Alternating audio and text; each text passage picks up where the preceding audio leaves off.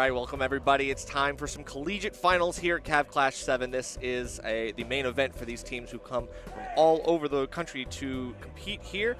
Obviously, it's early in the morning, so it's hard to get some of the students out, but it is great to see everybody here on time and ready to go. We got UNCG first versus Winthrop. I'm joined by Momo on the mic. I'm Nerf. What's up, man? It's been a while, man. It's been a while. Not that long. Happy to be. It's been like I haven't seen this guy in 5 months. I've been crying myself to sleep. I've missed my good pal Nerf. Happy to be back here though, of course. Cav Clash 7, the tournament series that the last time absolutely exploded, became the major, and this year has become the super major. The event everyone's looking forward to. And of course, one of the things that comes with that is that we actually have the funding with sponsors and whatnot to actually fund a really legitimate and awesome collegiate stride tournament. And right. I mean, it's interesting because, you know, it makes sense to have a collegiate segment of a tournament at a college, right? Obviously, that's kind of like a natural fit. But we've seen the proliferation of collegiate in the last year or two, right? Yeah, like this was always something that, you know, certain teams, they had like their own rosters, and it wasn't like some schools were getting a lot of money. Others, not so much, but now everybody's got a top player. Everybody's got, like, really, really stacked teams. So UNC Greensboro versus Winthrop University. This is our semifinal. Now let's get it started.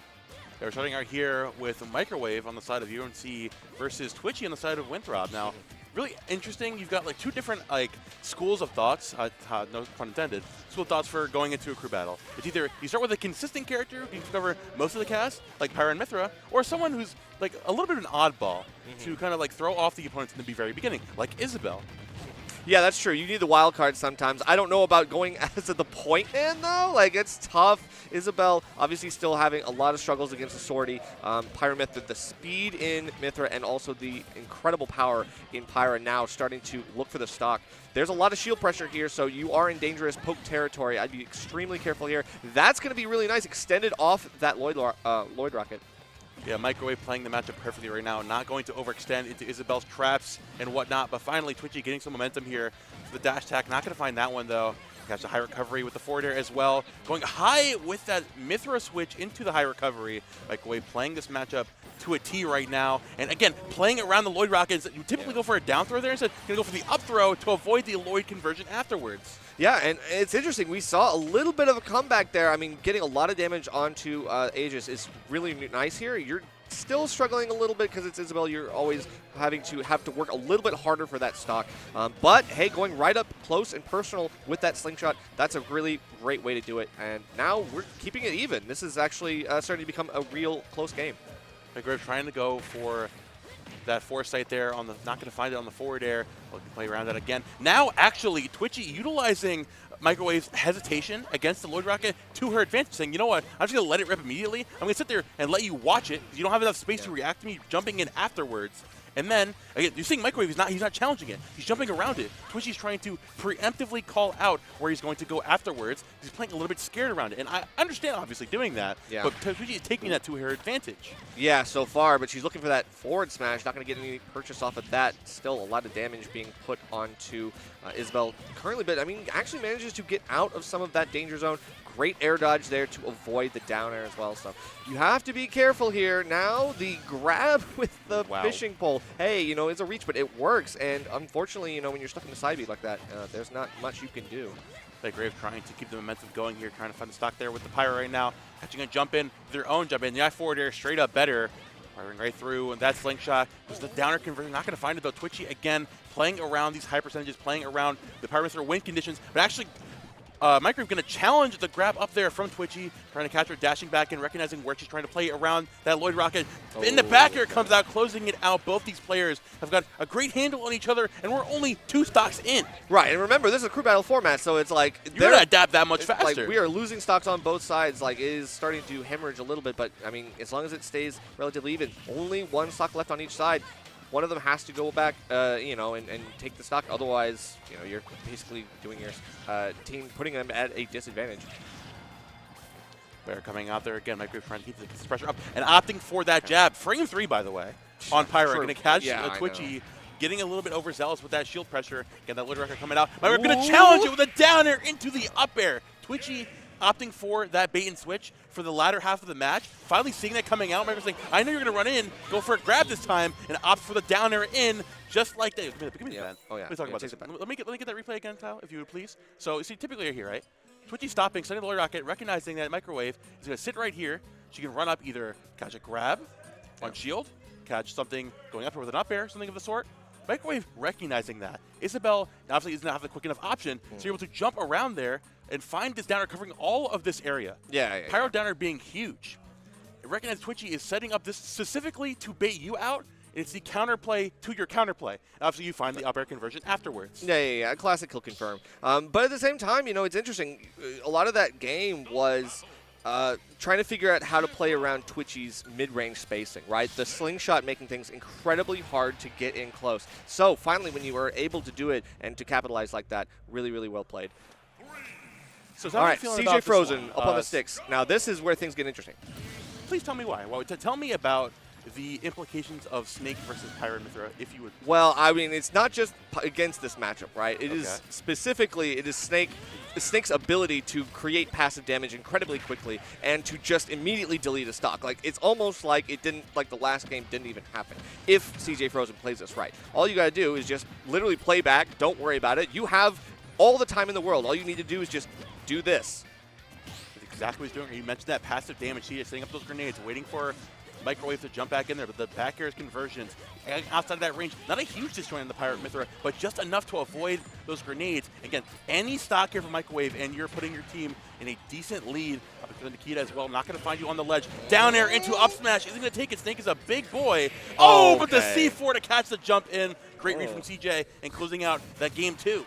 Risky, too, because you might have lost the stock there if you weren't careful, but obviously you bet it all on that one. Snake staying alive in the blast zone, looks like, and bringing her right back to even stocks. So one character, one player down for each team, but we are dead even. And just like I thought, CJ Frozen just had to play that a little bit passively. Didn't really have to go too hard in the paint, and was able to just kind of chill, relax, let that damage stack up, and then all you need is one big read. And the C4 is a perfect way to do that. Kind of set that up.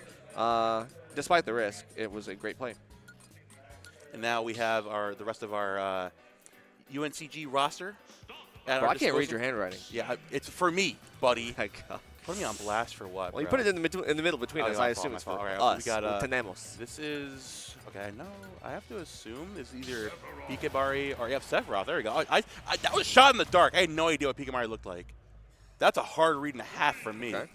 Now, I was gonna say that I believe Sephiroth will be coming in here because honestly, Sephiroth is one of those characters who doesn't, obviously you're a light character, you have a huge hurt box, so obviously that's always a big issue against Snake, but like, you have that huge disjoint to, when you're only playing a singular game, if you're going to play the long game and maybe put CJ on the back foot, you can whittle things down with Sephiroth here. Right, and it's also the perfect character to deal with Snake because Snake pulls a grenade. I'm hitting you at full range with the Masamune. Oh, all of a sudden, I'm not getting hit by the grenade. You are. Oh, whoa, what are you doing? Like, this frame 1 grenade pull might be more of a hindrance than a help. And even playing around that C4 there as well, dropping down with the forward air. Sephiroth, surprisingly nimble guy. To get back from the ledge, though, that mortar coming out in spades. I mean, CJ doing a fantastic job of not going to overextend here. Instead of holding the grenades in hand like he was last game, throwing them out, forcing Peabnut to dash in. Definitely what Sephiroth does not want to do. Opting for the sliding F tilt is definitely the best option you have. A wing coming out. This is where things get dicey. Obviously, keeping this space, you got to be careful. Forward throw, going to wait for the big read off stage. But, stage spike, got to be careful here. Now has to reset. Does manage to get something here with the up special, but, whoa, the parry on the grenade as well. And then the weirdest clank I've seen in forever. Good morning, Sephiroth. Pecker coming out, still living. Immaculate DI for Peabnut. Still hanging on. I love the fade back fair. That's really nice here. But the spacing has just been going in the favor of CJ. Okay, great placement on the Nikita as well. Can we do it again? It's like low-key the best I've ever seen. Like, this is crazy.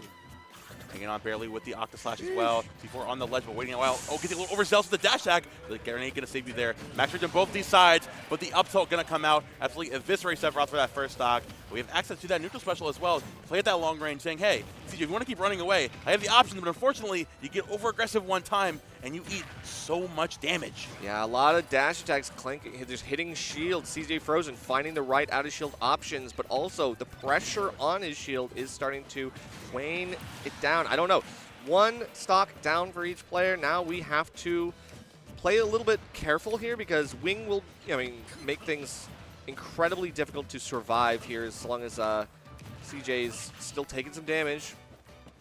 Oh, trying to cover the ledge there as well. Honestly, a really interesting option against Snake specifically is the Sephiroth downer coming over the Cypher when you're going underneath the ledge, and like back air being able to cover you going out so far. Yeah, lots of characters struggle to catch Snake when he's off stage. Now we have options like the Scintilla as well for reversals, saying now you're just scared to CJ away from the ledge, but the Mortar's still going to connect there, even with the extended range of the Octaslash. Oh, but has to air dodge there. Doesn't find the frame trap at all. Can't really pull another option out of the bag of tricks just yet. Sephiroth does have some long end lag on some of these moves. Oh, what the? Nope. I understand the idea, considering that when you have Wing down smash, rivals. Down smash has armor there, but Rivals player protected. that's not an insult to me, buddy. I know it's not. All right. And not in the Big 26. Oh, of course not. Of course not. Oh, but still, we have to watch out about the flares. The flares are actually creating a lot of space as well, dealing with the grenades. There's a lot of collateral explosions that you just have to watch out for. Okay, interesting. Low profile on the C4. What the? Big brain. Now, I'm really loving the mixed approach here where you're still not playing the mid-range fully, still running in and forcing the situation close up. Instead of going in for the dash tag, you're going in for, like, throwing the grenade right back into his face. Going for the grabs, but catching you air dodging down to the platform with that huge up smash. Going to close out that game. And again, that's going to be UNCG taking the lead here. These have been really close head-to-heads so far, at least. Someone But yeah, I calls mean, there's a lot of like catching people on the platform. I feel like that has been the death knell for a lot of players, and that's true on small battlefield. I think a lot. Everybody's trying to get off the platform, and it's kind of predictable to see where they're going to go to try to do that. I don't know. I mean, I felt like the back and forths were pretty good, but you can tell that like Sephiroth just kind of takes the edge in that matchup just a little bit for the. It's the range, I think. Like I said, it's hard for Snake to play his game plan. And Sephiroth has, like, insane like anti-aerial presence, which, I mean, when Snake is kind of on the back foot, he wants to take to the air. He wants to kind of play up in the blast zone as much as you can, do a little Cypher stuff, especially on the recovery.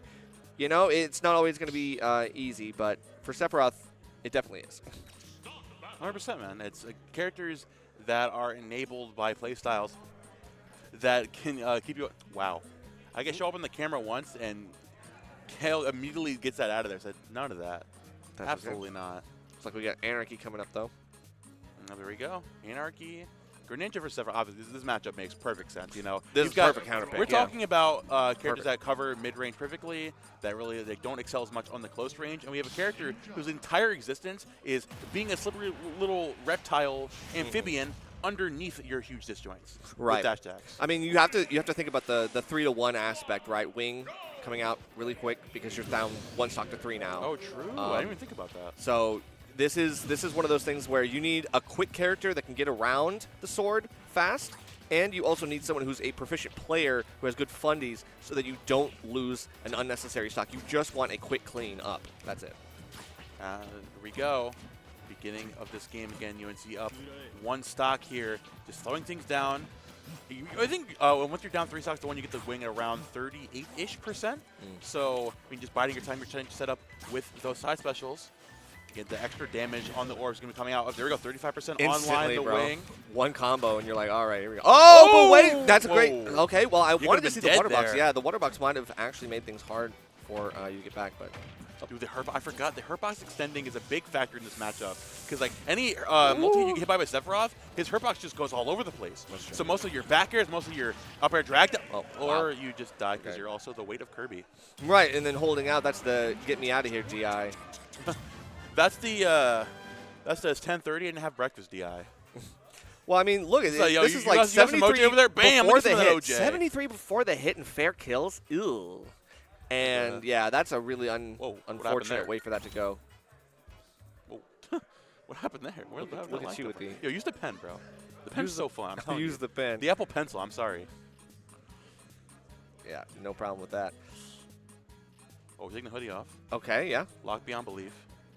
That's right. I mean, it's actually nice and warm in here, bro. It is a little warm. It's a little toasty. I'm layered up. I'm not gonna lie. You got it on right now. Thank you. You got that on. I do got it on. I mean, it's not coming off. So. As warm as it is, I'm not taking my sweater off. Like a compliment, like, yo, you got that. Yes, I know what you're saying. I'm also just being okay. facetious. Yep. All right. I had to make sure. Thanks for explaining the joke. Complimenting my buddy. Gotta explain the joke. All right. It's too early. It is. I'm sorry. I wasn't sure. I can't read sarcasm yet. It's all good. If you're just tuning in, good morning. Welcome to Top 4 of Collegiate Crews here at Cavalier Class 7. My name is Momo. How you doing? I'm here with Mike. Kyle, what the hell, dude? Every time I look at the camera, it turns on. That's right. You need to stop doing that. Mind your business. Lock it. Put the blinders on, buddy. That's what I'm saying, bro. How are you doing today, Nerf? I'm great. You know, it's a nice early morning. I do love that.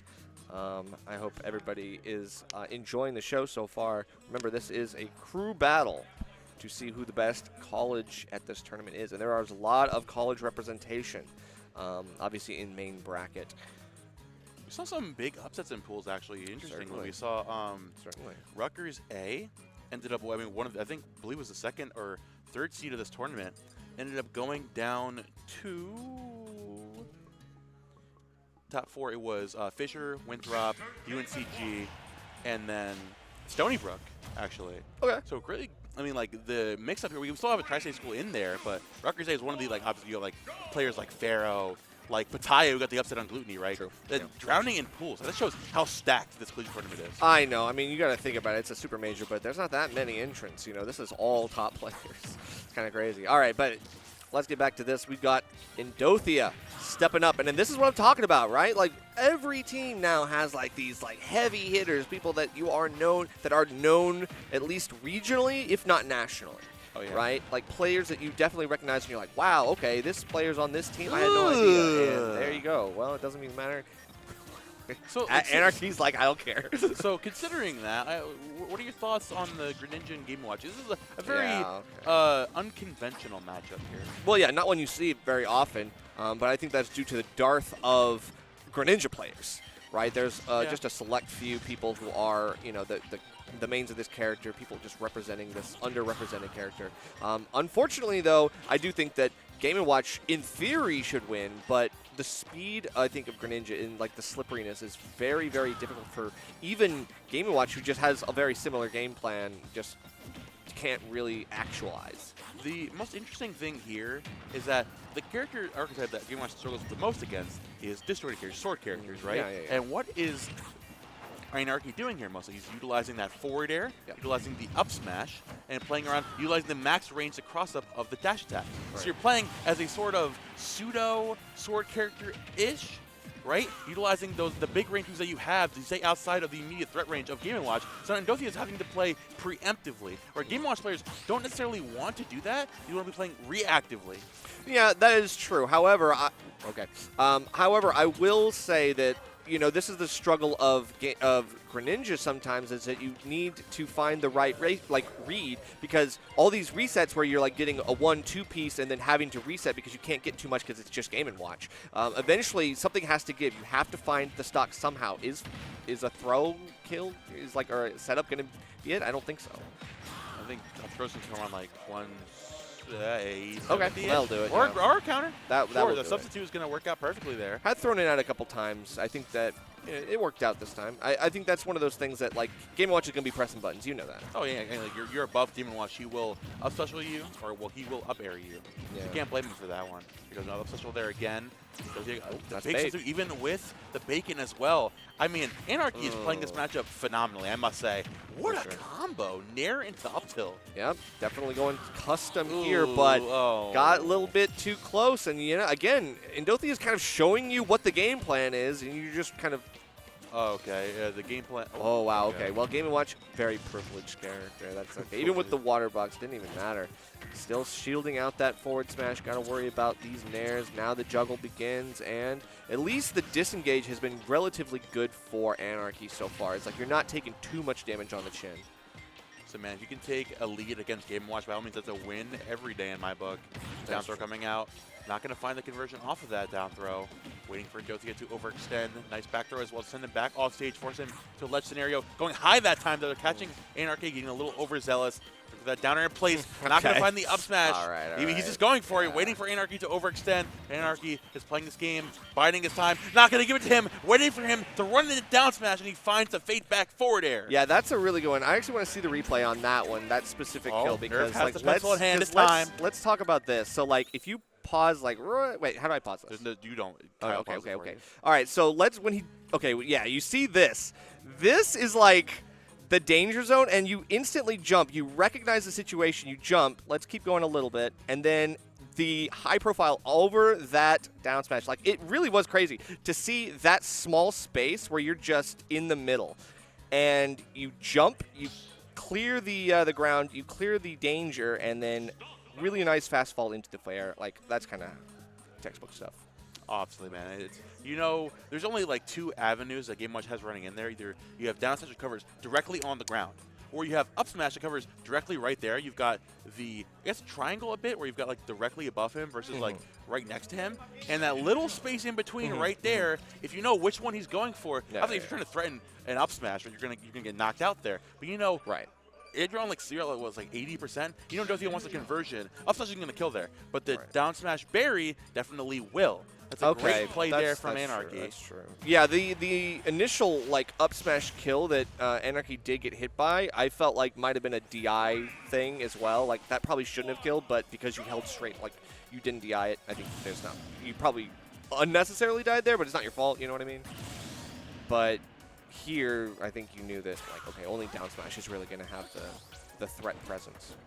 Now, I'm really interested to see these two go at it again, because they actually recently, not recently, wow, this is like 3 months ago at this point, but at Dash Dance, back in November, these two ended up facing off winners top 16, and Chugs, I mean, clearly was playing phenomenally. That ended up getting second in that tournament. Okay. So, I mean, considering how Anarchy's playing right now, though, again, playing matchups perfectly, playing around the Game & Watch, Sephiroth, of course, obviously, and against Hero, too. Tell me, what do you think Anarchy's going to be utilizing here to be getting an edge against Hero? It is literally all rushdown presence. Obviously, if Hero has the ability to set up or do anything with menu, you're going to have a bad time. And you only have one stock, so you've got to go as fast as possible. Just stay on Chugs. You have to keep the pressure up. And do not let him stack any buffs. Do not let him use any MP. You do not let him play the game. Like, you have to smother, and that's exactly what's happening. Find that psych up there. Now conversion there off the whoosh.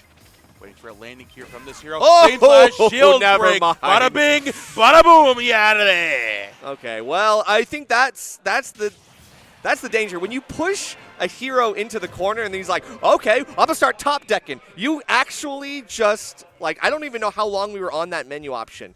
Quick, that was so fast. Listen to me. That wasn't even top decking. Went down into the Flame Slash.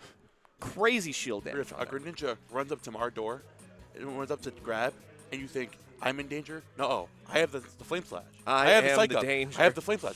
I am the danger. Yeah, and that's like an instant shield break. Like, that would break a full shield with Psycho. Like, that does not matter. It does not matter. Oh, Peeb. Get this break up, Peeb. Oh, yeah, okay. Peeb. So, it makes sense.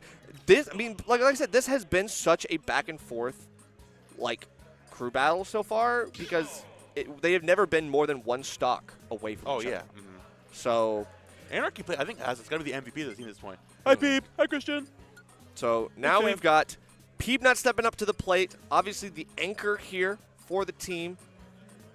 2 stocks to 3, which, if you've been following Peabnut's journey over the last like 6 months, I wouldn't feel safe if he had 1 stock. And the journey, speaking of the journey over the last 6 months, ironically, I just mentioned Dash Dance, and who did Chugs lose to? Oh my God, my bad. The only person he lost to in that tournament was Peabnut in Grand Finals. Yeah. So really interesting. We're getting a nice little Midwest throwback here today. Yeah, a little bit. Two of the SC guys feeling the Midwest vibes in the middle of Charlottesville, Virginia. Okay. I don't know what that means. Taking it to Battlefield, too. That's interesting. I feel like this is the first time we're seeing Battlefield show up. Speak on that. Well, I mean, 3 platforms is really good. I don't know actually who picks the stage here. I mean, I guess it's like technically I have to assume the one who lost the last one. Yeah. Yeah, the new incoming player, exactly. So one who just lost their last player. Yeah, cool. So that makes sense. So Peabnut obviously opting for Battlefield. Really great choice because you can kind of bait Hero into being like, oh, maybe I can just up special to top platform. And then people's like, oh, great. Closer to the top last zone. Thanks, bro. Yeah, if you hit him with the hard knuckle and do the floating around with those air cutters off of those platforms as well. We're seeing the Christmas colors coming out. We already passed Christmas by 2 months, but I'm feeling festive right now. I know. It's like Happy up New Year. into the Accelerate.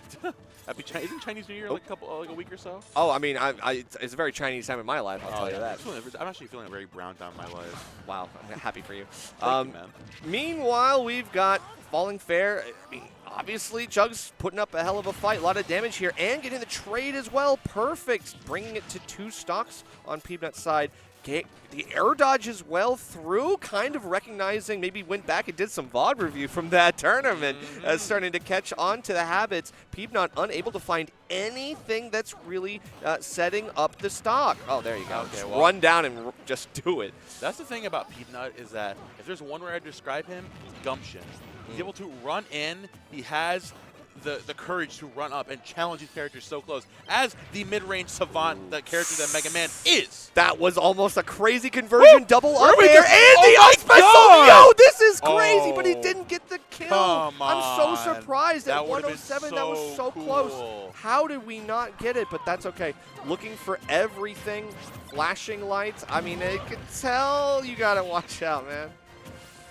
Double spot dodge there as well. Double spot I dodge. want to get hit with that grab. So I'm Like scared, that bro. range with the oomph as well, just biding your time with the whoosh, running you back with that metal blade, and the up tilt is going to close it out despite Mega Man's wing. We were on last stock scenario here in Nerve, and we have to remember Chuck started this game with a stock down. I know, and we brought it back to near even, only 50% behind. Gets that stick on you, though, and that leads to an untech situation. Almost checkmate, or at least near checkmate for Peabnut. Still a little bit more damage has got to happen here.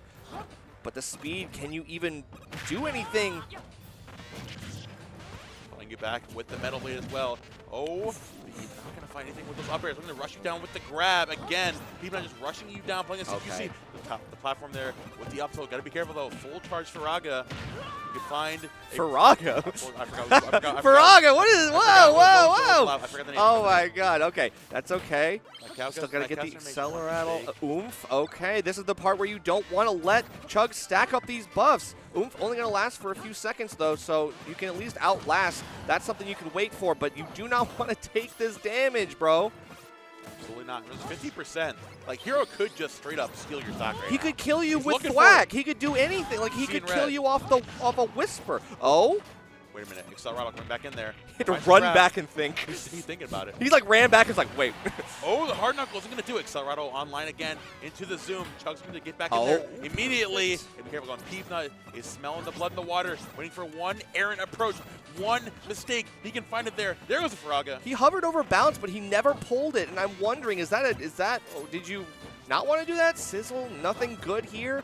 Gonna have to fish for something on the menu. Forward air leads to psych up. Now we get oh, I saw snooze. At least we're waiting for something that could be the finisher. It's the up tilt, and all of a sudden the run back succeeds. Psych up, max rage. Yeah, with max rage. Yeah, that's huge, man. Wow. And Peabnut falls in the last fight. That's crazy. And that's only game 1, though. That is exactly. Yeah, that is true. It's best of 3 technically. Yes. Yeah, so we forgot to mention that actually, but sorry guys, we're really bad at this. This is our first time casting at the regional level. We are the local Speak guys for yourself, being man. put on. Dude, this guy can never performing on anything. bro. I can't believe it. You go out to breakfast with a guy, you think you have a connection, and you think you know what this is. You know what this tells me? That's scoops right there. That's the scoops. Wait, can we go back? No, okay. He caught the toes, the metal toes. Look at this frame. This is like the huge like, scoop from that, bro. You got hit in your little. My life is a teenage robot shoes. That's big like that's face. Jenny Wakeman shoes. You got hit by Jenny Wakeman shoes. He hit the frowny face on him, bro. He is very yes, that is true. but can we talk? But can we actually talk about Hero Up Tilt though? No, I'm not ready for that Why conversation. not? I'm I mean, scared. I think that's the only good move he's got. All right, that's enough out of you. That's a crazy I want agenda push. I want to see what chat says after this. W I'm gonna go. I'm gonna watch this back and see what chat says. W rage bait. You guys are mad right now. I know it. All right. Now, we forgot to mention early on, of course, we best are of in three. top 4 of Collegiate Cruise. These are each best of 3, so these 2 schools are going to add, and the other schools is going to be Winthrop versus Stony Brook. And then the winner of those are going to be pushed into finals, single elimination bracket. So final best of 3, and then we'll decide the winner of Collegiate Cruise here at Cav Class 7. $250 prize, by the way. Yeah. I know. Crazy. It's actually really nice. I mean, there's 1950 in the tournament as a whole. You know, that's the power of grassroots. You know, and grassroots / collegiate, right? It's like I feel like it's both worlds kind of joining up and creating something great. This is, you know, what MDVA desperately needs. But both of these teams are desperately needing this win. Twitchy back on versus our Aegis friend, Microwave. Now, they're considering the implications of last time they played. First of all, we're starting here in FD. It's already a big change. Yeah, FD How do you going to make a big difference. What do you think Twitchy is doing here differently to learn from her loss last time? Also, considering that they lost by 1 stock, her winning the first match definitely could have swayed the outcome. Tech chase. How do you think that? I think that's going to be it. I think the tech chases. I thought you were just saying. No, I'm saying like we're already doing it. So we're seeing tech chases. I think that's going to be the main goal of like taking away the platforms. You force Lloyd Rocket interactions. You force these techs, and you try to catch Aegis in these like really. Like there's a lot of free fall animations on Aegis. Yeah. So we're just going to let you make your own bed, and then you just fall right back into whatever I've got planned. Valiant point here, especially considering what Twitchy's doing right here, setting up the Lloyd Rocket right outside that roll range, setting up the fishing rod, and playing with those forward airs, saying, I have the big wall that you cannot get through. I will not let you get through. Gonna find that grab, though. Back throw action on the other side, looking for the DI mix-up. I would have, yeah, maybe thought that DI would have been mixed up here, but that's okay. She's still looking for the stock here. Can't get that grab into, Crazy foresight. Yeah, we love foresight. We do. Max rage here on this Pyra. Again, look at the blazing end. You gotta be careful against Isabel. You can actually possibly do the blazing end. You can, yes. She actually loses her sword. She starts yeah, she can't do anything. She's like, Pyra's a frame 3 jab, bro. She can piece you up. But she is the sword, so I don't really understand how that works. Oh, actually, I forgot about that. You're a Xenoblade player. What? I don't actually. No, I've never played this game. All right. Oh, there goes the jab. The gentleman jab gonna take it at 113%. All right, but still, there we go. We love Lloyd Rocket, and we're still staying alive. Great DI and up throw. That's totally going to do it. That was just exactly what I was waiting for. Brings it right back to even. Again, it's dead even between these two. That's another way that Microwave is adapting here. Instead of sitting there waiting for the Lloyd Rocket option, he's rolling behind it to trigger it there. Again, now crossing up Twitchy, which doesn't have that many options to cover quickly. They really have like the up tilt there. And Mithra, so much faster than that. When you're able to actually get in the brawling game with Isabel, Mithra's winning that every day of the week. Oh, of course. But that's just the struggle of Isabel. It's just like, oh, okay. Anybody else, any other character probably would have gotten like 40%, 60% off of that one missed tech. And then all of a sudden, you're just Isabel. You're getting like 36. You're like, wow, that's great. That was huge. Oh, my God. I'm so good. Find that jump in place there with the Nair. Now Microwave waiting for an opportunity to pick up another combo. Back air, double back air is coming out. So landing there as well with an up air. Looking to close the stock here soon. Drifting away from that up tilt, now switching prime position to find this pristine ledge position. Gonna find the drag down there with the forward air. Twitchy playing the offstage game phenomenally in this match. I mean, that was a great frame check. Like, you literally just was like, okay, force the air dodge. You have to drift out, and I'm still going to follow you because we follow at the same speed. I'm just going to go right in, catch you with these slingshots, creating insane offstage presence. And, of course, the possibility to just boop and take the jump is enough threat for Aegis to have to reconcile with that. Going to find the down air, though, with an up tilt. Microwave biding his time patiently for Twitchy. Air back out of the corner. Get off that ledge, but Twitchy's has this locked down harder. Force a jump, but one balloon popped. Ah, Two balloons! No! Wow, the drift! She stole her balloons. That's on free balloon day. The jab, jab, turn around, up tilt. Yep, we are gaming. Nice forward out of the corner. The Lloyd Rocket not going to take it, but perfect. Twitchy, you still keep, even when you're knocked off, you still have ledge presence. Go, my son, hold down the neutral. Right, going for the signpost, can't do too much. Don't put yourself on ledge. Oh, this is such a good setup. Oh my God. What a perfectly spaced. All right. Tell me about it. Perfectly spaced. So this is like perfectly spaced. You have the Lloyd Rocket right here, or yeah, you have the Lloyd Rocket like right here.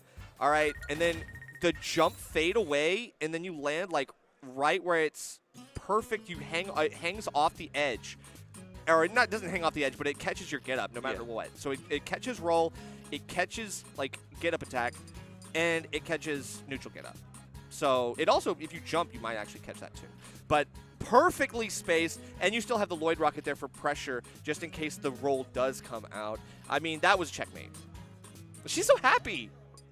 She does look pretty. She's so happy. Look, she's so I'd be proud of happy about that herself. too. She's Like, like, I caught a big one. I was. She's so proud. She's gonna like pull that up and it's like go, like hit the title card. You caught this dumbass. Got him. That's perfect. I mean, honestly, after the first match, after Microwave taking it over Twitchy, now you have Twitchy up 2 stocks, and that completely changes the tempo, the momentum going forward. And I mean, considering so obviously, UNC could still bring this one back into their favor. I mean, it's still a huge tempo shift for sure. This match. Yeah, we're actually seeing a little bit of a break from the last set, right? It's like we're seeing Isabel with a stock lead now, going into Sephiroth. I feel like that's going to be the counter pick I think that we have available here. It's like, okay, dude, Sephiroth. Now you've run into Sephiroth, and like you have the option to like counter pick afterwards with different characters against Sephiroth. But it's like it just starts snowballing in a completely different direction. But that doesn't really matter because Sephiroth is so counter pickable. Yeah, that's true. Sephiroth is like one of the most counter pickable characters on that team. So you're just like, cool. If you can't, like, whatever. Oh my goodness. Still the pressure though. Gotta watch out because that poke through the ledge here could pop one or both of those balloons. Jacker coming out from Twitchy, so we cover that ledge pretty well. Again, the Lloyd Rocket into Fishing Rod, like you mentioned, Nerf, covering that ledge perfectly.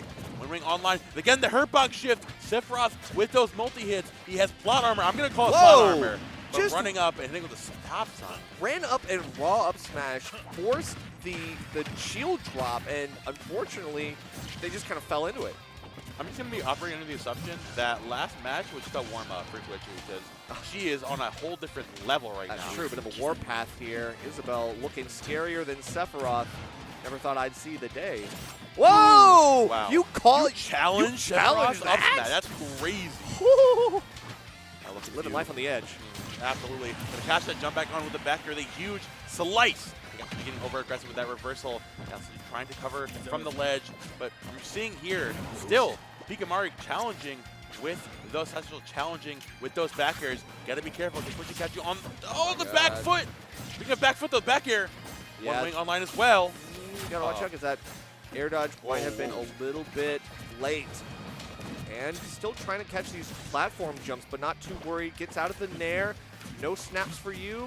Just waiting for one of these neutral interactions to give. The great spacing on forward air has definitely been something that challenges the same spacing on the slingshot a little bit. It's like, okay, they kind of have very similar ranges on these, so Sephiroth being a little bit faster and stuff. There you go. Perfect stuff there with the fishing rods. Would you bring the last stock now, taking 5 stocks in this match number 2.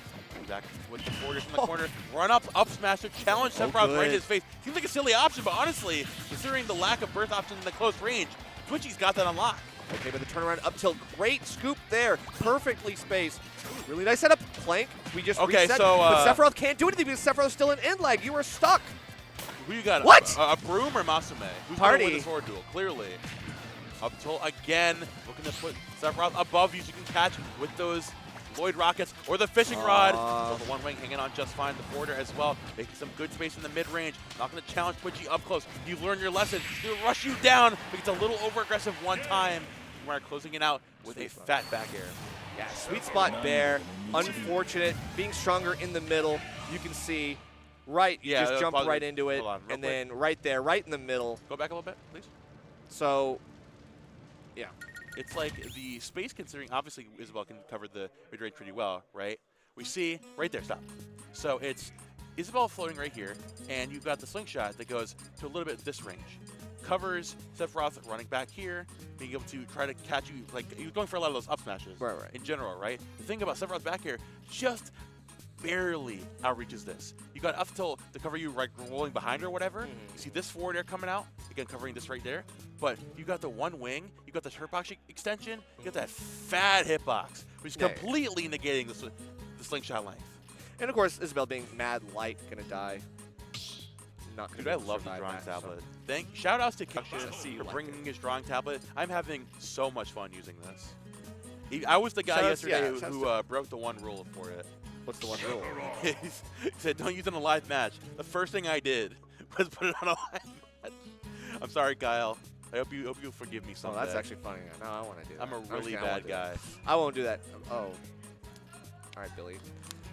So, Winthrop's still maintaining a 2-stock lead over UNCG. Anarchy coming in to clean up the Sephiroth. Or at least a little bit of deja vu. Little attempt to. Right, and this is exactly, this is where I said, like, okay, if Sephiroth is so counter-pickable, then we're just going to go with Anarchy the same way we did last time. The funny thing, though, is that now the shoe is on the opposite foot. Where it was, UNC was up 2 stocks here, and when Anarchy was coming back in, but now Anarchy, they're very substantial lead. So, I mean, honestly, if you are on the side of Picamare, you have to take at least stock here, something to keep the momentum going from the team. Right, but that's why we have Wing, right? That's why we are doing okay with 1 stock, and we already put Anarchy off stage, already create this this edge guard.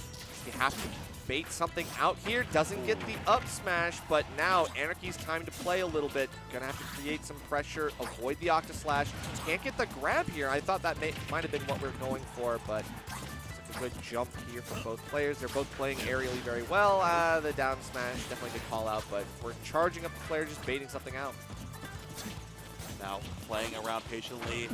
Center stage, and here comes Anarchy, the dash attack into the forward air. If it ain't broke, don't fix it. Very good clean up there. And now Winthrop up 3 stocks in the match 2. Yeah, that was tough. Now a full player up. The numbers are not looking good for UNC. They need to actually pull out a heavy hitter, someone who can take multiple stocks and stock tank themselves, who can actually have a little bit more longevity than just 1 game. Speaking of longevity, on 3 stacks, so it's like you're still fighting a fully stacked Anarchy, which is really tough. So on the side of Winthrop, we still have access to, of course, obviously Peabnut and CJ. No, I lied. Yeah, hold on. I'm tweaking.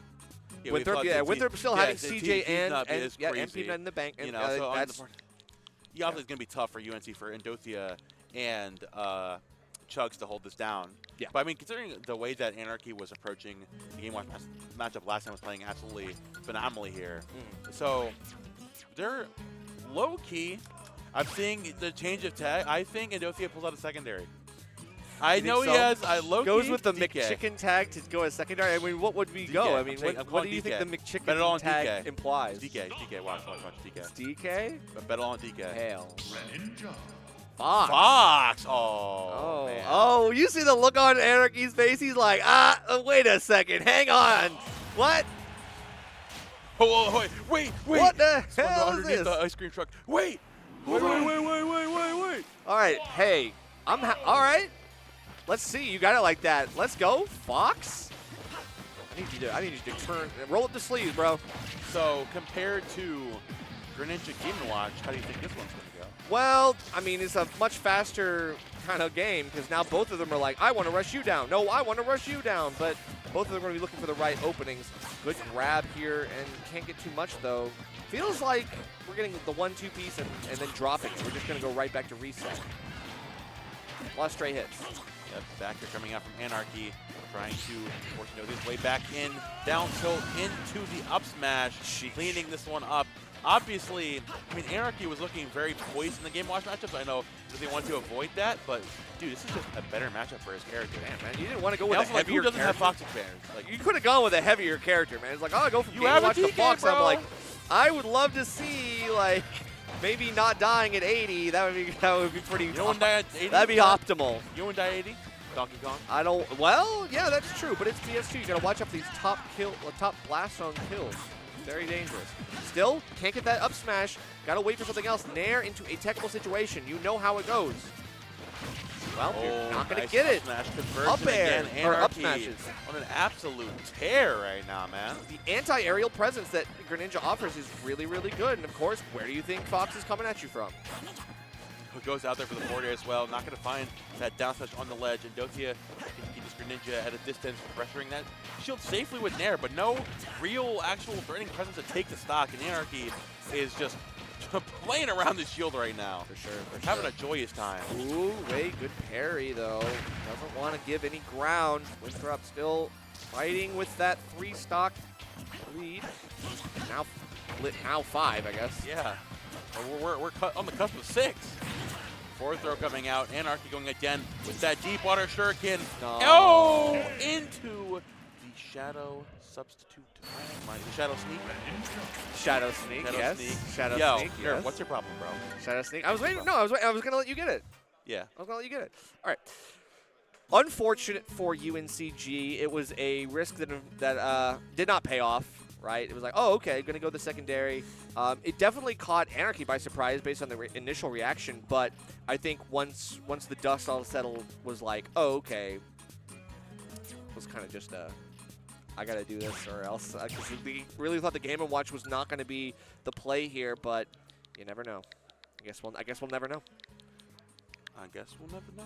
But 6 stocks now for Winthrop. This is a far cry from the last set, which was so back and forth and incredibly close. Now, Winthrop has broken away. They are away. They are down to chugs, man. Yeah. It's like, it is up to you, my brother.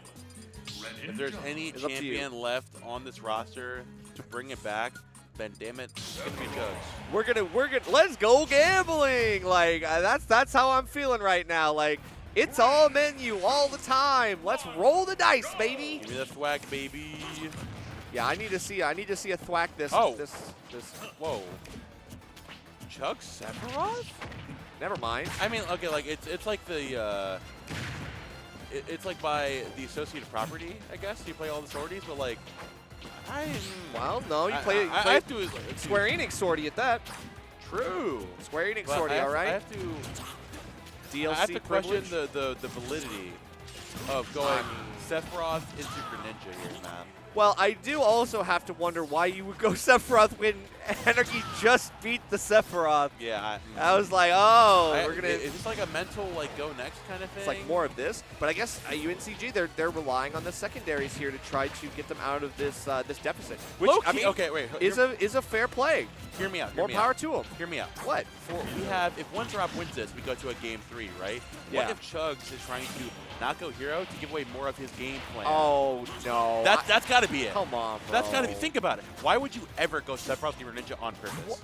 That's got to be it. Literally, hero gameplay is never static. It is always fluid. It is all about what am I getting on the menu. It's like there is no prep you can do for this. Like no, but it's it's something you can keep in mind to play around. If the Arctic face off again, you'll have a lot less practice against the hero. Maybe. I don't know if it's that deep. You're not picking up what I'm putting down. I think I know what a hero's. I think I know what hero's gonna do. But hey, that means at least we're taking the first stock off of Anarchy. We are actually staying a little bit ahead, and if you can keep this going, I think three stocks might be enough. We go Herbox shift again. Never mind, that's the answer right there. We forgot about that. Sephiroth beats Greninja because of Herbox shifting. Essentially. Yeah, makes sense. But that doesn't explain how Anarchy beat the last Sephiroth. Anyway, don't worry about what it. a great Don't worry about that. setup. The up B. I mean, this is textbook stuff. Anarchy getting a really, really nice, easy confirm. Going around, dropping nairs into the up air, trying to find the drag down. They're going to shield, tempering with those back airs. Chug's trying to keep you away in center stage, going to the full stacks. This will not going to find the timing on the substitute just yet. He forgot to count to 5. That's right. Make sure you are ready for that explosion. The timed explosion. No. Yeah, not a kill that would have happened if you had DI'd correctly, probably. You had DI'd, period. Yeah, or at all. Yeah, exactly. But, I mean, the wall of defense that UNCG has to put up right now is starting to crumble. We've already lost one of the 3 stocks. But you can take out Anarchy right now without losing another. This might get a little closer. Worry about the next. The immediate burst down air from Chugs to keep you away. Nope. Yeah, absolutely not. Not going to have any of that nonsense. Anarchy looking to for situation. At least bring us down to a final stock here just to clean things up a little easier. Trying to catch the landing gear from the Sephiroth, playing back and forth. Dash attack catching all the way to the tail end of the hitbox. Again, Ooh. the low profile. One wing online. Just looking for the raw up smash or something. The down tilt. Roll away. Great stuff there from Chugs. Right, and obviously Wing getting you out of that confirm earlier as well too. Oh, but the footstool down air, but no footstool on another side as well. Oh, we're gonna do it again. Cannot get that confirmed. So late on the nair, but then almost had the re-pick up. Dude, I could not play Greninja. No, I would get so mad if that didn't work. Always What? What? That was armor. Armor on the down smash. I know it was all. I know on the armor, but you jumped into it. Oh, okay, that's yeah, okay. That's Jumped into it. Oh, I'm gonna challenge this dude right now. Falling back air, like they always forget about like great confirm. You can land and go into something. That's true, but ambitious. Too much ambition on both sides, I think. Oh, here we go. Peabnut.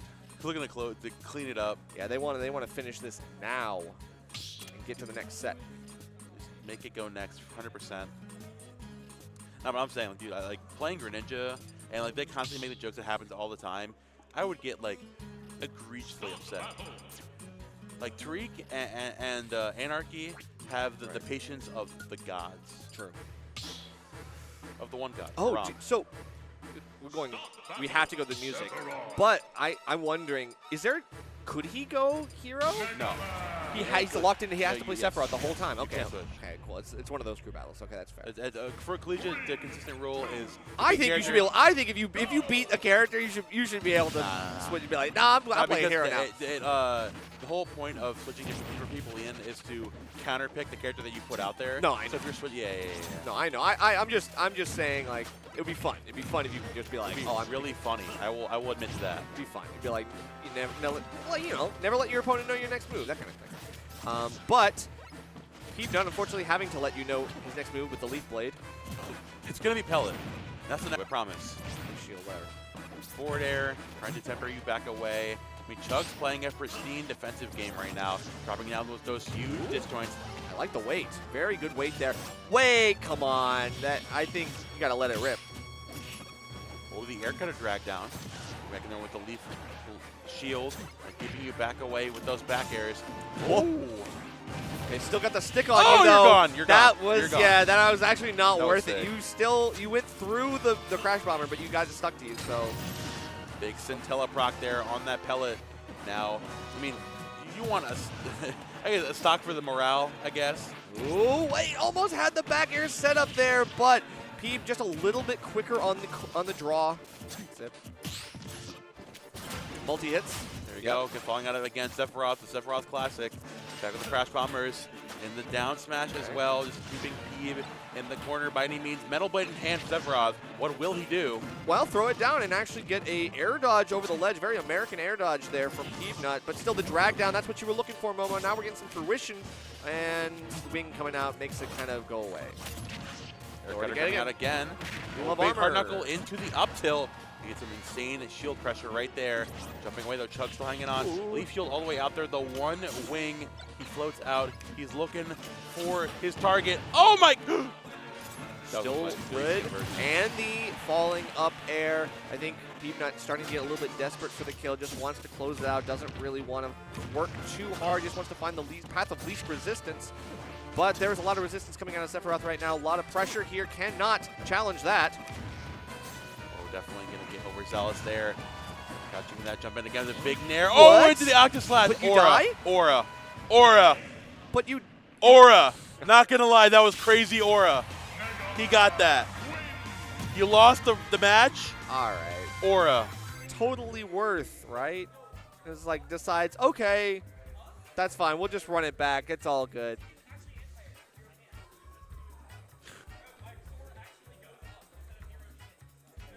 Anyway, so now we're going to game 3.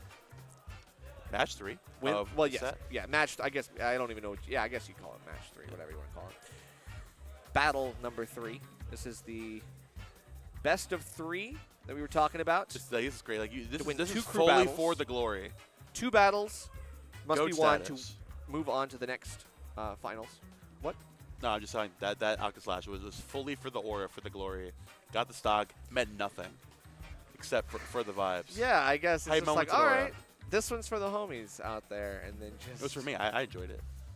Shout out That's Chubbs. the eye and I'm a head out move. Okay, so if So you now what? are UNCG going into match number 3, what's the idea here? Do you switch up the first round because it was a close last stock? I would last find hit. the person who can beat Twitchy, and send them out because if Twitchy's going first, I know what's up. We're 2 for 2. Twitchy's up first. I would say if I'm UNGC, I need a Twitchy counter pick right now. But then the thing is, Who is it? Who is it? Right? Obviously, you're thinking like sword character beats out Isabel. Is that maybe like Chugs, right? Because he's playing Kira, he's playing several else, whatever. Okay, but you throw Chugs out yeah, first, then what exactly, happens later on? that's And what I'm Chugs is a good anchor. That's what I'm saying. So like, do you switch out Microwave because he was handling it pretty well In the first battle, it wasn't so bad, but Twitchy broke away and was like cleaning up two different who do you players. switch him out for then? I don't know. Who would you? I'm putting you on the spotlight. Who would you put there? That's a good question. You can say in Twitch chat too, viewer. By all Well, means. I would say Indothia might have the best chance. I think it's a good idea. I think Considering Indothia Odothia's might been have the struggling a best. bit with Anarchy, I think long as he's you're playing the game consistent and three watch. stock. Exactly. The As long Game as you're on Watch, the Game Watch, we don't see he the locks down Fox. perfectly. Don't pull out the You get Fox. consistent 3 stocks. Again, Go Fox. and Game Watch is a very scary character. Do not go Fox. Do not go Fox. Do not go Fox. Do not go Fox. Do not go Fox. Game Watch is a great character because he's also going to be tough to counterpick. So it's like, well, Anarchy was playing well. Does Anarchy want to switch into a 3-stock Game & Watch? That's the question. Yeah, I think Game & Watch is the play here. I think you go. Microwave is coming in. Microwave coming in. Okay, never mind. That doesn't matter. All right, cool. But we got Hollow Bastion. Our opinion be damned. Can they change the team order between games or no? I think like Can they change the starter? Are well, allowed to they do that? charge. Yeah, I think they can always. I think they can. Well, they can change If the you're talking, middle we can't order. hear you. Oh, okay. Whatever. Yeah. I'm going to assume not. Anyway. There's always a rule like that in collegiate. Sure, something like that. However, we're going to need to see Microwave go a little bit more aggressive than I think we had in the last, at least in the last set, and definitely the last set, maybe the one before too. So where do you aggress with your Microwave? Do you challenge Pucci more in the corner? Or do you challenge it, like, do you have more of a presence in center stage? Just aggress by doing foresight a lot. You jump on the Lloyd rocket and you foresight it. Yeah. And, like, that's about. You know the thing where you, like, if you use a multi-hit on Mithra Shield, you can just, like, spot dodge and you find it? Same kind of thing. You run over projectile, you roll through Lloyd rocket, you get instant foresight. And we're seeing a lot of clanks and stuff like that, and that's what I wanted to see. I want to see a little bit more of that clank because Mithra wins those clanks 100% of the time. Like, this is not, we're not playing around here. Also got to play around the fishing rod really well. I think that was something that both players who fought Twitchy in the last set were struggling with. They were not finding their counterplay to this. 100% agree. Going high with that photon edge, looking to catch Twitchy, jumping back in there with those nairs. Gonna find the landing with the up tilt. Again, more aggression, like you mentioned, Nerve. Playing it fantastically. Now, Nerve going deep, avoiding the fishing rod. Both things back to back. Nerve, I think I know what you're talking about, man. You're pretty good at this commentary. It's still early. I wouldn't say it's like, but that's the goal. That's what's helping right now. We're seeing it. It is working. But then runs right back into it. Oh, what did I say? I said don't hold your breath, God. Momo. You never know. I mean, he did counterplay well. I know, but then at first, yeah. It's like you just changed the method. Twitchy's good at changing the method or changing the timing or keeping it out or pressuring, whatever it is. This is all calculated. Not going to find an F smash on the landing there for the Pyro, going for the big kill. I mean, it's a decent, like, a gamble, I guess. I didn't want that aggression. Pocket. To the blazing end again. Take her sword. We're seeing Twitchy not going for much of that, obviously, because there's only one move you can pocket. I know, two of the up B. I know. So I guess it's getting some extra bit of damage there. Going for it again. And now, Twitchy's getting in the back of the mind, yo, should I pocket here? And that's exactly what Microwave wants. I think that's fair. The conditioning. Oh my God, the shield pressure, and they're still not dead. Dog still staying alive. High recovery, great stuff. Not going to burn the photon edge. Instead, the double switch back to Pyra. With those big disjoints, waiting for an opportunity. Oh, the snare back to avoid the up smash. Can't find anything with this Mythra on those platforms just yet. Nice grab from Twitchy into the back throw. Once again, you're on the ledge, looking to avoid that fishing rod. Careful getting back to the ledge. Staying grounded, not going to challenge Isabel above her. And to the blazing in as well, forcing you back in the corner. Yeah, and tries to roll out, but can't really do too much. Thought maybe the no, edge guard begins. A lot of empty jumps, obviously just waiting for the right opportunity to throw something out, but no, the overtake into the umbrella. F tilt going to take that stock. I don't know, this is tough. There we go, nice up air from Microwave last stock scenario. Already looking better from last match. Twitchy locking back in here, jumping back in with those nairs as well. Again, the aggression, like you mentioned, the double up airs. Back here into the uppy, 49% and counting. This is the damage Mythra is known for, the type of stuff that we need. Gonna catch the air dodge, another up air, keeping the consistent damage back up. We're gonna go back into center state. Twitchy, finally the ball's back in her court. But these tech chases might actually end up being in Twitchy's favor. She's finding a little bit of damage here. It's just something to kind of bring back this deficit.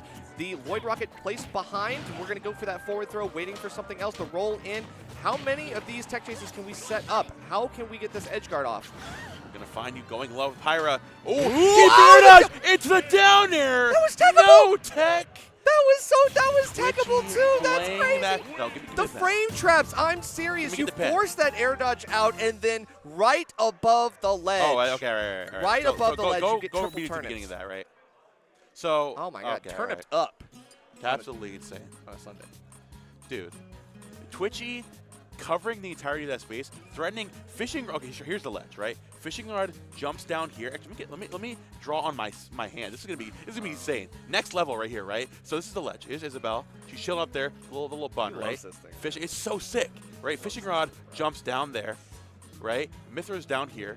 You have to go above that, right? So go for the high recovery to avoid this. Just drawing lines. You're just right? Like, here's Pyre over here. Let's draw a rainbow. Twitchy comes out, threatens forward air. Forward air covers this area. On the drawing, I'm on the drawing tablet like crazy, bro. So I'm gonna get to this last scenario here. You either got Pyro down here, Isabel right here. Forward air comes out, or you air dodge up and then boom, you get sent down with the down air. We gotta work on your art. I had one hand like this. We gotta work on your art. I'm doing the best I can. Yo, is anyone else doing it like me, Kyle? School, come on, man. bro. Who's doing it like me? Like we need. You're mad jealous. Can you commission me something? I'm Momo on the pencil right now. Are you taking commissions right now? I'm Momo on the Apple Pencil. You Momo, can't mess with Momo on the right pencil, now. man. I'm Nerf on the pen always.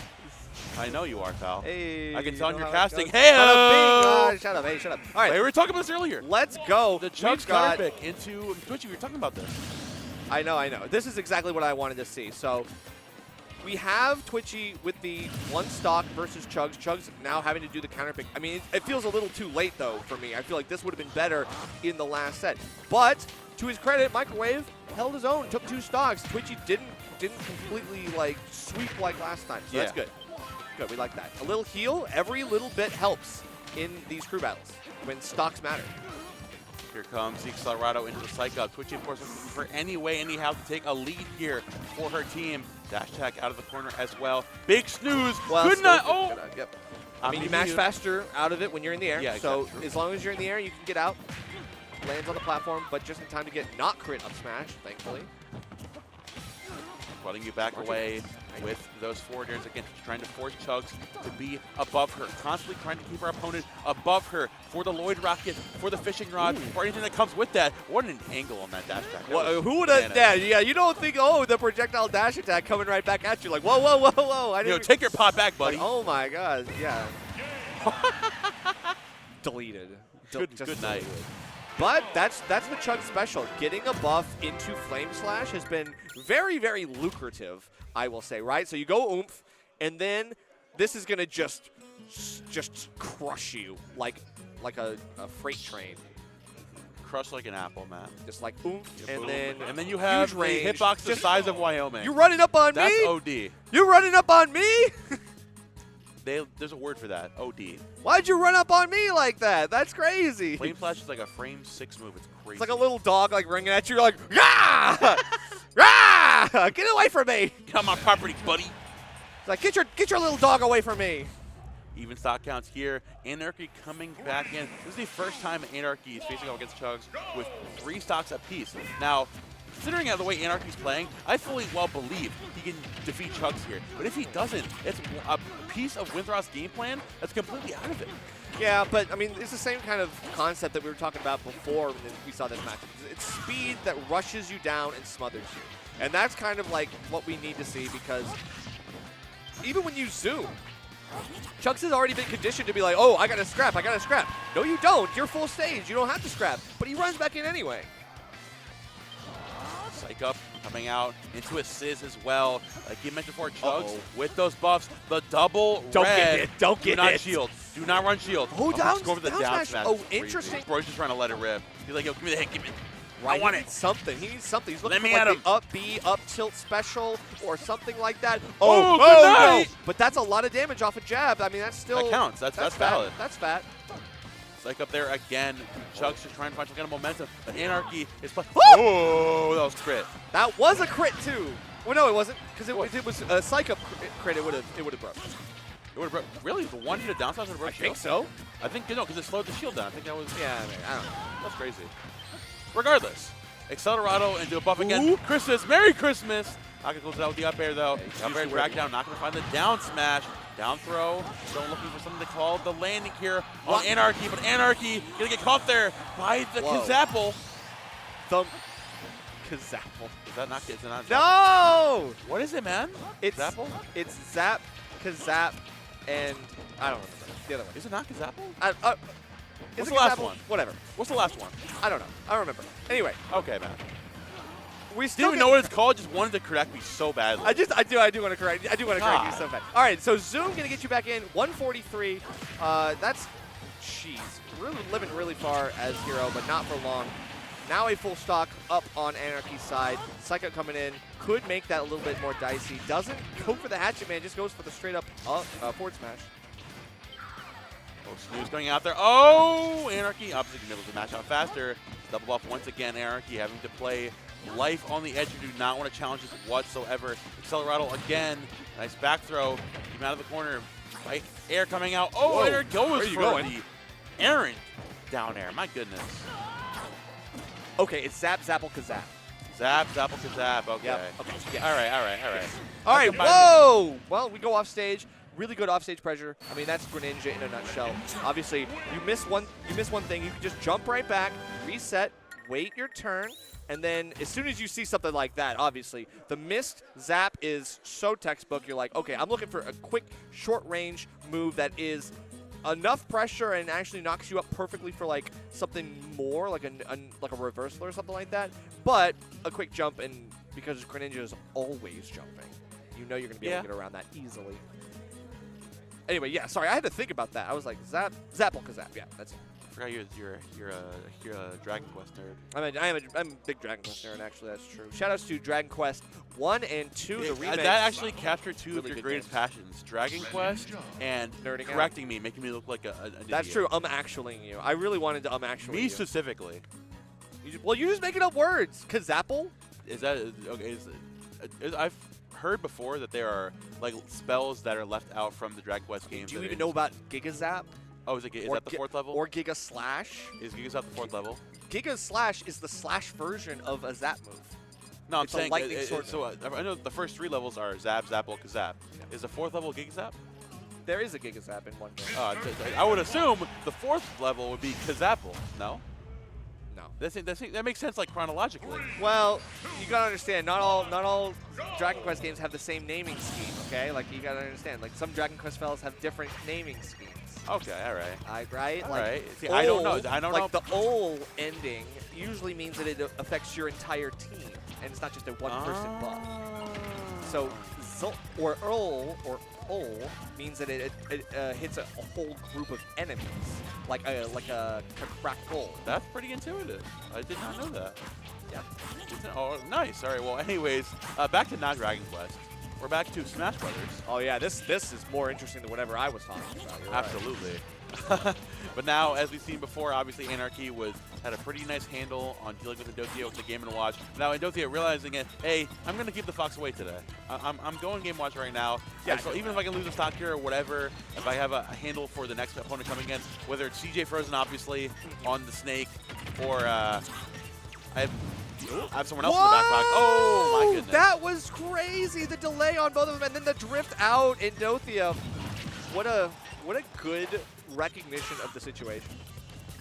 Dothia trying to have some presence here with those lingering nairs, the up airs as well, trying to force an aggressive approach in for Anarchy, but Anarchy just playing so poised, so well today, man.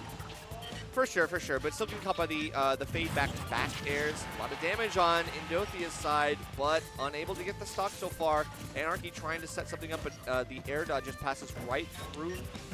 That slipstream doesn't really worry too much. Forward air pressure on that shield. Comes the up special as well from Indothia. As Anarchy plays around those platforms, finally seeing the punches there with the up beat, but immediately dropping back down there with the fast fall into the back air. Dash attack off of that ledge as well, waiting out that up smash. Finally gonna find the landing there. Not gonna overthink. It's like, you know what? I could find more damage with the up smash, down smash, but instead I'm just gonna up smash, let it rip. Well, I mean, it had caught a DI mix-up earlier in this crew battle, like in the first set, I think, with the up smash as well. So looking pretty good.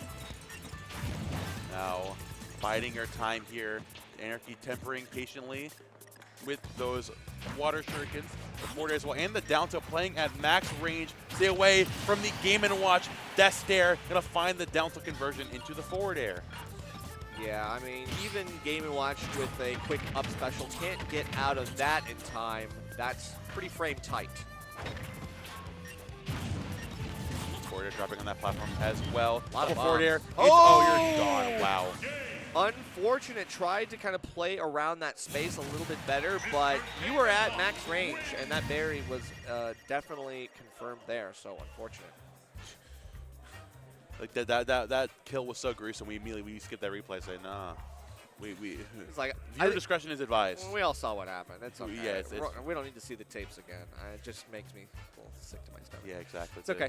But Peabnut coming in to Peab coming early. Break away. I mean, yeah, this is the old anchor coming in now to kind of create some distance. I mean, obviously, I think this makes sense of you don't want to send in the Snake player against Game & Watch. It's also a character that still doesn't have the greatest matchup against Game & Watch, but Peabnut, I would say, is the best player in the world at the Mega Man Game & Watch matchup. Oh, sure. For a fact. Oh, sure. Like, he went like super close game 5 at Supernova with Miya, and then he ended up taking it over both Ploopy and Dothia at Dash Dance, and then ended up taking over Miya at Afterburner. Was it? Yeah, Afterburner, yes. Yeah.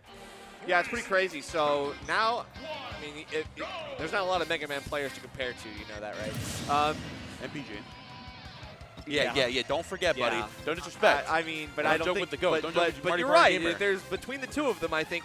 No, obviously, but no, don't. That was just. Yeah, I saw your face, buddy. Trying to disrespect my goat. Obviously, Peabnut is more proficient in the match. Yes. So, let's get it. We've got Indothia still gonna fight as hard as they can for this win because Peabnut a force to be reckoned with.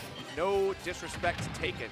You better respect him as an opponent or you will find yourself lacking. And early on, Peabnut playing the matchup to a T of forcing out Bucket and utilizing the not projectile moves, the disjoints of the forward airs, the air cutter in the back air, and running and challenging up close. And then once Indothia is forced out of Bucket to face you more aggressively, then here comes peppering with the pellet, with the metal blade, running in with that leaf shield steel. And Indothia is in the constant purgatory of will I Bucket or will I challenge you and go with an air cutter and die at 80%? I mean, you talked about how disjoint characters and sword characters really mess with Game & Watch's game plan, and that's exactly why we're seeing Peabnut with the perfect spacing on forward air, back air. Those two disjointed moves giving him a lot of space in the close range to scrap with Game & Watch, who definitely doesn't mind scrapping with some of the best, but Peabnut, some really quick frame options here, and of course the drift being very good at getting yourself in close enough to find that spacing. Now Indothia biding his time on the left platform. Now looking to do that. Oh, the metal blade still back in hand. Wow. Back as well with the crash bomber. Some great Z-drops here, but we do have the bucket off the crash bomber, and that's going to hurt if you get this. But I would save it and use it as like maybe damage for the next stock. Oh, okay, never mind. Throws it out. Unfortunately, doesn't find any purchase, but gets the stock immediately after. And now, 2 stocks apiece. Not too, or I'm sorry, 1 stock to 2, but not too much damage on Game & Watch at least, so you're not hemorrhaging too bad. You know, with the metal blade drop down as well. The air cutter, not going to find that hard knuckle. Running back away again, keeping you at a distance with the Metal Blade toss back. 3 times in a row, getting with the pellet, but still rushing in with the nair. Does not want to pull bucket. It's like, you know what, you're not pull bucket that time. By all means, Z-drop Metal Blade into the up tilt, and you're out of there just like that. Yeah, the out of shield options have been clutch for Peabnut, but I mean that I think was set up earlier in this specific head-to-head because I'd seen him was kind of wondering like what's the end game on this, and there it is, right? The immediate out of shield Z drop into land, like restand, like up tilt. That's kind of crazy. That's an FGC combo right there. Is it too late, or can we run that back real quick? Well, oh, here we go. Yeah, dude, I love the. Okay, all right. So right here, right? It's. Indosia recognizing it right here, you could be holding out bucket. Yeah, we better drawing skills now, right? That's a game watch bucket. You know? Game's holding it out right there. Is that what that is? Right? It's being able to, as Peabnut, challenging the bucket so many times that you force him to not even want to challenge it here. You got the pellets coming at you. I didn't go to Bing. You got to force in and challenge with the Mickey box with the nair. But it's funny because it's the immediate run to defense that Peabnut does in these close range situations. Kind of throws something out and then immediately shields out because he knows that you're scared. You're going to have to press a button here, and then finds an immediate punish. So let's get it. We've got Sephiroth. I don't know. Is this the play? I guess it's the play. Because it's either the last 2 players left were Peabnut and the Sephiroth or Super Creek on the Min-Min. Well, yeah, I know. I'm just saying, like, obviously Sephiroth against Peabnut, I don't know. I don't know how this matchup goes, but I mean, not too bad so far. I mean, we saw early on, Peabnut did a fantastic job against CJ Frozen. It's a sick matchup. So that's the last player left on this team. I can see that, yeah. It's like you have to try your damnedest. Try to take this. Peabnut. Not going to be easy, though. Even if you have the full stock lead, Peabnut's not going to make it easy. No, certainly not, but dash attack, finding the hit, unable to really get the stock. Great DI-able angle there, and turnaround up tilt. Really, really nice call out there. Great reaction speed. And now, Peabnut on last stock, this is a way for you to kind of clean this up quickly and take out the best players on their team. Listen, even if Peabnut wins this with 1 stock, that's huge. You know how proficient he was in the Sephiroth mistake matchup earlier, seeing him trying to get back to the center stage. Peabnut tempering with those pellets with the leaf shield as well, keeping you back away, like you mentioned before, Nerve, sending projectiles back and fading back away, putting up that shield, waiting for you to overextend, trying to get some damage up, but instead now switching back and rushing you down. Yeah, a lot of shield pressure on there, guaranteeing a grab there because you do not want to let go. Oh, but then quickly, as soon as Wing comes in, it is deleted. The up tilt that strong off the platform here on Small Battlefield. Okay. Sure. Good. Yep. Right. Yep. We're seeing Optic Blast. He's fighting a Mega Man boss right now. That's right. I mean, I'm gonna keep throwing that. You see how doing infinite? Oh man, but we've got the untech situation, running in with a little bit of the leaf shield, trying to hope for some purchase. Z-drop Metal Blade, always creating pressure, but good weight there. Oh, you know, out of there again. Leaf shield challenge you. Copy back off that ledge. Front knuckle as well. Playing patient between those 2 SBF platforms. Up air coming out. Oh, not going to find the charged up smash there, but getting completely out of the corner. Back air just for him. Showing up. Ooh. You're not going to find it. Getting you back, forcing you away. 1 good hit of an aerial. Oh, wait. We'll take it right now. For the up tilt from the Scintilla. Oh, the panic option from Peabnut going to hurt there. That's down to your final stock. They're trying to bring us back. It's the final game for his school. And that back air is going to do it. Wow. Even with the good DI, he felt like that was very close to the chest. But, yeah, I don't like seeing, like, I didn't really want to see the stock taken there just because, like, man, having 1 stock against 3 is going to be really rough. But at least 2, you can make something happen. I'm not super worried. You just had to take 1 stock off of Peabnut at the end, and unfortunately, he managed to go down with a fight. But he is down, and now CJ Frozen stepping up to Now this is an interesting predicament for both sides, right? Because on one hand, UNC Greensboro is in a great position because this is the matchup they wanted, been looking for. Peabnut has been doing fantastic in CJ Frozen, played the matchup very well. The disjoint to avoid the grenade self-damage and all of that from Snake is looking up for them. But in your final stock here, Snake is simply the character for explosive stocks, for quite literally explosive interactions. So to take a singular stock, you just need 1 good like nair extension, something, and see if it's like take a stock by accident. You know? Yeah, he just plays the long game, I think, too well for this one, just because, yeah, Sephiroth's going to get Wing really early, but then he's going to play the whole game with Wing pretty much, and then, like, Snake's just going to keep blowing him up until eventually goes away. Goes in for that immediate up throw again. Peabnut looking to find an early lead here.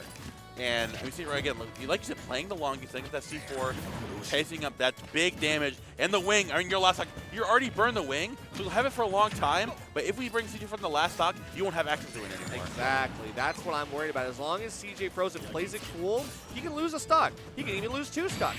He doesn't even have to do any. He doesn't lose any. He just washes it up and then wipes it down. 30-second game, and CJ Frozen ready to clean up. He knew exactly what he had to do. It actually progressed a lot faster than I thought it would. He did that was a lot faster thing than I thought in this matchup. He set up Nikita lingering around for right outside of. There's barely any places outside of Sephiroth's range, right? Because he's a very big mid-range player. But Nikita is lingering everywhere, so floating that around, forcing him to guess where that's going to go, and then getting back from ledge, dropping that DAC down, and then you get right in the range where Sephiroth doesn't. The best, right up in his face, in his grill, boom, up tilt. What? Bang! Ding him out of there. In the grill? Where he grills meats? Hold on. Bang! Just like that.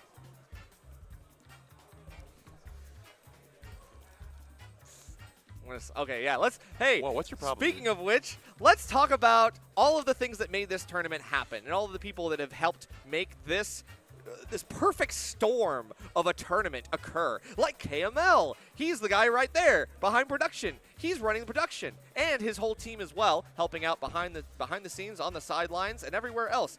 KML, obviously you could find him at Twitter, Twitch, and X at KML Tournaments, all of those places for the social medias. And if you want to have him work your event, because of course you do, why the hell wouldn't you? He's one of the best in the business. You should contact him at kmltournaments@gmail.com. And of course, he wants to work with more partners, so please send your application or your little form, and you can use that QR code with the dinosaur at the bottom right, and you can see if you can get KML on your team so that he can elevate your production and make your stream look as amazing as possible. So we can all use the drawing tablets like Momo Speaking of loves. KML, of course, we have got the 1-year anniversary of the KM Local happening here in Edgewater, Maryland. And yes, you see that date correctly. That's happening in only a couple of days this week, Thursday, February 12th. That's Smash right. Ultimate Singles, Doubles, and Redemption, Guilty Gear Strive, and some amazing Grand Blue action, including a $200 pop bonus for Ultimate Singles. Sign up right now, start.gg/KM Local. Yep, and of course, duke it out. A great tournament coming up in April. That's at JMU, another collegiate tournament. This one's going to have not just Smash Ultimate, but also Grand Blue Rising. You've got Street Fighter Tekken 8 and Guilty Gear Strive. It's going to be an amazing tournament because duke it out. They are really good peeps out there, and of course, you want to support all of your locals and all of your collegiate tournaments because they work really hard, and you know, you need to support everything that MDVA has right now. And they do have doubles, they have vendors, they got everything you want. It's like a little mini version of Cav Clash, perhaps, even. So would love to see it. Want to see that registration ending on February 21st, so make sure you sign up now. The only thing I would support in MDVA is this guy right here. He's been really mean to me this morning. Well, I mean, He really mean. He deserved it, though. See, there you go. This is what I'm talking. This is what I'm They talking don't about. even know. They don't even know the context. And he just made that up, by the way. I don't even know what he's referring to. What? It could be anything I say to him. It could be literally anything. Most things you say to me. It's very mean. It could be anything. Kyle, back man. me up, bro. I could have said anything. This I don't guy's even bullying know. me. It's like, well, if you write it down, I don't know if I'd say it out loud on stream. I'm just kidding.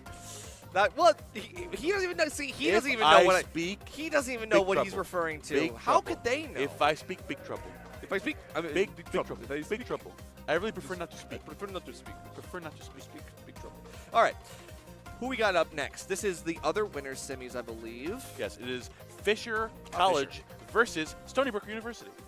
On the Fisher College roster, we have obviously stepping up to the plate. Yeah, you're gonna. We have Zomba, #1 in New York and #8 in the world. You know Mr. E representing the Aegis, actually, not the Lucina. Okay. He's been off the Lucina for over 6 months now. Fully committed to the Aegis. I think I did hear about this. Representing the kind of the inevitable number 130 in the world on the ult rank. Jackal being #2 in New Jersey, #77 on the ult rank, representing the Wolf. We have got Sonics. It did not pull up today, unfortunately. We still have 4 players. We're supposed to be on the Fisher team. Like, unfortunately, did not pull up. But the final player, and our first, they're opening up here, is going to be Weezer, number 5 in New York City currently. Ah, Weezer. Okay. We ended up taking out Woke Weezer yesterday. That's right. He destroyed the Woke. Congratulations to him fighting his Woke counterpart. The Woke left. Where did they go? Well. Okay. And the other side of this. Pete Wentz, where did he go? Ah. All right. Anyway, that's an old one. Peabnut, TMI. We got Stony Brook coming up. Wow. Our second school here. On the collegiate stream, bro? My fault. This like the Surrey. This is a university. You remember that bit where like Tom Cruise? He's just like, yeah. He's like, everybody's laughing and like he says something obviously kind of raunchy, like, and the guy goes, "Sure, this is a university." Yeah. And everybody laughs again. Great, That's how I feel about you, man. You need to watch yourself. All right, but so go on. Stony Brook Stony Brook roster. I'm going to keep reading my notes. And clearly, you can't read them. Yeah. You can't read. You have to pay to see. We got Stony Brook. First player, we got a main on the link. We have got Lang Lang, but of course Danny. Of course, shout out to Danny, by the way, who provided most of the collegiate rosters. Oh, King, by the way. I just wanted to like, I wanted to make. Oh, right here. I just wanted to make a match like. Danny was able to help us and provide most of these collegiate rosters. No, come on, he moved his head. That information, shout out to him. He's representing the Steve. We've got Quantum Leontin also on the Steve. Lucky with 2 Ks on the Joker, and starting player, obviously, we've got Vanchi on the Mega Man. Yes, absolutely. So Kazuya, Mega Man. I can't hear anything. Good, no text situation, so obviously we got more Mega Man on the screen, but this is a very different kind of beast. Kazuya obviously able to get a lot of great damage potential very quickly. Mega Man, a kind of a short and stockier character, so maybe able to avoid some of this stuff, but you can't avoid it forever. And that's the first tech working out real nice. Fortunate thing about Mega Man is that, while obviously he's really good at walling you out and playing a slow burn projectile game, he's the perfect combo way for Kazuya. Like he's like sort of heavy. He's like the perfect hurt box size. Literally like a Kazuya's dream to get his grubby mitts on Mega Man. You're seeing looking for it right now. Rage Drive Online is the perfect opportunity for Weezer to run in there and force the situation to burn down Stony Brook's lead even more. Yeah, but Rage Drive coming in, that's going to make things a lot harder. You get free 60% damage if you decide to take it right now, or stock potentially if you let it go for a little bit and you get some more damage raw. But so far the edge guard looking pretty good. Get one set up and then Rage Drive immediately out. Great smothering potential here, but at the same time, I don't know. How do we get past the down smash? That was really good. Unconventional. It's throwing back with that metal blade, coming with those projectiles, challenging that shield, and the immediate burst down smash down to catch Weezer jumping out of shield there. Trying to go for an option to try to take his turn. And Megan saying, no, you don't get a turn. Oh, okay, we wait there. Get a little bit more damage. 1-2 piece. Kicks the metal blade. He's got metal shoes, don't worry. Oh! Right in the kisser. You gotta remember that Kazuya still does have that tough guy passive. There's really never a word for it. But you don't flinch to the pellets. So you're able to just F-shot straight through that. So you can accentuate this combo game right now. Yeah, definitely. And some resets there with the jab, just waiting a little bit, not doing the 10-hitter. Just going to go right into more damage. We just can't do anything off that Crash Bomber, so we just wait. They're back through again, getting a little over-aggressive on shield. Vanchi still hanging on. Metal Blade into a Crash Bomber again, biding your time patiently with those hard knuckles as you're fading back and forth in a 2-piece combo. Crash Bomber at the ledge going high. And the air cutter trying to make some space here and challenging the point blank. Yeah, these point blank smash attacks from Vanchi have been crazy. Runs up and ducks. It's just like, whatever you're gonna do, I don't want any of it. But remember, EWGF starts at the ankles. Oh yeah, that's gonna be a very prominent lead from Fisher College early on. Going to find a 2-stock lead right at the beginning, going up 11 to 9. Of course, Stony Brook has many different options to go here. You can either like straight up like play more of a slower down character. Again, you can go like a main on the link, play more of like a laid back projectile. You can try to zone Weezer out, or you can kind of just fight one broken character with another and throw a Steve at him. Yeah. I definitely don't suggest going Joker here. You could do that, but I don't think that's a great idea. Why not? Considering that you have either a projectile character to zone Kazuya out, or Steve has like like the disjoints and the stronger presence against Kazuya. Joker is like, he has a little bit of the range. He has like Gun and Aha, but it's just like much less threatening than the other options you have access to. I'm gonna ignore that. You think you should go Joker? I had such an intrusive thought there. You have no idea. Oh, brother. I'll tell you about it later. Were you? So you were saying, do you think you should go Joker instead? I think Joker wouldn't be a bad pick. I mean, I think against Kazuya, I think it'd be pretty solid. Plus, you'd be able to like set up a comeback situation. Oh, I lose a stock, whatever. I got Arsene, who cares? I don't know, but it doesn't really matter because we know who it is now. Do we? Do you know who this is? I don't. Waiting for you to tell me. I don't know. I can't tell by how they look. I was waiting for you to tell me. Yo, Super Major, if you drop an update with a picture of the player, like, goated. Tap in, please. So now we know. That's Danny on the Steve. Yes, thank you. Of course, like I mentioned before, shout out to Danny giving us all the information on the collegiate, being a great point of contact. Yeah, you knew that the whole time, didn't you? I didn't. I actually did. Yeah. I thought it was him, but I forgot. I wasn't gonna guess. Okay. I wasn't sure. All yes, right. it was Danny. So, Steve Kazuya matchup. How do you feel about this one? It's a matchup. You want to say what I was saying yesterday? Utter woke nonsense. Utter woke nonsense. Okay, well, who's the most woke out of the two of these? Steve. Next question. Really? No, that's Steve. crazy. Next question. Okay, I feel like that's not true. We'll have this conversation after the off commentary. Yeah, cool. All right, so Zap, we're gonna have to just like hang out here. We're gonna wait for something else. Perps Tech there. Oh, interesting. All right, maybe you're onto something. You know what? You know what? Hey, that's cool. You know what? Maybe that was pretty sick. That was kind of goated.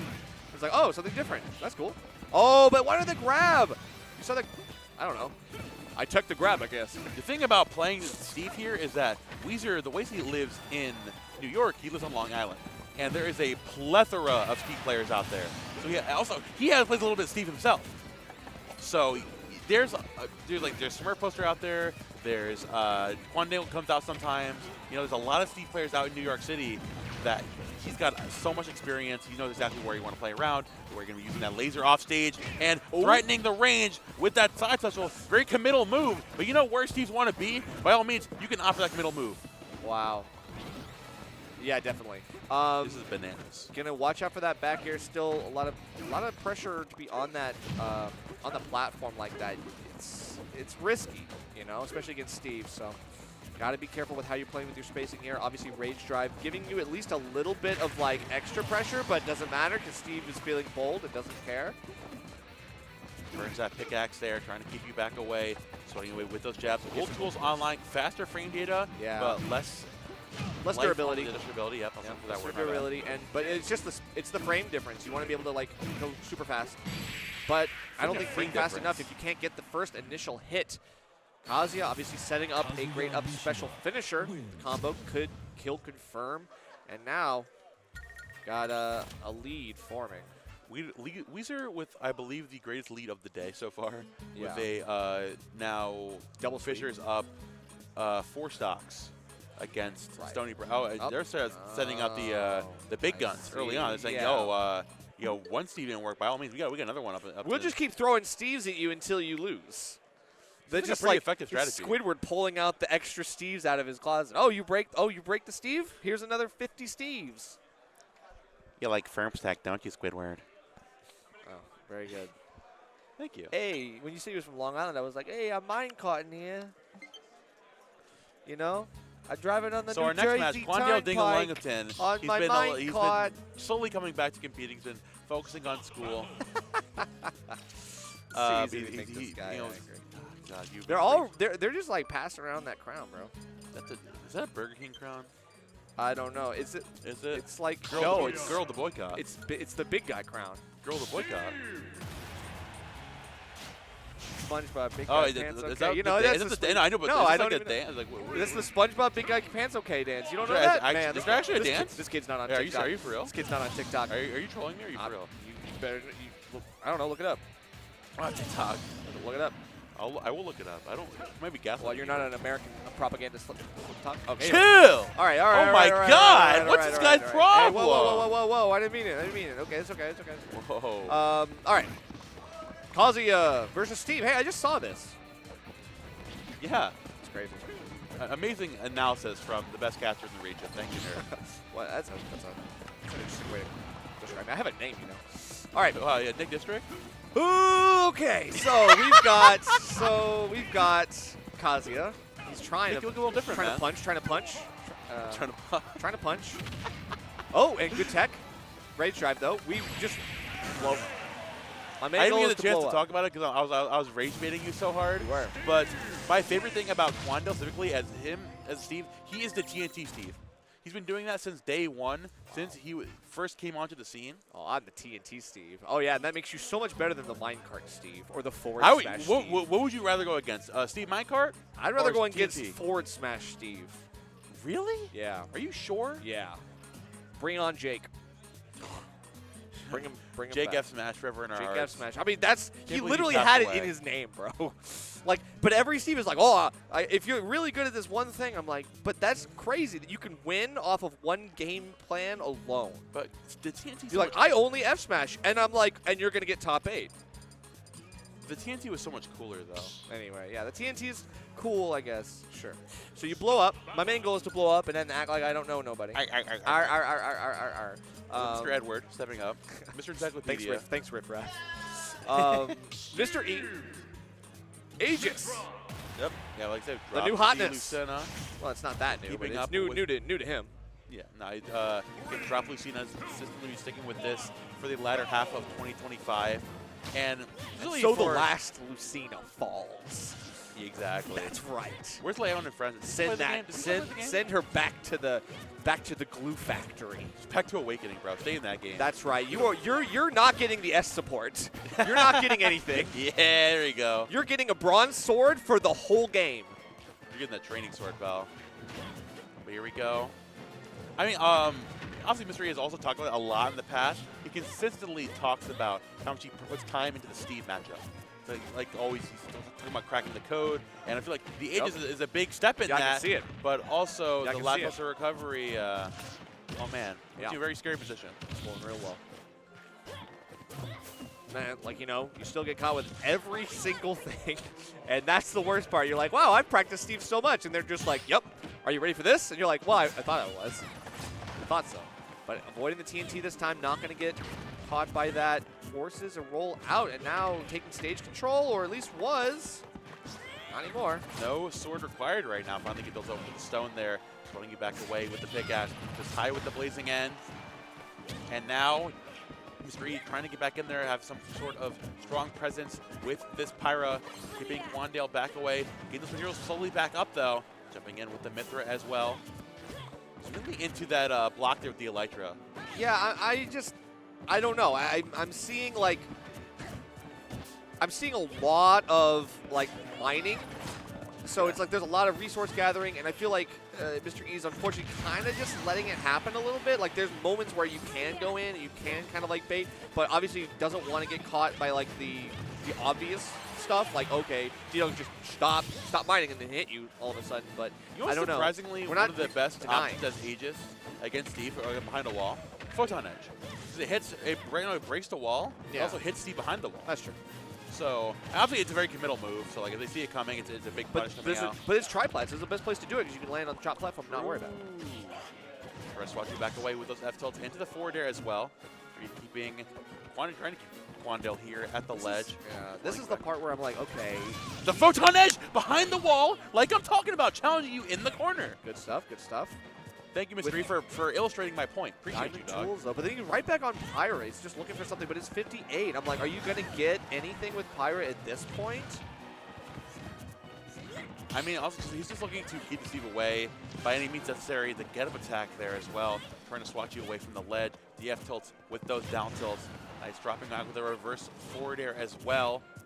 Okay, a huge F-tilt covering the entirety of Wyoming. We're not even in Wyoming. Exactly. That's how big that move is. Crazy. All right, still catching a couple of these retreats to platform. There's no safety in the ledge here as well. A lot of pressure, but I mean, Mr. E is holding on to the trigger too frequently. I think you gotta start swinging, bro. Like I feel like you are calculating a little bit too much. Like, you need to stop thinking and start swinging. He's thinking much more than Kwando is right now. I'm not gonna lie. Yeah. Considering he's like running in and throwing out jabs. No disrespect. It's like it's a way of life in the matchup. You know, it's like you shouldn't be thinking with your full brain power all the time. You just gotta do what makes sense. What's the most simple? You didn't take a stock there, but 90% ain't not too bad. But nice call out there with the up tilt again. Missouri finding the consistent kill confirm. Yeah, not terrible here actually. Good reversal, but yeah, it doesn't matter. One stock lead. We'll take that, or one back down. Okay. That was a nice reversal though with the Rod Bear. Yeah, and Mystery at least did take out a stock before leaving, so good use of your presence. Now Zomba coming in, the cleaning crew, as it were. Yeah, in this case, yeah, just like one to go, right? This is the Steve, the main advocate for the Steve movement that doesn't play Steve. He's been strong about it. Very like what do you mean? No, he advocates for Steve staying around. Yeah, he's kind of got that like Goku mentality where he. Okay. I mean, he stands by. I'm not gonna say like just like Goku, but I'm just saying like kind of like I want to fight you at your best. I want to fight you at your strongest. Maybe more like Vegeta when he's like gassing up Cell a little bit. No. I will say Goku. He's like, oh yeah, you go perfect. No, I will say Goku. Perfect form. Because he gasses up the Steves and then he beats them. I will say like Goku. He's a strong champ. Okay. Yeah. So he has the follow through, unlike Vegeta. He has the follow through.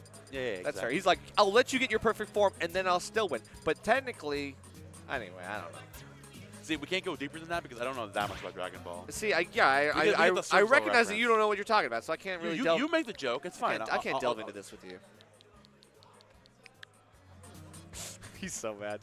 Bro, it's too easy. All right, so we got Quandale. We got Zomba. What are you doing? Still got the crown. Oh, the crown. Yeah, you have to draw the crown. Thank you. Well, see, at least they're not moving around like they were before. Yeah, the crown stays on. Posing for the crown. Don't lose your crown, King. True. Keep your head up. Don't lose your crown. King. Look at these Tri-State Kings in the back. What is going on? Why does that keep happening? Grinders. Real grinders. What happened to the game I love? Grinders. Grinders. You spelled it wrong. Did I? I'm just kidding. Yeah. Grinders? That's a grinder right there, you too. You wouldn't really get it. I can't believe it. All right, so Zomba. Fisher College, a strong lead, 2 stocks. But, yeah, you just got to get rid of this last stock, and then only 1 player to go. Someone's got a low battery on their Pro Controller. Uh-oh. Quandale still holding on to his 2 stocks. Is he last stock? Quandale is on last stock, yes. Got 1 left. Remember, Mr. E brought him to last stock, but it was very, very low. Very low. It was like he just died out of it. So let's get it. We're opening Rob immediately right there. Yeah. Now, I can speak on the Zomba being able to fight Steve a ton. His biggest approach to a matchup like this is he takes the immediate aggression right out of the gates. Yeah. He goes for the big nairs that go not only break the walls, but catch Steve sitting right behind him, catching him mining. He goes for the Robo Beam before he sets up those walls. And he charges up that gyro to catch him lingering in center stage, catching him sitting there at the ledge, as we're seeing right there. And then once Zomba gets that momentum going, once he gets that lead here, I mean, Zomba only has 1 stock here. He's trying to really eviscerate that stock before he slows things down. We're seeing him trying to swat him back away, trying to find some sort of momentum, but Zomba is not letting off the gas and wants to get the stock off of Quando before he can get any semblance of momentum here. I mean, I don't think either character player is kind of letting up on the gas. I feel like it's been a lot of aggression from both sides. Like, even D-Dog, who's just like, I just want to, like, hang out or, like, you know, hang out in the back. Like, he's rushing down. From the very beginning was rushing down Zomba and was actually getting some good damage. I mean, I think that's the power of, like, I'm feeling confident against Rob. I know I can get a lot of damage because he's combo food, so I just go for it. I just try to go for it. And that confidence can help you. Gyro again from the ledge. Nice a grab there. Going to opt for the up throw, which is going to do it there. Immediately from Zomba. A lot of rage. Getting quick cleanup crew. Going to get it done. Wish we had him on the New York City snowplows because he would have had them roads clear Sunday night. Yeah, but well. What? Chastise me. Go ahead. But it kept the Steves out, so. True. So. Yep, you got it. So, but I mean, but Zomba would. But Zomba's a Steve lover. He would go out there and he'd do it. He would do it for them. So he loves the candle. Man of the people. He's the king of New York, by the way. That is the king of New York. No, it's not. He's the prince of New York. No, he's the king of New York. The Buzzman's of Jersey. Sure. So I guess the prince becomes the king. Sure. Yep. Give the king his crown. That's fine. Give the king his crown. Okay, yeah. We're just drawing crowns on these guys. I love drawing. It's so sick. We need to work on your art, bro. Yo, you drew the. I'm getting rage baited. I'm the monk. I am the monk. You're the monk. I am the monk. But it's too late. I've already depicted you as the soy check and me as the Chad. I depicted you as the Chud Momo and me as the Chad Nerf. The Chad Nerf versus the Chud Momo. That's right. Me as the Chad Nick District 14. You as the Chud. That's right, Chud Lord. Get out of here. Me, Lord of the Chuds. You as the Chud Nerf. Lord of the Chuds. I'm depicting you as the Chud Nerf. Me as the Chad Nick District 14. Poggers. All right. Poggers. Poggers in the chat. I need poggers in the chat. Poggers, I barely even know her. Ah! Bang. So we're getting into it. We got Zomba coming in, and it's Ike. Character you never ever see anymore. Is he gonna double jump Nair? No, he's actually not gonna double jump Nair. This is an RMA. Sorry, this ain't RMA. I believe this is Lucky. Yeah, this is piloting the Ike here. Last stand of Stony Brook, at least in this match number 1. Now, obviously, fun fact, I believe Zomba did play Ike in early Ultimate. I feel like all top players had like an Ike era. Everybody loves Ike. I mean, even Leo had an Ike. I had an Ike at some point, bro. Right? Like, Ike is cool. We like Ike. Well, yes. Not all of us. You don't Gyro. like Gyro does not like Ike. Absolutely not. Rob does not like Ike. And Zomba does not like Ike. Not anymore, at least. Keep dropping through with those up airs. Trying to get some damage going here. Trying to catch Zomba lingering on the back foot. Big up out of shield, though. That's pretty nice. Some nice extra damage. It's just a battle of big, predictable moves. It's like, am I going to get hit with my... Are you going to get hit with my big, obvious down nair, or am I going to get hit with your big, obvious nair? Dropping back with that pop-up down air. Grip that gyro, keeping this Ike away. Big Robo Beam avoiding that with the short hop. Nice stuff there. Dangerously close to the blast zone. Can't poke through the ledge. Got to get something else here. Forward tilt, not safe on shield. Not much is here, though. Oh, the quick draw coming out. Nice up air, the party hands from this Rob. Gyro into the weak hit of the Robo Beam. Trying to challenge it with a forward air, but not big enough hitbox to get through that up special. Trying to stay low to the ground. Again, Zomba, the reversal of the Gyro consistently. Gyro just kind of like... Yeah, the Gyro, you were right. That Gyro too much vulnerability on this F-tilt stuff. Like, you cannot press that button while Gyro's playing.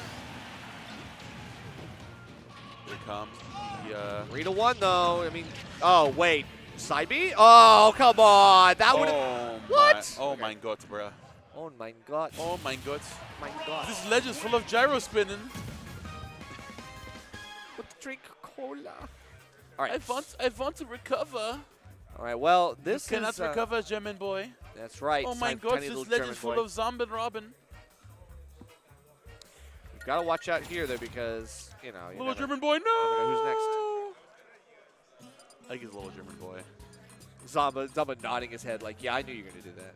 I knew you were going to up B and mad smart. Yeah, I knew. Zomba, yeah, that's top player, man. I knew you were going to recover back to ledge. Just like the casual, yeah, okay. Sure, run it. Let's go next. Let's go next. Who's next? Yeah, nonchalant king. But yeah, who is next? You got match 2 is next. I know. So who's first? That's the question. Who's first on the team? I think we still stick with. Do we ever get an answer? Is it the same? Is this the same order every time? For a starter? For starters, no. Yeah, they can start. They can start a different starter. That's fair. Okay. Okay. Cool. Yeah. Nice. Thank you, Kyle, on production. Of course, shout out to KML running the stream. Of course, and thank you all so much for tuning in to Top 4 of Collegiate Cruise here at CAF Class. We've been having a fantastic time. I've been having a good time. Nerf has been having a time. I'm having a good time. I've been having a great time chastising me. Thank you all so much for tuning in as we get through to match number 2 of this best of 3, the semifinals here of Collegiate Cruise. Of course, the winner of this is going to face off against Winthrop in finals of Collegiate Cruise. That's Let It Rain. That was Let It Rain. Or shake his hand. Let me shake his hand. All right. You know the context of that video. I wouldn't say that. I just know the clip. I've never actually seen the video. Never seen the video? You don't want to be that guy. You're not that guy, pal. You're not that guy, pal. You don't want I'm to be not that that guy guy, either. pal. I don't think you want to be that guy either. I don't think any of these guys should be. Yeah, that idolized. video I saw. I just I don't like think the any, guys. but I don't I've think any seen of these the guys not are that guy someone that we clip. should be. We should be. You think like emulating. anytime I make a reference, I just want to be that person? I love doing. Do that you want to be too. SpongeBob? Maybe. Doesn't sound like a good gig. I SpongeBob, would love big to be guy SpongeBob. pants. Okay. You Alright. wouldn't fit those big pants. You. They got the little guy pants. I do got some big pants. Some little. No, you got some little guy pants. They're cuffed too. They're that big. You're not going to Big Guy Cove. You got big shoes. The face Momo just made. All right. Joy baiting. I think Momo. The big 26 were joy baiting. Me joy baiting my dog. Aw. That made me happy. Made me happy. Made me smile. Did you see the one where me rage baiting my trumpet? Yeah. It's like only people who are stupid can get this. It's like the one thing where you know more if you're stupid. I love being chronically online. No, yeah, that's true. I mean, I also do love being chronically online. It's a blessing and a curse. Okay. Are you like not like where are you chronically online? What I are know these it's not people Twitter. who woke up? Where did other people come from? Everybody woke up. Look at the grinders. But the damn Don't pencil. say it again. The, He's gonna the do it. grinders. Spell it right this time. Nope, spelled it wrong. Cinema. Cinema. Hold on. He's gonna write cinema. Oh wait, yeah. Oh, look, it's him. It's Scorsese. Cinema. Cinema. Yeah, I'll say him. Absolute cinema. Grinders. The game is alive. Notable artist. We got the grinders. Notable artist. Momo on the mic. Momo on the pen. Currently, Momo on the Apple Pencil. Momo on the I'll pencil. go straight to that. You want to draw something? Just Sure. something cute. What am I gonna draw? Anything. Go ahead. I'm gonna draw. Dude, it's the grinders are here, bro. Okay, I'm gonna say like Momo loves this thing. I think It's so fun. It's a stim that You're also relates to the oversaturating. commentary. That's awesome. no, you're oversaturating. It's gotta be tasteful. Tastefully done. Yeah, I'm hanging on the That was pencil. tasteful. The grinders are That playing was the game. yeah. Then you drew cinema, and I'm like, all right, now we're Cinema. just doing too much. All right, Link. Hey, this is the first time we're really seeing this. Maine, coming out first. Last night, Maine was definitely schmoving. And I mentioned beforehand how Link could be a good option here if you want to slow things down. If you're going to be playing Link into Kazuya, you need to play the lamest you ever had. You need to play Zoner to the max. The remote bomb at max range, boomerang, max range, arrow, max range. That's exactly what Maine's going for. And once Weezer closes the distance, then you utilize that nair to beat all nairs. To beat all nairs? Beat all nairs. Are we? Name another nair that beats We that. are not capping right now, man. Name- Game and Watch Nair is a thing. That beats that beats Game Watch Nair. No way. I swear to God, it does. Well, okay, it beat. Okay, Yeah. What did I say? What did I say? Nair to beat all nairs. it beats. Yeah. Okay. Get on. I Get on. see. Get on. It's not the best one though. You're been owned. That's I'm not what- owned that's as what I it is. turn into a. I turn shrink into a down. corn cob. I Yep. shrink down into a corn cob. It's a win. All right, so Rage Drive going to make this a lot harder. You still take fat damage, 60% in an instant. Oh, the Goodness extra gracious. boost from the remote bomb. I think Weezer's starting to play around the remote bomb a little bit better. Obviously, still staying alive, still kind of tanking these hits as a big heavy. But I think the endurance is something that's going to have to be an issue here. You will get worn down by the Link eventually. Or you're worn down by up tilt. Sheesh. Honestly, Maine's shield pressure is phenomenal so far. Yeah, Link up tilt is very. It's under a nefarious angle, bro. It's goofy. The Heaven's Door going through there. Hell's Gate. Is it Hell? No, it's Heaven's Gate. Is it Hell or Heaven? Okay, Hell's Gate. Oh, okay. I've been told it was Heaven's. All right, so we got Boomerang set up off the Angel platform. Bomb in hand, or at least was, now creating some empty space. Just covering that insurance potential. Good angles on Boomerang, good range. I mean, like you said, this is what you wanted to see. This is that optimal gameplay. He's playing max range projectiles, and even the blade beam as Let's well. go Blade Beam. Can't use that anymore. Oh, true. After 0%. And then once Weezer closes the distance, though, the thing is that you play perfectly once and you make a singular mistake, you take so much damage. That is also the big downfall. Any cause, yeah, I mean, you're in from hero spin lag, you have time to do anything. But there's that hit behind you, right? So it's like if you see like right here, right there, you could get scooped. Yeah. He actually landed on the shield, so it hit the shield there. And you flashing the shield because you kind of know that like there's this pressure there. Shields that out, and then you see right there, this hit right there, that little bit, that means you shielded that out. That could have pulled you forward, and that might have led to something more. But you shield that out, and you just don't sit. You just sit there and don't do anything. That's awareness of the Link matchup, of course, recognizing the reversals there. Shout out to Delta Force. That he's a big Link player in Jersey. He goes for that type of reversal there a lot. The thing is that you actually have to like make sure you're positioned so you can drop back the ledge afterwards, so you don't get punished for doing that. But I mean, in that scenario, obviously, I don't blame a main. Obviously, you're in a close range, a last stock scenario against the Kazuya. Very, very tough to play through that. That's true. I mean, I would say it's one of those things that, like, you never know. Yeah. There you go. Gates of Hell. Hellgate. Oh, what the heck? Someone might.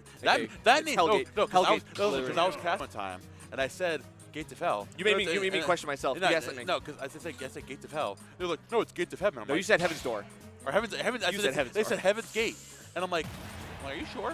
Doesn't make sense. Well, I feel like it would be hell. I don't think he's sending you to heaven, bro.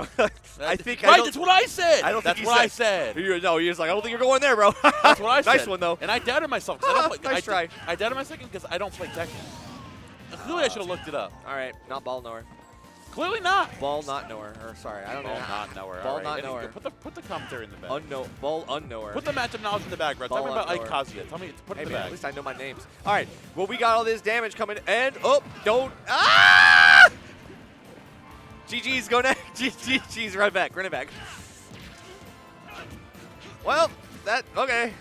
All right, Daniel-san. Here we go. Now, we're even. Yep, I mean, we're even, but teams are not. Absolutely not. Lucky, of course, trying to hold on to some semblance of positioning here through stage as Ike against Kazuya, but man, like the one thing you have here, of course, is to disjoint the range on Kazuya. But like the biggest downfall of Ike is like if you parry or like you force him out a laggy option against his character, you get the fattest punish. Even if you're not Kazuya, you know, it's crazy. Okay, rage drive, pressure. Ooh, with the trip. Oh, I love this setup. Then we get the back air of all things. Almost gets the lasers too, but man, great pressure, great edge guard there from Weezer. Back throw coming out. Trying to play patiently here underneath the small battlefield platform, swatting you away with those forward tilts. Fat kick coming out. You don't know that kick? Who knows? That feels like Weezer. I was asking you genuinely. I didn't know that one. Oh, I mean, I didn't even hear what you said. Do you know the name of that kick? The spin kick? Oh, no, I don't remember. Okay. I always wonder. I never. Weezer is definitely the MVP for Fisher right now. Has been sweeping multiple players in both sets so far. So really great start for his team. A lot of great setups. Not necessarily true 0 to deaths every time, but we're getting close enough. Like, honestly, 2 interactions to death, that's what you want for Kazuya. And getting to play your game plan looks pretty good. 5-stock lead now.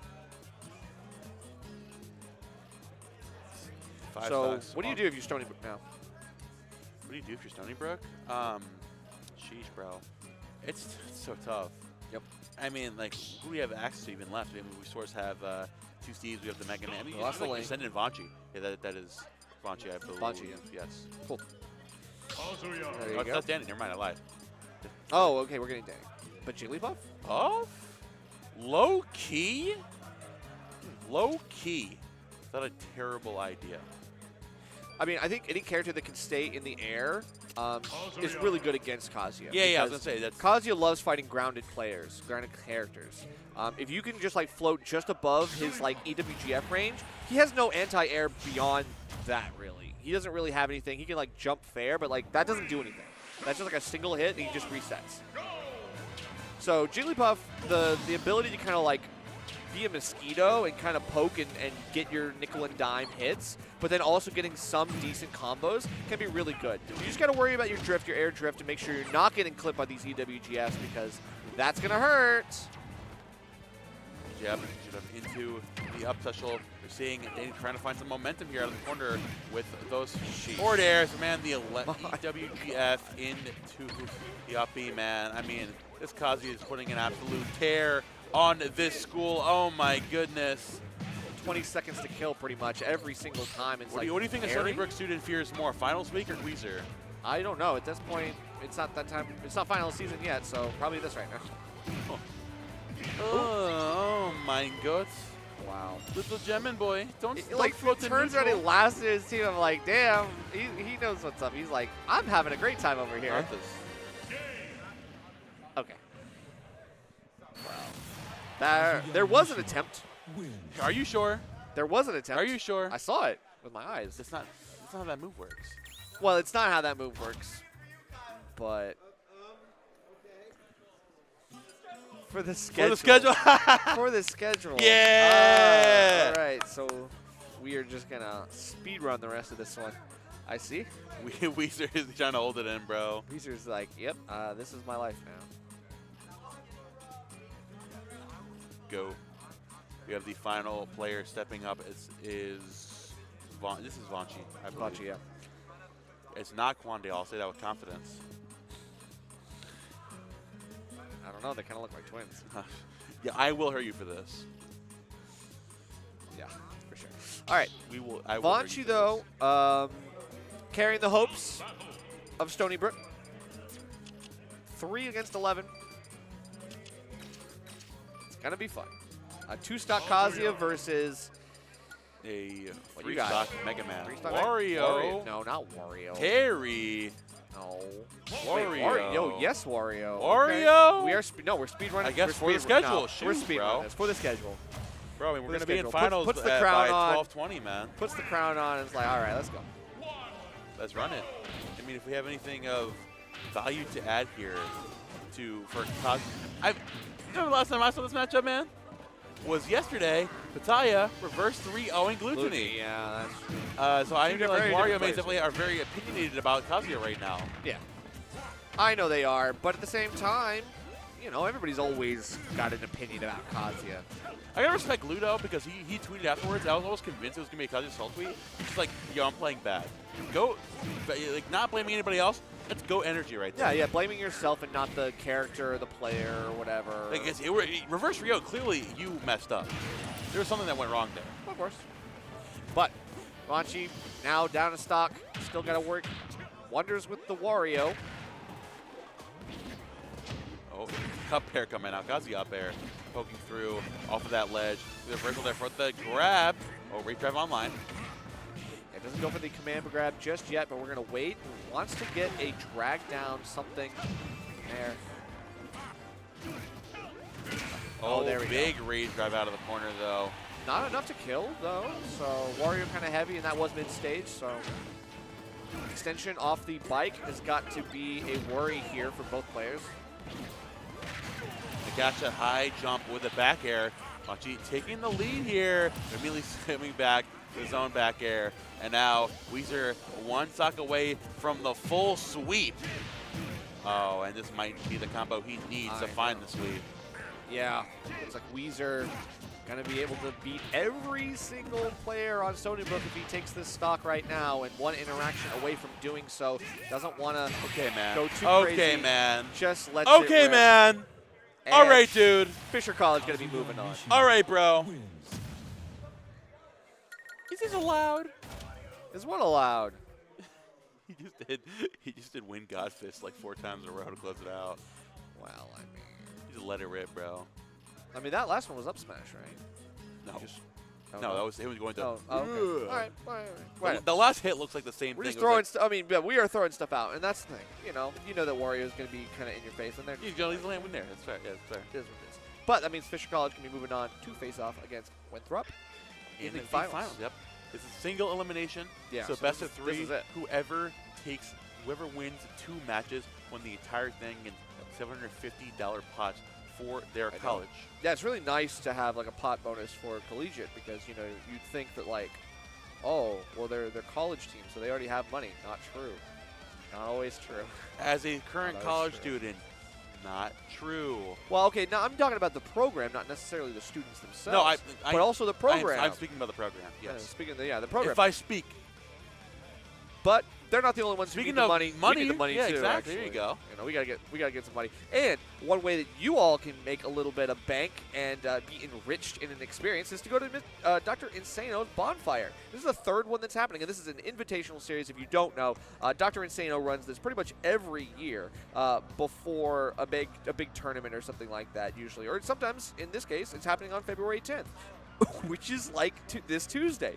So it's actually happening after the big tournament this time for all those top players who want to stay a little longer in the area and and have some good battles. Like, good to that. And speaking of events coming up soon, if you want to show your medal, finally the MDV Arcade is coming back in a big way. Maryland edition. We have got in Baltimore on March 28th. Got the return of the MD Ultimate Arcadian, hosted by the team behind Aesthetic Fridays, offering the same unmatched vibes and retro gaming offers that Aesthetic Fridays have become known for in MDVA. The current cap for singles is 128 and Pro-Am doubles, so I'm a huge fan of. You have an Arcadian eligible player versus a PR eligible player on a team together. It's always a great time. Make sure to check it out right now. Start.gg/ArcadianMD.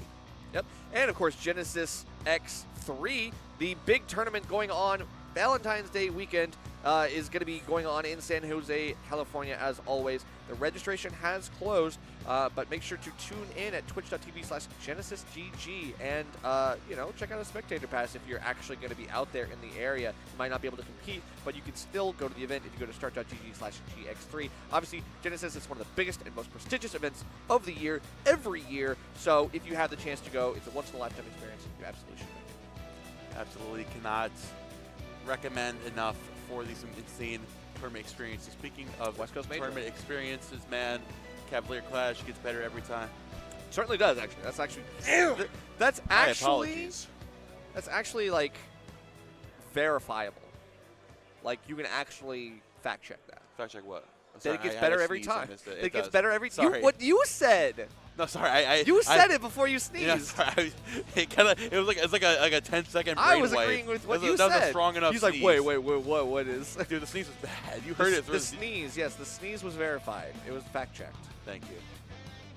No, but yes, of course. I mean, going from Cav Clash 5, like a pretty strong regional type, to the jump scare major, to have a major, Cav yeah, 6, and then all of and a now sudden, and now going to Cav 7 saying, oh, we better. can do this, and we're gonna make it the best one we can yet. And even like obviously the obvious things are like bringing out bigger and better players, but also small little minutia changes. How the stream layout looks a little bit cleaner, how the side stream is a little bit nicer, how the room is a little bit more put together. Small little things, small little nitpicks from the last couple times that have sneaked their way into this one now. This is a big part of, again, keeping in touch with your community, keeping in touch with the people that attend your tournaments, and making sure everyone is having a great time. Right. It's taking feedback and being like, oh, what can we improve on for the next time? Not just saying like, oh, last time we did everything great. It was all good. Like, no, it's always about constantly improving, constantly looking for the next level.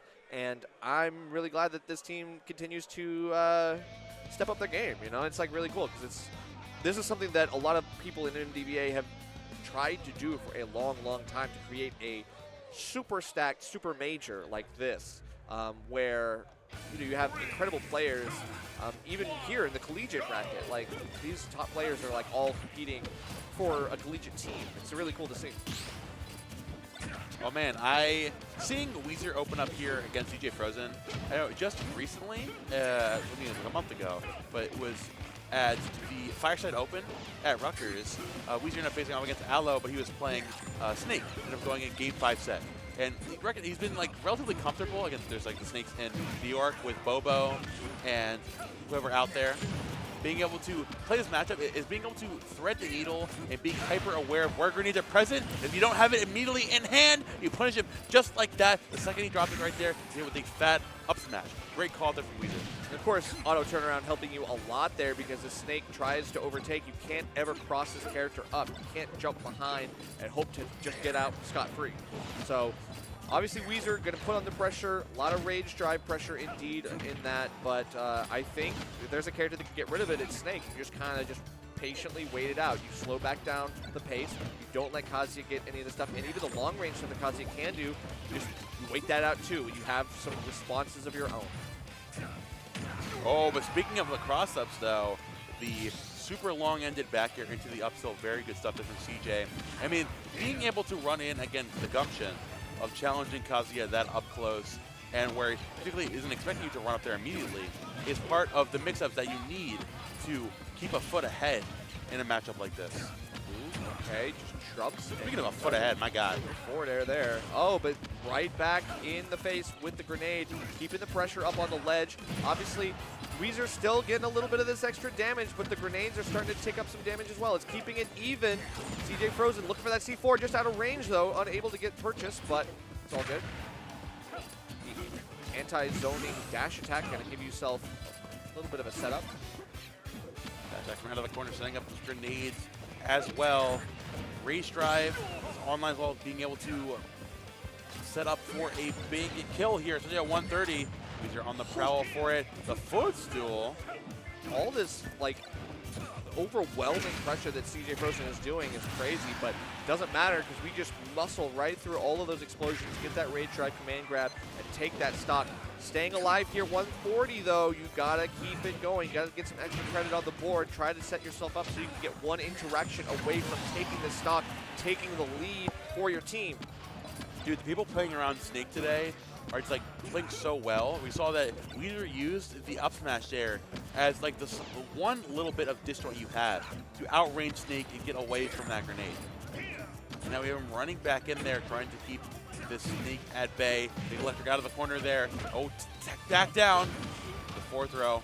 Ooh, but stuck on the platform. Can't really set up an edge guard or really get any punish. Knocks CJ right out of shield and back over the ledge though, but we just quickly reset. Oh. That's a little bit unfortunate on the DI, and that's gonna do it. CJ kind of a little disappointed by how that one went and looked like, but it's okay. Only one stock behind. Put up a hell of a fight against Weezer, who, I mean, just single-handedly swept like the last team. So at least we're off to a better start than we saw Stony Brook, unfortunately. Oh yeah, of course. And with Drop, we have much stronger options to deal with Kazuya, fortunately. We have, of course, Peabnut, the projectile onslaught that he offers for the team. You've got players it looks like Twitchy's up. Yeah, it looks like Twitchy. If I could get to that, Nerf. I'm just saying, look over. If I could get there, I was going to say also Twitchy. Yeah, I know. You could, You know what? I'm just giving you the answer to the test, bro. I'm just giving you the answer to he's so bad, bro. It's okay, because Twitchy's coming up. Twitchy's going to be the one to play it. Isabel, we got Isabel coming in versus the Kazuya. I think this is something that, didn't we see this matchup in the last? Did Isabel fight a Kazuya? No, it was just Isabel fighting other crazy nonsense. But yeah, that's her. The same concept works. Yeah. Right? All of that stuff Bring still it to Town works. and City, though. And, of course, being able to stay away. Whoa. I haven't even lost the stock yet. Why are you doing this? Get him out of here. We're going to reset that, yep. Let's run that right back. That's crazy. Okay. Weezer, he's getting there you go. low. Now, Momo, you can talk about all the things you want to talk about. Who do you think it's going to be? I need you to see. I wish you could see Momo's face. So we've got first game going to Twitchy. Obviously, it was very good. And Do you think you're funny? I actually do. All right. So That's seriously though, what do you think about this matchup though?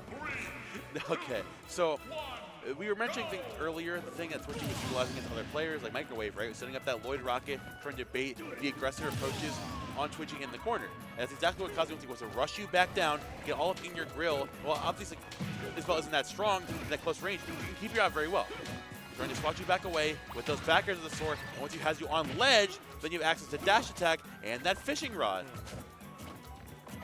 That's true, and we are already seeing a lot of patience from Weezer, perhaps too much so, perhaps too much reverence and respect given to Isabel's options. A lot of shield just being like whittled down and she just like hold it. She's not that menacing, bro. It's like a little dog. It's a pooch. Oh, well, and this pooch packs a punch. Ooh, that's a good one. Thank you. That's a good one. Finally, first comp of the block. Oh, you were fishing for it the whole time? I'm sorry. Ah, fishing for it! Ha ha! Like Fisher College. Nope. All right, get out of here. All right. You thought I was talking about Isabel. Ah, take the headset back off. Take the headset back off. You don't. No, get him out of here. Nope. Keep it silent. You can't do that to me. All right. Order in my courtroom. I'm going to give you a noogie. You're going to give me a noogie. Yeah, you did promise. Actually, can't do that. All right, so Twitchy now able to even this right back up. That's right. I will turn this car around, kids. All right.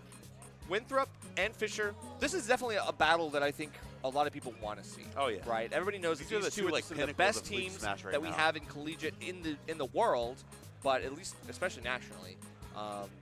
Winthrop and Fisher, they've definitely fought at like multiple different like collegiate circuits. They fought in different tournaments. Like, this is something that we've seen often enough. So getting to see them like again duking it out here, it's really nice. Duke it out. Say that again? No. So Mr. E stepping up though. Do you think this is going to go any better? Aegis versus I do think Mr. E's playstyle lends much better to Isabel counterplay.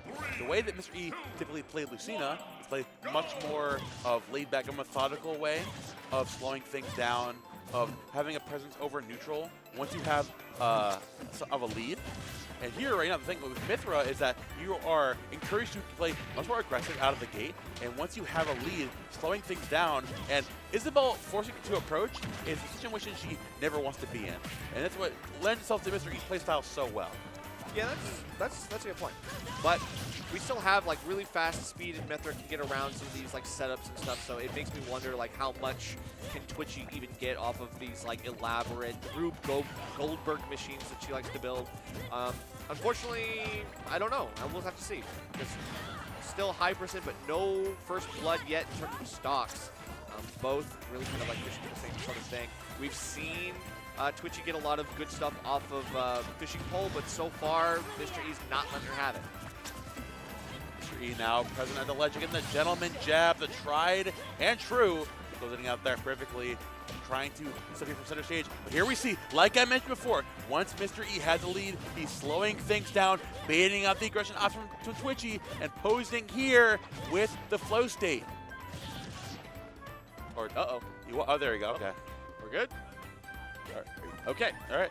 Yeah, they're just going to keep it running. I don't know what's going on. Technical difficulties. That was crazy. All right. I think it's because Momo was hitting the table. I think that's what it was. Is that actually? I don't know. I don't want to say it was, but I just want to say it wasn't. Dude, all right. Oh my God. All right, so we've got Tech right there on the ledge. Unfortunately, nowhere else to go. Oh, sees the jump from Mr. E and the patience. Oh, the pocket on the blazing end, finally. Kills two. That was a great option to do that right at that moment because that was sick. Got the stock. That was absolutely sick. Now the load rocket coming out. You're trying to catch Mr. E dropping off that top platform. Down tilt into up air. Close it out, but now waiting for Twitch to land. Again, going for the blazing end. Even with the threat of pocket lingering, Mr. E not too worried about that one. I mean, obviously knew that you're not going to go for pocket right there. When you're off stage, there's like not really any place for you to go. You don't want to go low and then have to float up slowly with the balloons. That's crazy. The 8-2 nairs right there from back to center stage. Mr. E fine with that. It's like, I'll take the damage if I get center stage back.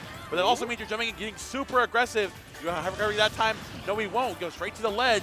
And the front end deleting that Lloyd. The falling up air perfectly well spaced to close out that stock on Twitchy.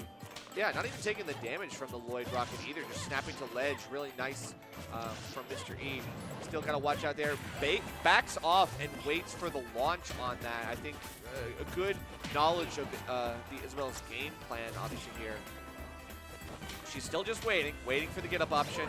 And then the foresight coming in, giving yourself the ability to re-engage, to re-maneuver.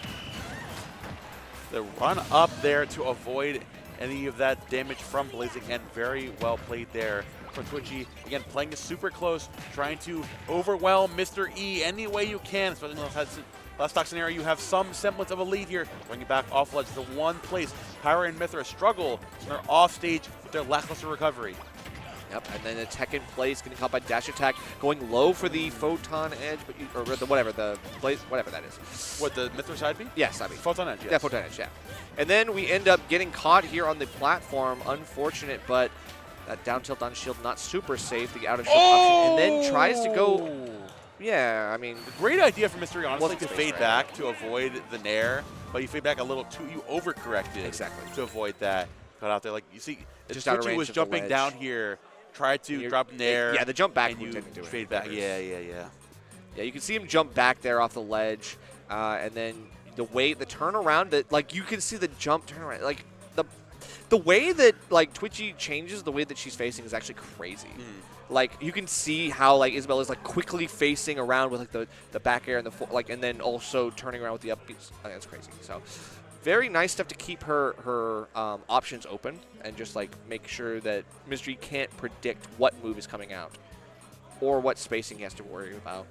Now Winthrop taking a lead here. Slightly. And the lead is a lead, man. Slight lead, but I mean, hey, one stock. I mean, we've seen how quickly the next player comes in and instantly deletes that stock. We got to have a little bit more longevity here for Twitchy, I think. Like, she's got to hang on to this stock for as long as possible, but it's against Zomba. It's tough. I'll see.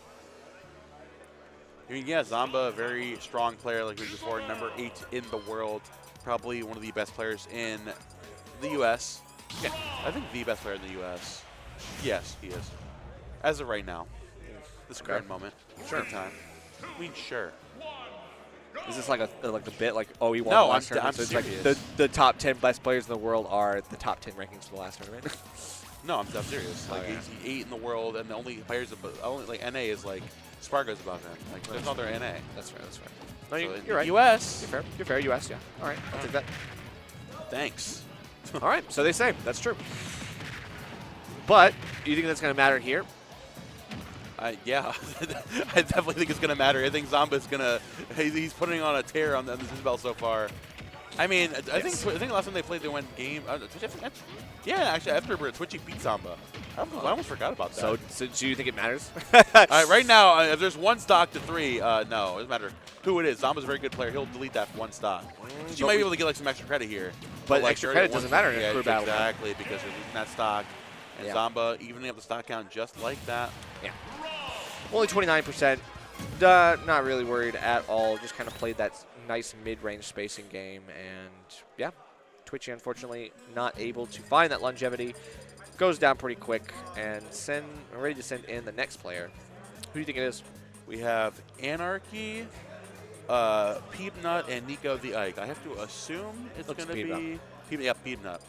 Peab walking I up. was going to say Peabnut because historically Zomba has expressed his dislike of the Mega Man Rob map, and for good reason, considering we've seen the recent results. Yeah, we've seen the VODs. We've seen Mega Man Rob is definitely not great because Rob typically struggles with 2 things. One, characters that take advantage of his big hurt box for combo games to constantly get insane amounts of damage, and 2, he struggles with zoners. Mega Man is both. Or he can't, not like your average zoner, but against Rob, he becomes a zoner in certain situations. So he is both. Yeah, that makes sense. Still, we'll have to see how this goes in a one-game, literally 3 stock to 3 stock scenario. You know, you don't have the counter pick potential of like stages. There's none of the whole set stuff that you can prepare for with a set against a player like this. Now, we're all down to the very nitty-gritty. And you only get 3 stocks, so you cannot mess around here, and you got to make sure all of your cards are on the table. Otherwise, you better speaker forever hold your peace.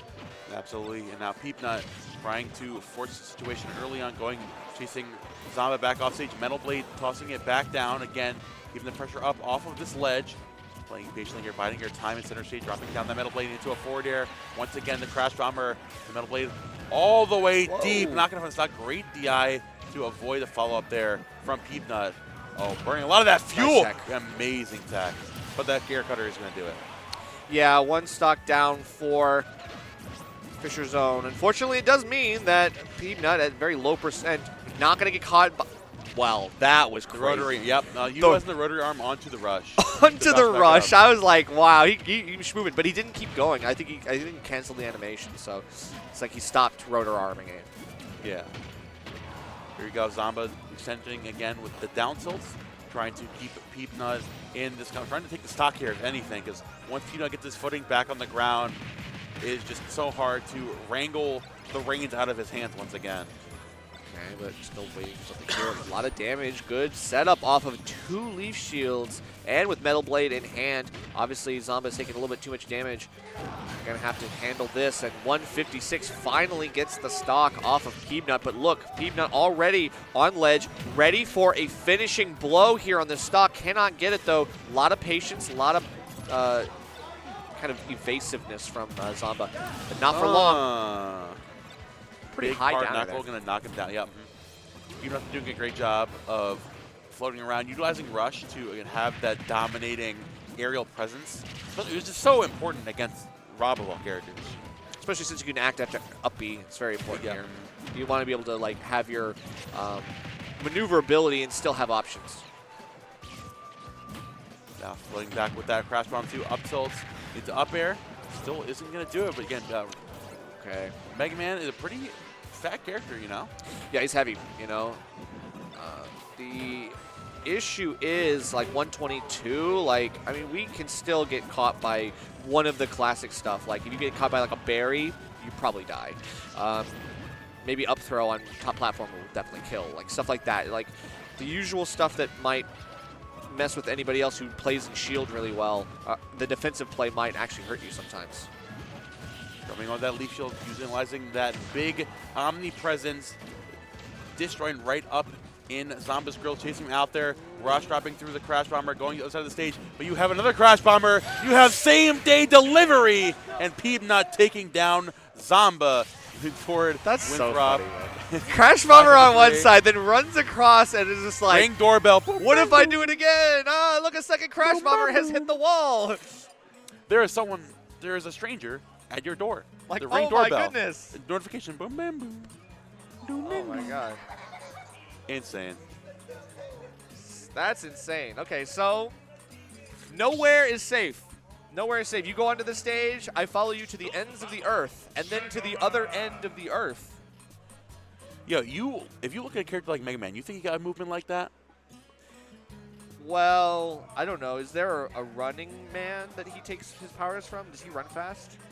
Can you run fast? Is there a speed power up or something? I guess 0? I'm not sure. I don't know how it works. I've never played a Mega Man game, to be honest. Me neither. I'm not going to lie. I do not know ball. Not a ball hard. That's okay. Jude finally gets to see Jackal stepping up. This is You don't know him like that.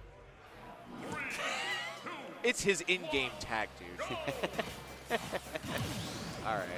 I think we're good. It's cool. So, one stock down, really not too bad because you're still a whole character. Down to their last player, Jackal with the Wolf. And against Mega Man, not a bad way to be, I think. This is not terrible. You have a reflector at least. You can fight back hard and hardy against the projectiles.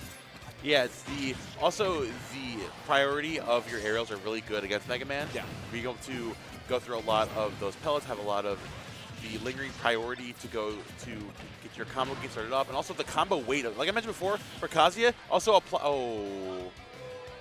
applies to Wolf, your combo weight.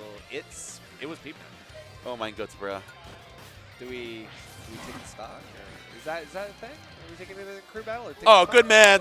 Good man. He said Good man. He said play it. Oh, Good what man. a nice guy. What a nice guy. Good guy, Jude. What a nice guy. I would have taken the stock, though. Facts. I would have taken the stock, though. 750 bones? Your stock is mine, bud. I don't know. I mean, we're down. I'm taking the stock. 750, I'm taking it, bro. It's like, we're down, bro. I need that.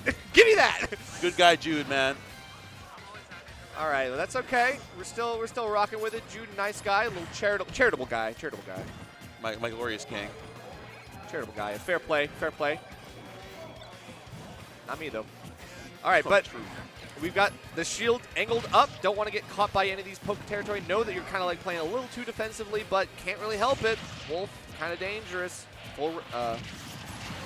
Metal blade into the air cutter. Very great first stock of Peabnut. A little bit of rage here, trying to stave away from Jude in the corner. You're exactly looking for those nairs into back air conversion. Just a straight up back air to close it out on Mega at this point. Just off stage with that leaf shield, trying to threaten Wolf. Off stage. Okay, still. Oh, but gotta be careful. Link fighting a Wolf at the ledge. You know that Wolf flash coming out. You gotta be careful. I know, but it doesn't matter because it feels like Peabnut knows where it's gonna be, knows when it's coming out, and is definitely giving it a wide berth. Not gonna get caught by that, but still jumping for the ledge. You cannot play so aggressively like that, especially when Jude is setting up these edge guards. Those back airs will kill you. Jackal, the forward airs, chains coming out of the corner. Opting use that shine very well to avoid the extra onslaught from Peabnut, avoid the down airs, avoid the pellets, whatever, all the projectiles he's offering against him. Of course, like we've seen before against Game & Watch, right? You can't threaten that reflector too much. Peabnut has non-projectile options to threaten. Okay, down throw, can't really do too much. I would have loved to see Wolf Flash, but that would have been crazy as hell. It would have been fun, though. Metal Blade All right, docking gonna you have back. to go for it. Ooh, nice mix up with the up special. Not going to worry too much about the quicker, safer option. Crash Bomb, again, they got the pellets, great reflection there as well. Covering the Metal Blade with the lingering hit. Oh, and the pellet knocking him out of there. Peabnut leaving one stock on the board for Fisher College, one stock away from winning this match one, but Jackal not going to take that lying down. Catch that jump once again, and it brings us to a last game. Winthrop, 3 stocks left, and Fisher College only on the last remaining one. Just Jackal with 1 stock to defend Fisher College in this first of the best of 3. Anarchy will come in to try to get the sweep up on this last little bit of debris. However, I think this is a pretty favorable setup for Wolf into Greninja. In the same way that I think, you know, you got lucky that, like, you were going up against Mega Man. Like, okay, I have the best character chance to deal. I mean, the 3 remaining characters were Ike. You still have a good chance Ike, against Greninja. Greninja, and Mega Man. I feel like Wolf was the obvious play there, you know? Yeah. No, no, obviously, of course. But, like, it makes sense. Now you got to carry the hopes and dreams on your back. 1 stock to 3. Can you try to keep Anarchy on his toes and not getting any of, like, the setups, the damage? Because it's one of those, like, if I catch you lacking, like, 1 interaction, if you're at 80%, you might die. You can't afford to, like, eat a lot of damage. You only have 1 stock to play around with. We're seeing, and then what Jackal doing is taking this very slowly, again, fading back with that full screen laser, and then only going in when he gets that hit confirm, you know? Not going in there, super aggressive options, taking a temper those safer nairs in center stage, waiting to find an opening there. Again, trending on the platform. Parries there on the up special. Jackal, oh my goodness. Like on the down smash, but the forward air in the backer is going to do it. Amazing stock one for Jackal. Well, okay. I mean, 29%. We'll take that on the chin. Not going to worry too much about that. Just rinse and repeat. If you can do that again 2 more times, you win. But can you? Find that Nair again. I mean, that Nair is doing a fantastic job keeping Anarchy out time and time again. Right, Anarchy trying to find a way back in there, but the forward air, the disjoints of Wolf are just staving this Greninja back consistently. Jackal, of course, trying to stay on the ball here, not looking to get over-aggressive, not looking to get bored, at least playing the slower paced game. Anarchy finally going to find that hit confirm he's looking so desperately for. 61%, definitely nothing to scoff at. But yeah, you can tell, like, 1 hit, 2 hits is so far, it's enough for Anarchy, but you need to go a little bit harder. You need to, like, actually follow up a little bit more. You can't just take these straight hits. It's not going to be enough to outlast. Jackal, oh, well, maybe it is. Still alive. Has to watch out and wait out the Greninja up special to do your own recovery. 126. No 2-frame. There. Yeah, there you go. A lot of rage here on this Wolf, though. But back here Now is going to close it out with the rage from center stage. Last stock scenario here, definitely doable here for Jackal. Yes. You gotta band down the hatches, because this very well could easily slip out of your hands if you're not careful. Yeah, you can't throw here. Not with a 3-1 lead. You cannot let this happen. But the forward airs are coming out. The damage is racking up 25% to get us started. Now, Jackal just needs 1 good setup, 1 grab into a combo, something he can get Anarchy off stage with. But same thing is true for Anarchy. Just 1 hit away and might do it. There it is, the fair. There you go. Forward air is definitely going to close it out. Very good stuff there from Anarchy. In the last stock scenario, taking match number 1 for Winthrop. Yeah, getting a little too close for comfort there at the end, though. Anarchy, got to lock it down tight. You want to make sure you're ready for the next of the crew battles, because we are still in best of 3. Obviously, that was only one of the potential 3 that we could have. We see another win from Winthrop they'll take the whole $750 pop bonus. Oh, like going straight into their esports program. Gotta love the esports in education programs, because they gotta love the support. And these events as well, obviously, like we said, it's the first time Cavalier Clash is doing one of these, or like, on a bigger scale at least, trying to support the ever-growing scene of collegiate. We love collegiate out here. Yeah. I'm loving collegiate. No, I do. I hope you are loving tuning into the stream. Of course, like we said, this is possibly last collegiate match of the weekend. If you're having a good time, make sure to support KML tournaments down here on Twitch. KML tournaments, KML tournaments 2, which is the side stream right there. Or if you're continuing to support Cav Clash, we're going to be on the quad stream, twitch.tv/BudBuds on the Patchwork channel. Shout out to BudBuds. Yeah, of course. Like NC Goats helping provide their production as well. Love having as many camps come together as possible. It's like the Avengers of Smash. We're just bringing in the whole East Coast. A lot of support, a lot of love there. Obviously, there's a lot of crossover between MDVA, NC, little tri-state here and there. Some South Carolina, too, when they come in. It's always nice to see. Mid-Atlantic, pretty nice, man. That's true. Yeah, Mid-Atlantic, we're actually pretty good at it, man. East Coast, Beast Coast. You know. Very glad to be here. Of course, glad that you all are here to support it, because this event, this stream means nothing if it isn't for you enjoying the stream right now as we bring all the action. As, of course, we are getting things heated up for possibly the final match of the series. Yep. Of course, we have the rest of the day of singles. Everything's finally getting finalized over there. Again, this stream. After this, we'll be switching out. We're going to take a little break to switch out all of the everything geared up and ready for top 64 of Ultimate Singles here. Tons of insanely talented players here to show their stuff. A lot of upsets yesterday. I'm sure everybody's really excited to see what the culmination of all those is going to turn into Absolute today. Bloodbath. It's pretty crazy, man. I mean, Sparg0 and losers. You know, you got Colon losers. Like Gluto and losers. Gluto and losers. That's true. A lot of MDVA upsets. A lot of tri-state upsets. People from all over, you know, swinging at some of the best in the business. Everybody from all over the world, some of the best players in the world are here, and even they are not finding any safety in the bracket.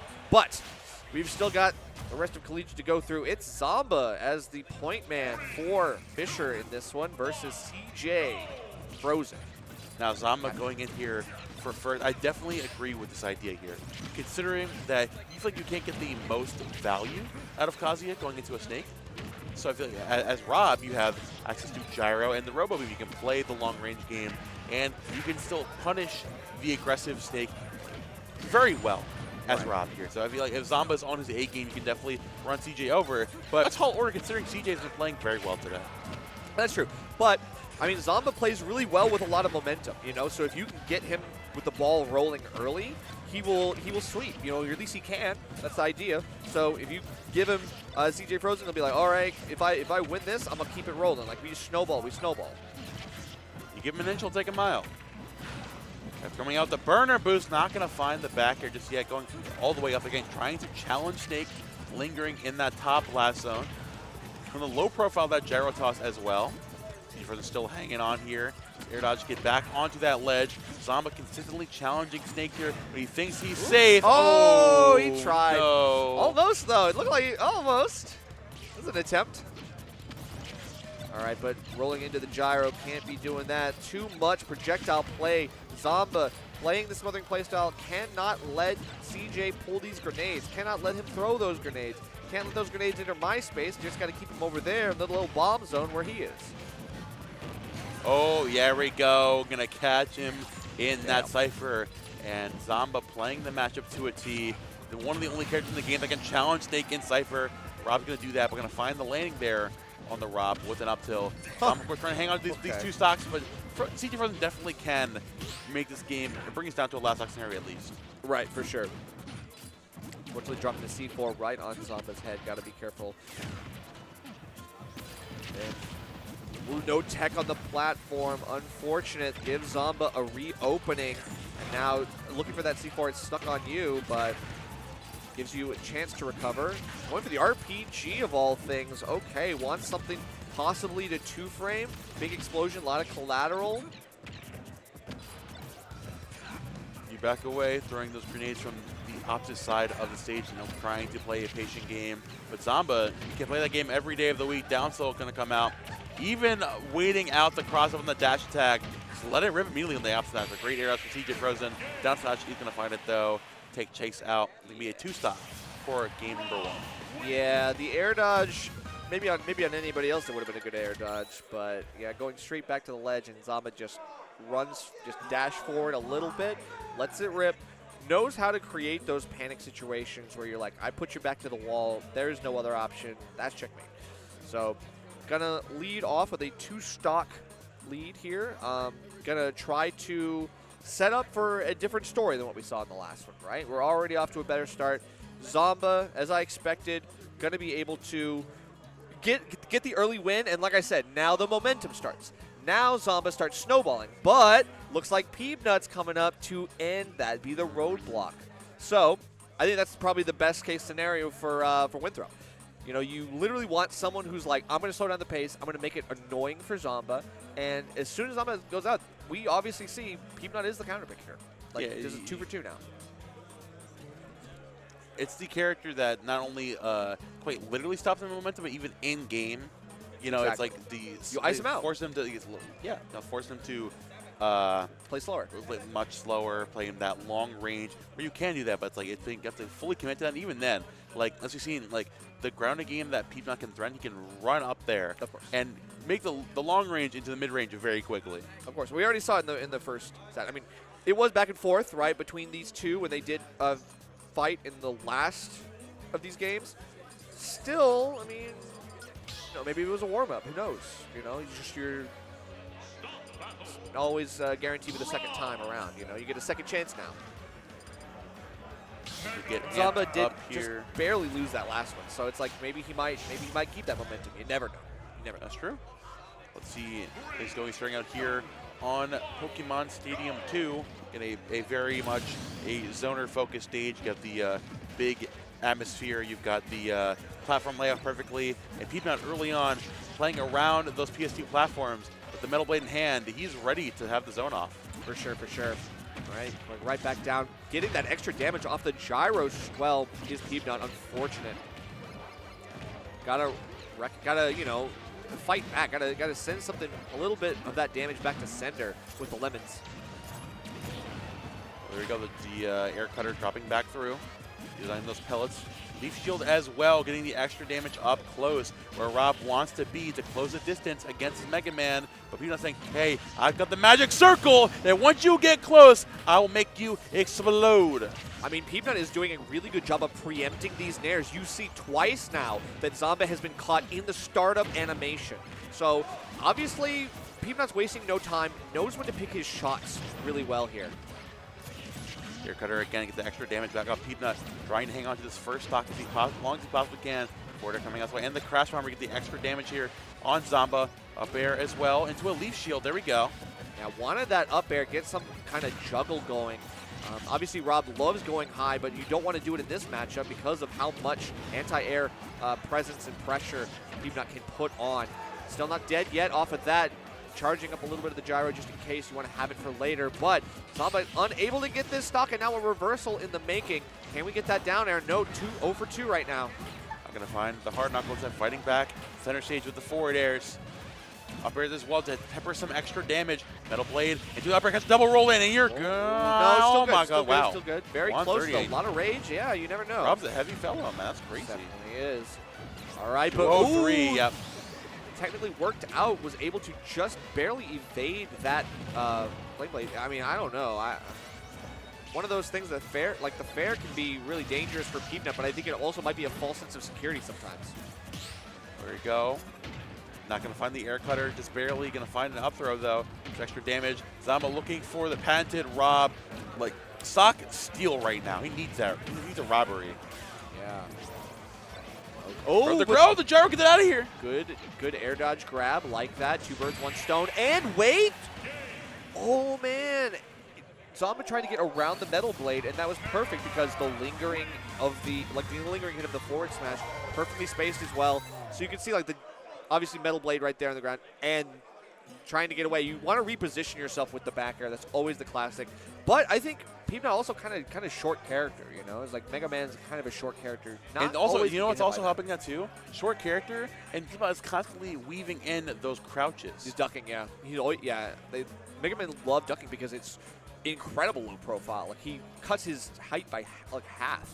Yeah. It's crazy. And now we have Mr. E being sent in to face off against Peabnut. Honestly, Zomba, like a world-class player, like only taking 4 seconds in this career battle is definitely a bit detrimental for Fisher College. Hopefully Mr. E can clean up. We know that he's a threat. They targeted the threat. Pyramithra can obviously hold very well against Mega Man. Like I said, the Foresight is going to be doing hell of a lot of work here. But if someone's been watching recent majors, recent Peabnut sets versus Pyramithra, I'd say he's pretty comfortable against this character. Shot in the dark, I'll say that much. Makes sense. Okay, what do you, I don't know. I'm looking at the stage list. I don't know what they're thinking.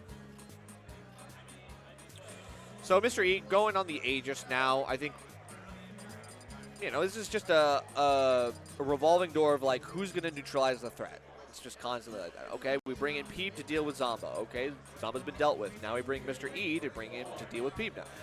So eventually we're gonna run out of like counter picks, I think, because we're gonna run into somebody who's like, oh wait, the guy we have left is not gonna deal with this well.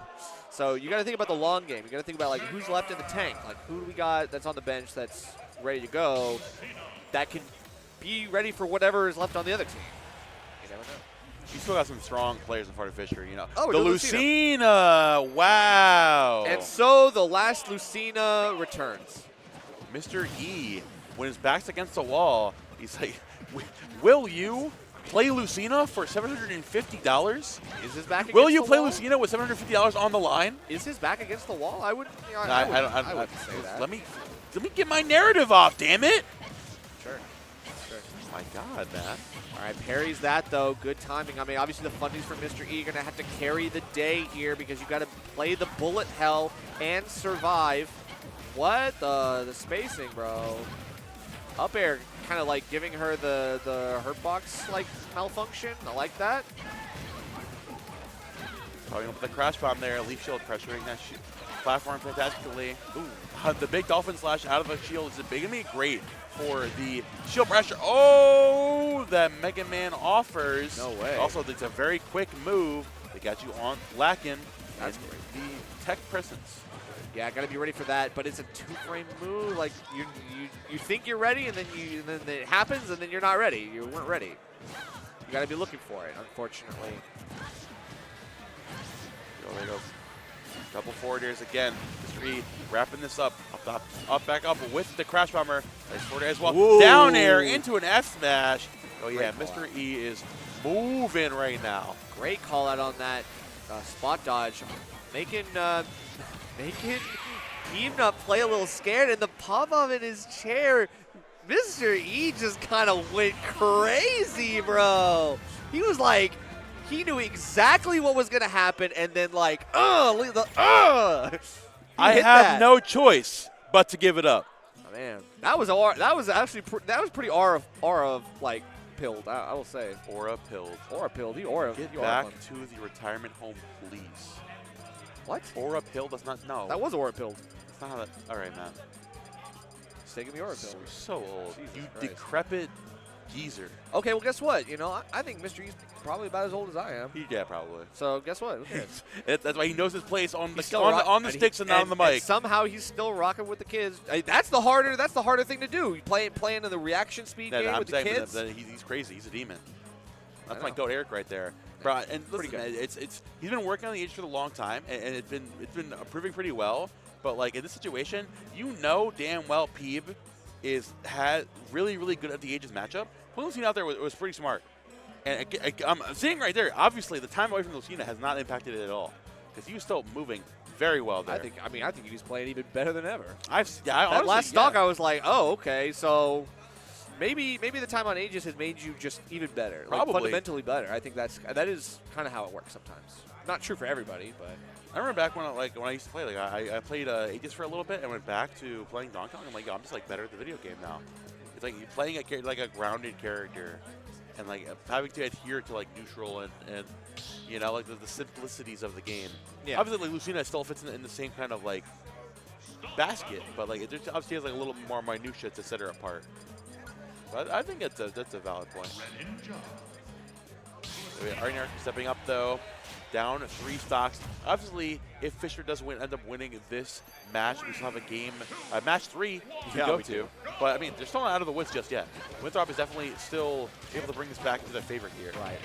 3 stocks is not insurmountable for sure. Like, you're missing a whole character. That's okay. Nothing.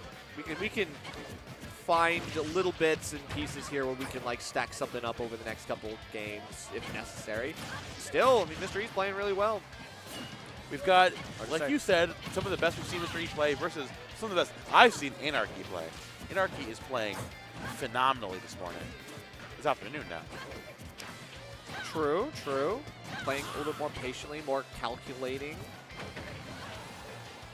But this is Fundies versus Fundies. Both of these characters, you know, not the biggest cheaters, so you know, you gotta win the long way. Comes back through, goes for another up smash. The tomahawk grab into an up air. Another back air dropping through that platform and to the water spout. There we go. Just no follow up. I mean, yeah, he's just like, okay, kind of a check.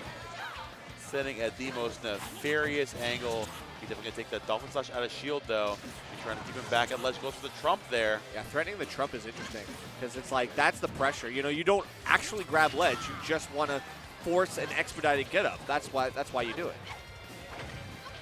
Back air is coming forward. Dash attack as well. Nice air dodge immediately down for Mr. E to avoid the extra damage. Here you go, air dodging back through. Tries to get the ledge very badly, but Anarchy not going to make it happen so easily. Will the Nair place to avoid the forward air back?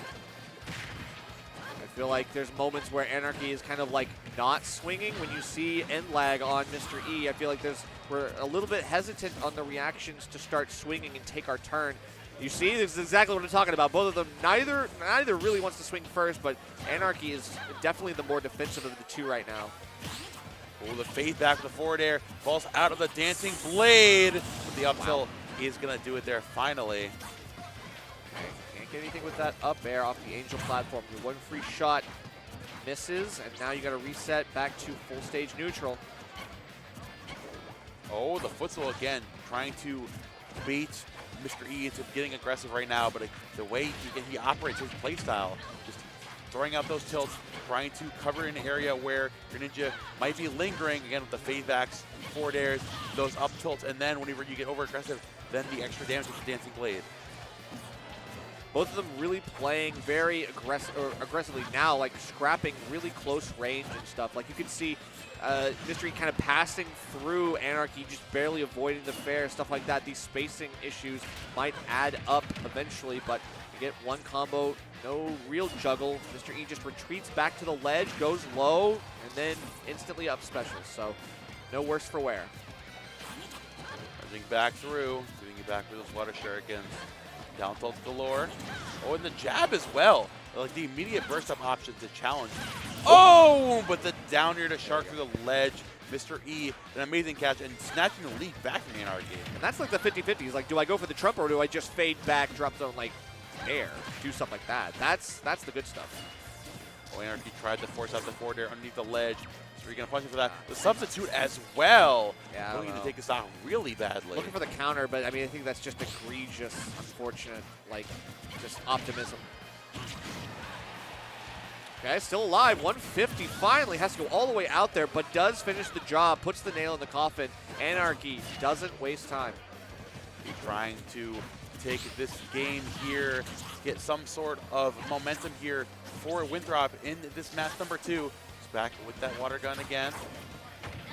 Dash check out of the corner. Yeah, wait, the air dodge back to ledge. I feel like we got to start punishing that a little bit more from Anarchy. Oh no. Okay, well actually didn't tech the platform landing, but then slid right off, so we're good. There's a lot of mischecks on Anarchy. Some amount of rage up tilt coming out to an up air. Has drag down combo. Finally the damage that we need from this Greninja. Forward as well. Need to force the situation off of the ledge. Waiting for Mr. E to wreck into the corner. The empty hop. All right, this is unfortunately not the sweep that we needed Anarchy to do, but at least you can take this stock now. You're closer to range. One more interaction might do it. Are you going to go for the back air? No, actually goes for something else, but the Dolphin Slash takes him out of it. A good Hail Mary there for Mr. E to stay alive for just a little bit longer. The air dodge there is going to get called out. Very nice kill confirmed coming out from Anarchy and Winthrop back on the board. We're going to bring it to 4 to 7? 4 to 6? 4 to 6. 4 to 6. Mr. E being taken down there. But a valiant effort taking 4 stocks off of the board on the part of Winthrop. And now Winthrop, 2 stocks down, definitely still in the realm of possibility. Now Fisher still has access to the 2 players left on the roster, which is going to be Jackal and Weezer. Yep. The question is it going to be Weezer? Yeah, it's Weezer. Yeah, so they're bringing out Weezer. They know that he is the sweepability of Kazuya at his disposal. I think that's going to help so much here because you just need a quick clean on Anarchy, and then after that, take the rest of the team by storm. However, I will say, I think that even though we saw Weezer take a lot of stocks today, I feel like this could be overzealousness. This might be. I'm just going to say that this might be the thing to finally put an end to, because we saw earlier Jackal held up very well against Anarchy. I feel like that's the obvious pick here of like, oh, he took 2 stocks. He took 2.5, almost took 3, but because he was on his last stock, he's going to get Anarchy. Right. But now we send in Weezer, who's like, oh, we just like throwing the Kazuya. He'll sweep it up. It's like, why instead of throwing your tried and true, you throw the guy who's in, you know. And I feel like Anarchy, the way we've been seeing him earlier in the day, how he felt against Adofia, how he's been challenging characters that typically you can't challenge at close range at all. Obviously, Kazuya and Game are very different characters, but they have the same idea of you don't want to challenge them up close. They can't scrap them. They're really, really good in that close to CQC range. Yeah, that's fair. And Anarchy's been playing around that fantastically. His utilization of fade back forward air, utilization of down tilt, those cross-up dash attacks. Fortunately, you can only use the dash attacks so much because Kazuya has the anti-cross-up mechanic. Yeah, that's but true. But the fade back forward air is definitely still valid. You have nothing out of shield that can reach that. It's like maybe forward air? Like a super, not even gonna work. Yeah, you gotta respect the ninja fade, unless you go for like even like rage drive.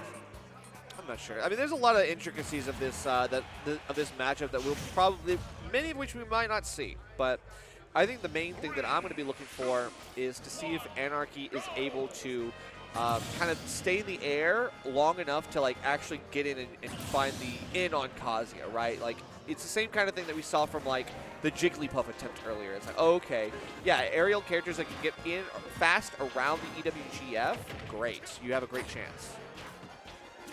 There we go, big right out the gates. I mean, the first thing we see Anarchy do is going for that dash attack, trying to threaten this Kazuya up close. Fortunately, though, Weezer is gonna put an end to that, saying, "Oh, you want to scrap? By all means, you want to throw hands? I'll throw hands." That big kick from the corner as well. Anarchy trying to find the opening, going for the forward air. Like I mentioned before, the electric is what not. You're gonna definitely want to challenge. Anyone don't want to challenge that. So yeah, wait for an opening and opportunity. It's the aggressive up smash. Not gonna give it to him though. Oh, but gets clipped by forward air. Yeah, the fair. It was actually the fair over the ledge. And somehow, like, Anarchy takes that damage. 114. I mean, I don't even need to talk about it. You die, the next hit you get, pretty much. Weezer looking to close this out here. Up smash not going to connect. Down tilt trying to temper. Kind of catch that roll back in. Anarchy waiting for Weezer to overextend. Dashing from out of the corner. Downer coming up as well into a forward air. Rage drive online. Had the water shuriken, but just barely missed, and Weezer found the up special. Yeah, that's kind of crazy to actually. That was like the last couple. That was, oh my god, that was so quick with the air dodge. That was like you used a frame away, and you might have gotten hit by that. But good reaction there from Weezer to avoid that and find the high up B over the ledge to get the kill. I mean, good reversals. Excellent reversal. Now we have the final player for Winthrop stepping back up here. We have Twitchy as we go run through the last 2 players on Fisher. There's going to be definitely a challenge of creating off against Weezer and then Jackal back to back.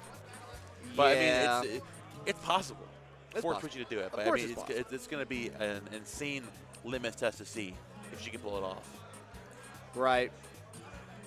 I mean, just in the same way that Weezer was a sweeper in previous crew battles. Twitchy was also the sweeper in Yes. her team. So I think that this is It's a peek off. But it's Isabelle Kazuya, and we did see shades of this earlier. Not amazing, I'll say. However, anything can happen. You get your right setups, and Isabelle can go to town. Here we go. Going to town, though. Weezer running in immediately, trying to find that big grab at the opening. Twitchy, of course, going to be playing that slow-paced game. Just trying to, like, throw out a lot, like, overwhelm. Oh, never mind. I'm full of it. Slow-paced, my cheeks, my tuchus. 77, by the way. That was crazy. I mean, you went all the way down there. Oh, my God, Twitchy.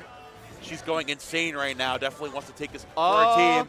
I mean, the resources are being robbed like off stage very quickly and effectively. So I'm not gonna lie. She knows how to like take everything that you have in your recovery and then make you have to work harder and harder to get back. Yeah, find that win, Godfist. You back away with those back into forwards as well. Look to the reflection right there, but definitely not worth it there as you get now low profile afterwards. Goes to the big punish for the F smash. Budget very greedy, but not gonna close out with the F special though. Yeah, a little bit ambitious. Might have thought that that was going to be an easy clap, but instead she stays alive. Needs that down air, but doesn't get it. Wants the right positioning and still cannot find it when Kazuya is aggressively coming back from off stage. Gotta watch out here on the platform, though. You cannot get caught by anything Kazuya's Guken. And the tech, there it is. Great Zach. He's still hanging on. It was a weak turnip hit, too, Yeah, so it's like whatever. Dash attacks. He's looking. He doesn't want to waste the race drive. Want to save it for the next stock. Find the grab. Even through the Lloyd Rocket. Race drive not burn.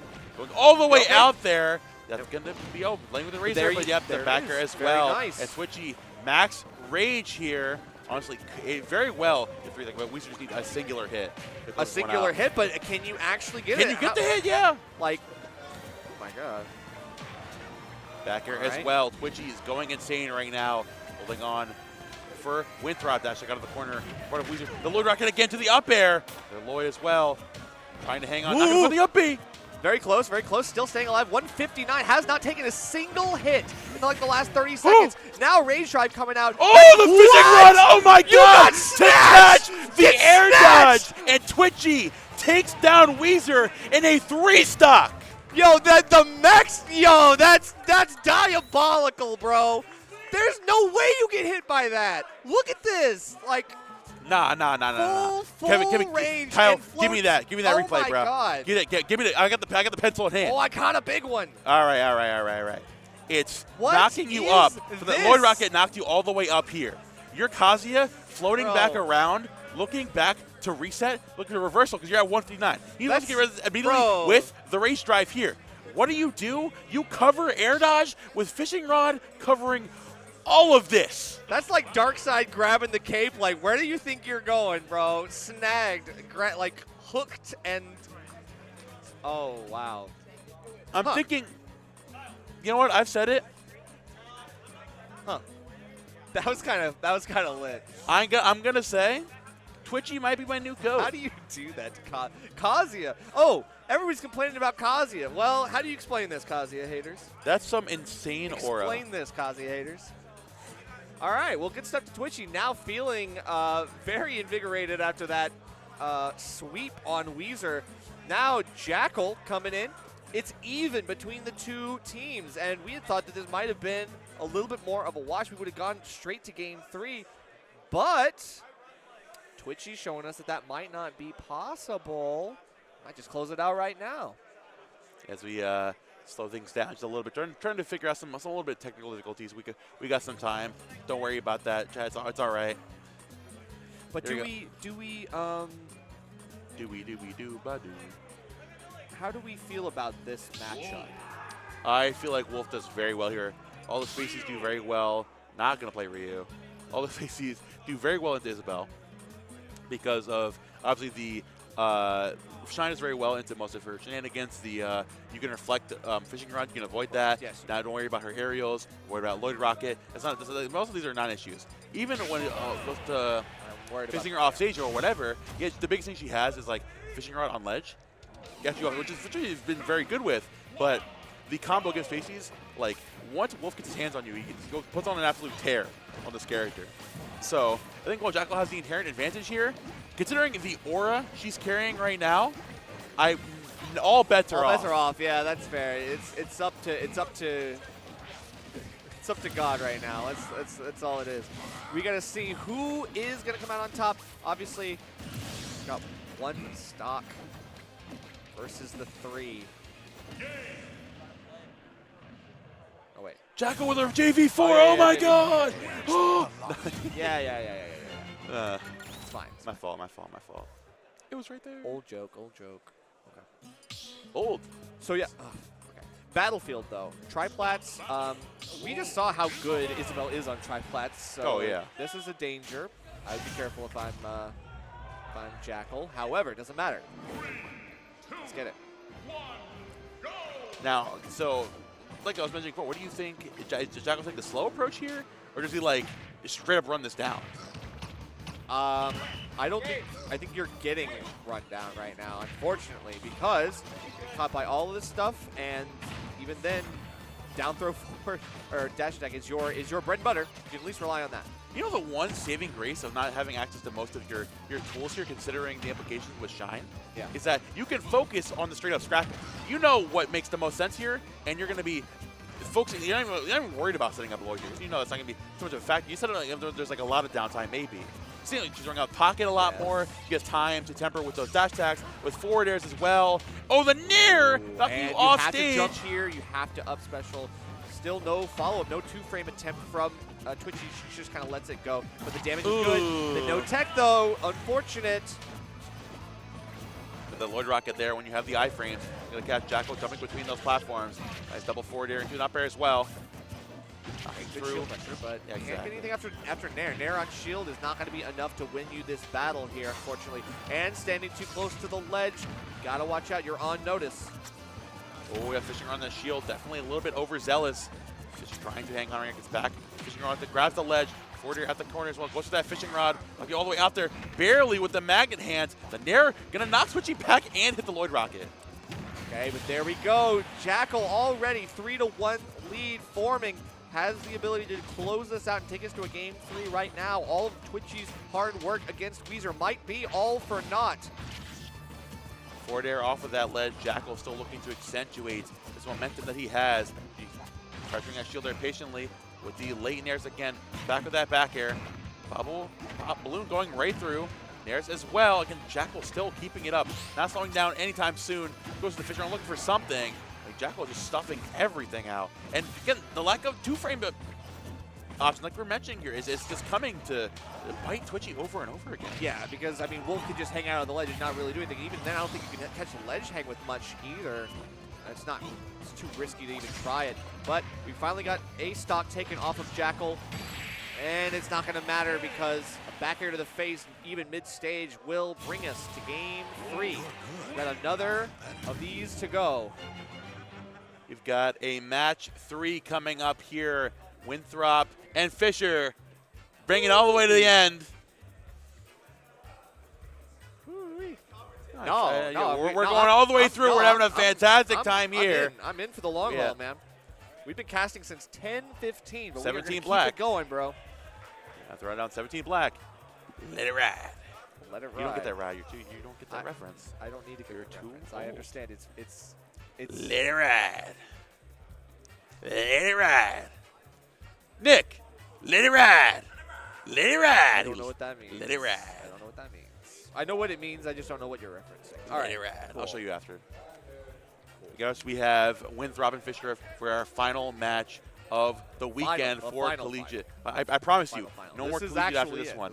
You better strap in. After this, there's no exhibition match. There's no like true final. This is true all of finals. you HBox viewers, all of you EE viewers, lock in. We're gonna have Ultimate Singles coming up very soon. You think they're actually watching collegiate? Yeah, I saw you streaming. True. I don't know. Shout out to those guys. Hey, if you're watching collegiate, more power to you. These are great players. I'm not gonna lie. I would watch Peabnut versus Zomba again. Can't wait. No, honestly, yeah.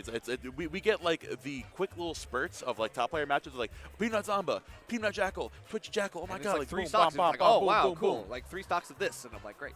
It's like, you know what it's like? It's like going into an ice cream shop and getting like a taste of ice cream. Doing a sample of everything. Yeah, I have a sample of everything. yeah. Let me then try the walking sherbet. out. Let me And try then not the, ordering anything. let me try the Jackal Twitchy. Oh, it's pretty. Oh, damn. And they're like, oh, yeah, okay. And they're like, do you want to order an ice cream cone? You're like, no. And then you just walk out. Let me try the Weezer Twitchy. Oh, Okay. damn. What the? Oh, this is fire. So good. Anyway, have a good one. All right, so we got Twitchy coming up.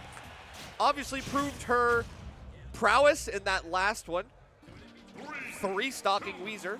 And now having to face off against Zomba, a different beast. But Kazuya's kind of like Rob in many ways. You know, they both got laser eyes.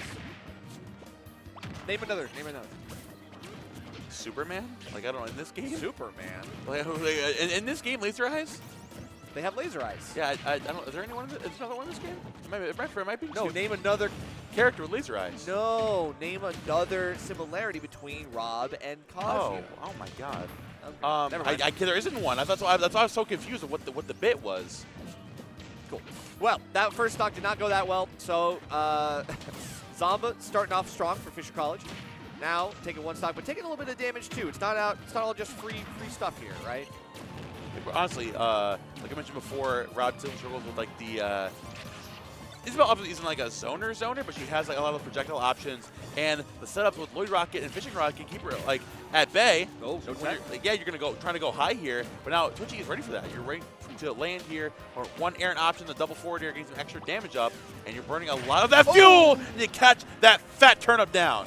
Yeah, I thought maybe you just get the easy ledge grab and not have to worry about anything, but no, the turnips are your fate. You're going to have to deal with that one. And Twitchy, obviously the edge guards, when she comes alive during these edge guards, you can tell that she's like ready with a lot of these very situational kills that help a lot against a character like Rob, who notoriously hard to kill sometimes for a lot of characters, especially this one. Oh yeah, get back the ledge. Good tech. Oh, great tech there. Expecting that from Zomba, and great DI as well. Switching. Oh, the immediate pocket there on the weak hit of that Robo Beam. Still getting back up there. Oh, but non-taggable, unfortunately, there on that back air. Now, Zomba still sitting here with a lead, but nothing to scoff at. Twitchy to roll behind with an up tilt. The back airs as well, trying to get the extra damage up here on this Rob. But Zomba continuing to push the situation and run you down. Ooh, okay, gotta be prepared, watching out for these Nair startups. Obviously, preemptively going for some damage here is helping a lot to try to keep the deficit from getting too wide. But even still, Zomba on the verge of taking this stock and finishing this segment of our crew battle. Not sure yet. 125, a lot of rage though. They're coming out, give you back away. But you looking to take a stock here by any means. Great tech in place, definitely don't want to put there a mixed tech. Oh, the jump back in into the air dodge out, unfortunately giving you up for prime gyro shot. And that's going to be Zomba with the quick 2-stock, bringing a 2-stock lead here in match number 3. Yeah, unfortunately, just kind of fell right into that one. And Zomba, nice angle with the gyro, good snipes. Gonna clean that up, and let's see who's next up for our friends. Because Fisher's looking pretty good, like I said in the beginning of this one. With her up, obviously needs a little bit more fire in the tank for the next one. Because Zomba, playing high, he's playing hot. Gotta, again, stuff that momentum. Do we bring out Peabnut again for that task? That's the question. Where is Peabnut? Oh, they're discussing, they're thinking right now. They're thinking. Maybe we see a switch up. We're deliberating right now. Maybe we see a switch. It's like there's one thing of you can send someone else to clean the 2 stocks, but they might lose a stock here. Peabnut will get the job done easier. But also, while you lose more stocks, you can save Peabnut for later on. Peabnut is the 17th best player in the world. Yeah, I wouldn't want to risk a Peabnut stock getting taken by Zomba. That's fair. I'd say you kind of just, if you can have somebody who can just take this 1 stock. I mean, Peabnut is stepping up here. I mean, because like, okay. but he is the consistent Zomba counter. Sure. So don't blame them. I mean, if there's anyone that's not going to lose a stock against Zomba, it's going to be Peabnut. Oh yeah. So it's very possible he just doesn't lose a stock. But even if he loses 1, it's okay. Well, like, yeah. The rest of the team could get 3 stocks. I agree. 1 stock is not that bad. You just got to make sure it doesn't go any farther. You don't want to risk the chance. I mean, Peabnut could get 3 stocks hypothetically, but he's the least likely. If you don't want to give Zomba more momentum. You mentioned earlier, you do not want to give the guy more momentum. The most consistent answer to Zomba has been Peabnut. Yeah, I agree. I love how I'm talking about this like it's like Pokemon Draft. It's like, yo, the Zomba matchup, man. I've been in the team builder for a minute, man. Yeah, Peabnut, hopefully, thankfully, Mega Man moves go through substitute item in this situation. I think that's going to have to be the bread and butter for a lot of our long-range anti-Mega Man gameplay. Use as much gyro Mega Man in the air. However, that's precisely why we're hanging on to that gyro. It's mine now. Exactly. You're negating a complete. Or Zomba wants to play long range, doesn't want to threaten Peabnut, or doesn't want to be threatened by Peabnut up close or in the mid range. Just denying that from him. And juggling it too. That's the best part. Because as long as you can keep it even off screen, Zomba won't rush for it. He won't be able to grab it. He won't be able to hold on to it. So you just delay the amount of time that it gets him the ability to have it back. Dude, he wants so bad to have access to the gyro. And Peabnut straight up will not give it to him. Yeah, he knows he needs it. Dreidel, It's a very important part. Back here, the air cut as well, pressuring that shield. That's going to roll in with a down smash. Peabnut still holds on. Another gyro coming out in the corner as well. The late nair just barely poking through. Oh no, so unfortunate. No reaction from Peab himself, though. Obviously, cool as a cucumber, not going to let that phase him. One stock doesn't mean anything, but you mentioned it. You obviously don't want to lose a stock outright, but to give one up, that's worse. Yeah, especially in this format. Back here with the air cutter, leaf shield as well. Take the stock here soon. Back throw coming out. The Crash Bomber just waiting for an opportunity to land here. Whoa. And people are going to unfortunately give it to him. He's just safe back, gyro in hand, letting that Robo Beam rip. We need to stock it yesterday. You cannot let Zomba hang around with max rage. You know exactly what he does to these stocks if you let him go for even a little bit longer. Yeah, max rage and stage control, can't let him have either, but here we are, taking that out with the air cutter. Bagger going to close out that stock. Not going to worry too much about that one. Metal Blade is going to throw that by the wayside and try to get right back to scrapping. But again, we're juggling this gyro. We're making sure that we're getting as much leverage off of it and denying it from Zomba in the first place. The gyro back in hand. Comes that leaf shield though. Oh, and the tech through. The double up air's coming out 71%. A lot of extra damage here that we need from Peabnut. Again, the gyro in hand, not letting it back to him, and still utilizing it to the best of his ability. Oh my gosh. Yeah. Air cutter and the gyro! With the gyro actually might have. The price will help us later. He might not have died. I don't That's think Chekhov's gyro right there. That is Chekhov's gyro. Came back into it's a surprise duel that will help us again later. Up air's coming out.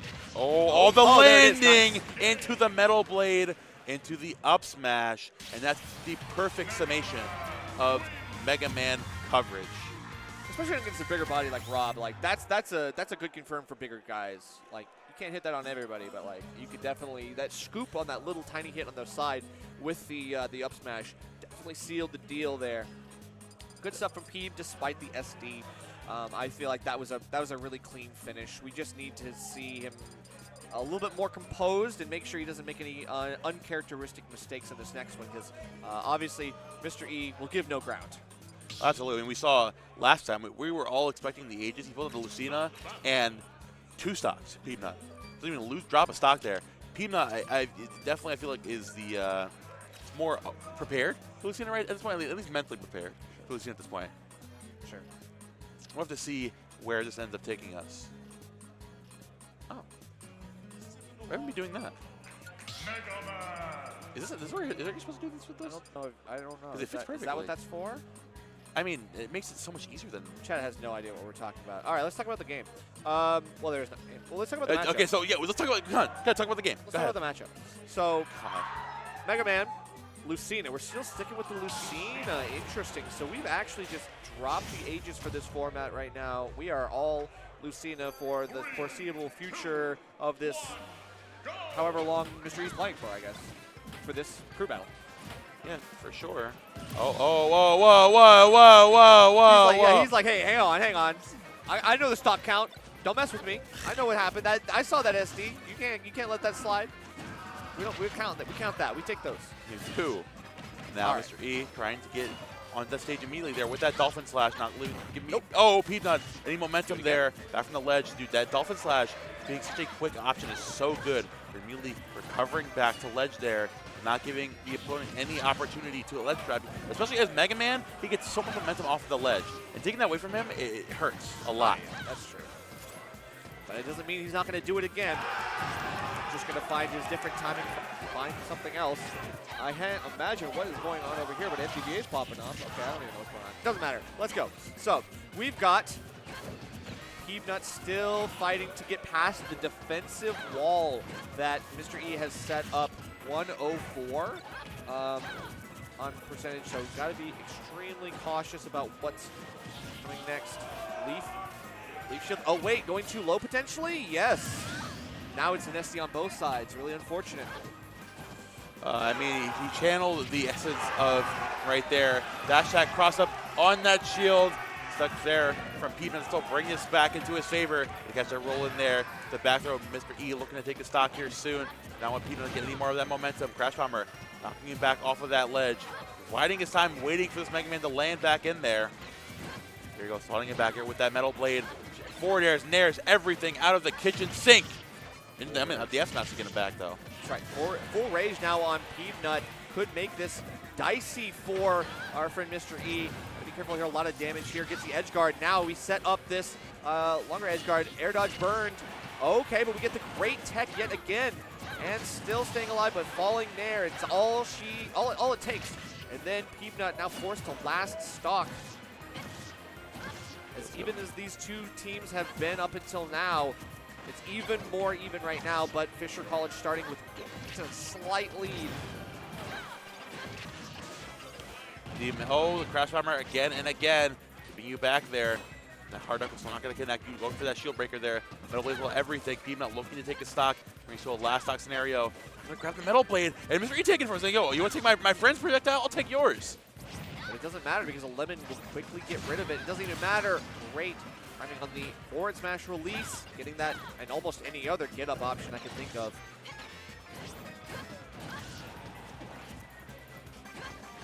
Back on the other, hard knuckle dropping down into the down slow as well. Peabnut just straight up going for it. He's back in center stage, pressing that shield. The air cutter as well. Oh!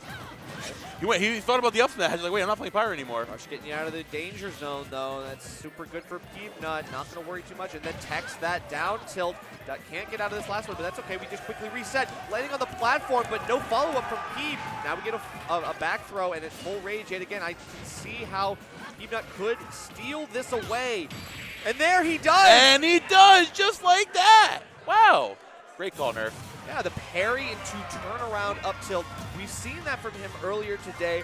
Obviously, it's a great out-of-shield option, and he's so clutch with it. He's so good at just recognizing the cross-up opportunities that like Mr. E or his opponent, whoever, is going for, and then immediately stuffing that out with one of the best anti-airs in the game.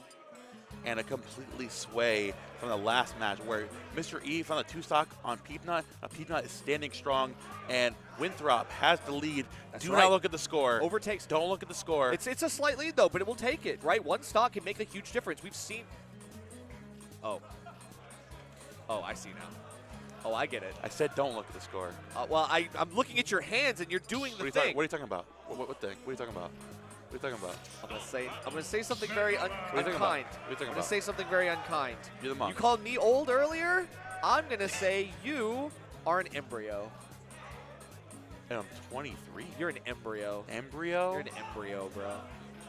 You're like a zygote. A zygote? I am the zygote. Ah! Bang! Zygarde. I'm the Zygarde goat. Okay. Zygarde. It's pretty tough champion. Let's go. Jackal up and Peabnut a little more up. Just a little. Peab Just up. a little Peab Peab up. Up. Peab up nut. True. That's true. All right. So Peab's up for Peabnut. Can you give your boy the energy, the gumption? Gumption, the yeah. Gumption. I'm using your word. Yes, that's Love right. that word. I'm Such a good word. I'm mirroring. Isn't that what you like that? I do. That's a great word. Thank you. I like how the hard knuckle just goes straight like sideways after it hits the shield. It's just like, all right, I'm going this way now. I'm out, bro. But it's just like it doesn't like turn. It just like floats. Like it's like definitely should have been an animation for that. That just isn't. It's just like a PowerPoint like animation. I'm just like, oh, okay, cool. That's cool. This game's great. All right. Oh, the football shield to lead. A lot of damage. Peabnut just needs a singular stock here to take the lead for his team. And a stock off a Jackal will do a lot going forward for the team morale. They're going to knock you down off of that PS2 platform. Metal blade in hand as well, looking to catch Jackal, jumping back in. Nice forward air, fanning you away with the fair. okay, but then again, more and more setups with the leaf, like Lucha is doing so much damage, and it feels like Jackal is just starting to trail behind a little bit. This stock could, I mean, you wanted an easy stock, but right now you might lose one in the process. Drop Metal Blade into a forward air. Again, can beat Jackal away. Nice dash attack though, and the air dodge right back down. And to the up smash though. Not gonna take it. Mega Man's still very heavy, hanging on. Another second lease on life. Again, looking to make it back. Crash Bomber, back of that shield. Looks for the Tri-State Twister. Yeah, he didn't find it. That was a little obvious, I think. Oh, but look at that. Speaking of obvious, who would have thought? Just going for the Wolf Flash over the ledge doesn't even matter. Says you're not safe. So if roll behind back throw at ledge is a Tri-State Twister, then I'm going to call ledge drop Wolf Flash the Tri-State Shuffle. Thoughts? I'm not from Tri-State. I don't really think I can. I don't think I can give like. That's cool. That's cool. All right, there you go. I go. give you permission. Yeah, I'm giving all Tri-State permission now. So says me, Tri-State's own. Oh, yeah, look, it's me, Lyric. I'm the arbiter. Oh, hey, of all Lyric, decisions in you're the arbiter of Tri-States. Whoa, I didn't mean like. Well, no, I meant the arbiter of decision making. You know what that means? It means I make decisions for Tri-State. What do you say? Any of the decisions Skyward by any chance? Funny, very funny. I see. Here's a. You see that again? Here's a word, and then he's just like, I have an association with this word. What if I make that the whole bit? Anyway, you know, that's the damn game. Bro, I love Momo. He's so much fun to mess with. All right, so we got Jackal versus Anarchy. Obviously, the fresh 3 stocks apiece, and it's even between the 2 teams. As close as that last one was, it could have gone either way for 1 stock, but it didn't really matter because it was only 1 stock. Now we're back to a clean 6 stock apiece team battle, and we're down to the wire. Absolutely. Saying, obviously, the last time these teams played, Anarchy did win because there's only 1 stock left on the part of Jackal.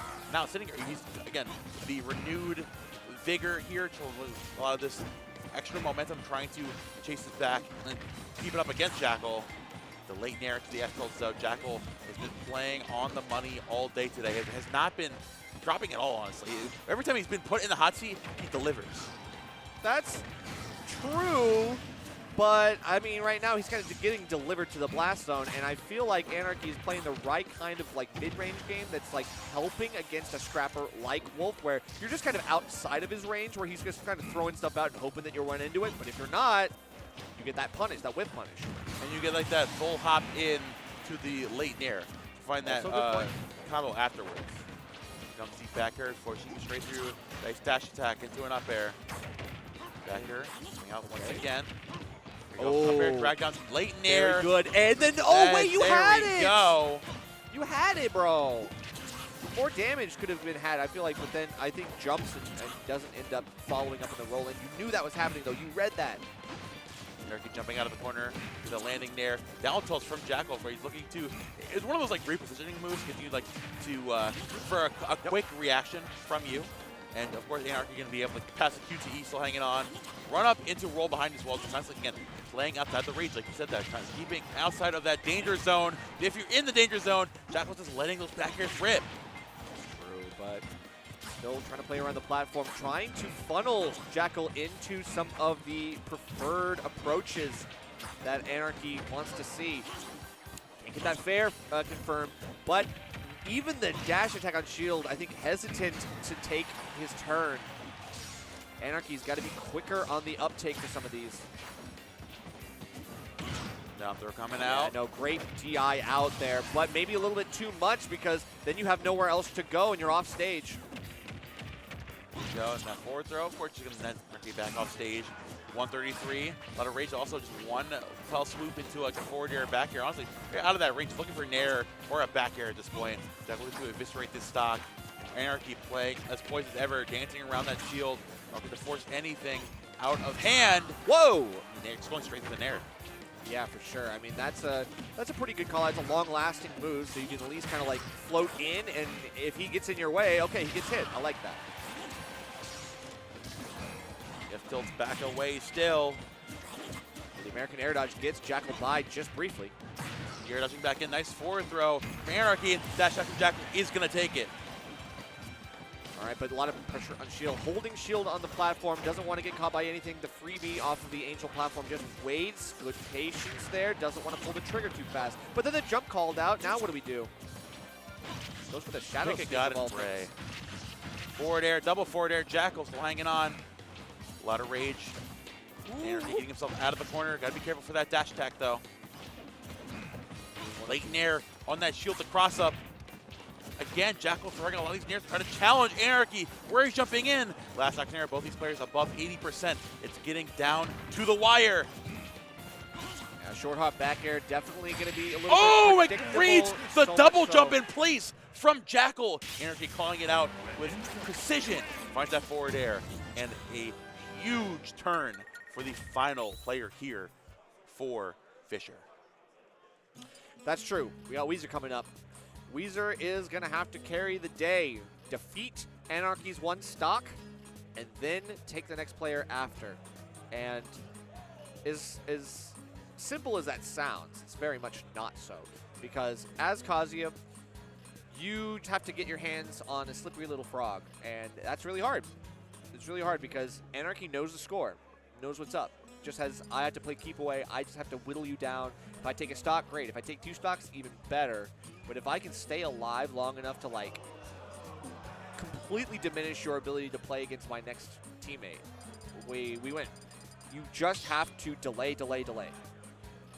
Exactly, and again, the way Anarchy is moving here is definitely doable for him to push it all the way. Yeah, like you said, your main goal right now is to set the stage for your upcoming teammate. You know, trying to deter Weezer, trying to keep him back. But, you know, Weezer, when there's one stock left, you know exactly what he does. He runs in there and he gets things done. He's a doer. He definitely gets things done for sure. But at the same time, like, how can you can't do everything, right? Yeah. You can't do everything. You have to pick the things that you can do reliably, and you have to, you know, temper your expectations a little bit. You can't go too hard. You can't have too many things going on. I think the simple game plan is the best. Don't break the bank, just do what works. And in this situation, like, Kazuya knows what works. Kazuya has a winning game plan, a strategy. We all know what it is. And Greninja's going to have to work a little harder, going to have to think a little bit outside the box sometimes to get in on Kazuya. Slowing things down, so he's going with those water shurikens, not wanting to overcommit. Again, the fade back forward air, but one good hit from Weezer, he immediately gets in there, the landing forward air, the electric, big up air style, extra damage back up.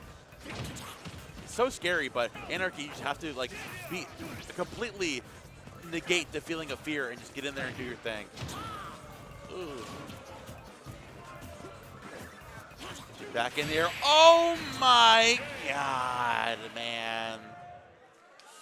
Wow. Okay. Well, that was actually crazy. All right. That actually was like the win button. That was the win button. The roundhouse into punch, like not even the full double roundhouse kicks. Like it's actually just I press the button and he's in this animation, and it's like you got hit by the Tatsu essentially. Like damn, from a mile away.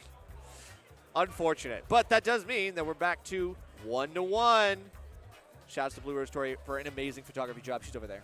Absolutely, she's been doing an amazing job all weekend. Here we are, finally at the precipice, the final game of the final match of Collegiate. That's right. We are here towards the end. We ran through the entirety of the top 4, and we've been going strong all morning into a lot of the afternoon as well. It's been a long vlog. It's been a long vlog, but know, that's okay. We're standing strong.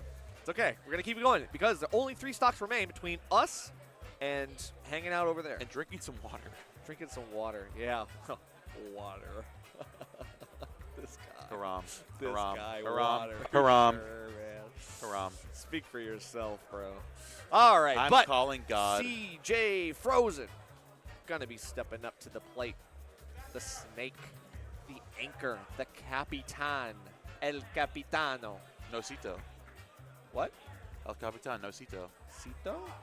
The Capitan Cito, the mini gunner player. Oh, it's well, that means little. That means little captain. Yeah, and it's the Capitan. No, he's not little. Not little. Nosito. Yeah. Okay. Yeah, it was a double entendre. I see. All right. Well, I didn't know. Okay. My mistake. But the hopes and the dreams of his team lie on his shoulders. Same is true for Fisher's own Weezer. But only one of these teams will be taking the $750 pot. We're going to have to see who that goes. Obviously, the last time these guys faced off, Weezer did run this snake quite quickly. We know that as long we need CJ Frozen to play the most patient game he has ever played. We need to batten down the hatches, start camping like your life depends on it. Yar. Yar. Yeah? You said batten down the hatches, so. Yes, yeah. Yar. So yar. I say yar. All right. Kazuya versus Snake. We know how this goes. We've seen a little bit of this before. It's the passive damage versus the I take passive damage and then I kill you. It's like, oh, okay, you're playing right into my hands. Give me Rage Drive so I can end you. We're taking this to Hollow Bastion. Yeah, interesting first stage for this. Or, well, not really first stage, because it's like we've had this counter picks, but, like, we don't see this very often. Yeah. Definitely a close quarters, too close to one out one. We can setting up those grenades early on. CJ Frozen, again, playing the long game. Definitely not looking to challenge his Kazuya, because if you do, I mean, great SDI immediately away. Like, not challenging that at all. You know the correct Kazuya DI. You know the kind of counterplay. You know what you're playing to. Weezer's definitely got his work cut out for him. Yeah, you definitely don't want to go above that platform because the Firps Tech will follow you up. You can just easily catch that movement. Gets one of these aerial command grabs, and that's going to take some heavy, but not as heavy as Kazuya. Up special, still not going to do it. Setting up those grenades. Kazuya back, the Demon Laser coming out and throwing up those grenades and covering the entirety of the stage. Now waiting for the opportunity, looking for that singular moment he can find. Just a straight up back throw. Yeah. From Weezer though. That's a new one. Oh, but gets out. Doesn't get hit by the side special. Not too bad.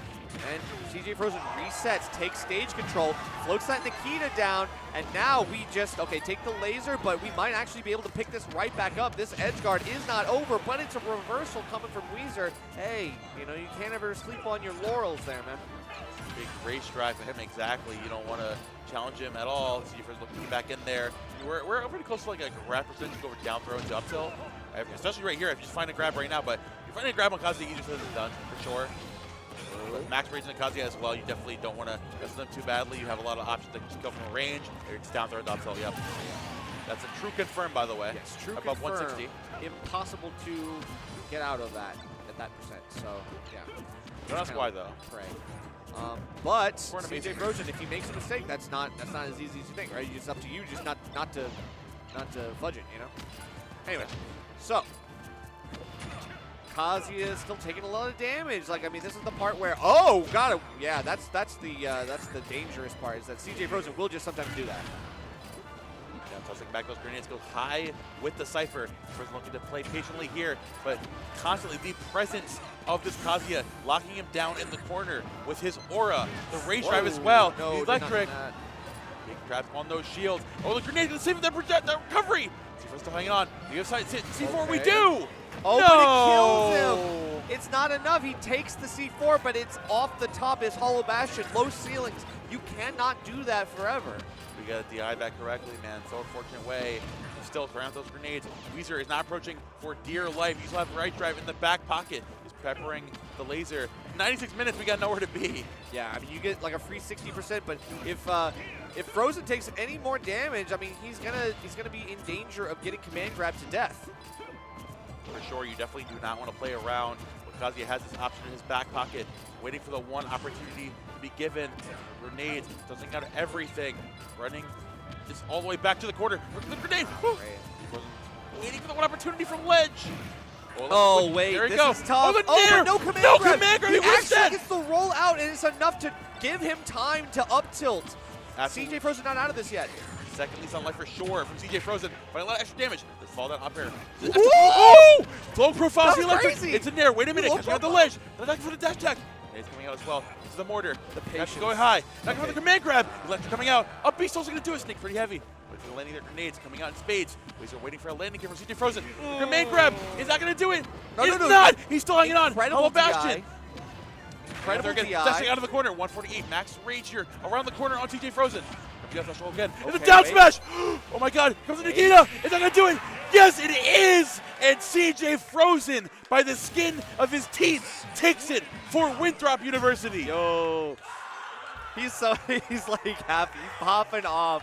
No, that's crazy because there were so many times where CJ Frozen could have died in that last like minute and a half, and yet he still stayed alive. 148 manages to get that perfect hit with the Nikita, the high up B.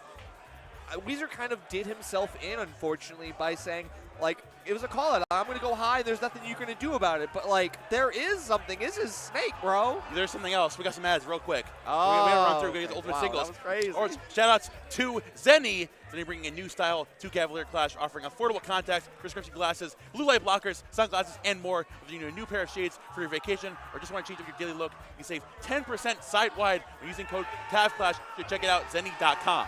And, of course, shout-outs to Corsair.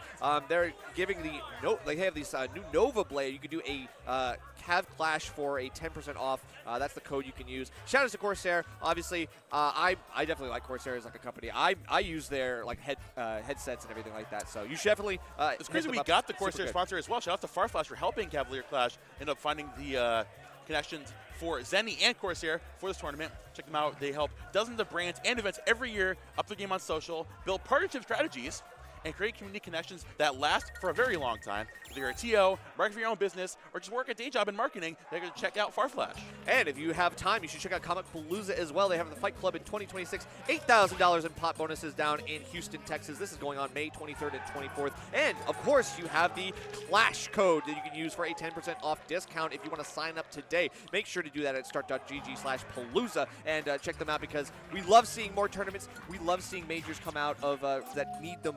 And we love supporting our TOs and our locals. We also love supporting other casters. We gotta go. We are very, very behind. I'm Momo. Catch me on Momo on the mic. He's Nerf. Catch him at Nerf Cast. We have Pearl and Nick District for Top 64's Ultimate Singles. Don't go anywhere. Grab a drink, grab a snack, go use the bathroom, but do not close the stream. We'll be right back with Top 64 of Ultimate Singles.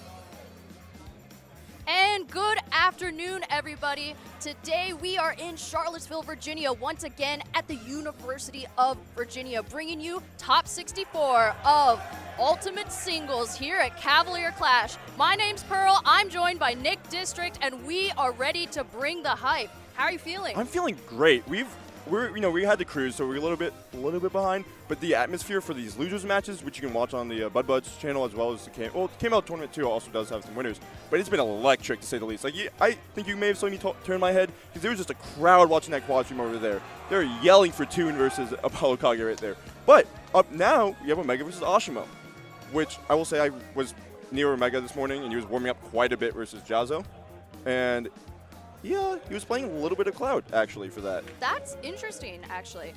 There's a pretty big discrepancy in where these two players are ranked, Ashimo being 18 and then Omega being 58 on the current global ranking. But anyways, that was still a year in review, so I'm excited to see how this matchup plays into the two different players. Yeah, Joker is a character that we have. Actually, I would say, like, we used to, like, a few years ago, you could say, oh, a little bit of a fall off, not as much. But in the last few years, especially in Japan, we've seen a huge increase in his character, like, mainly with Tsubaki. But Omega has been making, he's talked about 58th this year. We're making a huge jump in that skill in between the next closest Joker. Yeah, absolutely. And it looks as though we are getting started, going to be resetting to neutral, but both players have just been respecting each other's spaces very well. Ooh, but finally the Arsene coming out as well, going to be getting us started, but not if Ashimo can do enough damage. Great first, not quite the stock either from Omega, but we are going to be seeing near-death situations. Yeah, both of these players are going to be exploding you with rage, and Ashimo's just looking for that one hit, of course, because Shoryuken is explosive at these high percents, as well as Tatsumaki, but you don't need that when you have up smash out of shield. Absolutely, Ashimo going to be drawing first blood. Omega, though, pretty determined, even without the Arsene anywhere near, to get great footstool into the gun.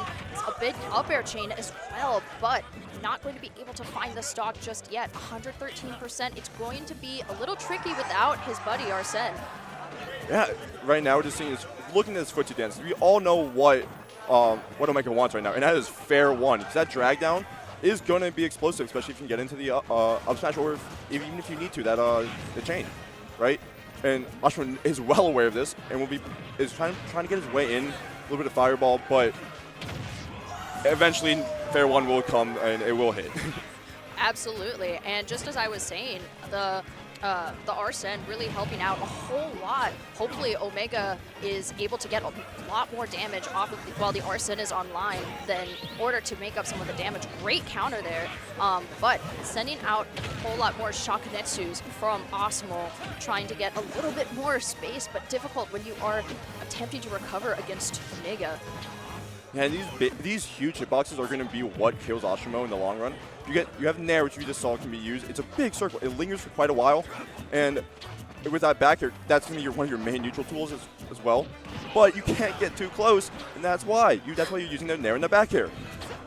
That is exactly what we are seeing, and Ashimo really being a good, really just having this excellent wall of defense. You have all of those jabs at the ledge, you have the Shoryuken as your main goal, but it's just beautiful that the way that he's able to wall out Omega without using any projectiles at all. Yeah, that's 37 off the bat. Your next hit should give Arsene, and Ashimo's at that percent where really not a lot should do it unless you can find like there's that one big hit, right? Because you have a few percent to play with before the combos are going to actually be at that high percent, and that's about now. Yeah, but you also have to watch out off stage, and you don't have your usual focus, right? Because Arsene gives you 2 hitboxes, and why bother about that when you can just Shakunetsu off stage. Yeah, Shakunetsu, the bear kill screening as well, but yet to see any kill the focus coming out preemptively from Ashimo. He knows what to expect from Omega, but is still not able to find it. And there we go. It is going to be the fair to close out that 2-stock for Ashimo over Omega. Yeah, that we saw, like, of course, the first kill screen was the bear. That is a surprisingly threatening move because, of course, auto turnaround exists. So you actually have, it's kind of obvious when you're planning on trying to do it, but it's so big, it's decently fast, and it's strong. It is a strong move. So you can try your best to avoid it with how much that Ryu as a character has like mix-ups. Of course, with focus being like focus is a way you can change your direction in the air. You have to watch out, and Ashimo is well aware of this, and he decided, I'm just gonna pull it. You know what I'm gonna do? I'm gonna rip it, and let's see what happens. Yeah, I think he's also gotten to a point in their first game where he is starting to pick up on some of Omega's panic habits, like what we saw in the very last second. He seemed to be a little bit too eager to find his kill options, even though he was down an entire stock, which you expect to see. But getting us started into the next game, one can only hope that Omega is starting to pick up on some of perhaps Ashimo's habits. Yeah, and I would say I do like the stage pick. The PS2 small battlefield layout is very common in this game, of course. We see it a lot because these are the stage people like the most. But small battlefield was definitely a smaller stage than this PS2 is, and it's because it allows Omega to move as freely as he wants and run and just mix up Ashimo quite a bit. He is playing so differently from what we saw game number 1. It almost felt like he was on a warm-up, but now he is finding his spacing. He is being so much more oppressive than what we saw before. Look at Omega, the way that he's able to find these up air chains as we weren't able to see as much previously. And the other difference is Ashimo has been stuck on the ledge this entire game. And he got Arsene at such a good percent too, because it carried into the second stock. And look how much damage Ashimo's took. He's actually got lapped already. Just for a little bit, but Ashimo, it felt like Ashimo has not been getting the most out of these ledge situations that we see a lot of players struggle with, right? With the auto turnaround, you can't just roll as you want because they can just smash down tilt and it's gonna, that was supposed to be down gun. We all know that was supposed to be down gun, and unfortunately it is gonna lose him the stock. Yeah, an unfortunate misinput there from Omega, but Ashimo going to be taking any sort of advantage or lead that he can, going to be sending us back to neutral, and now Omega still has to be able to claw his way back to an advantage position. Ashimo has those shots. Oh man, that Shakunetsu may not have been the option because Omega was still able to see through it. Yeah, and we saw that offstage interaction, focus really coming into play, but also saving the jump was a big thing. Because he faded out originally to try to avoid the second back air, and he did avoid the second back air. And it allowed him to jump over Omega, who had to commit to another jump to get out of that, and allowed him to get back to stage. If he can play with this rage, this can be a stock as early as 80%. But he has to live it, right? Yeah. No, that's definitely the stock. And Whoa. Omega with Arsene, you don't know, you can't count him Good out. tech! Woo! Beautiful tech, avoiding the counter. That was amazing from Ashimo. Perfect parallel play that you need to have in this scenario. 182%, as you were saying, Nick. If he can take this rage, then there is nothing that Ashimo can't do. 79%. And you can see just how much space Omega is taking up with the running away. That backer is finally going to take it. It doesn't matter what percent you're at, that backer will eventually hit you. Yeah, that is definitely the stock, that was definitely the option in order to take that final stock. And now Omega just trying to rack up as much extra credit as he can without necessarily approaching Ashimo. Going to be going for a lot of the guns as well, not necessarily wanting to touch him because when you are getting ledge trapped, that is not the place to be. Taking back a little bit of his advantage and now retreating to neutral. Yeah, and Shakunetsu coming out right now, trying to play this little poke game because we've seen that Ashimo can live quite a while. Ryu's not a light character. No, of course not like a super heavy, but he's not light either. Unlike Joker. Unlike Joker, who is definitely more on the lighter side. I would hope a high school boy is a little bit lighter than a grown man trained in the martial arts. But Dashlock's actually going to take the stock there. And this game is close now. Ashimo is able to crawl back from such a huge deficit.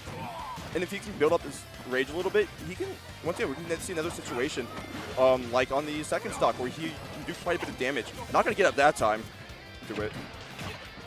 No, but still looking for those. Not able to find the off-air chains that we've actually wanted. And Omega still looking to find any damage on this final stock. The Shakunetsu follow-up from Ashimo definitely wants to try to put as much damage as possible. Unfortunate misinput, sending the Hadouken all the way to the other side of the stage and continuing to lead Omega into a false sense of security. That was what he thought was the correct option. With the counter, and there it goes.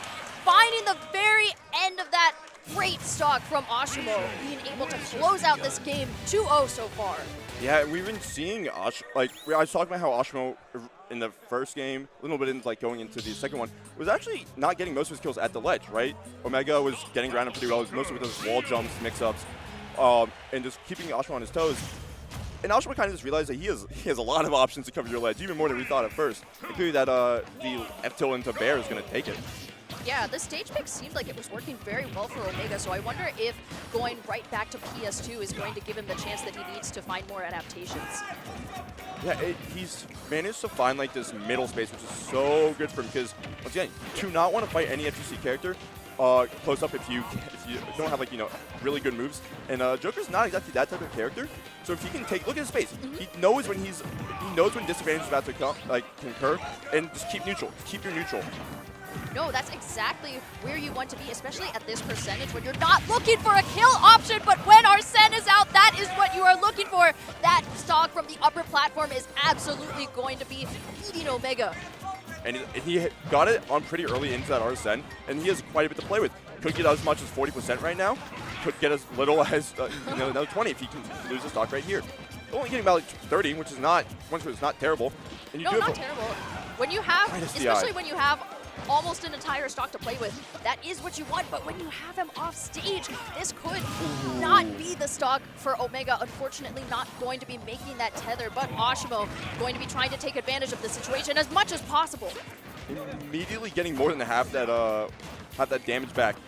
But that is the thing about the second stock, Joker, that you get that Arsene back really fast. There we go. Yeah, the Arsene coming out already, but all of the option from Ashimo going to be trying to take it out as quickly as possible. But Omega determined to make it last as long as he can. The Arsene helping him and guiding him in this next set and taking yet another stock with the Arsene gone. Ashimo now has a chance to try to make up as much as he can on his final stock.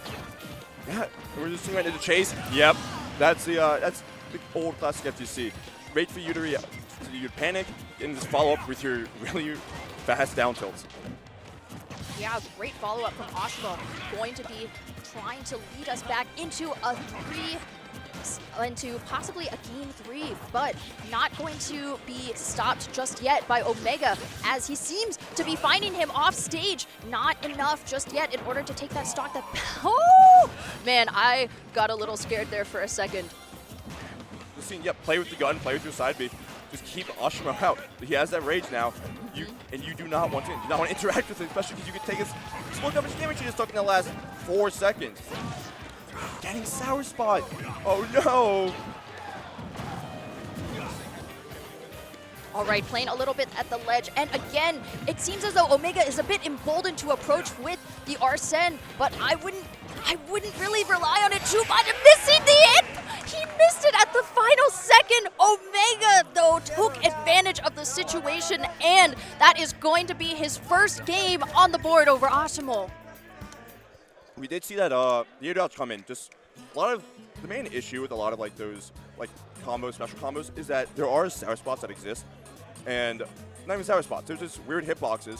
And they don't fully connect, and we saw it there. He did get hit with the up tilt, but it was so far away from the actual hit that it allowed. It was so far away from Ashimo that it allowed Omega to air dodge out, and Ashimo still pulled the trigger, and well, he died for it. I think that at that point, Ashimo had hard committed too much to that he wasn't going to be able to find maybe an alternative at that scenario. He had already hard committed. He was stuck in the end lag, and then Omega got a chance for a free punish, and that's exactly what we saw. Yeah, and we're going back to small battlefield. Definitely a decision that makes perfect sense. The layout wasn't the issue in that last game, right? It was the spacing. It was Ashimo being kind of spaced out by the guns with side Bs for that big stage, and we're going to go to small battlefield and try to limit that as much as possible. Yeah, just trying to bait out a jump there or the roll, because you got punished in that game too for that. Just doing it. Why not? Why not? All right, and that is going to be a pretty quick lead from Ashimo getting us started. Omega, however, doesn't have the Arsene with him, still wants to make the most of this stock as possible. But getting us back to Ashimo off stage.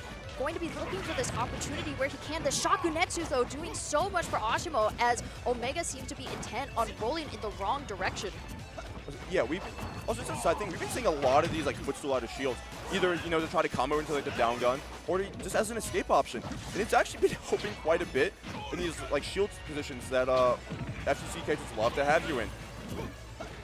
Yeah, it's something that we've been seeing, and I'm sure it's great for Ashimo, Oh but Omega definitely wants to take the stock while he can with the Arsene, already at a pretty high percentage.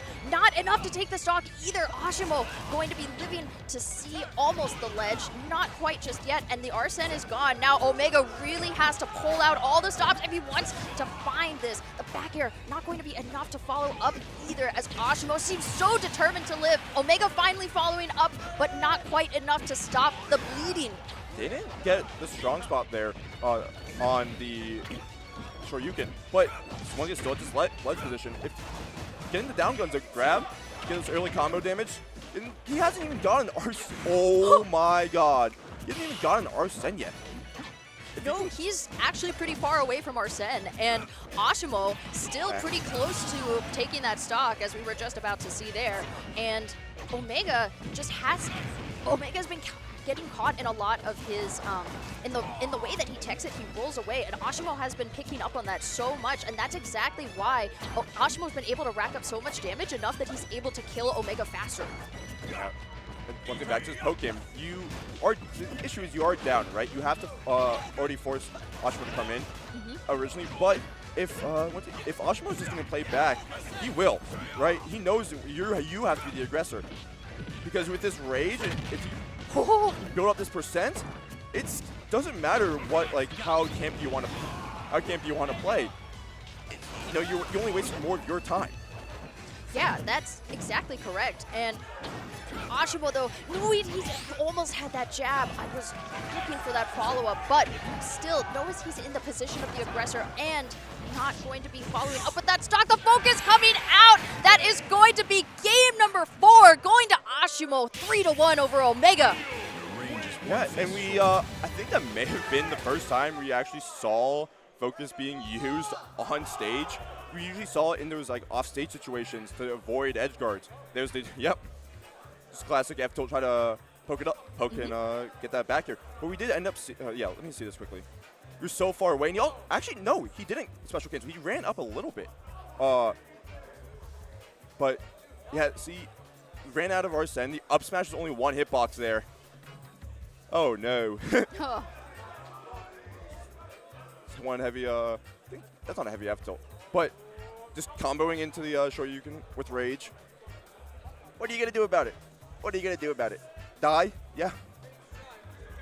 It's how the cookie crumbles, unfortunately for Omega, but I think that's even more unfortunate for the people that he has in his loser's path. We're gonna see more from both players, but for now, we do have more sets to move on to. Honestly, I think though that Ashimo's prowess, I was really impressed at his ability to really keep Omega away, because since Omega was on the back foot a lot of the time during that set, he was forcing interactions from a character who doesn't have to touch you in order to give you damage. Yeah. He could have just camped with gun for a while if he needed to. But what we saw more was Ashimo was just so he excelled at walling out Omega, specifically with his jab, specifically with both Shakunetsu and Hadouken. Yeah. And that was something that we rarely saw Omega successfully counter or successfully avoid, because there was always a setup afterwards with Ashimo. That's one thing, the dangers of the FGC characters. They're not fast, but when they can get you in those tight situations, they wait for you to panic. Because when you panic, they have all the time in the world to get something on you. And you're right, you can get those campy characters and try to keep them out. But that's the great part about Ryu. He's probably the campiest of all the FGCs. He can force interactions, and by walling you out, what are you gonna do? Go in and die, apparently, like we saw. Yeah, but it really did feel like the confidence in Ashimo's, because it felt Ashimo was very confident in his offstage game. He never died to one of those counters to Shoryu. When he had to tech it instantly, and actually had to counter Tatsumaki, just ready. And Joker gets a lot of his kills off stage just due to how big his bear is, how good he can easily edge guard people with down gun. Ashimo didn't. He didn't die. He was confident in a way. He knows exactly how deep he can go, when he should use focus, and how he should save his jump. And we didn't see Omega make any money off of that. No, and I think that was something that unfortunately he was really banking on, but it's going to have to be saved until later. Next up on stream, we are going to have Shiny Mark and Jazo, 2 more world-ranked players we have from Guatemala and Georgia, respectively. Yeah. And Jazo, I just have to think he's going Ryu here, just because Shiny Mark is such a. Okay, as a whole, Ken and Ryu both struggle to actually hit Pikachu. Pikachu's really, really fast character, and the way, especially the way Shiny Mark's a camper. I'm gonna say it. And I think he knows it too. But that's just also Pika's like strength, his ability to jump around, use quick attack, and just use your neutral B. And it's simply just what Shiny Mark knows he can do best. He stalls very well. So, especially as the Ryu and Ken, you're not really going to get many chances to actually hit him. And then when you do, there's a lot of hitbox shifting that goes into actually hitting Pikachu. And how often you actually get your kill setups. And I would imagine you try to just deal with the camping by trying to camp a little bit yourself. I also didn't see Jazo and Omega warming up together, and I didn't see Jazo go Ken at all, which makes me, just before we get into it, makes me think he's probably going to go Ryu. And yeah, like I say, it's just another really campy matchup that that the FGC characters are going to have to deal with. Yeah, and looking forward to that actually, because we have a whole lot of time for our block. We have all the time in the world. I have so much time to be able to watch these guys. Yeah. Cleared out my Sunday afternoon for this. And anyways, I've had the privilege of watching a lot of both of their sets. It's been pretty good being able to watch them, not just here, but at other sets, not necessarily where the 2 of them have competed, but yeah. It's been good. I'm looking forward to getting into it. Yeah, it looks like we're gonna start small battlefield because why not? Pretty sure that's a starter instead of PS2 here. Yeah, it's a starter. Yeah, I can't really imagine any stage bans going particularly well for Jazo in this situation. This is once again due to how strong of a campy nature Pikachu is, and then what you can ban. But let's see, Jazo's taking his time right now. Yeah, okay, there we go. He is going to go to Ryu. And these two, I feel like, always have a lot of respect for their opponents. We just saw their handshake to start the game. You never see people handshake before the set starts. So yeah, the small battlefield, Ryu, Pikachu. Let's see how this one goes. 3, 2, 1, go! All right, getting us started, we do have both of them establishing neutral and the Thunder Jolt, of course, coming out from Shiny Mark. Shakunetsu, Jazu, trying to get... Oh, okay, finally finding an opening, but not just enough to be able to lead to any meaningful damage. Returning to neutral, though, seems to be a great option, and I imagine we're going to be seeing a whole lot of this for this set. And something I did totally forget until this point, the priority on Shakunetsu and Hadouken are really bad. Yeah. Like we saw neutral be just playing. We saw like Key Jolt just playing with those pretty frequently. This quick attack back to the ledge, right, or back to the stage, right? Yeah, definitely what Shiny Mark wants to do is the thing about a character like Pikachu is that he does get stage control, but he doesn't necessarily need to have the center of the stage in order to do it, because when you're fighting such a slow character such as Ryu, you can do a whole lot more. And you can see here, he can just go and hang out off stage until he gets back. And just dancing around the platform right now. Can I see? Oh. Not going to be a stock, but that shouldn't yet. Not going to take it there, but it gets him off stage. Yeah, big down smash from Shiny Mark, and that is Not going to be the recovery that Jazo wanted, but going to be getting us started for Shiny Mark. Already has a stock on the board. Going to be going for a big combo string. Not enough to really get anything off of it just yet, but Jazo definitely determined to be looking for a ledge trap, and unfortunately going to be the one off stage himself, coming out to interrupt the Tatsumaki. It is Shiny Mark who is finding the aggression. Yeah. Saving your jump, jump back to the ledge. I'll be out of shield. Why not? You're not actually not really going to get that many situations, I feel like, with Shiny Mark. He's very rarely going to actually touch your shield in a way that's not in a mix-up. Especially against a character like Ryu, and Ryu, where you have to actually be pretty specific to get the uppy hitbox out of shield. I think I would agree with that, Nick, and it's something that I wasn't expecting to see either, but getting us started on this next stock, we are seeing the focus coming out already from Jazo, maybe a bit preemptively in expecting something cool. Not what I was expecting from Shiny Mark, but already off stage, trying to not... the T-Jolt almost interrupting his grab to ledge. We have not seen that just yet. The Tatsumaki thankfully able to help him, but Shiny Mark going to be determined with that bear, and still not quite far enough to not be able to recover, still following up and looking for this edge guard where he can just chase him to the other side of the stage. Yeah, Bear's actually going to trade there. Quick attack. Let's go back. Oh, actually, risky dash attack did not pay off. Saw Jazo getting a stock off that and playing with the lead now, forcing maybe forcing Shiny Mark to rethink how he's approaching this one, right? Yeah, and that was what we were expecting, was to see a very campy match from Shiny Mark in that he would get a lead, he would camp, and now Jazo's just kind of flipped that strategy on its head. He has to force Shiny Mark in order to approach him, and being the smaller character, you do have the T-Jolts thankfully at your advantage, trying to find that the bear, the nairs as well. But unfortunately, still at a disadvantage. That down smash, absolutely going to take it at that percentage, though. Yeah, not letting the bleeding get too bad there. Only 26%. Great spacing from Jazo there. Only can take 26% though on his last stock in this game 1. Back air. So I feel like we haven't seen any of those like huge conversions that we usually see from Shiny Mark, right? So he's just getting like a lot of these small hits. And it's not, with Pikachu, that's not that good versus a character like Ryu, which he's, oh, okay, my bad, you got that. It's not really great versus a character we see input massive damage at any point. He's off of one hit. And do it again? No. No, and actually going to be following up as well with the Shakunetsu. Perfect parry, and what an ending! Definitely not what I was expecting, but Jazo sure knows how to take a game with style. That's going to be his first game on the board over Shiny Mark. Yeah, we usually see Shiny Mark try to, when he gets in these ledge situations, if he's jumping, it's either A, T-Jolt, or B, it's going to be uppy.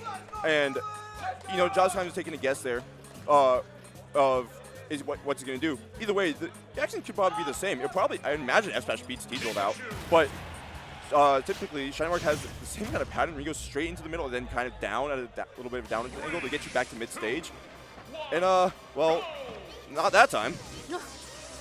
No, certainly not that time. And Jazo was able to still find the advantage. That was what you were talking about earlier with priority for different moves. And it's interesting that the F smash was what won out over the T-Jolt, but definitely something that worked out well in his favor.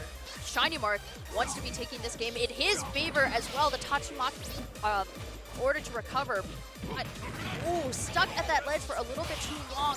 Perfect parry from Jazo, as now he gets another punish once again with the Shakunetsu. Yeah, and this is where we see, yep, there's a wall jump T-Jolt. Shield pressure, can't roll there, just gonna automatically turn around. Yeah, definitely something that Shiny Mark seems to be finding out on the fly, but Jazo all too happy to take advantage of. Off stage already, though, the focus coming out because he definitely doesn't want to lose the stock here. And now Shiny Mark going to be trying to take this lead where he can so that he can have the comfort of knowing that he can stall as long as he would like. Jazo, however, determined to make it off this ledge and finding refuge on the upper platform, but not for long, as Shiny Mark is determined to take the stock from him where he stands. Yeah, trying to find something in the way Jazo lands here to get a hit in. Yeah, very close to being able to do that, but not just yet for either of them. And Yep. playing footsie with the shield, definitely not a game that I would want to find myself doing, but going to be bringing us back underneath this upper platform. And no, not the up tilt. He wasn't able to find it. Jazo, however, off stage and in a very precarious position. Now looking for the stock, potentially going to be finding that follow-up, just exactly what he wanted. Jazo going to be finding the hard-fought first stock. Yeah, being able to get this damage in for Shiny Mark is fine. Because it's fine if you're Jazo because you're living. B, it's staling a little bit of those moves, right? That's where, Yeah. that's where you get most of your money on these edge guards as Shiny Mark, which I'm honestly not super surprised we're not seeing those as often because Jazo is going pretty high most of the time, so try to avoid that. And when you go when you force like a Pikachu to go like to edge guard high, it reacts to it pretty frequently, pretty easily, and get around those situations. Great focus. Okay, we love to see the focus if we are Jazo being able to avoid the thunder from Shiny Mark. However, these T-Jolts going to be trying to put a bit of distance between them, but Jazo absolutely determined to try to get off of that side of the stage. The focus coming out already, going to be an attempt to try. Ooh, okay, beautiful follow-up with the Tatsumaki, because now Shiny Mark forced to recover using these T-Jolts, and not just enough either because Jazo definitely not at a kill percent either. Both of these players are looking for that one hit, right? Jazo wants Shiny Mark just to mess up. He was willing to play the center stage and not really move anywhere but backwards, right? But Shiny Mark, and that's the thing, Shiny Mark kind of needs to be the one to get in there. We've seen how early Jazo is taking these stocks, right? Compared to Shiny Mark, he's not killing Jazo. We saw Jazo lived like 200%. They were taking the last stock, right? That's so bad. That was. I have to imagine that was supposed to be a Shaku. Yeah. Man, real unfortunate for Jazo. But Shiny Mark now playing with this lead as much as he can and already trying to take him to the other side of the stage. The focus coming out preemptively and the follow-up from Shiny Mark finding that dare and a 2-stock now with over Jazo. We really did see how the pace was able to switch. It wasn't a super long stock, but that's just because of Jazo was kind of in disadvantage that entire last stock. Yeah. Right? But that's where we usually see Shiny Mark make his money. And I think if he can set that, it's really how stock 1 goes. If he's able to set that pace, he can find more of those situations. But he hasn't been able to. Jazo's been playing it, keeping it close, if not winning these games most of the time. And when he does have that, well, that happens. I think it's important to note as well that the stocks that we saw Shiny Mark get last game were both from edge guard, or were all from edge guards rather, and that's something that Jazo was really good at avoiding in game number 1. That he just wasn't putting himself in any of those scenarios just because he was able to hold onto the lead. Yeah, one thing when you force Ryu to recover low, they don't have that many answers to deal with it. Yeah, already getting us started with a little bit of damage from Shiny Mark. Going to be trying to get one of his tried and true confirms, but not enough either. The Tatsu is going to be Jazo's saving grace, getting us back in the double spot, the spot dodges coming out as well. Shiny Mark recovering back to the center of the stage. The T-Jolts going to be making it a little bit more difficult for Jazo to approach, looking for the Hadokens as well in order to stall out some of the T-Jolts. Okay, sure. And that's what I mean. He's not really interacting. He's forcing Jazo to approach. And how does Ryu really get approached when he can't hit this character? Or when by the time he can, he's being forced in these situations where Shiny Mark is just holding shield. Yeah, I think this is the first truly campy set that truly campy game that we've seen, just because Jazo knows that he has a. Oh, that should be it. There we go. Jazo just at the right time, being able to find that stock from the upper platform. That was beautiful follow-up and tracing work from Jazo there. Going to be drawing first blood, but hopefully going to be able to make a little bit of extra credit for that. Yeah, and that's exactly why we didn't see Shiny Mark interact for the first minute and a half of the game. Because the second he did, he died, even at a pretty low percent. I think it's important to note too that even though it is in his Oh my God! What? All right, all right, maybe those training, the amount that he spends in the training room is paying off right now. All right, man. No, you got that. You got that. He's got that for life, man. Cat Flash moment 7. Like, and look, he's recovering high. And what is Shiny Mark doing about it? Not much. Okay, you're finally able to punish shots for not jumping out or getting out of the focus, just getting that down smash. But a lot of the damage has already been done, right? You're at 90%. Even with Outrage, you're 5% from dying at, like, the latest. Okay, unfortunate misinput, and unfortunately for Jazo, it's going to be Kaju that down air, not going to be able to connect, but trying to send him even farther, not going to get him off stage. The focus, even even going through the focus, and that is exactly the stock that we were looking for. Not quite the damage that Jazo wanted to be able to get, but still the stock, and now Shiny Mark being forced to approach once again, hopefully in Jazo's favor for him. Yeah. And that's also the thing is, Jazo is at a considerably lower, it's only about 30%, but in this matchup, that is a considerably lower percent rate to be at than your last stock. And see how Shiny Mark can deal with this. And he's letting, Jazo, when he lands, he is getting out of there. He does not really want to interact with Shiny Mark if he doesn't have to. Because he wants to play the campy game, right? He wants to make Shiny Mark a character that isn't the best at approaching, be the one to approach. No, that's exactly what he wants, and it's what he's looking for, because that down smash is going to be what takes the stock, apparently. Well, yeah, at that percentage, definitely. See how high Ryu went there? See the SDI from Jazo? But Definitely not the, that is what aided in the stock, and the Thunder going to be what follows up, brought him all the way to the blast zone, and then was just able to find the jugular in that scenario. Shiny Mark going to be taking yet another game after a nail biter of a... So can we get a replay on that one very quickly? Yeah, let's do that. I want to like just, do we have the ability to pause stuff? Okay, that's insane. But there was a, because, well, I want to see this. Okay, keep going. We have time. Keep going. The second he hit this area, because you saw that white line before, he died. Because I forgot exactly what, like, if you get put into tumble, in that, like, you die first when you hit that mark before you should die on the lower blast zone. And because of that, you got killed at like 20, 30%. You had a low, I don't even know, there's a low percentage point. And kind of got robbed, but let's run it right back. Why not? The stage has not seemed to be the problem, right? No, the stage is definitely not the problem for either of these players, because they have no problem approaching each other when necessary. Going to be getting us started a bit in neutral. It is Shiny Mark who has the lead so far, determined to try to close out the set where he can. But Jazo has him at the ledge, and Tatsumaki going the other way, still going to be looking for another ledge trap. I do like these quick attack extensions that we've been seeing from Shiny Mark. This looks like a big, good setup that you can get. It's once again, believe it or not, it's a quick attack. You can use it to follow up on a lot of like these weird hits. Oh.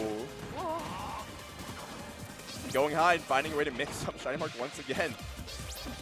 Yeah, great stuff from Jazo, because even at the points that he is, like, look at the discrepancy in the damage between the two of them. Still able to find that way off of the side of the blast zone and able to make it back, but so close. That upper platform going to be working wonders for Shiny Mark as he's looking for even more places to kill Jazo.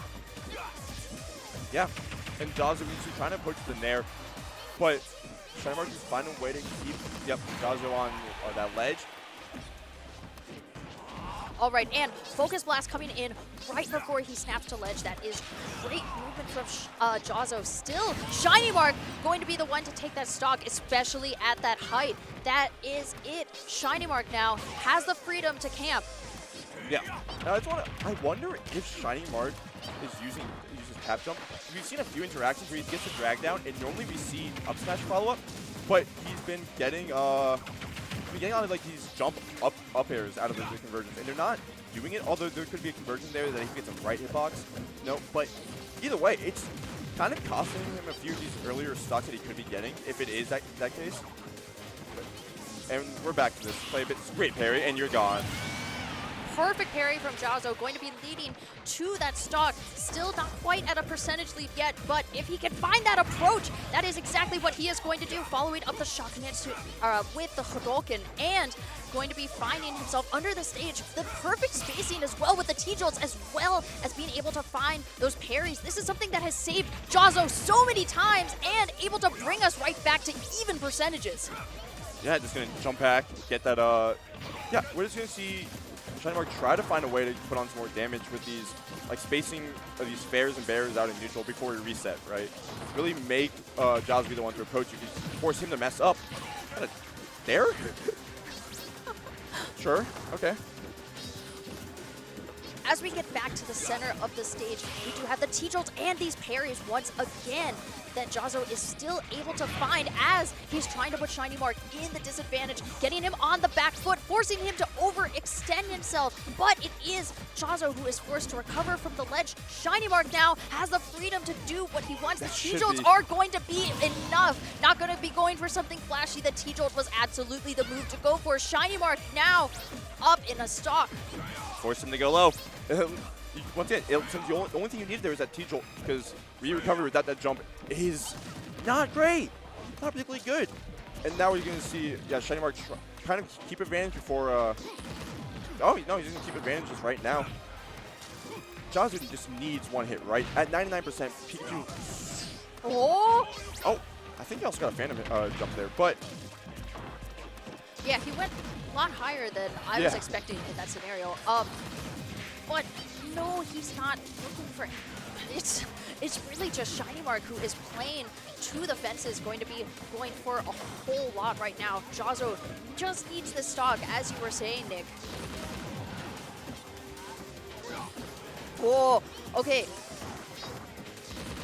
Great Tatsumaki from Jazo, as now he is forced to recover linearly and no other options. The way that ShinyMark was able to seal out every single defense, perfect checkmate. ShinyMark going to be winning our game 4 3-1 over Jazo.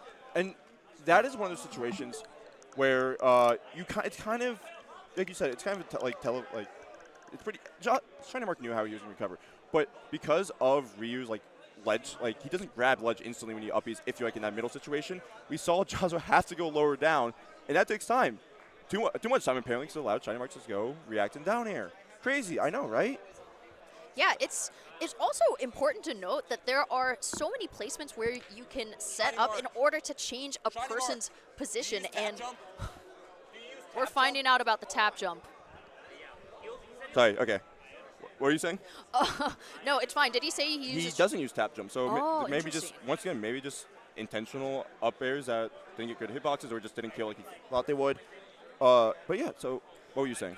No, I was just talking about the way that he was able to seal off all of the possible recovery options and force Jazo to recover low. And that's, you saw that several times as well. And so, yeah, so clearly it was something that worked extremely well, efficiently, and great stuff to ShinyMark, because honestly, that was pretty clean game.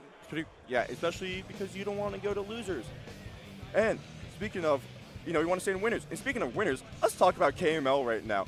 And you're watching the KML tournament stream. You can make sure to follow them on Twitch, YouTube, and Twitter. It's great. They are, if you are unfamiliar, they are the Mid-Atlantic premier Smash streaming channel and production crew. If you want to support them, $5.99 a month for a little Twitch sub. Like I said, KML Tournaments on all of socials. You can contact them at kmltournaments@gmail.com. Definitely want you to work for their event as well. If you have any sort of major, regional, different events that you are running, you need a good production staff, and that is exactly what KML can offer you. Be sure to scan that QR code and reach out to them for what you need, because they are here to provide an excellent service. And once again, let's keep the KML train running. The KM Local, the anniversary edition, happening this Thursday, February 12th in Edgewater, Maryland. They have Smash Ultimate Singles, the Classic, Doubles, Redemption Bracket, as well as Guilty Gear Strive and Grand Blue Fantasy vs. Rising. But I know, it's an anniversary local, so what's that pop bonus? It's going to be $200 for Ultimate Singles. Make sure you sign up today at start.gg/KML Local 1Y. Definitely something that I don't want to miss. And another event happening here in beautiful Virginia. Duke it out at James Madison University. Duke it out 4 on 4. Number 4. Already 4 of them. You can go and you can play Super Smash Bros. Ultimate, Guilty Gear Strive, Grand Blue Fantasy vs. Rising, Tekken 8, Street Fighter. All are going to be there. So be sure to sign up because spots are extremely limited. Put it on your calendars, folks. April 11th. Absolutely. And you said it's going to be a big event. But we have Zomba and Smub. And if you're unfamiliar, there's not there. Okay, so in this set there's going to be 2 characters. One of them is known for being historically big, which have lead to problems, and then there's Ridley. But Smub, if you follow any MDVA Smash, you know that this region loves Smub. They love Smub. I love Smub myself, but he's one of those characters that is historically not great for many reasons. Kind of a telegraphed recovery, of course, and having really it's a really big hurt box allows you to get hit by a lot of stuff, which Rob likes to do. And it's a very, I will say, it's a very tough matchup to deal with. And I talked to Smub a bit earlier. He said he's actually just gonna try to stand his ground as much as he can, and which is, if you played Smub, is pretty on brand for him. The amount of times he will just stand there like an F tilt you or just stand there and there, it's pretty amazing. I didn't know a human could do that much, but it's something that we like. This region hates to see, or hates to play against, loves to see when it's not us. It's actually pretty funny that Smub has, even when he travels out of region, everybody is always talking about, why did the MDVA players always gather whenever Smub, but I can tell you, it is not just MDVA, because there are so many Smub fans out there. I was with a girl from literally, Las Vegas, and she was like, let's go Smub, because she was like, I love watching this guy, he's great. Really excellent, and we have such high-level competition as Zomba being one of the top 10 players globally ranked. That's a big hill to climb, especially. That is quite a immovable force versus another. Even on top of that, just as a proud member of the Smub Club, it's also not even just people who are fans of him. It's when you get a crowd gathering, people are going to want to be seeing what's happening, and at some point it just gathers you in. There's something so beautiful about having people cheer for you. And then when people hear about Smub, it's like, oh, he plays Ridley too? Come on, what's not to like about him? We're just waiting on Zomba right now. We have a bit of time to kill. And let's see, no, can't see him. Okay. But yeah, so let's talk about Zomba a little bit, because we talk a lot about Smub.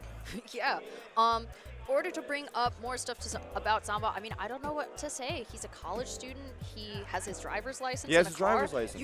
That is so funny to me, because that's such a stereotype of Smashers that it's he had to let it be known. Yeah, he did. He had to do it. He had to tell us all. Another funny thing. He's actually a very good conversationalist. I've always been pleasantly surprised whenever he just starts a conversation, he starts talking. He thinks very deeply about the game as well. He has not just a very introspective approach to it, but he does see it as sort of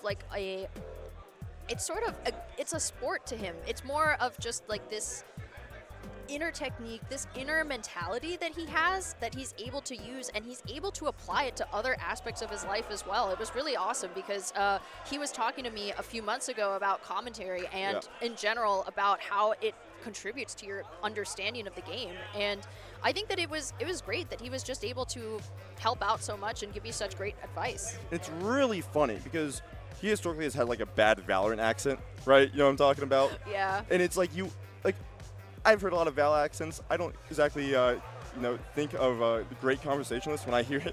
But yeah, no, Zomba is just, I've known him for a while now. He likes this game, and it does allow a different way of thinking if you actually, like what you're doing. But he has made it to the stage. There he is. Holy, there he is. Woo! Holy. All right. Boop. Well, I guess I can't erase that up. Whatever. We got Kyle to erase it. Dude, this is the one thing he told you not to do. He said, don't draw on the live stream. I just did. What are they going to do about it? Take me off the comms? Yeah. Yeah, when the game's being played. See?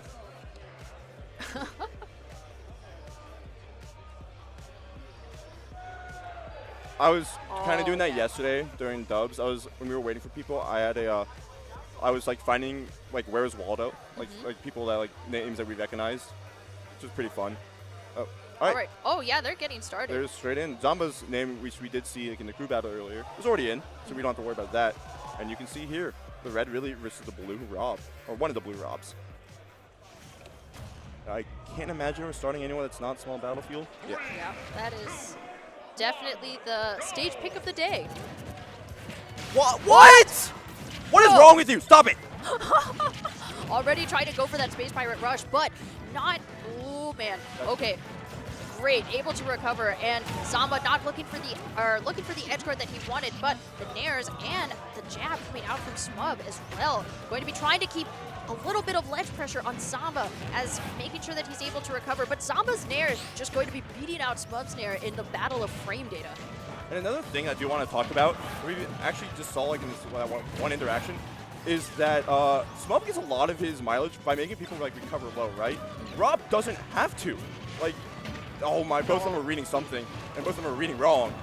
But like, Smub loves to get his money off those like edge guard positions, making you go to ledge, and so he can F tilt you, make like do drop down moves. But if that may just be an up throw here. Oh. Yeah. There we go. Yeah, the up smash, definitely the response that he wanted, and Smub now trying to find that up air, but not at a position where Zomba is able to react to it. Getting the ledge trap, and now potentially looking for a...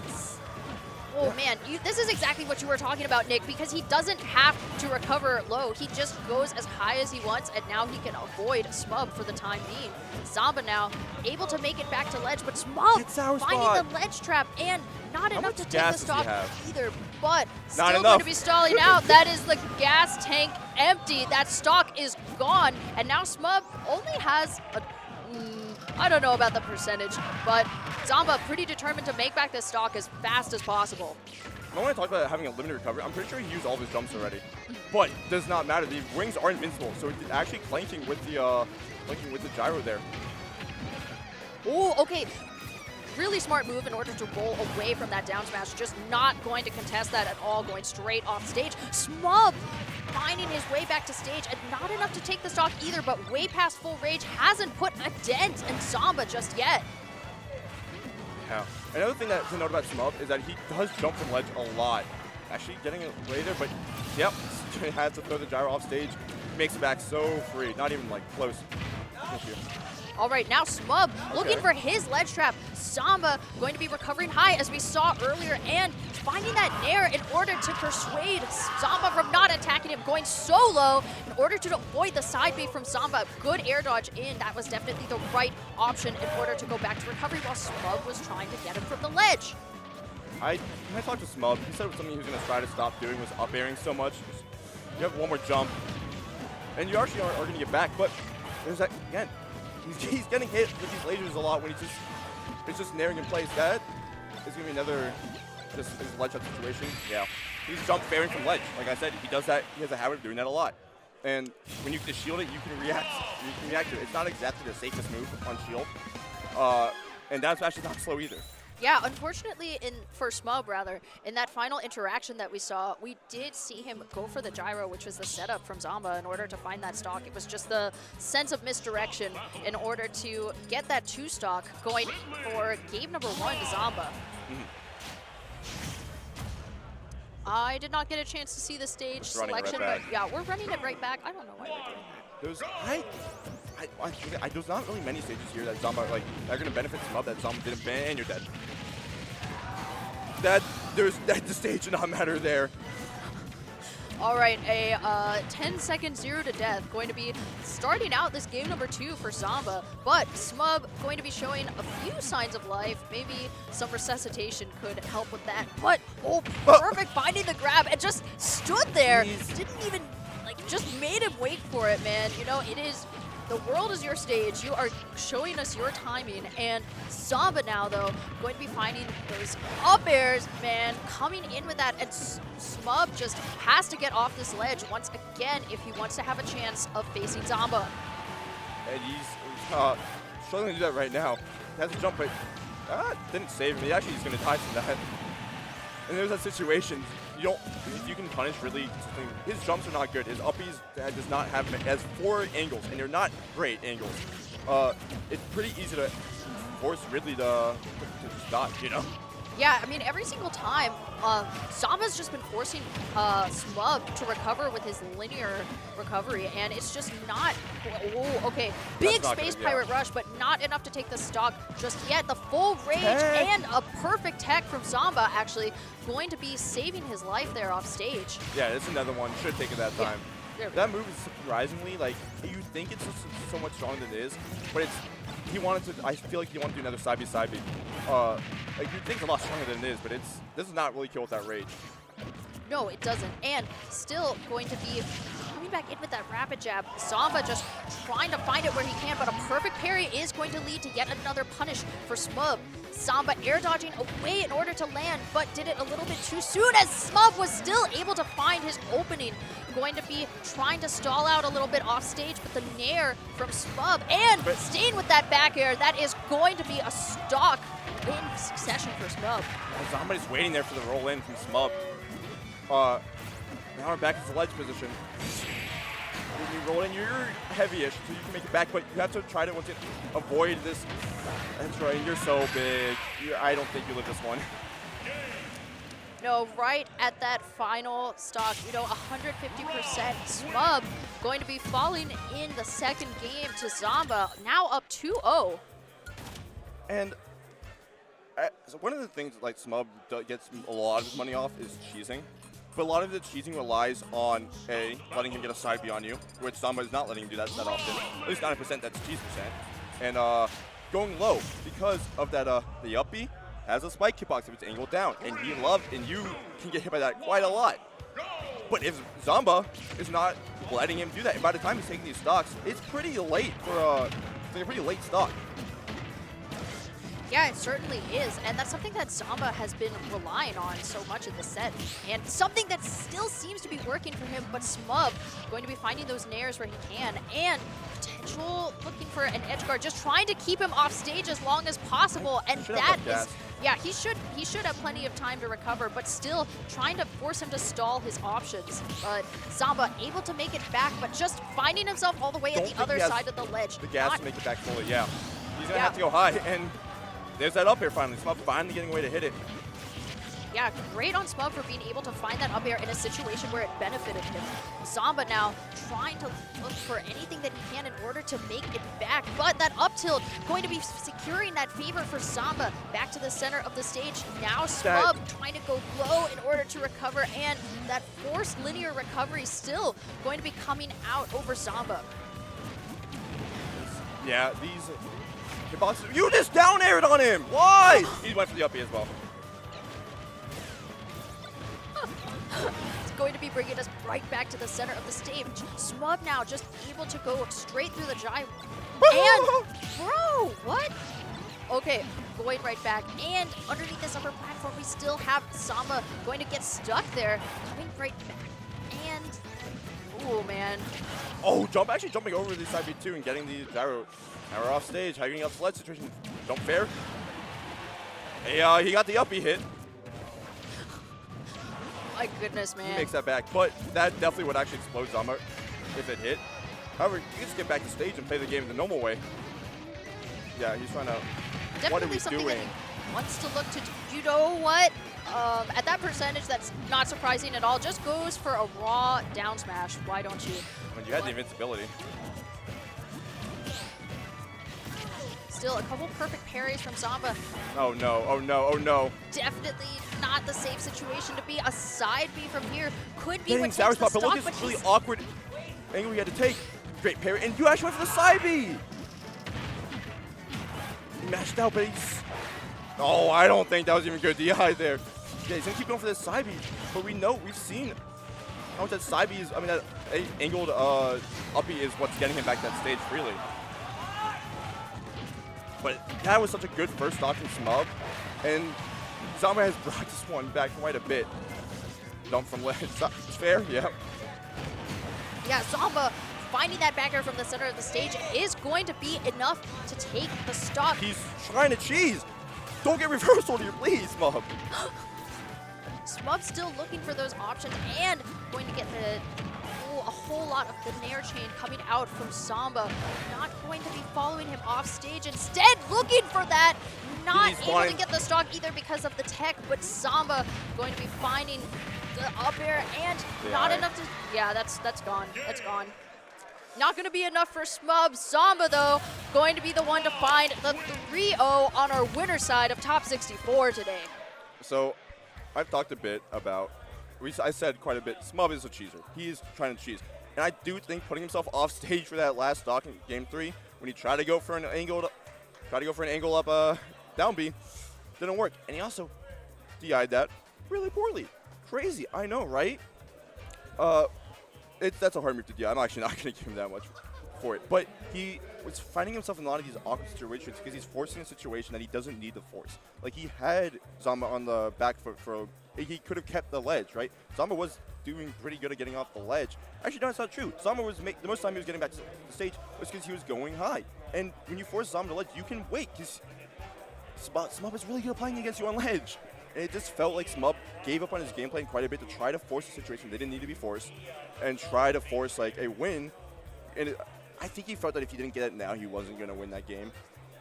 I don't know how true that is, but if you played neutral in that last one, he could have done it, or maybe it ended up like that. Who's to say? But it just put him in that situation to, lose. Yeah, I mean, really unfortunate for Smub because especially in that final game, it did feel like he was finding his rhythm at long last, and even then, he still went back on his original game plan, and then was like, you know what, cheese, it's time for cheese. We got. This is honestly, and like I mean this with no disrespect whatsoever. This is honestly what it is watching a lot of MDVA. It's like, we have people who are character specialists who rely on cheese, who rely on finding moments that surprise your opponents, when it's like you really can't do that all of the time. It's something for someone who is inexperienced, but anyone except Zomba is going to be inexperienced. It's just not always a reliable game plan. I call it specifically. There's something called I see it as my friends thinking, which is, the second they get onto any important game, like it would be a stream set or an important set, they start doing things they would never do ever. And it's so annoying. And I think Smub does also suffer from that too, where there's a lot of situations where I don't know why he would go for side B game 1. That made no sense, especially because Rob is not a character that can't recover. He's also very heavy. It just was kind of confusing a lot. But we're going to go back to a little bit of a classic ultimate setup in Rafflo Miya. Wow. I mean, yeah, what can we say about Rafflo and Miya specifically for that matchup?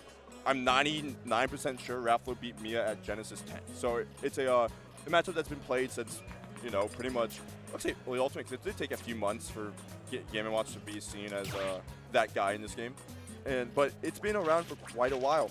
Rafflo, of course, coming from France, making a journey, but Miya coming from Japan, which is farther. It's one of those matches where you really do have to abuse the invincibility you have as Paolo, because Mr. Game Watch is not going to give you any leniency. He will combo you if you can get it, and if you can keep that back air and dash attack, that's going to be what you need, as well as this is one of your main defensive factors, funnily enough.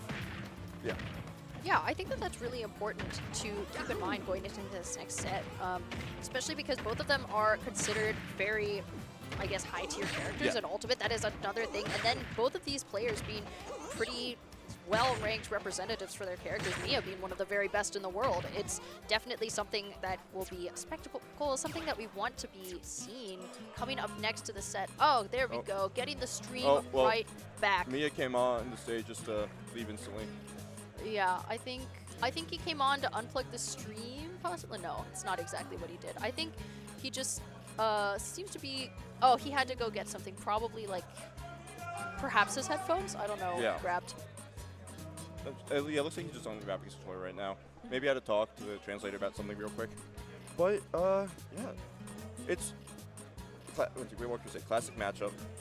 Let me make sure these two have played, and I'm not just talking on my ass. I wasn't going to fact check you while we were still on stream. I need to fact check myself, because I assume he's sitting in my mind if chat's calling me a dumbass. So, let's see. This is something that I always review after stream if I'm going to be like, let me know if I was right or not, because regardless, if I find out that I'm wrong later. He did beat him. Okay. Was at Genesis X. However, they have played 4 times since. And it has been, besides one set at Smash Factor 12, it has been very ugly for Raffle. Granted, one of them was a pre-local, so I'm not putting too much stock into that one. But it's been a pretty heavy Miya favorite, perhaps like a one-time thing for Rafflo. But he's going to try to make it a 2-time thing with this set right here. We are in top 32 right now, actually. There's 3 sets, last 3 sets, round 1 of top 64. We're back, we're getting further in. These are going to be some huge matches with big implications for whoever wins and loses this. Right, because not only are you being sent to losers if you lose this, we're getting it down to the only people that are left are the killers, right? And you do not want to be there. But looks like these two are just trying to find a way to talk about who he goes where. Just classic pointing, you know. Don't have to speak to these point. That definitely seemed, I mean, the comment that you made earlier about the killers in bracket, specifically the Sharks in the loser side, we were seeing Sharks from the very beginning of bracket. Even yesterday, it was surprising to see how many people ended up in losers. So it's like, great, you're round 2, you get to fight a top player, and now in losers, you get to fight yet another one who got knocked out of bracket early on. But regardless, we are at the point in the bracket where it is nothing but the high-level players who are remaining. And wow, getting us started, we actually see, this might be a button check. I'm not certain because I wasn't expecting to see this matchup. So, yeah, it's funny because also Rafflo's using Mia's color. It is not Rafflo going Steve, it is Miya, which is not super surprising. We have seen Miya use Steve quite a while now. But I do also wonder if they double blind, because both, like, we know Rafflo plays a lot of characters. He has the Palu, he has the Game & Watch, and he has like the Samus. And Miya has the classic, classic Game & Watch, but also the Steve, who creates like this. And I think he didn't want to do the Ditto, but Steve is also very good versus all 3 of those characters. So even if like he didn't get the matchup he wanted, he still has a decent matchup, right? Yeah, I think that it's very likely that interaction that we saw between the 2 on camera earlier was a declaration of their characters and then the selection being made. Yeah. So I think that that's exactly what that is. Miya, however, has a whole lot of damage on him. Rafflo finding the fire, and as well, Miya just going to be forced to find a little bit of spacing off stage, the timing as well. That gold is online, but just not a tool yet. However, if Rafflo can take this stock where he stands already at 170%, this should be something he can do. Yeah, and we're seeing, oh, you got gold. We are seeing this game being played in the air mostly. And now we're, scrounging a little bit. The gold is going to be very dangerous, especially with this rage, right? We know Steve has pretty unbalanced skill power at times. The rage never helps with that. Or never helps the opponent with that. But Game & Watch is a character that, we see most of his kills come from really up smashes that shouldn't be hitting, or these offstage interactions. And Rafflo is not finding that strong hit. He's not getting Miya offstage either. No, exactly, Nick, because a whole lot of what we're seeing are just aerials. He's not really able to find... Oh, wow, great tech right off of the block. That was excellent from Rafflo. But Miya still going to be looking for anything that he can in order to seal out with all of this rage. It is actually going to be the Nair all the way on the stage. Still, it is Rafa who is still finding all of these up airs, trying to get that damage worked up once again. No way that he's able to find the stock just yet, but he still needs to be careful for himself once Miya gets back to stage, because 100% as Game & Watch, that is very near dying. Versus Diamond 2, which we did see Miya was playing enough to get the craft, right? Mining craft. Look, even like I felt like he was in disadvantage a lot that game. He has a lot of resources.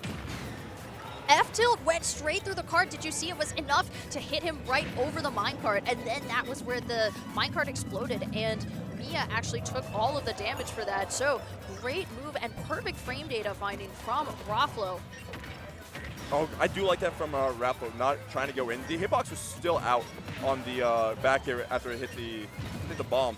But yeah, I like that he's using the disjoints of the fair in order to find the bombs and then make it clank with anything that Miya is sending out. Still, oh, the Nair coming out right with the anvil. Definitely needs to be careful of that. Not enough to take this dog either, but he is way past full rage. So Miya feeling the last legs, and this is definitely kill percent. That down smash is absolutely going to take the stock for Miya, who now has, oh, no way.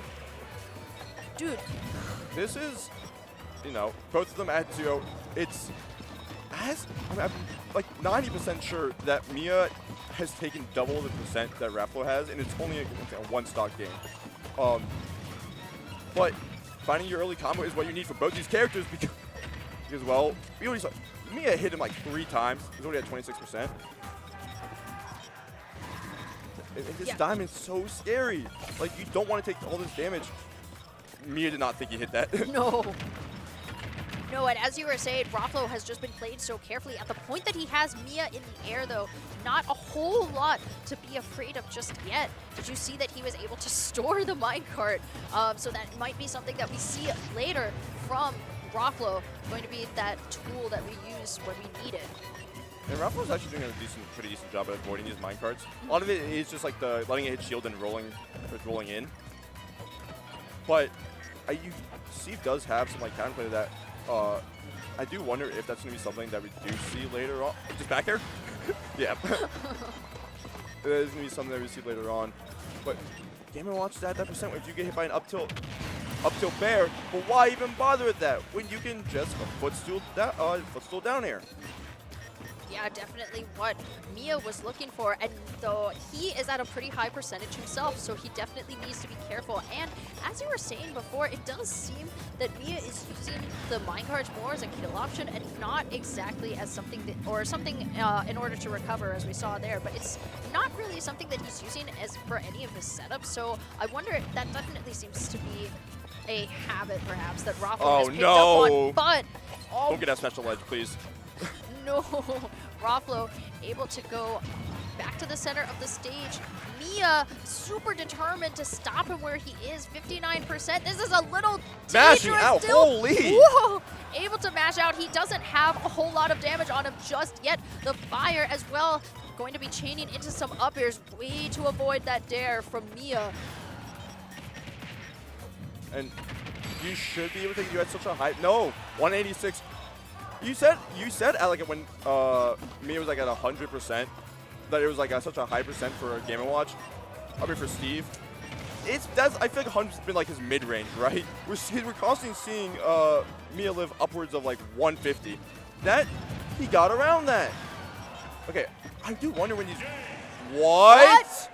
I don't think I've ever seen the hitbox actually kill, and it didn't look. He hit him up here like rather like close to that percent. He aired out such a perfect time for that. Oh my. I feel like you grabbed there, maybe. He's been spamming that up till it should maybe be I've never seen Fire do that, ever. Was he holding straight up? Like, there was no kill screen, no nothing. And it could just be because of the block may, for some reason, may have mixed up like the game's, you know, kill screen. But yeah, like look at that, 203 and didn't even go far and just explodes on this. What hitbox was that? Yeah, he was able to graze the block, but I don't think it was anything that helped him, that took the stock really either. That was a really interesting game, but getting us started with a win for Raflo. It looks like we are going to be switching off from the Game & Watch and instead going to Palutena. They seem to be pretty enthralled with the set happening on the side stream, though. So Yeah. No, we're going back to the other mains.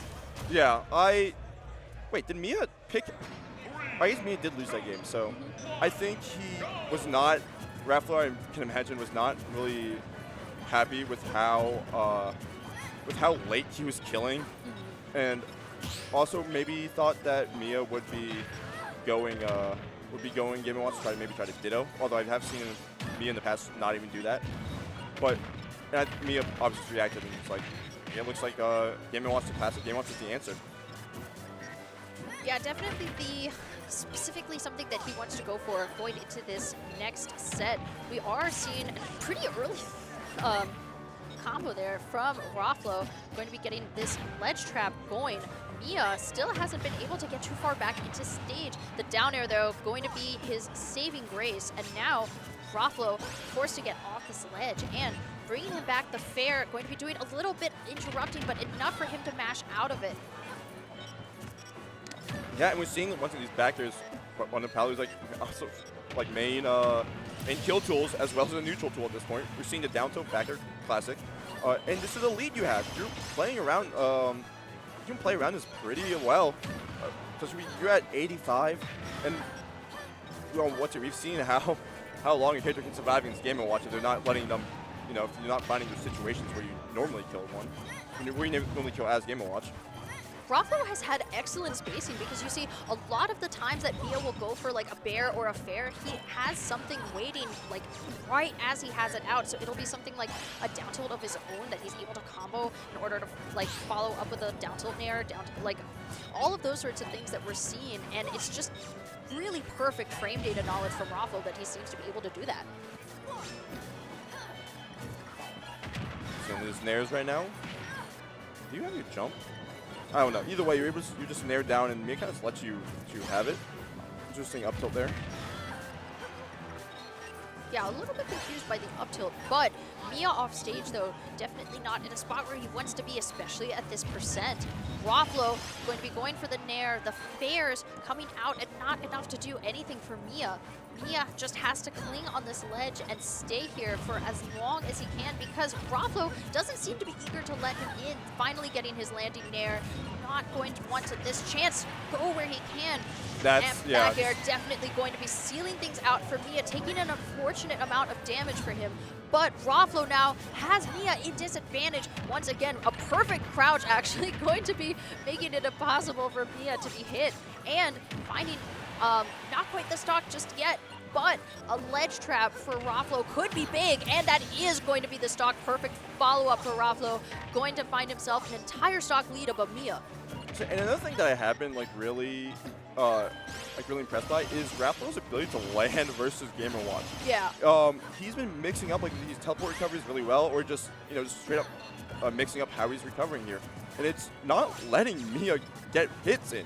It's Miya gets his 3 standard you got touched by Game & Watch combos, right? And then he's just gone for the next well, as soon as I said that, he did kind of just get hit by 4 up airs. But and look at that, he made it back and he forced Miya on the ledge. That's exactly what he's been doing this entire set, and it's so important because Fair. it's still going to be following up, finding that stock with the bear, as we were saying earlier, finding all of those kill options super early as well, because at that point, Miya hasn't had the chance to get him to a high percentage whatsoever because he's been so good at landing against Miya every single time. So Raflo up now 2-0 over Miya. Sorry, it looks like they are going to, I think they originally wanted to run it back, but Mia's looking into potentially switching to a different stage right now. But yeah, I don't know if we're going to see a character switch. So Steve, I'm going to say, didn't look particularly practice at the moment. And yeah, I feel like you stick it out with your main here. You're Miya. You're the second best player in the world, right? Arguably the second best, if not the first, right? ranking-wise, sure, but he's, you know, you've been in these situations before where you're down 2-0, and you're gonna, I think, just stick to your guns. Maybe try to see how you can adapt here, you know, and actually get landing punishes on Raffalo. We did see some signs of life from Miya earlier as he was able to get a few up air chains in the previous game, but I wonder if that's something that maybe he can expound upon going into this next game. Perhaps something that Raffalo will be able to make up with a big nair chain into an up air of his own. Miya just unable to land, nowhere where he can go. The side B coming out, and Miya just trying to take his time off the side of the stage, but those landing nairs, actually the teleport too.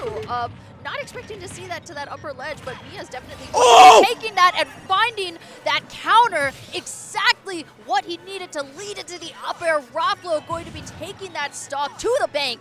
That counter was so great because once it, you know, reflected it and sent it straight down, but the hitbox sent it straight up, and we know how big Cavalier's up air is and how strong it is.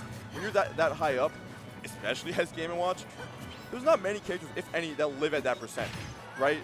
Oh, this would be big back here. No, actually. Going high there to mix it up. No, good move there from Raffalo to be able to avoid the back air from Miya, and just, oh man, okay. The side B coming out from Raffalo, and Miya now still ledge trap. The F tilt though going to be his saving grace in this instant. We have a grab the down throw as well, though not an up air that time, unfortunately for Raffalo. Yeah, we have been seeing Miya cover high pretty frequently in this matchup. And I think a big part of it is because he knows that he can pretty safely get like there, like to beat out Palu up air. But there are situations where you probably just don't down air. We saw it there. Okay, how are you doing this? Just react. Oh, the dash perfect attack? But yeah, actually getting back, getting a second life, immediately loses it down tilt. Yeah. Right? All right, Miya finding that down tilt, and then still finding himself at a pretty high percentage. The up air, not enough to take it from that part of the stage just yet. However, Raffalo going to be caught by the very edge of that nair, still finding somehow trying to find a way to land, and actually a whole lot of those chains coming out that we saw earlier from Miya. The fair going to be connecting that time. That's not something that we've seen that much either. Just, yeah, trying to recover high. Yet another teleport in the perfectly placed dare from Miya. Going to be what takes that stock. Yeah, and we're seeing this is Miya's first lead. It has to be Miya's first lead, like serious lead of the set, right? Yeah, this is the very first lead that we've seen. And he's not letting him. Oh my God, he did it again. he's you know, he wasn't letting Raffalo land. Raffalo's also obviously biding his time for a little bit to do that. Yeah, definitely a little bit of a different sort of trade than you would expect, because you take a lot of damage and then you're able to find a counter like that. But if he can make it off of this ledge, maybe Raffalo can make something happen. Miya, though, so determined not to let it be him. Still looking to get off, taking as much time as he can in order to come back with the nair. Finally able to land. Raffalo, though, going to be looking for Miya to overextend before he chooses a committal option. Trying to go for the down air out of shield. Getting hit by the last like few hits of that dash attack. Miya putting himself in this corner was kind of scary, but he hasn't actually really been getting punished since his last stock. How do you get off this situation here? Definitely put them back. Just trying to find something, getting himself off this ledge.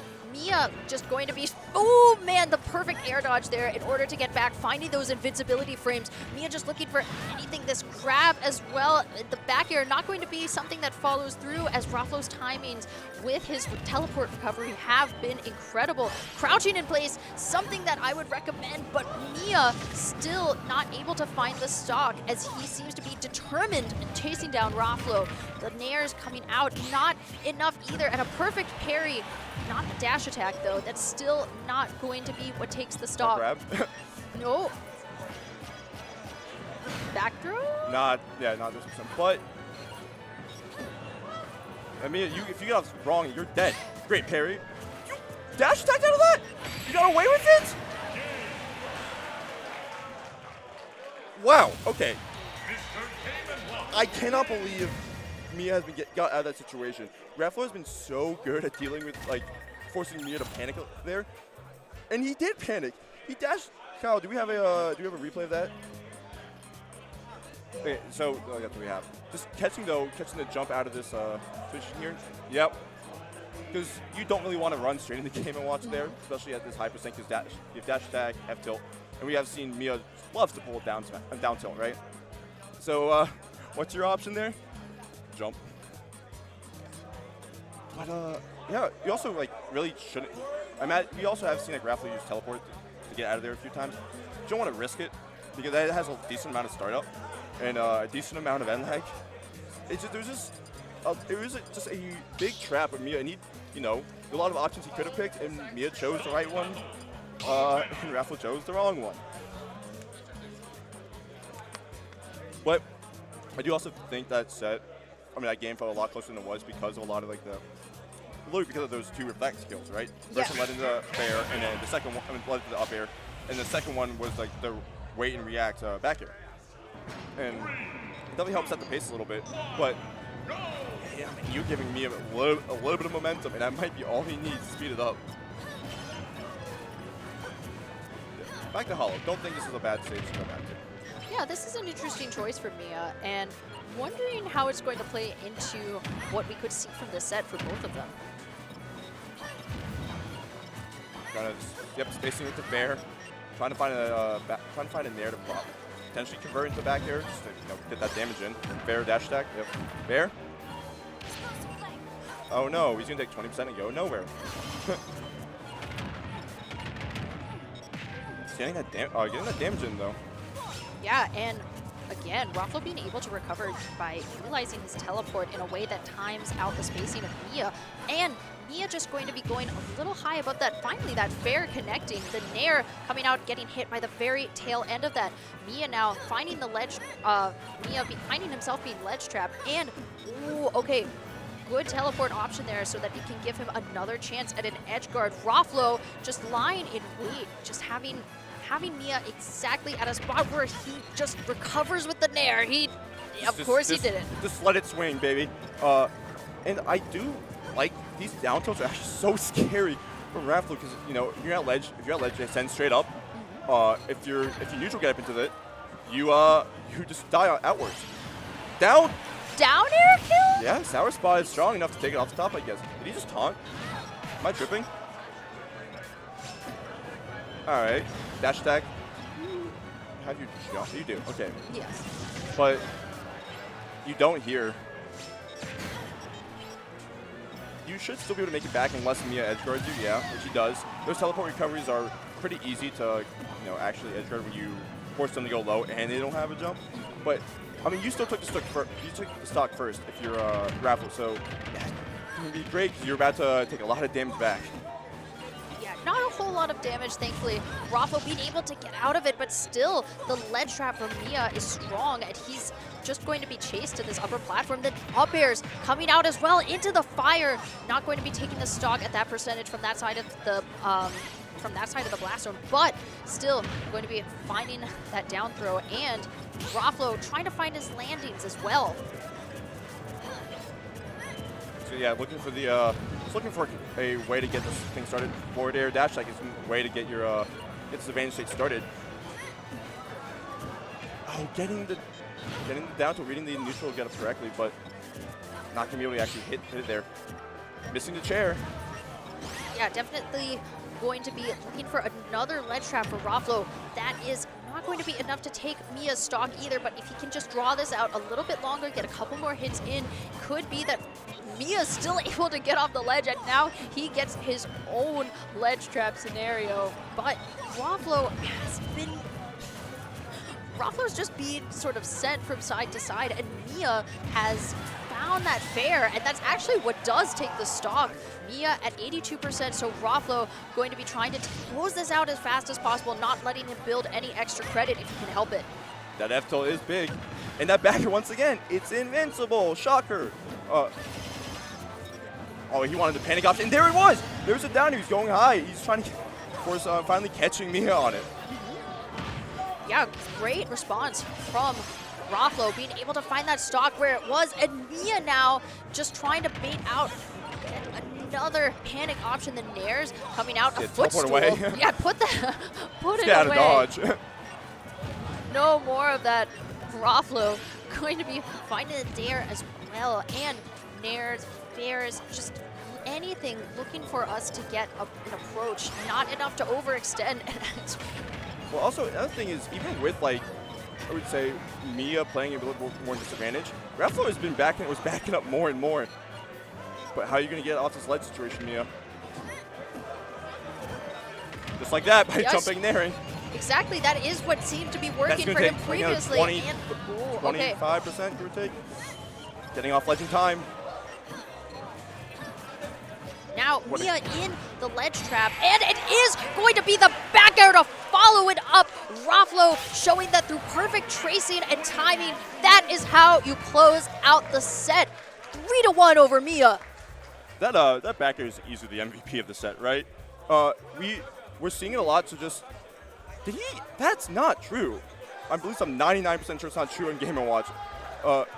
Did Miya just wait? I don't know. Either way, we were really... we haven't really seen that grab in that last hit, but in those close situations, I don't think Miya was ready for it either. Right? He got away with a lot of situations where you normally would see the grab come out, and this time, didn't. Lost the set for it. Yeah. Getting sent to losers. Oh boy. Let's see. I looked at who he was playing earlier. Oh boy, Jaza. Hope you have fun with Miya. That's the way that it works in top 32. Unfortunately for everybody in losers, you have all of these other players who are knocked onto that side of bracket. But honestly, that was a pretty incredible set that we just got to witness, because we did see just excellent timing and spacing and perfect frame data knowledge that we saw. And normally I see in a matchup like that, a character like Palutena is really struggling to land against Game & Watch. The second that you're in the air, the second that he gets a nair, it's just up air chains, all of that. But it was actually Miya who struggled for a lot of that, just being ledge trapped and forced to eat so much damage. Anytime that he was the one who was in a situation like that, he wasn't really... I think we only saw him take a couple of stocks that were edge guard, but in totality, it was really Raflo who was doing all of that. Yeah, you talked about how Miya is really good at juggling too, and it didn't feel as big of a part of the game because it wasn't. Raflo's escape options were so good that and as well as his mix-ups, of course, those down B counters, were so good at mixing it up that Miya just didn't get a lot of his bread and butters. But, however, we have I just want to move on quickly because I know people are going to be happy about this set. But I have to hold my excitement because we have to run some ads, baby. First up, let's tell you about Dr. Insano's Bonfire.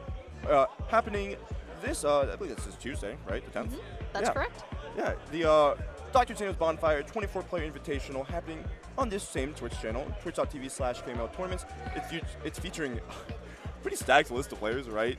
Miya, Her, Shuton, Gluto, Ashimo, Raflo, Toon, Siski, as well as some local talent like No Tag, Rap, Peanut, Ripcord, Oolong, and Blue, Zexy, to name a few of them. It's going to be a pretty stacked invitational. It's one that you definitely want to check out. But coming up, we also have the MDVA Arcadian, this time Maryland. Yeah, this time in Maryland, happening in Baltimore on March 28th.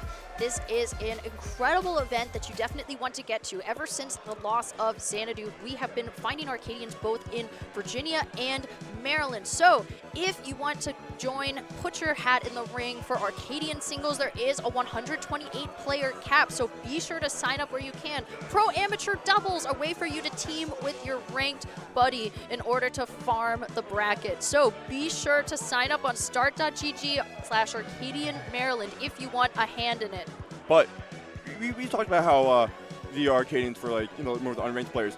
This, if you're a ranked player, this is an event you could, well, actually, registration's closed. If you want to watch really good ranked players, this is the event to watch, happening next weekend. I know some of you guys are going to be free on that Saturday. Registration is closed, but if you look at twitch.tv/GenesisGG, you can watch the stream there, and you can, if you're in the area, there's still spectator passes available at start.gg/GX3. You know, it is not too late to have a road trip to go out to San Jose. You could make a week of it, you know, in this time coming up. And I mean, for anybody who doesn't have you know what, take your Valentine to Genesis. They Why not? Don't they have that ballroom as well? I've never been. But yeah, that's something I need to do at some point. And I can live vicariously through you if you go to Genesis. So yeah, definitely something to be looking forward to this weekend, and so many events coming up. You know, KML Tournaments just has a whole lot on their horizon, so it's wonderful to be able to follow all of those. And speaking of following, you know, they do have Twitch, YouTube, socials, all of that, because you do want to be able to support your grassroots producers. Definitely something to check out for later. Of course. But now we can talk about it. We have Peep, to say the least, but we also have Tweak, which it's going to be really interesting because I don't think these two have played since Peep has really like shot up, right? I imagine it's also going to be kind of really annoying for Tweak to deal with a lot of the more defensive options that Peabnut has, but you know, he was away for a while. He did not stop playing during that time frame because, you know, we are seeing a Wario pick instead. Okay, I have not seen a Tweak Wario in quite a while, but the crowd seems to be pretty excited about it. And I imagine a big part of it is going to be because of the movement that you have. You're a very fast hitter in the air. You have a lot of like those combo moves or those moves that can hit kind of wide. You know, that Nair being like the main combo starter, right? Uh-oh. But it's going to help to deal with Peep quite a bit, especially if you can use those platforms to your advantage to avoid a lot more of those like grounded options, because, you know, Peep has to cover one of the two, right? Platform level or bottom level. Because, you know, if he chooses wrong, Tweak's coming in there with a Nair. No, that is for certain, Nick. As you can see, we do have pretty even percentages getting us started, but Tweak has been able to find so much off of his combos, and even at the point that we're able to make it up, he does seem to be finding himself an advantage a whole lot of the time. Peep, though, going to be finding a lot of up airs on this upper platform, still trying to wall out Tweak as much as he can. Those leaf shields going to be doing a whole lot for him with that disjoint. Crash Bomber online, not going to be something that deters Tweak from approaching, and back air not enough to take it nearly at this percentage, but still eager to keep this ledge trap going as long as he can. Yeah. And we are, just once again, we're in game one. Both these players, what? Wow. Both these players are just going to try to be testing the feel of a little bit. The back air actually, pretty sure, just got messed up by the bike and just dragged him down. Didn't connect to the final hit. Tweak is getting around these uppers quite well.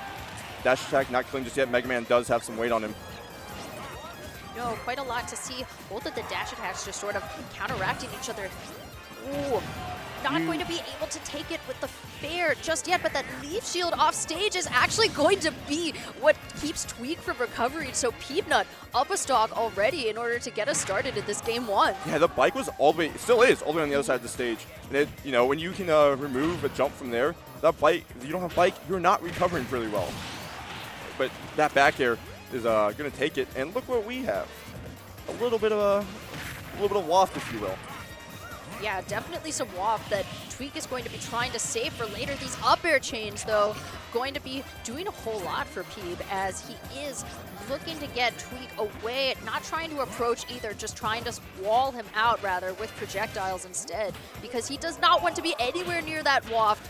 At this percentage, definitely wouldn't kill him, but not something that you want to entertain.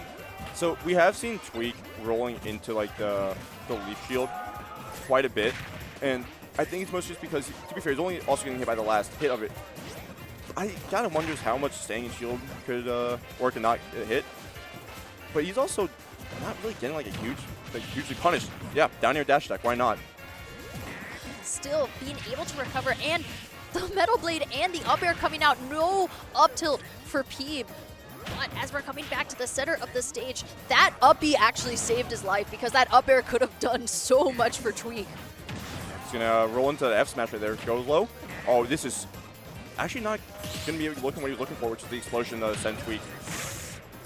I guess, yeah, you're at a high percentage. It's not really worth using the waft just there. Go waft there. Spike, yeah. But, oh, you're using it to recover. Okay, sure, yeah. It's like a huge loss for like his offensive, like his threatening, and getting away with the roll this time.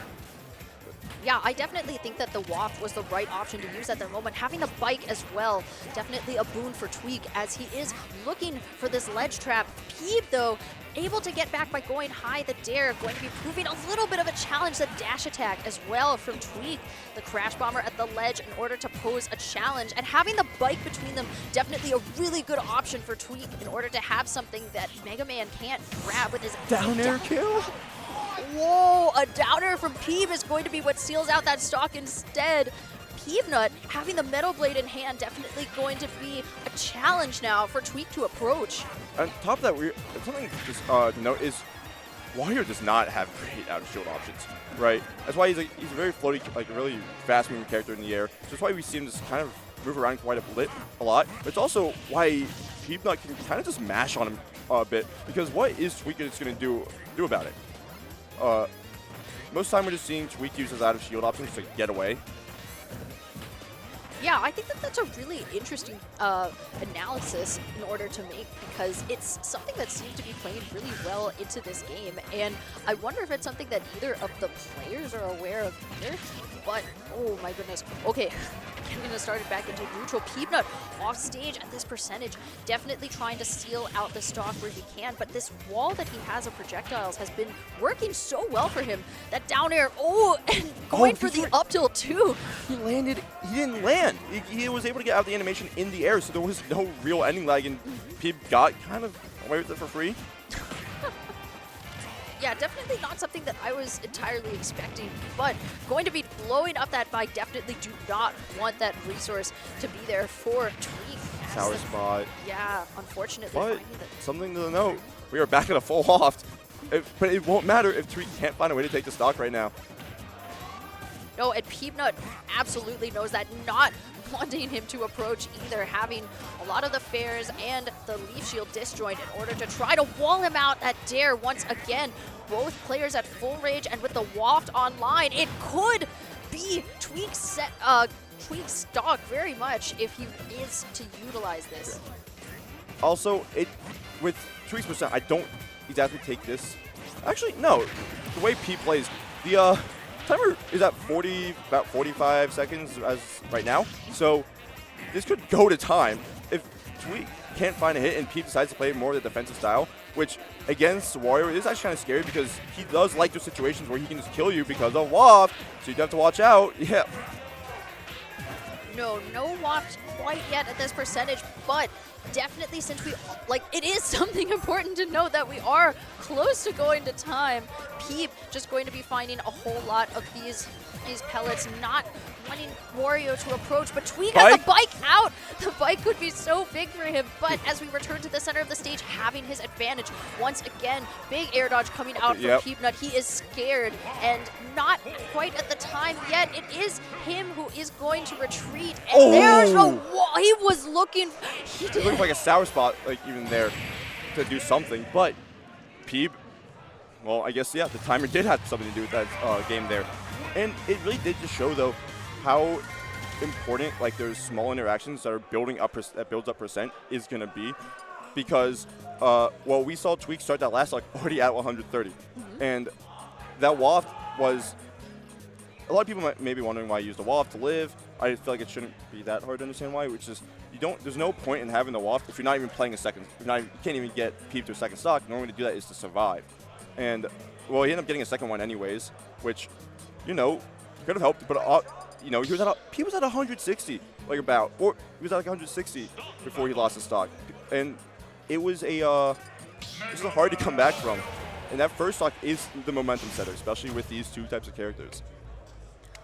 Yeah, I definitely think that is something important to keep in mind. And going on to PS2, this is going to be a counterpick stage according to the rule set for this tournament. Definitely getting us started with that wall once again. Peabnut wants to have the ledge trap game down. Yeah, and I think also this PS2 pick helps a lot with Tweak getting around it, because the open space does allow him to maneuver around his platforms, because they're a little bit higher, so you can jump. There's more space. You have to there's more space you should theoretically have to cover if you're Peabnut, but It also should allow him to live a little bit longer. But that's if, Peep actually goes for the kill, not the timeout again. Yeah, I think that that's definitely something good to keep in mind, especially since we know that Peep is not afraid to go to time in this specific set. Yeah.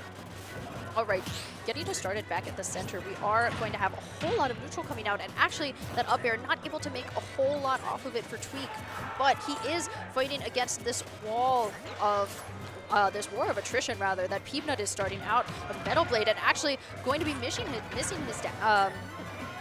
down tilt and getting a bit of the grab, trying to find that fair, no crash bomber either for Peep, but Tweep still able to get in, just relying on pure frame data and waiting for Peep to overextend before he attacks, just like that grab. Yeah, those pellets are just not allowing Tweak to even move in forward when he has the chances in that defensive option. Up smash did take it, which Tweak needs to answer back soon before he builds up too much percent. Because, well, you get situations where if Mega Man can snowball, it's going to hurt in the long run. And that's what, like, the downside, though, of having this stages coming out. I talked about how you can avoid a lot of options on the stage from Mega Man. You can also avoid a lot of options on here from Wario. Absolutely something that both of these players seem to be aware of, and sending the Leaf Shield all the way to the other side. Tweak, though, as you were saying, building up a little bit too much percentage, and at 126 has the potential to take the stock away from Peabnut, but Peabnut just making it so difficult for him to approach at all. Not a whole lot that he can do. Going to be trying to eat that Metal Blade, though, in order to stave off a bit of the damage, but Peabnut has just been so defensive in his game style that there isn't really an easy way for Tweak to find the approach. Did get the sour spot there. Sweet spot definitely would have taken it, but it didn't take it. So we have to find ourselves back in situation, and you're going to find it with that back air right there. Peep trying to play a bit more under the platform, and it not working out for him there. No. Yeah, so another thing, though, is also he only took 54%, which is not, like, considering what we've seen in the last game, not the worst to be at, although he has to, hit him back, so that's a big thing to do. Yeah, as we do see a whole, okay,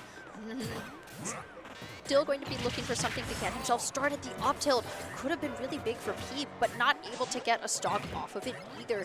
We are seeing just these pellets coming out as well. Just a little bit of the chipper damage. That's what Peep seems to be doing, as we talked about in the previous set.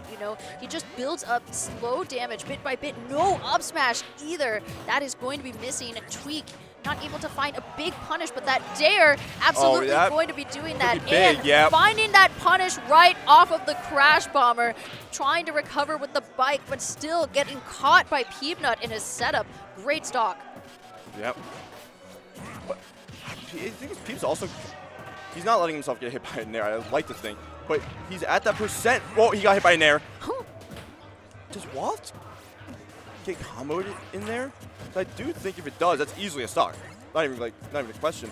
But I don't even think Tweak was ready for himself to pull it if it was true. Tweak, though, having a pretty good ledge trap going here for Peep. Of course, these aerials going to be trying to do as much as he can, and that back air, finding that right over the upper platform. That was a great stock from Tweak, being able to even things up right where we are. Yeah, he only was at 15 when he lost the stock. Taking some pounds since then, and what we've seen, Wario does not take a lot of time to rack damage up.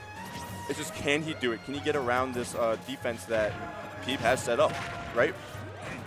Yeah, absolutely something important. Going to be going for the landing bit of the Leaf Shield, and actually not able to approach either. Tweak just has to fight through a wall if he wants to get close enough to Peabnut in order to force an interaction.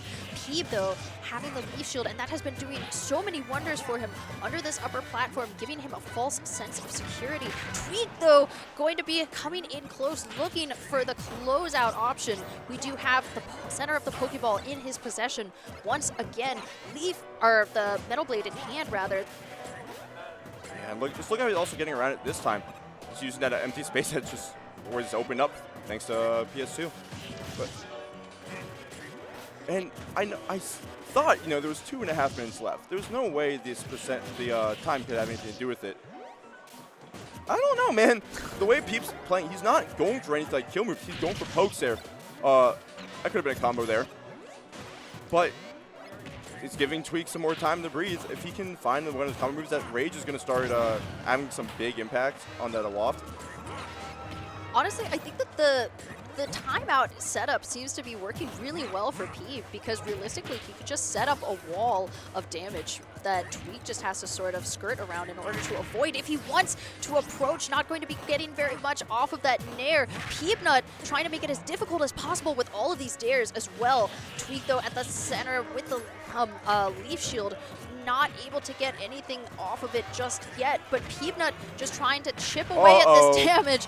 Dangerous when you're off stage, and now you're forced to find the Waft. There is Tweak coming in at the moment that it mattered. No timeout this second. There we go. Tweak going to be finding that game where he needed it.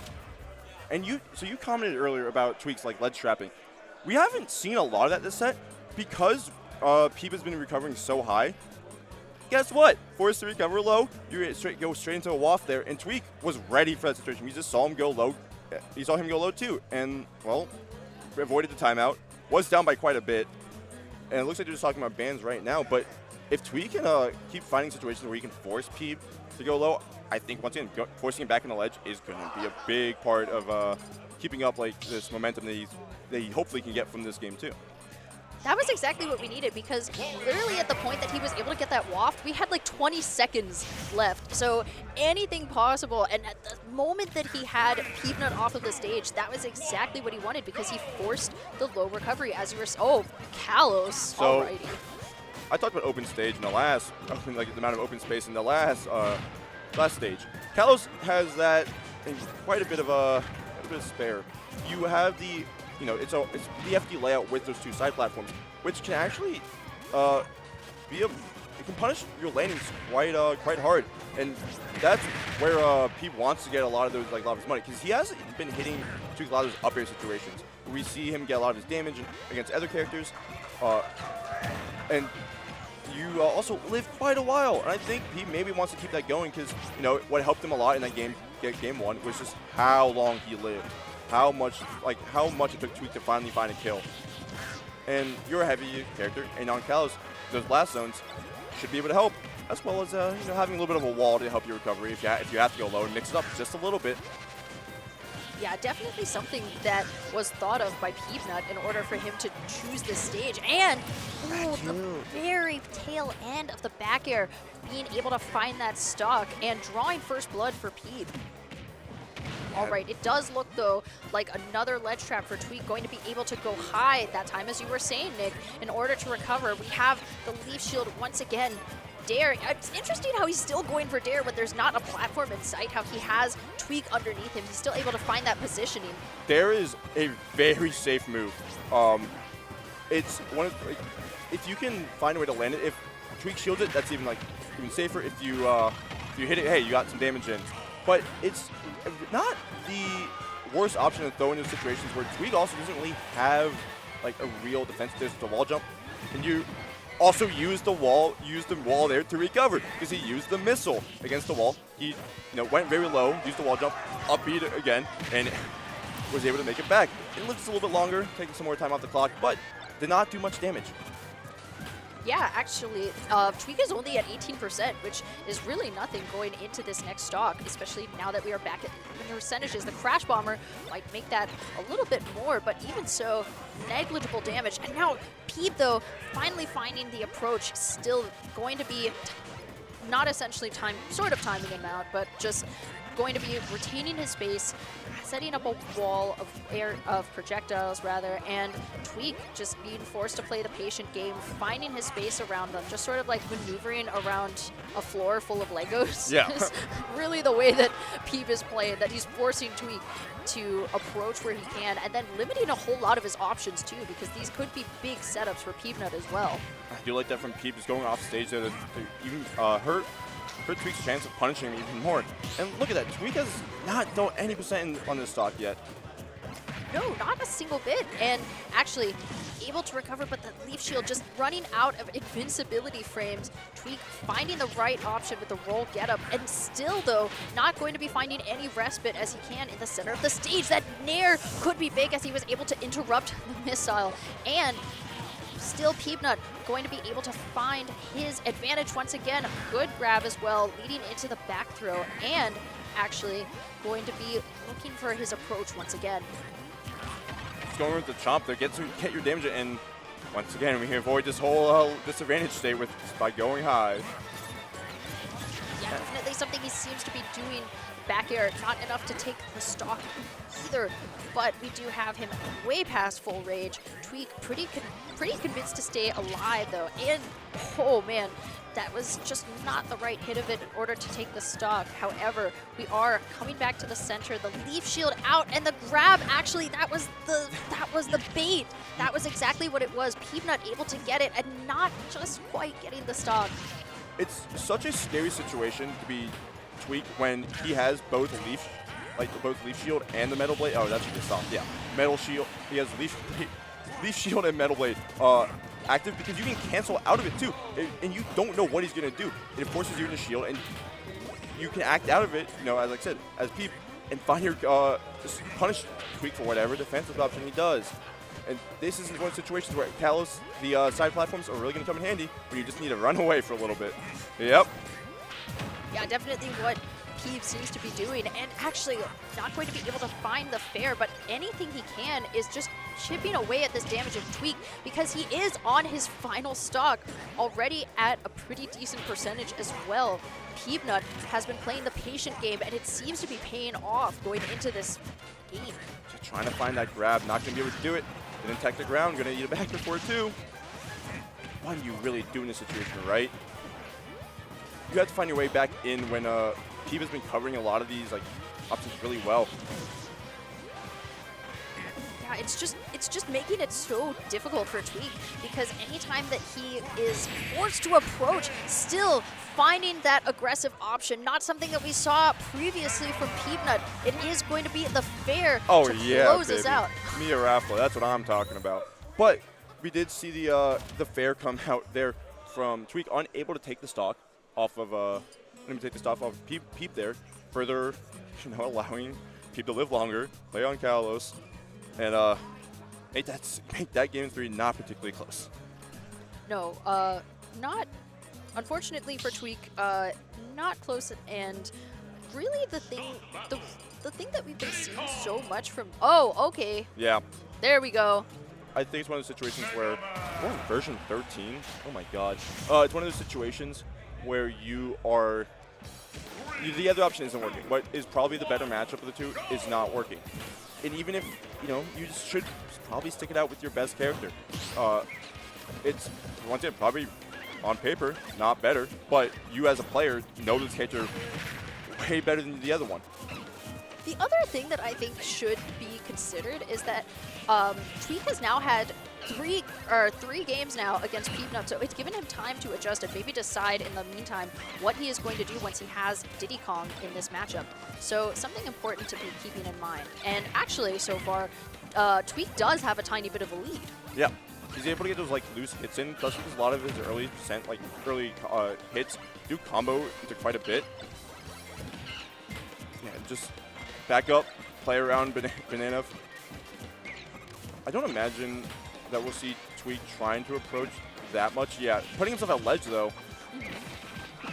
Jump side B, get your damage in. Yeah.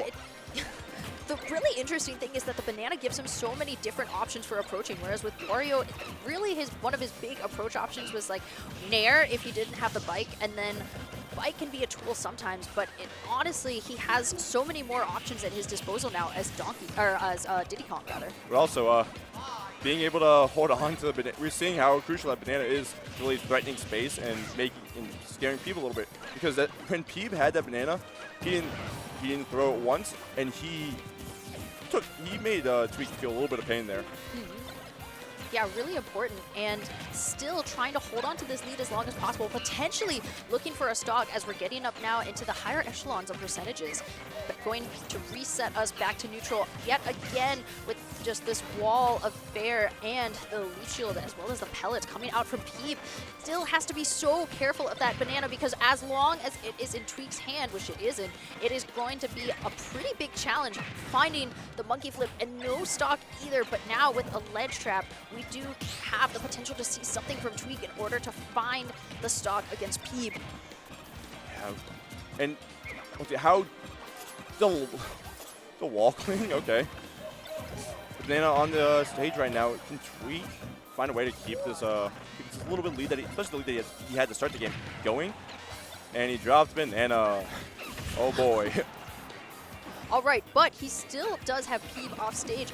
No banana anymore. That was unfortunately the setup, but no stock gone. The banana is still going to be a tool at the ledge, and it's pretty amazing that we only just now lost that stock when we're already 2 minutes in. Took a little bit of questionable DI, but was able to find the fair hit. And if he can play this lead, that's going to be great. But we've seen how good Peeb is at closing out like these stocks. Even if they're at a high percent, he doesn't let these games get super far behind him, right? Yeah, that's definitely something to keep in mind. And trying to just add on any extra percent that he can now with a ledge trap and the banana in hand. Tweak is able to get so much more mileage off of this than before. Peabnut finally has him, and not enough to take the stock, but looking for it as he have a jump. I think Pellet may have caught one of his jumps because, well, definitely can't imagine he just didn't press a button down there. Yeah, I think that's exactly what happened, because you could see like this little stall animation in that moment. So I think that was definitely his jump being gone. But 59% extra credit. Let's see what Tweak is able to make off of that.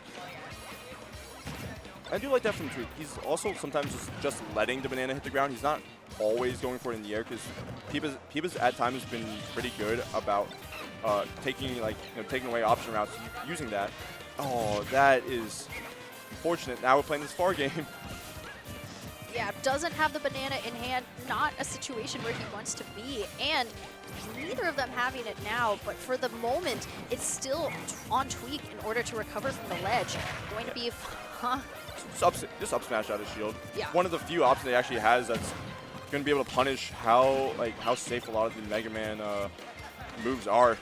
And that was like another big thing, is that the switch from Wario allows him to have actual out of shield options that aren't just, grab. Yeah, I think that's been a really helpful thing for the. Oh, I don't man. think he thought it would trip. I don't think so either, but it still seemed to be the right option to go for in that specific situation. Tweak, though, going to be relying a whole lot on the shield and just sort of chipping away at the approach, now having the ledge trap and going to be able to find that stock. So Tweak now up a stock and going to be looking for that extra credit and yet another ledge trap now. Yeah, and interesting to note is that Peeb had to go high there. He didn't have a jump, didn't really have the drift from where he was for that to go lower. And by doing that, Tweak was able to just, you can react to whatever Peeb does there, and honestly just probably kill him for it. Which, not probably, he did die. Oh, that is so disgusting. You can't do anything in that situation if you're Tweak. Just any, oh, he missed the ledge. Oh no. He kicked, all right. Kick again, why not? All right, that final stock there going to be doing so much for Peabnut, but Tweak going to be determined to keep him off on this side for as long as possible, looking for that ledge trap with the banana. Even without the banana in his hand, Peeb not looking to give it up, but Tweak going to get caught by these up airs. Oh no, disrupting his momentum, but still finding it back to the center of the stage. Peabnut now being forced to recover high, but Tweak going to be lying in wait underneath on this side of the stage. That was a reset situation with the banana that led to the up smash, and he parried. He knew he was going to down tilt there. Oh, that probably blows a little bit if you're Tweak. Once in that situation, you had him tripping on the ledge. You had a banana in your hand, and I think it was because you messed up with the. I think it's because you messed up with the banana catch. We saw an air dodge, and it didn't catch the banana. Oh, that's tough, man. That's really.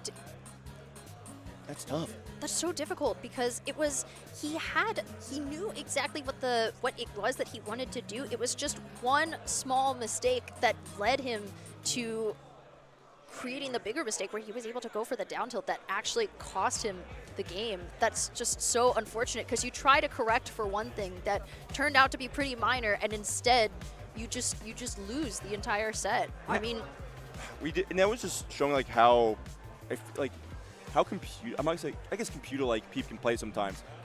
Which is he made one mistake, parried it instantly, and up tilted him for it. Peep was so good at controlling the pace of the game. Even once again, the game that he lost, Tweak had to come back from. It was a last-ditch effort waft, and it worked. yeah, the only real advantage that we ever saw from Tweak was at the very start of that Diddy Kong game. That was the real advantage that we had because he was able to get that first stock. He was able to hold a little bit of a lead, but even then, Peabnut was just able to reset the tempo, bring him back to speed, and then just force him to approach him every single time. And any time he did, Peabnut was just not going for any sort of aggressive option. But aggressive options should be part of your fashion, and looking at Zenny eyewear, it's definitely something that you want to check out, whether you wear prescription lenses, whether you want to have UV lenses, or rather blue light lenses for looking at a computer screen. Something that you want to look at 10% off when you use code CAVCLASH. Check out all of their styles and options at zenny.com. Thank you for your sponsorship. Additionally, let's talk about the Novablade Pro by Corsair. It's a Hall Effect leverless controller, and if you use code CAVCLASH on the Corsair site, you get 10% off. But that's not all they do. They also make reliable PC and gaming peripherals, as well as stuff from gaming chairs to RAM and the fight pad. There's 15 adjustable buttons. It has the the Hall Effect magnetic switches for faster inputs. And then, guess what? If you use PlayStation, if you use PC, doesn't matter. It has both of those compatibility straight out of the box. Oh, but you know what I love? As somebody who is a small-time tournament organizer, Farflash is there to bring you even more help when you come together for your community. Farflash works with dozens of brands and events and brings you people to help you out in order to support these grassroots locals, because without it, you don't have the giant majors that we have now in Charlottesville, Virginia. You don't have any of those if it isn't for the sponsorships and the help of the people at Farflash. So thank you so much for sponsoring Cavalier Clash. But also, speaking of some big tournaments coming up, $8,000 in pop bonuses only at Comic Palooza Fight Club, happening 2026, May 23rd to May 24th, taking place at the biggest venue in Houston, Texas. It's an $8,000 total pot bonus. If you use code CLASH at start.gg/Palooza, you get 10% off. And they have both Ultimate and Rivals too. So don't miss out on that. Yeah, definitely so much to be looking forward on the horizon. And speaking of the horizon, there will be even more Ultimate next. Nick and I are going to be hopping off, but it has been a pleasure. Pearl and Nick, two MDVA commentators here to bring you so much beauty of this set. So let me say one thing. I want to say one thing. We talked about grassroots earlier. I've played so much Smash in so many different places. You don't need corporate sponsors. You don't need those big things. Play the game for the love of it. Do your own tournaments. And guess what? If it happens, it happens. Thankfully, we have Farflash once again to make some of this stuff happen. But I'm so sick of just seeing people talk about it. And I wanted to say this. Play the game, love the game, make it happen. Stop complaining. And anyways, follow me Nick District 14 for a lot of sports stuff. I don't really talk that much about Smash anymore. And where can they find you? You can find me on Twitter at Perla Princesa if you would like any sort of content. I don't really know what I'm doing, but thank you so much. It has been quite a pleasure. It has been Nick and I, and we will be out of here. Peace.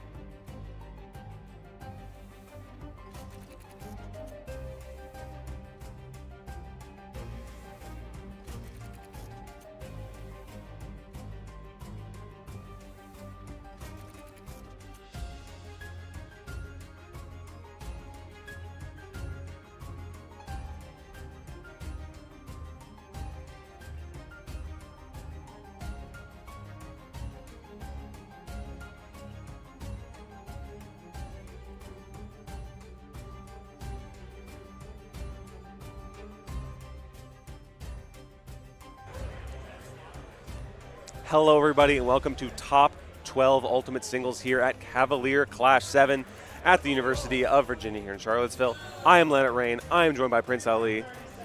You ready What for is good up, action? man? Oh, I am so excited for this. We've been sitting in the crowd watching Top 64, looking at the bracket and being like, yo, our sets, they're going to be so sick. And yet we've got a great one starting off. So we're not quite into winner's quarters just yet. This is to qualify for winner's quarters, which sort of tells you the level of talent that is congregated in Charlottesville this weekend, as we've got Acola versus Shiny Mark coming up. It's going to be a fun one. I imagine maybe a little bit on the slower pace, but it's a good way to slowly ease ourselves into the absolute haymakers that are going to be prepared for us in a second. Absolutely. And yeah, I mean, so these two have played once before at the Genesis pre-local last year, about a year ago. It was a best of 3, which Shiny Mark did win. Okay. And Shiny Mark has shown some real expertise in the Steve matchup. And there's not a huge high, like top level Pikachu presence in Japan that I'm aware of, at least. So we'll see how Acola handles it a year after playing him for the first time. Absolutely. And we're jumping into a small battlefield. It's kind of the tried and true gentleman's pick. I don't expect these players to gentlemen in any means, but it's something that really just kind of sets the tone for the match. You know, we're not getting too crazy with it as we're setting up blocks, we're setting up positioning, and of course you got to remember Thunder Jolt does go over those barriers like we're seeing, and that might actually be a little bit of trouble for Acola. Yeah, it's something to keep an eye on, and that damage, especially on the dirt blocks, is also, you know, as it climbs up the block, it's damaging all of them a little bit, right? So, yeah, it's already pretty close to start as they're kind of feeling things out. I definitely think Acola is just trying to throw out things every once in a while to see how Shiny Mark responds, mostly opting to hide behind the walls for now. Shiny Mark's got the T-Jolt Assault on deck, ready to go. Absolutely. I mean, it's vital for Acola to get that diamond on deck. And Pikachu, really good at preventing you from getting a lot of chances to mine. Sir, there, finally on board. Actually has some good iron as well on deck. Can't really just get it for free just yet, but we're getting there. Okay, yeah, fully shields the up smash and avoids what may have been an early kill for Acola. And still very even, an amazingly timed air dodge to avoid that last hit of minecart. And Akola's trying to get back to his safe space on the other side of the screen behind the blocks. The Thunder Jolt's actually paying dividends immediately in this first game, really tripping up Acola. I'm liking the pressure so far from both competitors, really, especially because look at that even percentile. Yeah, look at that. And Shiny Mark doing such a good job of putting pressure on those blocks. With that down air, that splash landing hit is so good, especially for that particular setup. That minecart will do it, though. Shiny Mark gets caught on the ground. He's done a good job staying sort of in the air, not in one space for too long. Off the and just follows bounce? it up. Yeah. Absolutely. What an amazing hit. And, of course, now you got Diamond on deck as well, so you're even stronger going into this stock than you were in the first. Dead even between these two. Yeah, exactly. Like, and this is a matchup where getting a stock lead can be huge. As we were sort of prepared for a slower pace set, but I haven't really even seen that so far. We're 2 minutes in, 1 stock off each, but like, you know, there's been some damage flowing. There's been some hits in there. And yeah, now both of them just opting again for the slower strategy. It's been a few times now that Acola has been able to sneak a minecart in under the block, as it, like that lower block as it disappears. Really great stuff, and Shiny Mark has not been ready for it so far. Definitely aspects and periods of turning up that heat, especially when you look at Pikachu. More slower gameplay of like, hey, let me throw Thunder Jolt, let me kind of do some set play in a way where it's like, it really just pressure you. And because it deals with Acola's blocks, Shiny Mark is being the overall aggressor here. It makes sense. You're keeping up the pressure even by keeping your distance because of that neutral special. Yeah, and now no wall, but still using those blocks as cover. This forward air spike. Oh, I think he maybe could have ripped an F smash and it would have hit, but Shiny Mark's still alive with a slight % lead. Acola trying to find an opening here, but nothing just yet. Wisely going to the ledge, Shiny Mark does. Oh, amazing parry F smash! Not going to quite take it from center stage, but that should put the fear in you if you're Shiny Mark. And look at that, up smash does take it. Shiny Mark on his last stock of this game 1. Yeah, Acola's parries are amazing, and parrying is definitely something that's pretty key in the Pikachu matchup, I would say, just because of how lagless a lot of his moves are, and Pikachu's kind of rely on like getting uncomfortable, making you uncomfortable in your face, right? So having some parries out can definitely change the pace a bit. Pikachu's have had it too good for too long, I say. Exactly. Look Shiny at that. Mark, yeah, again goes for that back air up smash. Absolutely. Under 10% on Acola. Still though, holding down some center stage. Until I say that, you're off stage. You're fighting for your life a little bit. Look at that slam dunk to even up the stock count, courtesy of Shiny Mark. Yeah, beautiful positioning on that downer from Shiny Mark, making sure to get the spike that doesn't land on stage and also doesn't give Acola a chance to maybe SDI in tech. Really great stuff to, again, even out the stocks, and they're throwing haymakers. They're, you know, there's some camping involved, but they want to win. Exactly. I like that. I like the periods of, okay, we got to maybe do a little bit of set play. If you're Acola, you're trying to get resources. If you're Shiny Mark, you're trying to keep those Thunder Jolts going. And then once you guys are in each other's faces, a lot of frenetic action, a lot of trying to hit your best buttons on each other, trying to get something crazy like that. You know, you really want to seal the deal here in this game one. You want to be up a game to have some maybe counterpick advantages going in there. And you want the momentum most of all. Right, because then, you know, obviously camping is an option, and you maybe have the chance to set the pace of the entire set if you get that game advantage, right? And Shiny Mark is looking pretty good in this game one. You can never count out Acola or Steve, though, especially with those diamond tools on deck. And yeah, there's that F smash. Next one at the ledge would probably do it, but Acola very low on resources. Gets a couple bricks of iron, no diamond, but still has the diamond tools, obviously, and still a little bit of gold left. Oh, and there's the diamond re-up. Okay, things just got a lot better for him. What an amazing tech, by the way, for Shiny Mark. You are living on a prayer a little bit right now. These percentages are getting a bit close. Just the hot spot. And what a shield break. No! Goodbye, Shiny Mark. I'll see you in game 2. Oh my gosh, what a funny ending to that game. I mean, both of them playing so carefully for so long and then both flubbing some moves, but that anvil is certainly going to shatter the Shiny Mark shield there. Absolutely. Whew. That is a tone setter, let me tell you, folks. Exactly, yeah. So Acola obviously coming out on top with the shield break finisher, but it was some very close play. I'll be curious to see if he, you know, he started that game with a lot of the camping behind the walls, mining and whatnot. And as the game went on, he started to get a little more aggressive. I'm curious if he keeps that pace too, or if he maybe slows things down. Because that was such a stalemate factor, in my opinion, with the Thunder Jolts and then the setting up the block walls, I'm wondering if Acola wants to maybe attempt to go on the offensive, because going on the offensive actually is a good way to get some resources. If Pikachu's off stage trying to recover, if Pikachu's in disadvantaged state, that gives you some opportunities to mine some resources afterwards and hold down center stage. I think that makes a lot of sense, Let It Rain. Or just start off like that. Yeah, or we could start off like this. But you're right. Acola, notably, did not build a wall to start this game. Immediately went in and started swinging after mining for a little bit. So yeah, I'm definitely seeing a bit of that more aggressive approach that you mentioned. And it does kind of make sense. I do think Shiny Mark is the one who prefers that slower pace, that war of attrition, especially once you can get some of the stalling under the stage started. You can make them get him in a bad position, get some loops going. But even with that aggressive start from Acola, Shiny Mark is capitalizing on it and taking an early percent lead. Most importantly, Acola got the steel tools on deck. Got that iron powerman. That's for sure. There we go. And you got diamond on deck as well. But Shiny Mark enjoying that percentage lead. Yeah, definitely comfortable now, and forcing Acola now to make a play here, which he's trying to do, but yeah, using Pikachu's mobility to just sort of get to the other side of the stage and then rush in with the punish. Shiny Mark looking amazing in this game too. Absolutely. Especially because the slow speed of Steve means that you can run away if you're Pikachu. You're lightning fast, pun intended. Like, you get the job done. Yeah, that runaway is going to be such an important factor here. Goes for the down throw, maybe looking for an up air. Doesn't find anything just yet, but just continually applying the pressure is what Shiny Mark is looking for here. Being up percentage versus Steve is one thing, but being up a stock is so much better. Right, exactly. I feel like you don't really feel secure if you're on the same stock as Steve, no matter what. Yeah, oh, and Acola getting stuffed up at the ledge. Shiny Mark with the spike! That's a power move. You love to see it. Oh my gosh, and that quick change of pace is something that Pikachu's so good at, because he'd been doing a lot of T-Jolts chasing Acola around the stage. It's like, now eat this down air. A big lead for Shiny Mark now, as Acola is going to need to dig deep to get a comeback going. Absolutely. Maybe a little bit more digging into the resources as well. Look at that, only 2 iron on deck. Make it 3 after that last one. And now it's the game of Shiny Mark still being the aggressor, even a full stock ahead. I like that. You want to keep momentum, especially because the game plan's been working so far. Right. It's like, you know, I was ready to say, okay, Shiny Mark with the lead, this may be where he hangs back, but he's realizing that the pressure he was applying was really making Acola uncomfortable. And yeah, I say ride that momentum until it stops working, right? Especially because Steve can make a comeback very quickly. You got to capitalize on the lead you have right now. Might as well keep it going, avoiding that forward smash with the trickiness of quick attack. Yeah, Acola honestly looking a little bit antsy here, trying to go for these swings and just not finding anything just yet. Shiny Mark's got the rinse and repeat at the ledge going so well. There's another spike! We have 3 spikes so far from Shiny Mark in this set. Oh my goodness. And it's honestly so good against the way Acola is recovering. I mean, he's mostly going for higher up horizontal recoveries, and Shiny Mark is just getting in the exact position to, even if you don't get the down air initially, setting up for the down air. And surviving that anvil is also huge. 34% on Acola. If Shiny Mark can get some more, it could be big. And avoiding the minecart under the block situation that was getting him game 1.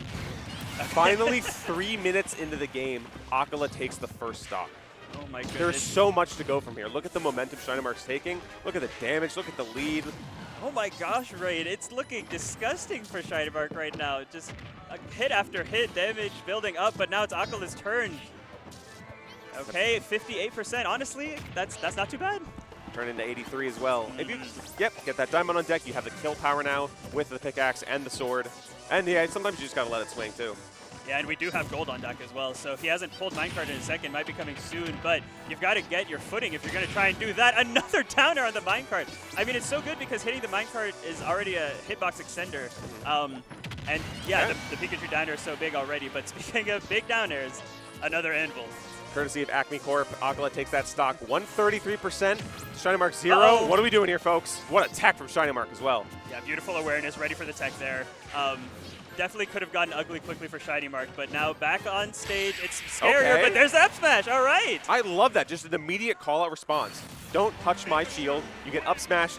Now I'm up 2 games versus Acola. Oh, well, I think that was 1-1 actually, right? Acola won game 1? Yeah. I'm getting too excited over here. Hey, save it for maybe potentially after this game, though. Yeah. The shield break, that was iconic. Yeah, the shield break was iconic. But that's a great answer back from Shiny Mark. Right, no. I mean, absolutely, because getting the game 1 ending like that could easily be a mental blow that leads to Acola steamrolling the set. But no, Shiny Mark showing the adaptation, and now it's Acola's turn. He was kind of looking a little lost there. It's interesting that even though Acola won game 1, he still tried to adjust things for game 2. Yeah. And didn't quite work out. So now you do have to go to the drawing board just a little bit. And I guess we're swapping the player. I don't know. Making sure we're on the correct ones. Yep. Just getting things settled before this game 3. So now they're playing a best of 3, right? With the data of 2 games in their mind. And yeah, I'm curious what the yeah, that could be the adjustment he makes. Honestly, is are we seeing a different character? I don't think Game & Watch is the play versus Pikachu. Yeah. So it depends on really what you have as Acola. What you do, I mean, I believe you have the Pyramithra. You have some other like random things you can pull out that are well versed for sure. Yeah, I honestly think stick with your guns with the Steve. It is his best character, and he does have some disgusting secondaries, I will say. But I think he's already kind of going back to that game 1 strategy with putting up the wall immediately. He kind of tried to do that at the end of the last game, but he was down by enough that I feel like Shiny Mark was able to pull it out. You don't get the same advantages if you're at that deficit, so perfectly makes sense. And so we're dipping a little bit different in this game 3. We're going a little bit more on the defensive mode. Yeah, sure enough. Yep, there's that three dirt block stack that he was using so much during game 1, and yeah, it's back for this game 3. I mean, it's very interesting. Acola, I feel like he's got a reputation for being unbeatable in game 5, right? Like he can get taken to game 5, but if he makes it there, he's gonna mess you up because his adaptations and the way he gathers data is one of the best in the world, if not the best. I like adaptations, but so far you need to get percentage on the board versus Shiny Mark. We're looking at 111 to 0. Right. Finally, hey, we take 1 hit. Do I see 2? I see 3. I see 4. I see 5. There you go, Acola. You're on the board. Yeah, I'm talking up Acola, and he's Shiny Mark's doing well. I finally stopped, but now then he starts getting some hits. So maybe I'll try and stop influencing the game so much. My bad. A testament to how back and forth these players can go. The momentum can go Exactly. either way.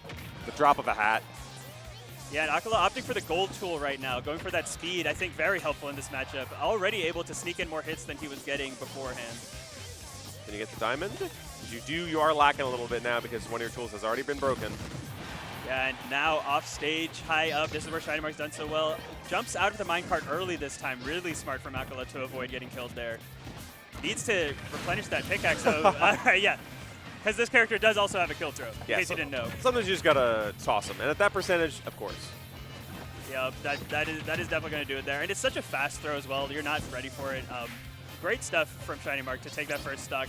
Went up to a really early, big lead, and now regaining it after Acola made some percentage comeback. We got loops. Oh my goodness, look at that combo extension, keeping him going. We love the momentum coming in from Shiny Mark, especially because you have looped Acola in percentage. Kind of like what we saw in that game too, and that's tough to come back from. I know you're Steve, but Shiny Mark's a beast. Yeah, Shiny Mark's honestly just playing amazing right now. Like, he's got his Thunder Jolt game going, but whenever he's in close quarters with Acola, until he rolls into Anvil whenever he was in close quarters, he was doing well, but that is going to even up the stocks here. Absolutely. Wile E. Coyote eats your heart out, folks. Sometimes you just got to hit him with it. And hey, we're 2 for 2 now. This just has drop been, it right in front. Yeah, I got to see the stats afterwards on how many stocks on both sides were taken by Downer. I think they were over 50% on the set so far. You know, I think about it, because Pikachu's so quick, especially that quick attack, kind of giving some Roadrunner energy, for sure. Oh, there you go, yeah. Big dash attack over the blocks is huge, but good DI from Acola across the stage to avoid the kill. Oh. But, yeah, Nice from Shiny Mark to get the forward air, and you're up a full stock. You have so much wiggle room to play with here. That's what you want to see if you're Shiny Mark, or of course you're sporting team Shiny Mark right now. Exactly, and Pikachu very well equipped to play with the lead because of the stalling tools that we alluded to at the beginning, which honestly Shiny Mark hasn't been using. He's more been using those fast moves, like we've been saying, those quick confirms that for like 30 or 40% to build the leads. It's just good guaranteed damage, and his movement is so slippery that Acola really just can't get anything started. Oh no! How many times will you run into Anvil? And it's like, whenever Acola's pulling these anvils, I'm like, Shiny Mark's not there. He's not going to get hit by that. And he's just there. Honestly, because Acola's also building walls, you need to like paint a picture of the ledge on it, and then you'll just run right into it. Oh, there you go. Yeah, exactly. If we're going to go full Looney Tunes, might as well. Gosh, Pikachu getting smacked around between the minecart and the block, but still building up this damage, and Acola, about to eclipse 100%. And the setup, yo! Shiny Mark! A taste of your own medicine there. Oh, my goodness. Realizing, yeah, you're teching that, but can you tech this? What a jump scare. That was amazing. I mean, because that was like, especially, a couple years ago, that was like the Steve classic, right? Block at the ledge, back throw setup. You either hit the tech and get F smashed, or you miss the tech and get stage spike. Shiny Mark there is like, I got that for myself. I remember. Pure cognizance and awareness to just lock in on that moment. You understand the assignment. And the up air was such a good choice, too, because it was so fast that, Acola couldn't react. He wasn't ready for it. And now Acola thinking a bit here. I could see a character switch at this point. Shiny Mark's looked really comfortable against Steve. A little bit of contemplation here. Yeah, I'm curious. I mean, the Game & Watch I feel like has been the more common secondary of late. The Aegis, of course, really strong as well. It looks like Aegis, maybe? He's thinking. I know you're not going Sephiroth. As much as in Right, my heart, yeah, I want that to exist. That ain't happening. I could see Pyramithra coming out here, but I think I'm not sure. I'm torn though. Yeah, I was about to say. I think you might just need to ride it, Steve. Yeah, you need to ride it out, Steve. I think that's fair because even if you lose, I do think that I don't know. I mean, matchup-wise, Pikachu's got plenty of stuff on Aegis as well, especially being a much easier to edgeguard character than Steve. It can get really dangerous. So I respect the sticking of your guns to Acola, but. That being said, if you're sticking with Steve, you've got to bring out some new strategies here to deal with Shiny Mark. I know. Going into this game 4, we have the Sleepy Time Smash Bros theme. What is this, like Stage Builder from Brawl? Something like that. This is pure Sleepy Time. This is the one that I would listen to on YouTube with like the Soprano sax cover. I'm like, ooh, this is groovy. It's like Rooster's Cafe if you're doing doing some Smashville Town and City type stuff. Like, come on, folks, we need a little bit more energy. This is winners top 12, like top 16. Exactly, and there, oh my gosh, Ow. huge damage from Acola, who's looking very strong to start this game 4. He's again, using those three block walls in the corners to mine, and then running in with the, the chip damage, trying to build things up, and the down air again.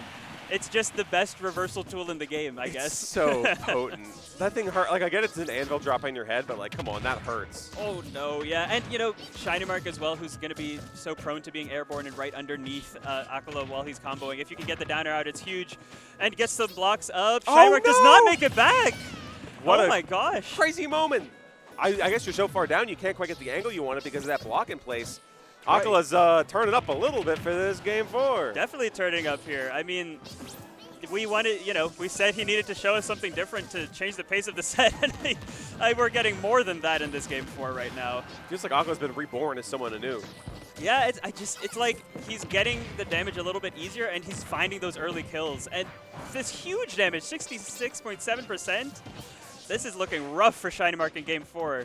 It's really just on the opposite end now because Shiny Mark. Oh my God, you're gone! I'll see you in game 5, brother. I don't know what that DI was. I honestly, maybe I get it. I kind of didn't want to be in that setup either. I mean, you said to yourself, that was the I'll see you in game 5, brother DI. Yeah, that's, you know what, we can just mulligan this game, and I'm gonna prepare mentally for the next one. Exactly. Like, there's something to be said, I don't know that it was necessarily intentional bad DI from Shiny Mark. However, I do understand the idea. Like, part of me is thinking, stay in it as long as you can to gather as much data as you can, but sometimes you just need that mental reset.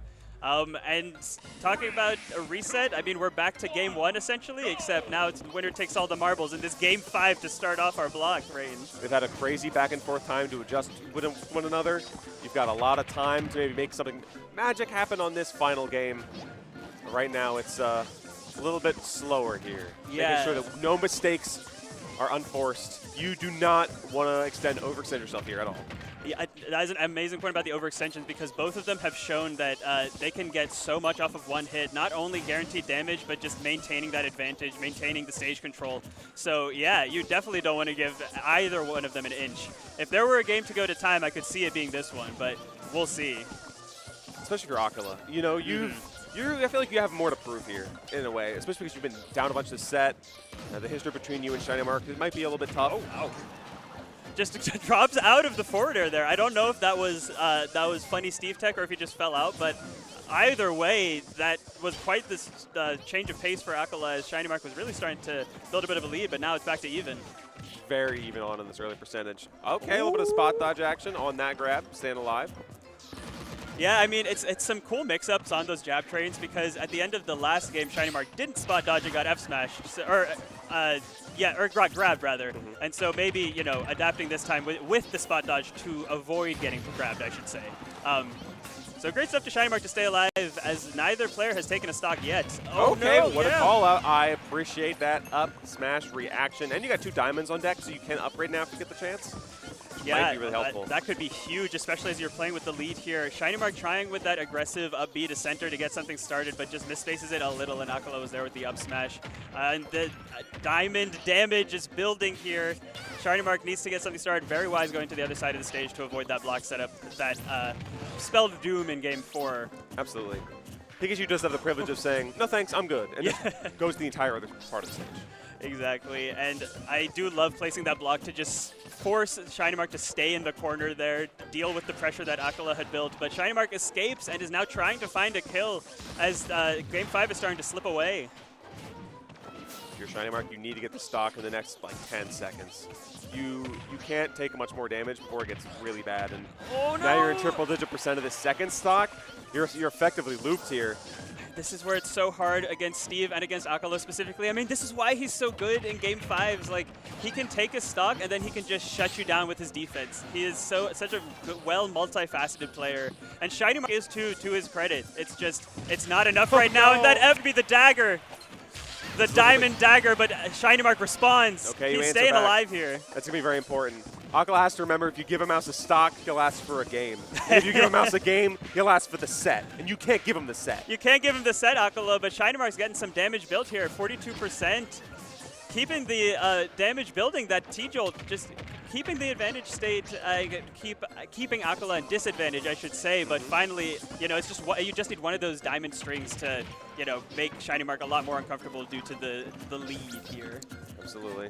You got to remember, diamonds are Steve's best friend, so they're not so easily parted, that's for sure. Oh, yeah, that is definitely for sure. And if Acola can get another diamond, there it is. Yep, he was due for one, and there it was. The anvil drop. Shiny Mark needs to find some damage here soon, as Acola has all the tools he needs to escape with a Game 5 victory. Another anvil, and he's getting the soft hits, but it doesn't really matter. That blocks it up at the ledge, forces Shiny Mark to jump, but he adjusts beautifully to take the stage, take center stage right away from Acola. At this point, we have to answer the question, how can Shiny Mark even win this? You have 3 minutes left on the clock, and guess what? Doesn't matter, because Acola says, I'll take the parry, you take the F-smash, and I'm going to winners. He'll take the set. Oh, that was so funny. I don't know if we'll see the player cam replay on the replay, but Shiny Mark, he was angling his shield up on the up tilts, which was really smart to try and avoid the setup. But then, yeah, just got parry F smash. And there's that shield break F smash to end game 1.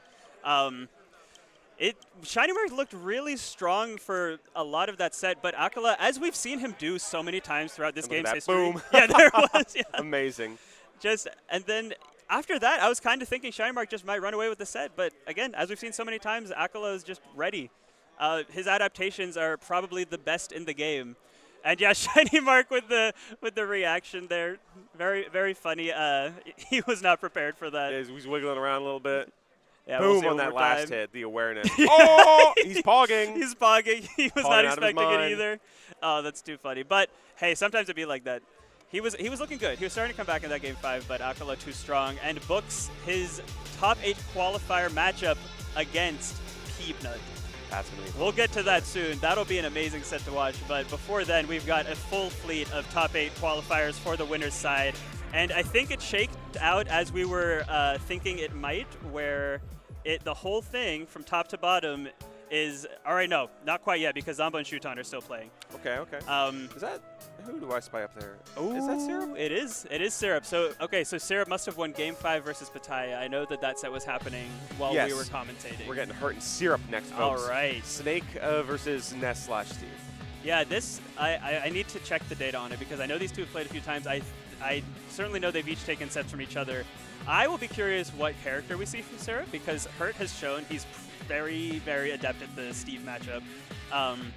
He's made it look unwinnable for Acola of late, forcing him onto Game & Watch. So I'll be curious if maybe Syrup brings out the Ness. Especially, Ness has plenty of stuff in the Snake matchup to make Snake uncomfortable, being able to absorb those explosions, having some really good damage to get some early kills, preventing Snake from, getting too high in the percentage column. But I don't know, Rain, what do you think? I could see maybe a little bit of counter-picking wars happening, but I could also just see, like, we're just going to run Stevie Snake Steve all the Snake, time. exactly. Like, sometimes you just got to... I mean, it's what we saw with Acola being like, do I switch? No, I just got to ride or die with my best character, bar none, and we're just going to make it happen, win or lose. Yep, and I think Syrup has especially been playing mostly Steve lately, so yeah, at this level, you stick to your guns, you stick to what's best. And because there's the adaptation that these players are capable of makes it so that you don't really need to worry about switching the pace to the degree of a character change. At some point, you got to start playing the player. Exactly. And that really, really is important here at top level. Yep. You're going to figure out the minutia of how they play, and of course, being from entirely different hemispheres means that you need a little bit more, maybe more time to adapt because you guys aren't playing much, are you? Yeah, and so it is 4-1 in the favor of Hurt, with Syrup taking a set at Battle of BC 7 this past spring, and Hurt winning the last set, Game 5, just about a month ago, actually, at a Meisuma Hit event. Yeah, Meisuma Offline. And actually, Snake and Sonic on the side of Hurt, and Ness and Steve on the side of Syrup. So we actually could see some shenanigans abound here. We have some precedent set. Very exactly. important. Yeah. So I don't know. We'll see. These are two of the absolute best players in the world. These are two players who I think, we're at the start of a new year, a new season. I think both of these guys could be in contention for #1, or at the very least top 5 by season's end. For sure. That's going to be interesting to see. Hurt feels like Hurt's on a warpath. He's doing what Hurt does at the end of the day. Syrup, I feel like always is continually on the up and up and continually nets good wins. Yeah, I mean, Syrup, exactly. He's one of the America's players that's had this meteoric rise in the past couple of years, right? Yes. Going from, hidden boss tri-state to, top 100 to, no, I'm actually a top player and I will beat your favorite top player. Exactly. And we'll see what happens here. I do think it'll be a pretty close set. I'm very curious about the character counterplays. I don't know. They're both very, stalwart. Neither of them, I feel like, makes mistakes pretty frequently, I can see that, especially. Honestly, I kind of want to see Hurt pop off again. Hurt's been popping off a little bit today. Hurt has been popping off a bit today. Honestly, I feel like across the board, the top players have been popping off. I mean, Miya had a mid-set pop-off, I think, in his set against Raflo, just because of how close that was, which Raflo did end up taking. So yeah, I mean, the stakes are high. Everyone wants to get their name in the win column in this start of this new season, as we've got such a dense, super major packed start to the year, coming off of LMBM, Cav Clash this weekend, Genesis next weekend.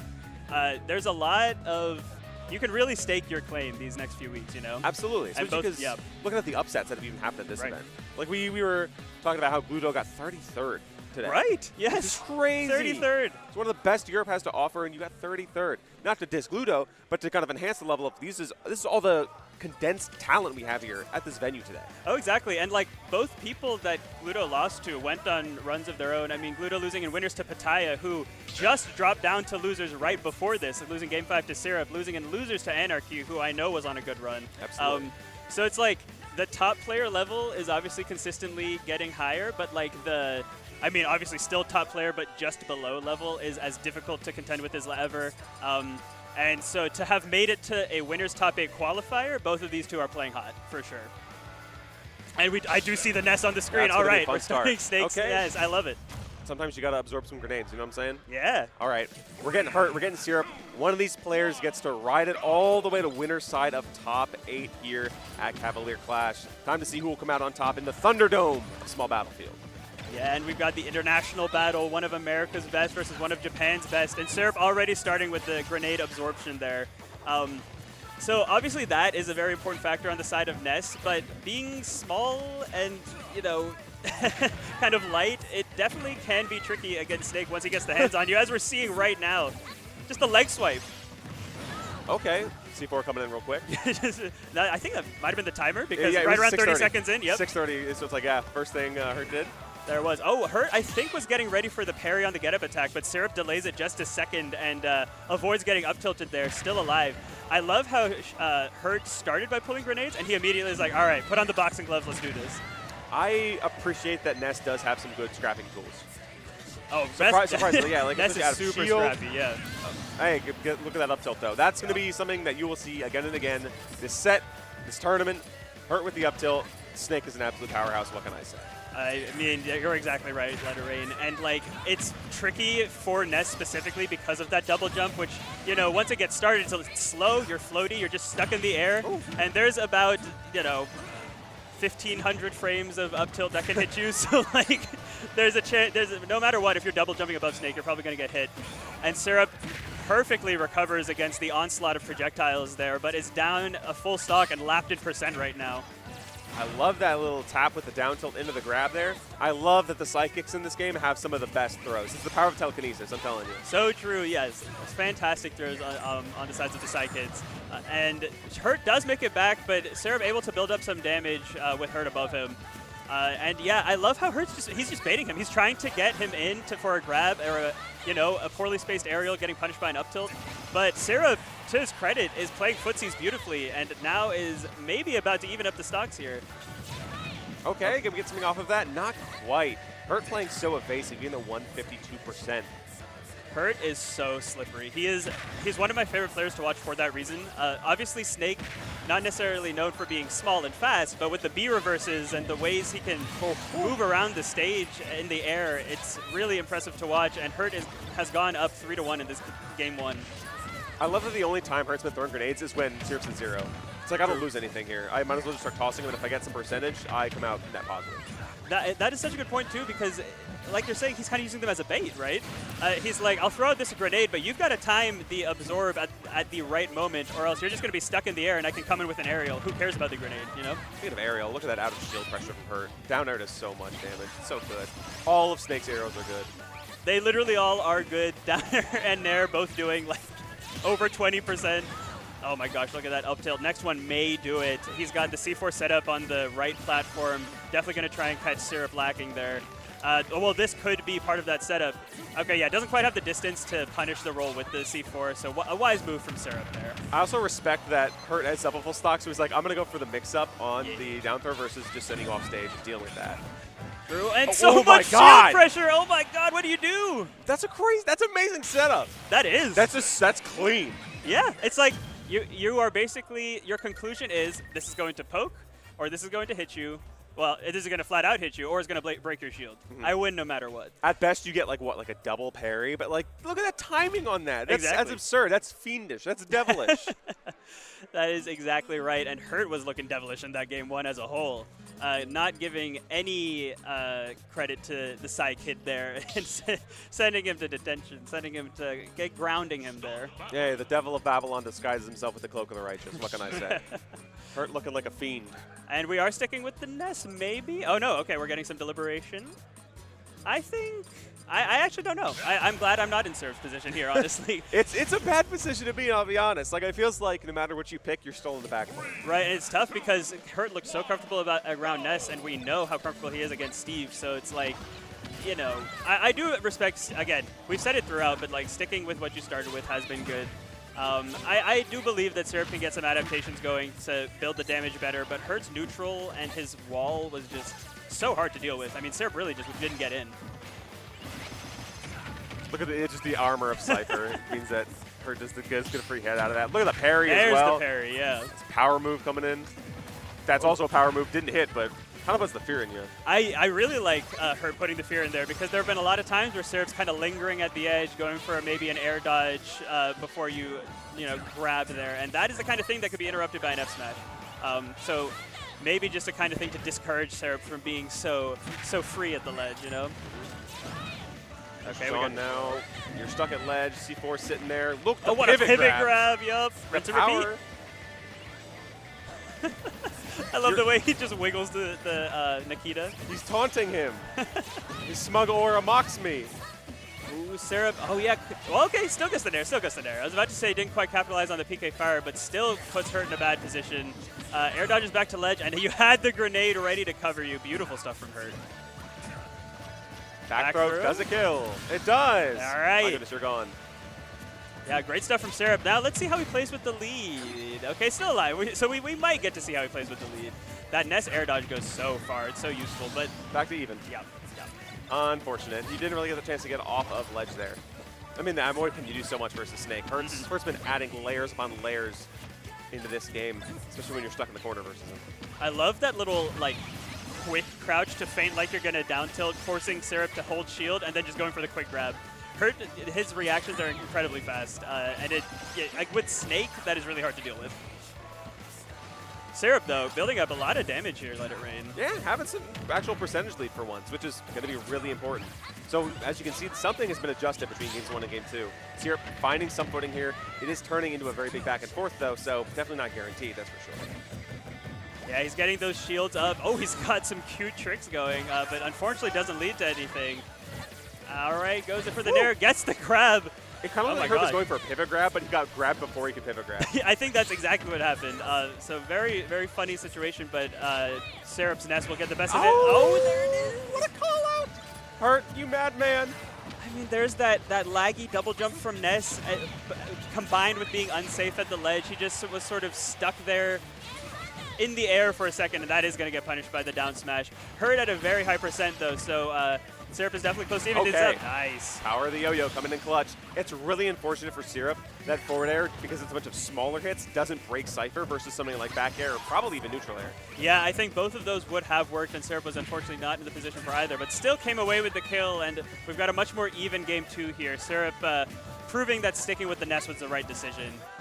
Even if you lose this, like you've played it so much closer, you've been playing it a lot better, he's been able to find hits better for the most part, but as I'm saying that, it's been the Hurt show. And now, okay, we do transition to some offense from Syrup. You couldn't quite get the full follow-up on that platform, so now it's Hurt's turn to play the game once more. Okay. Get by some hits here. Dan, you're getting hit by the Hurts here. You have no double jump, I believe.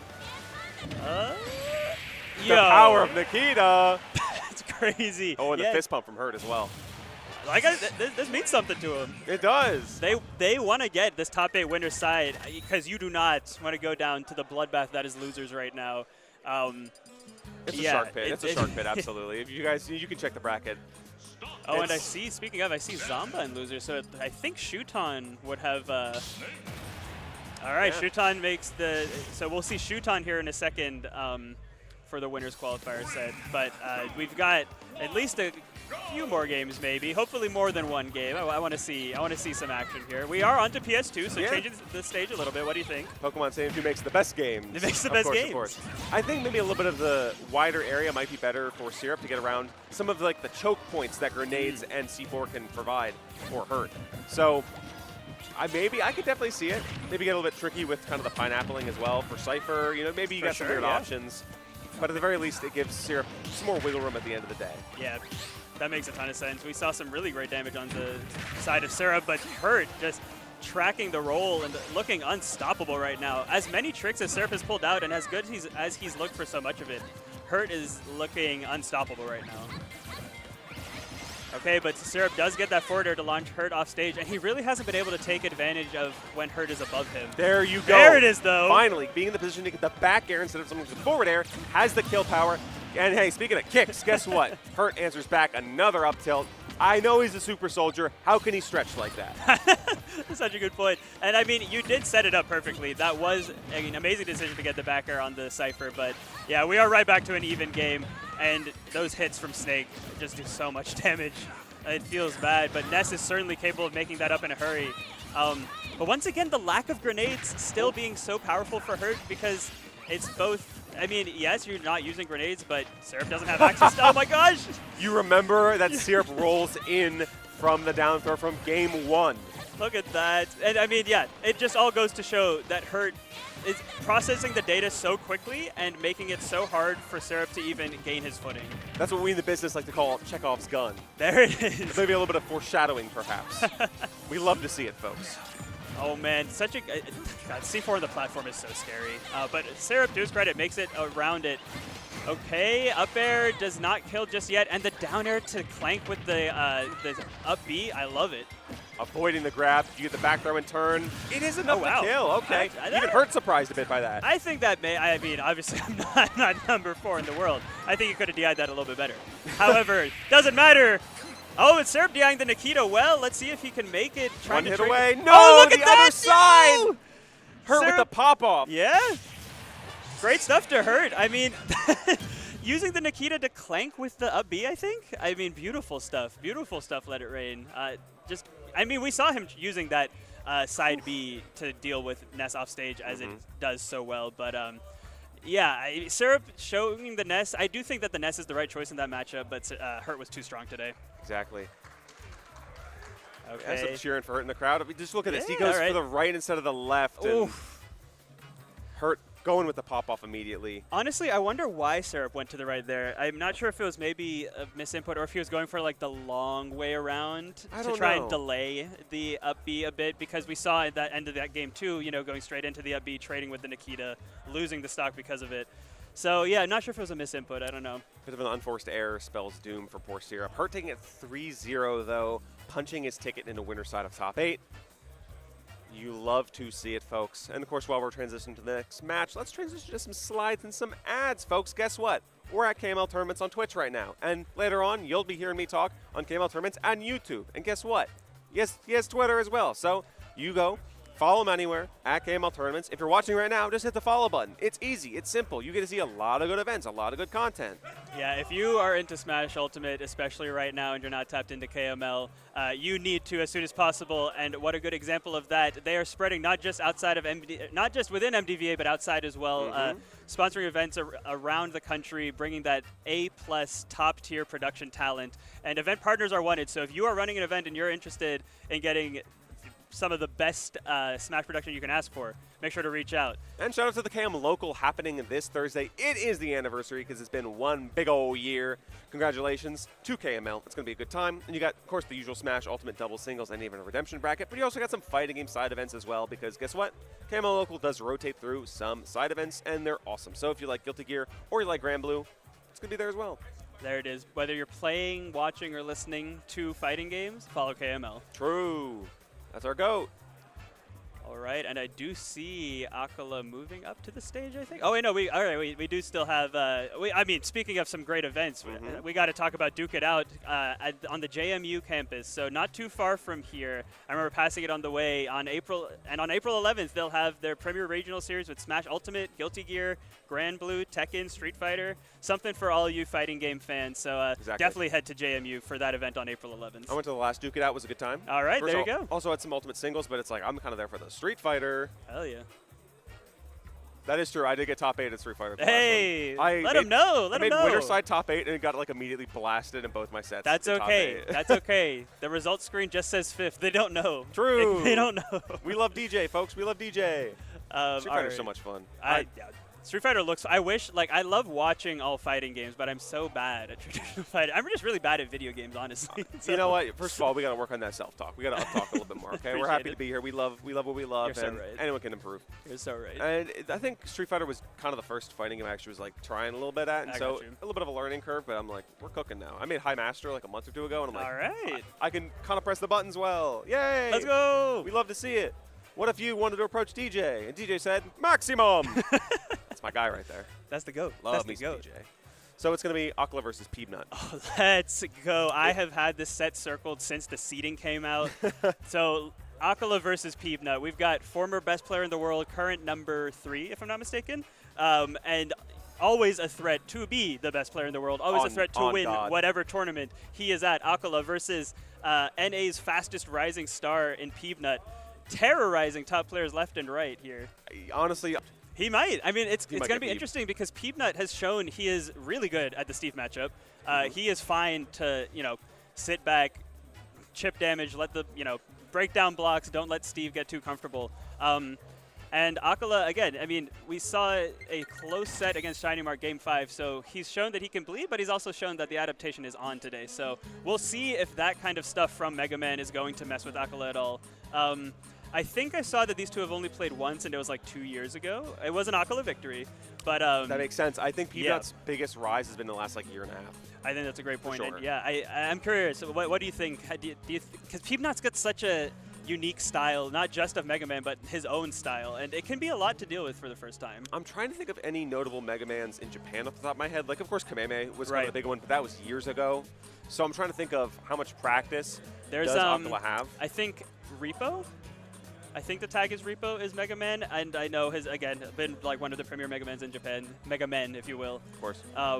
So I definitely think Acola will have the experience for the character. It's just a question of if he knows Peabnut and how Peabnut is going to play this match. Exactly. Built different, actually, though. He's going to Peeb all over you if you're not prepared. Exactly. That's my guy. Yeah. Like, my prediction is Game 5. I don't know who will win, but I feel like there's going to be a lot of back and forth adaptation, as we have seen in the both sets so far. And I think, I don't know, I was talking we were both talking about how Shiny Mark Acola was going to maybe be slow paced, and then that was honestly a pretty scrappy set, so we'll see here. I believe Peabnut beat Tweak to get here, and of course we saw that Acola set a little bit earlier. So, oh my God.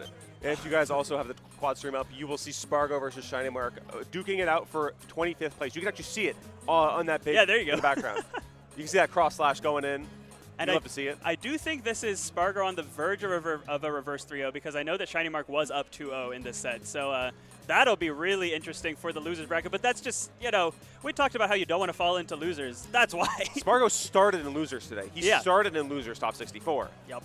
And Shiny Mark also in there. Like, you're going to have to deal with one of the two of them if you want to move forward in this losers bracket. So both Acola and Peabnut are going to want to stay on the winner's side of things as much as possible.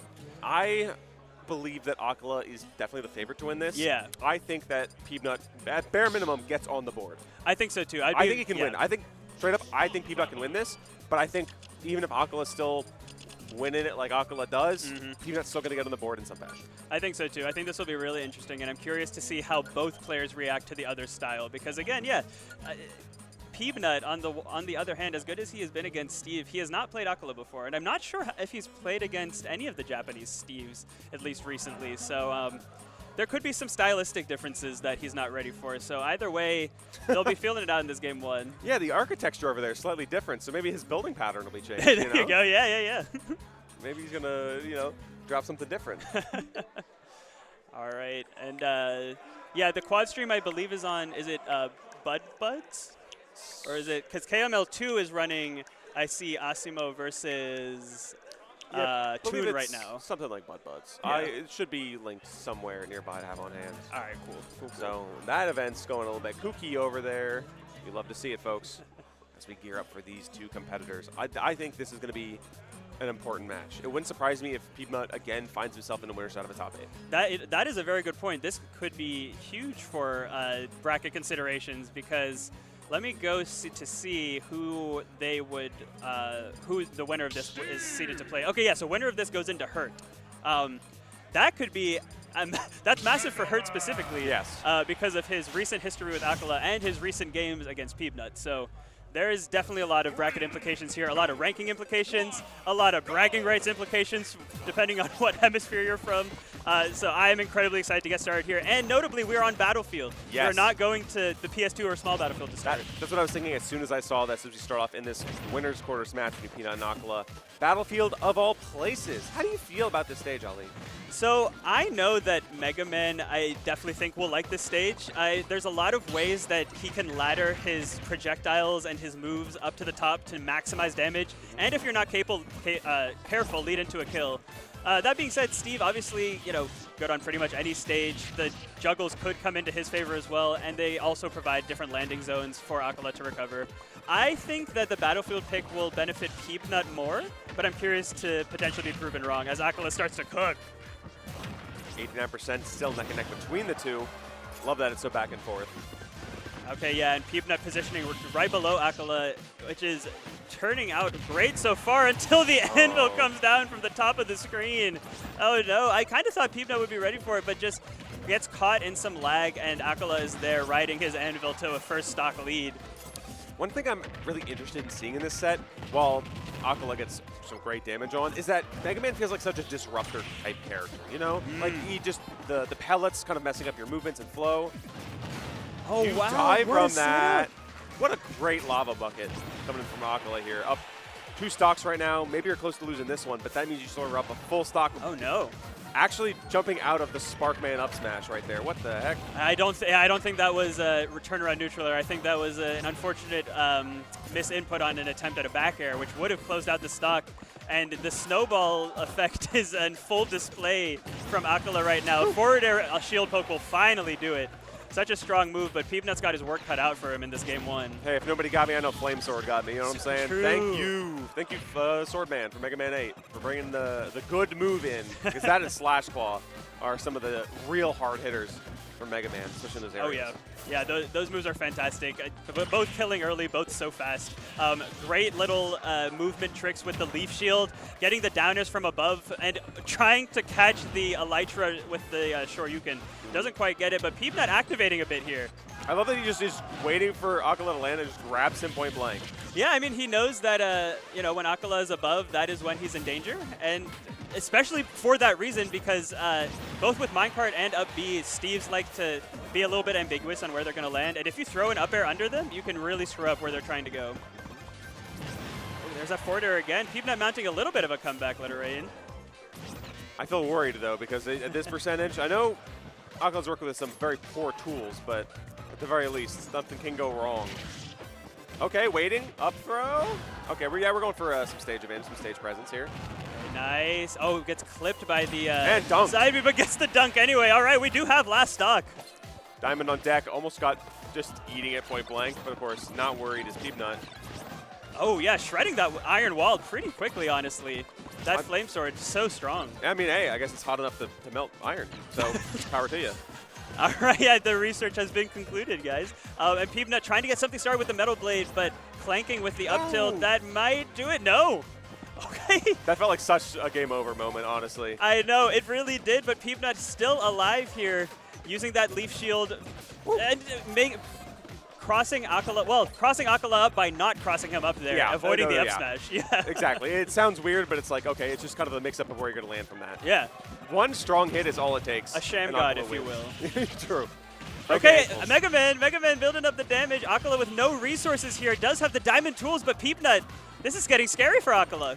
Peabnut opting to kind of be a little bit careful because he knows that if he goes too over-eager and plays the aggressor, he might get sniped by pickaxe or a forward smash or something crazy. So as much as he wants to build that momentum up and keep it going and deny Acola resources, it's kind of risky to do that. It's so tough, and using the platform as a little bit of coverage there and projectiles to keep himself alive makes it to center, putting Acola into the corner. Obviously, Steve more than comfortable there, but Peabnut is really chipping away here, and this war of attrition could end up in his favor. Normally, if you are down by a bunch, you don't really want to camp, but because we're their same stock, I think Peabnut understands that if he just kind of slows the pace down and nickels and dimes the percentage here, he can make a comeback. Because look, it's only 40% difference. And using the mobility of Mega Man to really leave Acola with nothing to do on the stage. Mega Man has such good air mobility and can get up so quickly with the rush coil. And it's with Battlefield's platforms, it's making it really hard for Acola to get anything started here. 81%, this is Metal Blade Shoryuken kill percent for sure. I love the 1 second of Acola not mining, Peabnut not doing anything, and then just staring. Yeah, there's the minecart under the block, but Peabnut locks that down real quick. I mean, Peabnut being able to hang back and threaten Acola from a distance is so strong here. Here's the leaf shield, more damage is building. We're getting closer to where, you know, a backer at the ledge could kill. I mean, both characters certainly at kill percent right now. Honestly, I'm waiting for a parry mega upper. Oh, there you go, yeah. Like that does kill. Oh man, yeah, I'm very curious how it's going to go. Both players, neither wants to engage. Acola gets a break with the side B, and Peabnut forced to recover. Sneaks into Metal Blade and gets around the wall.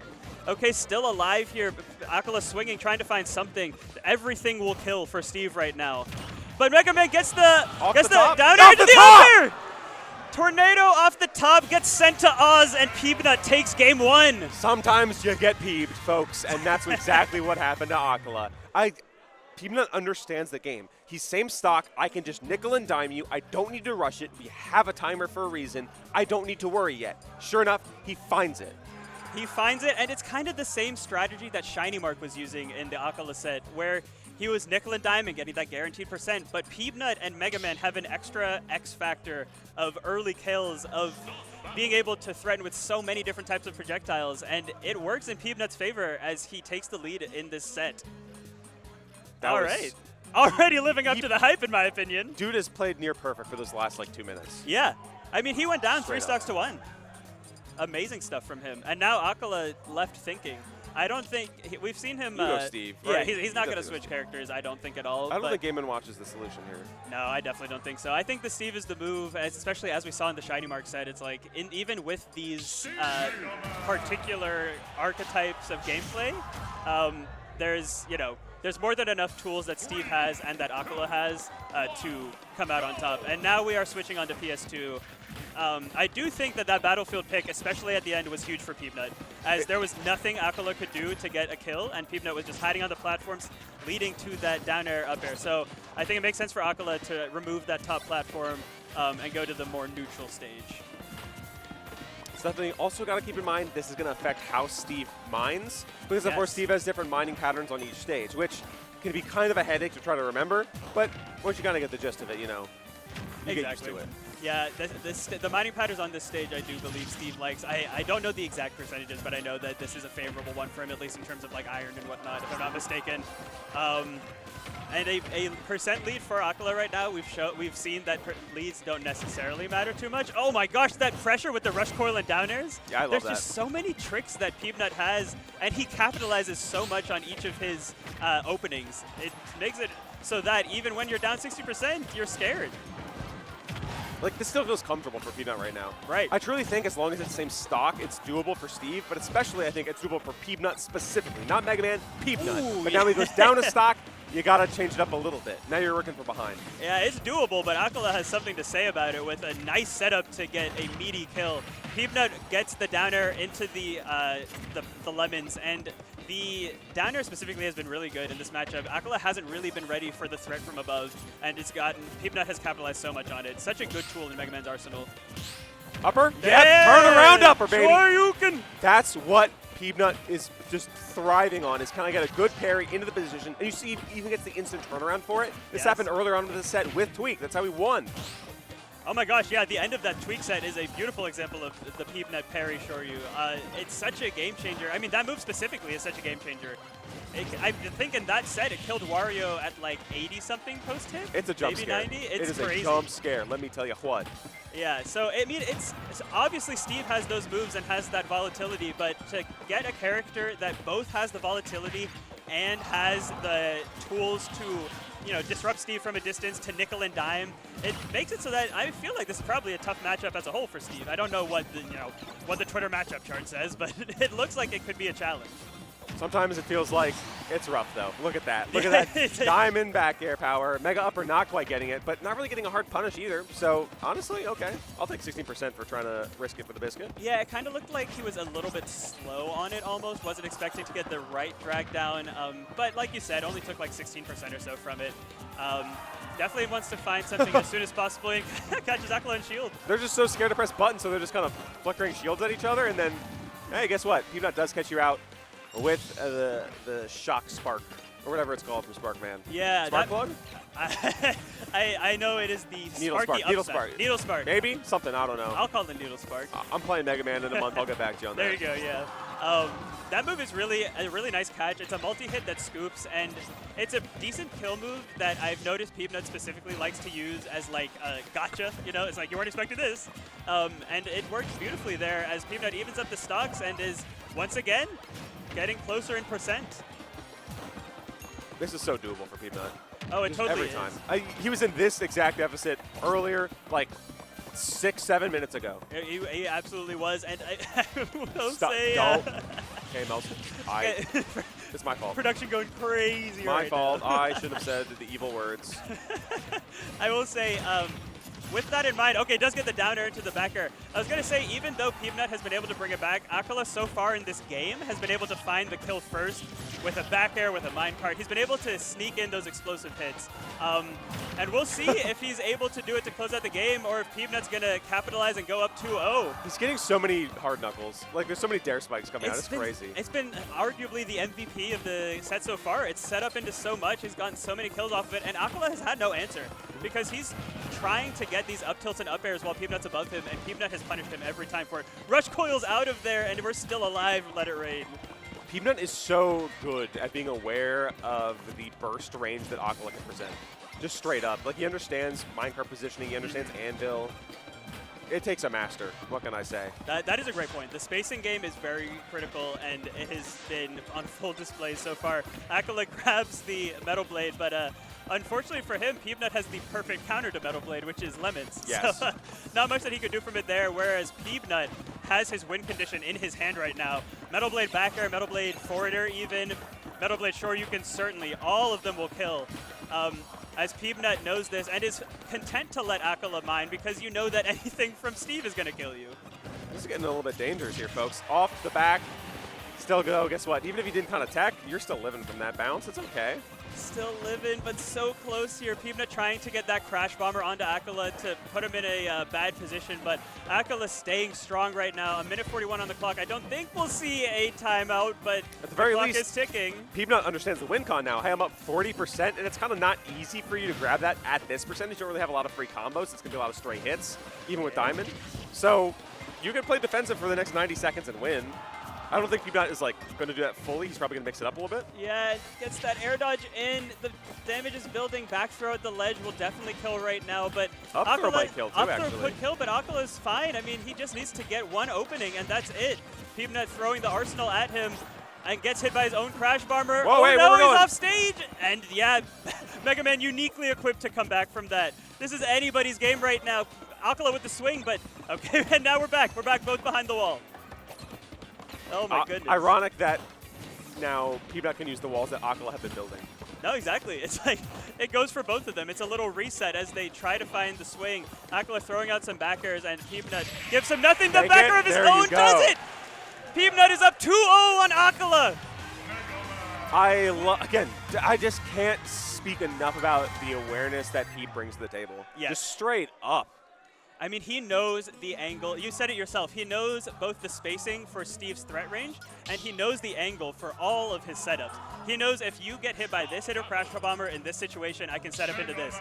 And, you know, honestly, he's using it as a bait half the time and going for the second read to capitalize. And the level of options you need to go through in your mind is staggering, and it's going in the favor of Peabnut right now as Acola has been playing it close, but in those late game situations has not had an answer.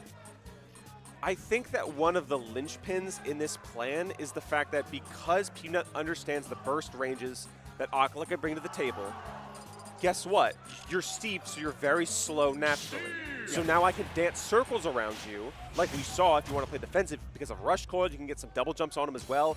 Mega Man has the movement to escape Steve normally, and if your understanding of when and where he can use Minecart and Anvil maybe to try to sneak something on you, you can avoid it entirely, and Acola can't catch up. Yeah, beautifully said. He's making him, he's playing keep away in those last hit situations, and the damage is so threatening that Acola kind of just has to respect it. And like, now here we are in this game 3. Neither character is taking a hit. Finally, 1.6%. Now yeah. This is Mega Man gameplay. I remember playing this on the NES. You know what I'm saying? Yeah, there it is. You're just playing Mega Man right now, and Acola is playing Super Smash Bros. Ultimate, getting a lot of damage here, ripping out the TNT for maybe the first time in this set. Yeah, not something we've really. Hey, okay, Peabnut, relax, buddy, relax. Oh man, I saw him use the Flame Blade on it. I'm like, what are you doing? What are you doing? It's gonna explode. And Acola again with a big start, but he's taken the lead in each of these games so far, and Peabnut has come in clutch at the end. So ultimately, this is just a waiting game to see under what circumstances it's a last stock, last hit game. The tempo is going to change at least 4 times. I fully expect Peab to go back and forth in terms of what kind of game plan he's bringing to the table. this might be another long game, but everything's coming up Peabnut. Even at this deficit, I am undeterred and unfettered in the slightest, and I think Peabnut also feels the same way. Oh, I totally agree. I mean, Acola wisely going for a bit of a campier approach, using those stone walls to literally stonewall Mega Man. But Peabnut, so patient, is ready to deal with that, and that resilience is how he's been able to come up with these comeback wins. But Acola has something to say about that. I mean, he is the god of adaptation. He is the Game 5 god. If there was anyone to get this reverse 3-0 right now, it's Acola. But Peabnut is playing like the best player in the world right now.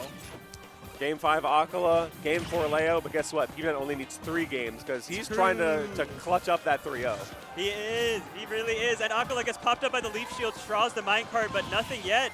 And even with the lead he built up, this is scary because nickel and diamond, the coins are coming out, and Exactly. Peabnut is setting up to get this kill first at this point. Nickel and diming, and I don't know if Akola's ready for change. I don't know if he has the adaptation, man. Like, it's looking tough. Let him cook. Let it rain. True! That's what we're trying to bring to the table, folks. There it is. Okay, and this is so even. Amazing spacing and timing to get that back air on the descending anvil from Acola, but a minecart across the screen finally does it. Coast to coast. Now you're Peabnut. Okay, I got to get this stock now back. Set it back to even. Forward Not air, quite, though. yeah. Not quite. Almost. Oh, man. Okay, Metal Blade going up. Nothing yet. Acola with the nair into the forward air, getting the damage where he can, and building it up off the wall. Nothing. Also off the wall. A little bit of rebound action. Yeah, I think trying to maybe set up for an up air. Minimal resources for Acola, but a beautiful grab. We haven't seen him pull that often, understandably so, given its lag. But Peabnut does come in with the forward air to even up the stocks, and 63%, that's nothing. That's nothing. Oh Watch my. your shield! Where's your shield, brother? That's a lot of pressure coming in from Mega Man. Oh my gosh, with these leaf shields, it's just solid damage back and forth. They also shred the walls if you're able to position them right. And now we're back. We're back to the same position with Acola behind the wall and Peabnut, you know, threatening from afar. And those situations have gone to Peabnut's favor thus far, with at least evening up percentage. All said and done, look at that 30 difference in percentage. Like, it's Yeah. not that much. No, it's not at all, because Acola, I mean, Acola is getting his damage off of like a couple of openings for a lot of damage, whereas Peabnut is getting 5–10% every few seconds. And ultimately, that is going to favor Peabnut, as we've seen so far in this set. Gets the shield poke down air, gets the uppercut. What a tech, though! And he was ready for it? Okay, That's a you're great sick, answer you're back. sick. You don't take the stock, but that's a power move from both players in quick succession. He said, I'm not done yet. Absolutely. He said, I've still got some lifeblood left in me. Acola is not going down without a fight, as he never does, but Peabnut has something to say about it, trying to take the lead in this Game 3. And this one, watch the clock, we're down below 3 minutes, 2 stocks apiece. That is definitely going to become a factor later on, especially if it continues to linger on the second stock. Just the war of attrition that you have to deal with here. Oh Look my at the slash claw coming out. What a Peabnut setup. is 1 game away from punching his ticket into winner's side of top 8, Ali. This is Acola's winner's side life here. Peabnut on the verge of a 3-0, and he is fine to hang back right now. This is how he wins. Looking for the extra credit. Acola's shield is shrinking. Gets the down air and the leaf shield. We're up to 32. Up airs for Let It Rain. We're going. Stocks are rising for Peabnut right now. Percentages are rising for Acola. It's getting a little bit tense. It is, and Acola trying to run in with the swing here. Peabnut has him on the ropes. We'll see if Acola can get the momentum swing or if Peabnut's just going to run away with it. And there we go. Feels desperate right now. You can tell in the way he's approaching and some of the options he's doing. This is getting a little bit tough. 2 minutes on the clock. You need to take Peabnut's 2 stocks here, even if the first one is looking kind of high. Oh my gosh, limits him Self-destruct. into the TNT. Okay, we're going a little bit crazy mode here. The percentages are rising for Acola, and it's getting difficult to find a way out of it. Down air is up to 77%. This Off okay, the what top. a back air off of the PBR. Oh no! Hey, well, what are we doing, folks? What are we doing, folks? Okay, Where's your controller going, Acola? Acola's controller disconnects. We look to the TOs. What are we doing here? I think maybe because it's happening at a moment where Well, we'll see what the TOs say. That is so unfortunate. You hate to see that, but it's that's the game, and folks. yeah, It's the Pete takes handshake. stock. I get it. Taking the stock, Oh. Peabnut, and a heartbreaker for A Acola. heartbreaker for Acola, but Peab wins 3-0. Peabnut in winner's side top 8. And listen, I do want to talk about how that game ended because obviously it is terrible to see a controller disconnect leading to its stock being taken. However, you know, Peabnut well within his rights to take that stock there. And I think it's because the TOs are actually forcing the issue. I think that TOs need to force the issue regardless of what the players want because it's by tournament rules. Yep. It's so unfortunate for Acola. in a world, maybe it's because, oh, the stock was taken anyway, we can kind of reset there. Yeah. But no, it's disconnect Pro Controller. Guess what? You have to lose the stock for that. And that's your final stock. That's a handshake. That's GG's. And sometimes Peabnut peebs you so hard you don't even get to play your last stock. Hey, sometimes the Switch can tell what's going on. The And Switch I got mean, peebed itself. Listen, I've got to say, we were all watching that set. We were seeing what Peabnut was doing. Peabnut's I think kinda he was winning. well on his way to Peabnut's taking kinda that winning game. anyway, high key. I mean, can we appreciate what just happened? Peabnut 3 over Acola, winner's side, top 8 at a super major. He's unstoppable. That last stock truly wouldn't have mattered, honestly. Yeah. Maybe there's a chance where Acola comes back, but the momentum from Peabnut is just out of this world. Exactly. I mean, he was down, I think, 80% after taking that stock. And like 90 seconds left on the clock. Like, Peabnut's going to stall you out either way. It's terrible to not get to see it played out, but I do not think there is any room for anyone to try and discredit the way Peabnut won that set, because he was outplaying for the vast majority of it. And it's such an unfortunate loss for Acola, but knowing him, he will be back in losers. He'll be able to shake this off. Yes. It sucks for it to end that way, but you guys are going to see him again. Absolutely. We might see him again here in a few sets. You never It's very know. possible if we get to comment a little bit of that losers qualifiers. It's definitely possible because guess what? Acola's now minimum 9th place. Minimum 9th for Acola, exactly. So yeah, as we've got, this is Shuton versus Raflo. So Shuton beating Zomba, I think we mentioned earlier. Yes. France versus Japan, although Shuton is no stranger to Europe. And Zomba's actually now just eliminated from the tournament losers bracket courtesy of Miya. Ah, okay. Yeah, so that was the projected winners qualifier. Just happened in losers. That's the power of this event. All right, baby. a little Oh, my bit of a goodness. bracket update. So Asimo takes it over Toon 3-1. That was on the side stream. So Asimo booking a ticket into winners finals. We've got 2 Team Japan, 1 Team USA. And this last one will determine if we've got France stepping into the mix or another Japanese player with Shuton. But down on the losers bracket, let's take a look what's been going on. Yeah, there's a top 8 qualifier going on right now. It's Toon versus Tweak. Yo, That's what we so call it. Sparg0 getting the reverse 3-0 on Shiny Mark, and then Tweak with the quick 30 on Sparg0. Oh my god. Tweak playing hot right now. Acola 3-1 over Omega in an unfortunate Georgia team kill for a top 8 qualifier. Miya books a ticket with Zomba for a top 8 losers qualifier. And Acola goes right down onto the side stream KML2 to play Atomic for top 8. Atomic got a bit of a crazy run. Okay. Buddy. So Atomic, I actually want to shout this out for a second. So Atomic fell into losers after round 1 of top 64 winners today. Beat Hyper Kirby 3-1, Jackal 3-1, Phantom 3-1, PK Chris 3-0, and is now playing Acola for top 8. So even if the run stops here, huge shout outs for Atomic. That's great. That's a great run regardless. I mean, that's just like, you know, even with like so many top players here who you're used to seeing in these top 8s, there are so many different threats from around the country who are very capable of making top 8s at these super majors. The baseline skill of this game is as high as it's ever been. And it's just super awesome to see. And speaking of someone who increasingly is being present in these top 8s, but is definitely on a bit of a run himself, we got Raflo coming on the screen right now. Exactly. Going to be an excellent competitor, has made some upsets along the way, cannot be shorted in any which way. And on the other side, you got Shuton. Yeah, Man's been around for a while, has some tenure, has some power under his belt. I'm excited to see what he brings to the table. We got a Smash legend here, and it's super awesome to see Shuton back in this position because obviously has never dipped far, like one of the most consistent players across Ultimate's lifespan, but has not quite been in that top 5, top 8-ish range that we've seen more frequently from him. So it's cool to see him playing in a top 8 winners qualifier now. And this could be interesting. I don't know if Shuton's been playing Olimar or Aegis today. We've seen Raflo pull out both the Game & Watch and the Palu. So my prediction is Palu versus Olimar, and I think that might be what we're getting. You are correct. And also, I appreciate the music pick on Pokemon Stadium 2, which is where we're starting. I love it when players do that music pick because it means you actually want to have some good tunes for the people at home. That's most important to me. Yeah, honestly. let's get the energy going. I mean, we got him here. It's getting us riled up. We're ready to go. More Keeper Zinnia playing. This is a 2019-ass matchup, and I could not be happier.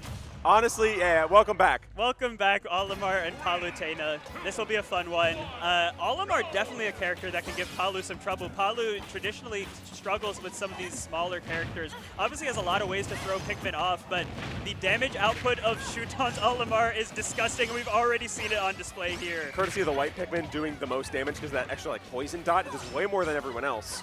Yes, I think the poison does like almost 3% or so per like pummel. It's honestly, it feels like 5 or 6. He's stuck on you when he's smacking you. Oh, way more than everyone else. Like, it's brutal, man. Yeah, and right now, Ouch! Shuton, wow! Speaking of brutal, look at that stock. 30 seconds in, Shuton's absolutely heated up. Yeah, he's been perfectly timing those whistles to get the super armor and Raffalo's advantage and turning it into an advantage of his own, taking the lead here, and has the double purple lineup. This is deadly. Exactly, and he probably is about to pull a blue maybe.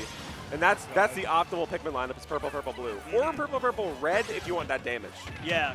I mean, that is the double purple itself is so threatening. If he can get like a double up smash for like taking Raffalo up to like 60 here. Raffalo trying to find the kill, and there's that small Olimar disrupting what usually is a back air kill for Palutena. Now she has to work a little bit harder for it. We saw that whistle you were talking about just a second ago. It's, yeah, you get to armor through a bit. He has armor on that. Dash attack is taking the stock. Honestly, it's been so long since we've seen a lot of high-level Olimar play get the center stage. I feel like I don't know if people remember what each of them do. Yeah, it's like purple's tankier, it's tougher, and it also does a grab, it just smacks you.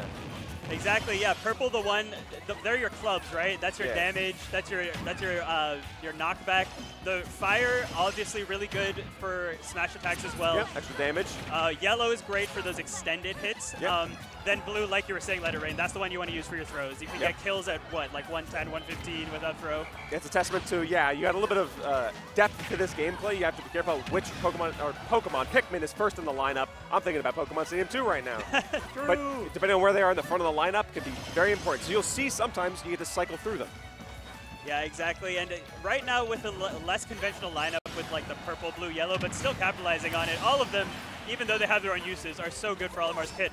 But Raffalo coming in and taking the lead with that beautiful back air, perfectly positioned to get that kill, and now it's Raffalo's turn to build some damage. We're finally healing. Nature's healing. Look at that Palutena 0 to 40 damage. Look at that parry up smash courtesy of the purple Pikmin. This is a close game one, Ali. Oh, it is so close, and Shuton going really low, but yeah, I was going to say weighed down by almost the full Pikmin. And you'll see all of our players do that a lot, where they'll throw the purple Pikmin for the hitbox of it and then swing with the other Pikmin. It's a great way to get some guaranteed quick damage and set up in 2 more, as we're seeing right now. It's pretty close on this last stock, but that blue is doing his job, keeping some passive damage in the way for Olimar. Oh, okay, though, Raffalo's turn. Percentage getting a little bit tight-knit for this game one. The advantage is going to Raffalo, and the back air, even though Olimar's the light, not quite enough to take it. Explosive Flame off the top, not quite enough either. Yeah, and those explosive flames both threatening the kill and also forcing Olimar to take some different recovery routes. That was such a good my God! And the up smash, whoa! What a call out from Shuton, the quick dunk with the red. Raffalo thinks that's something you can contest, waiting dead center stage. Shuton, purple Pikmin coming in for the clutch. That extra power, that extra oomph clocks you in for that game one. He just sort of sneaks in and steals that game one. I mean, it was last stock, both of them swinging, but Raffalo was looking solid there, and yeah, the reversal from Shuton, so powerful. And those smash attacks are they come out so quickly. It's why he can get those whistles into F smashes. It's why he can get something like that downer into the tech chase up smash to take that game. And Raffalo looking strong, but Shuton looking explosive today. It's the power of also being a small character, you know? Like, the hitbox probably would hit a taller character for sure, but because Olimar's so small, guess what? I'm closer to the ground, I get to avoid that, and I get to punish you with my own.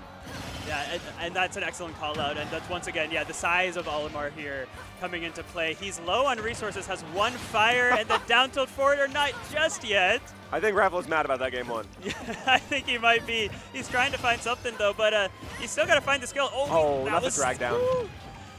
Oh, chill. That actually could have been really disastrous for Raffalo if Shuton had gotten that jab reset, but still alive here. Took some big damage from the fire Pikmin, but if you can clean up this stock quickly, this back throw, See ya! See you next stock, buddy.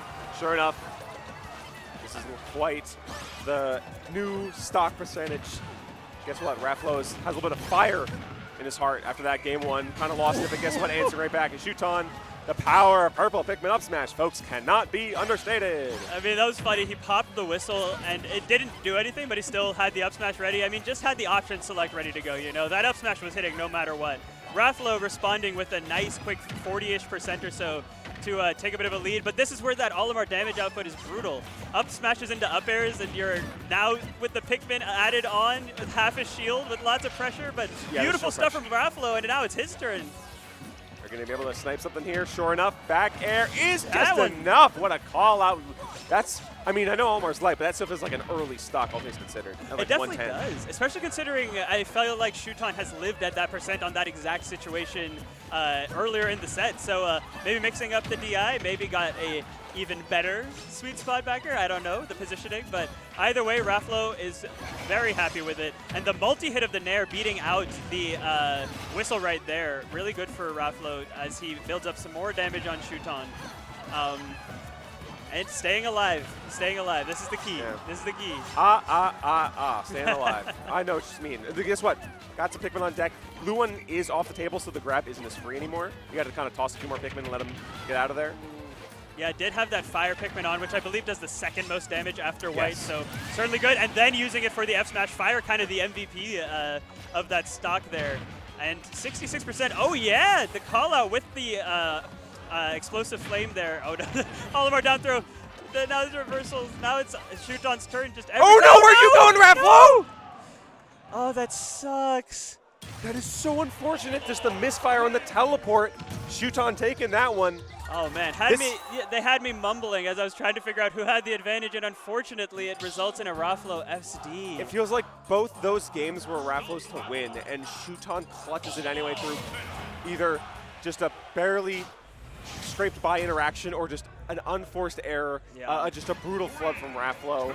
And honestly, I feel like Raflo is going to be even more fired up this time around, even more so, because you've been winning these games, but you have nothing on the board. I know, that is such a good point because, like, yeah, you've got to take it, you've got to have a glass half full mentality, right? It's like, yeah, I should be up 2-0 right now, but that just means it's that much easier for me to take 2 games.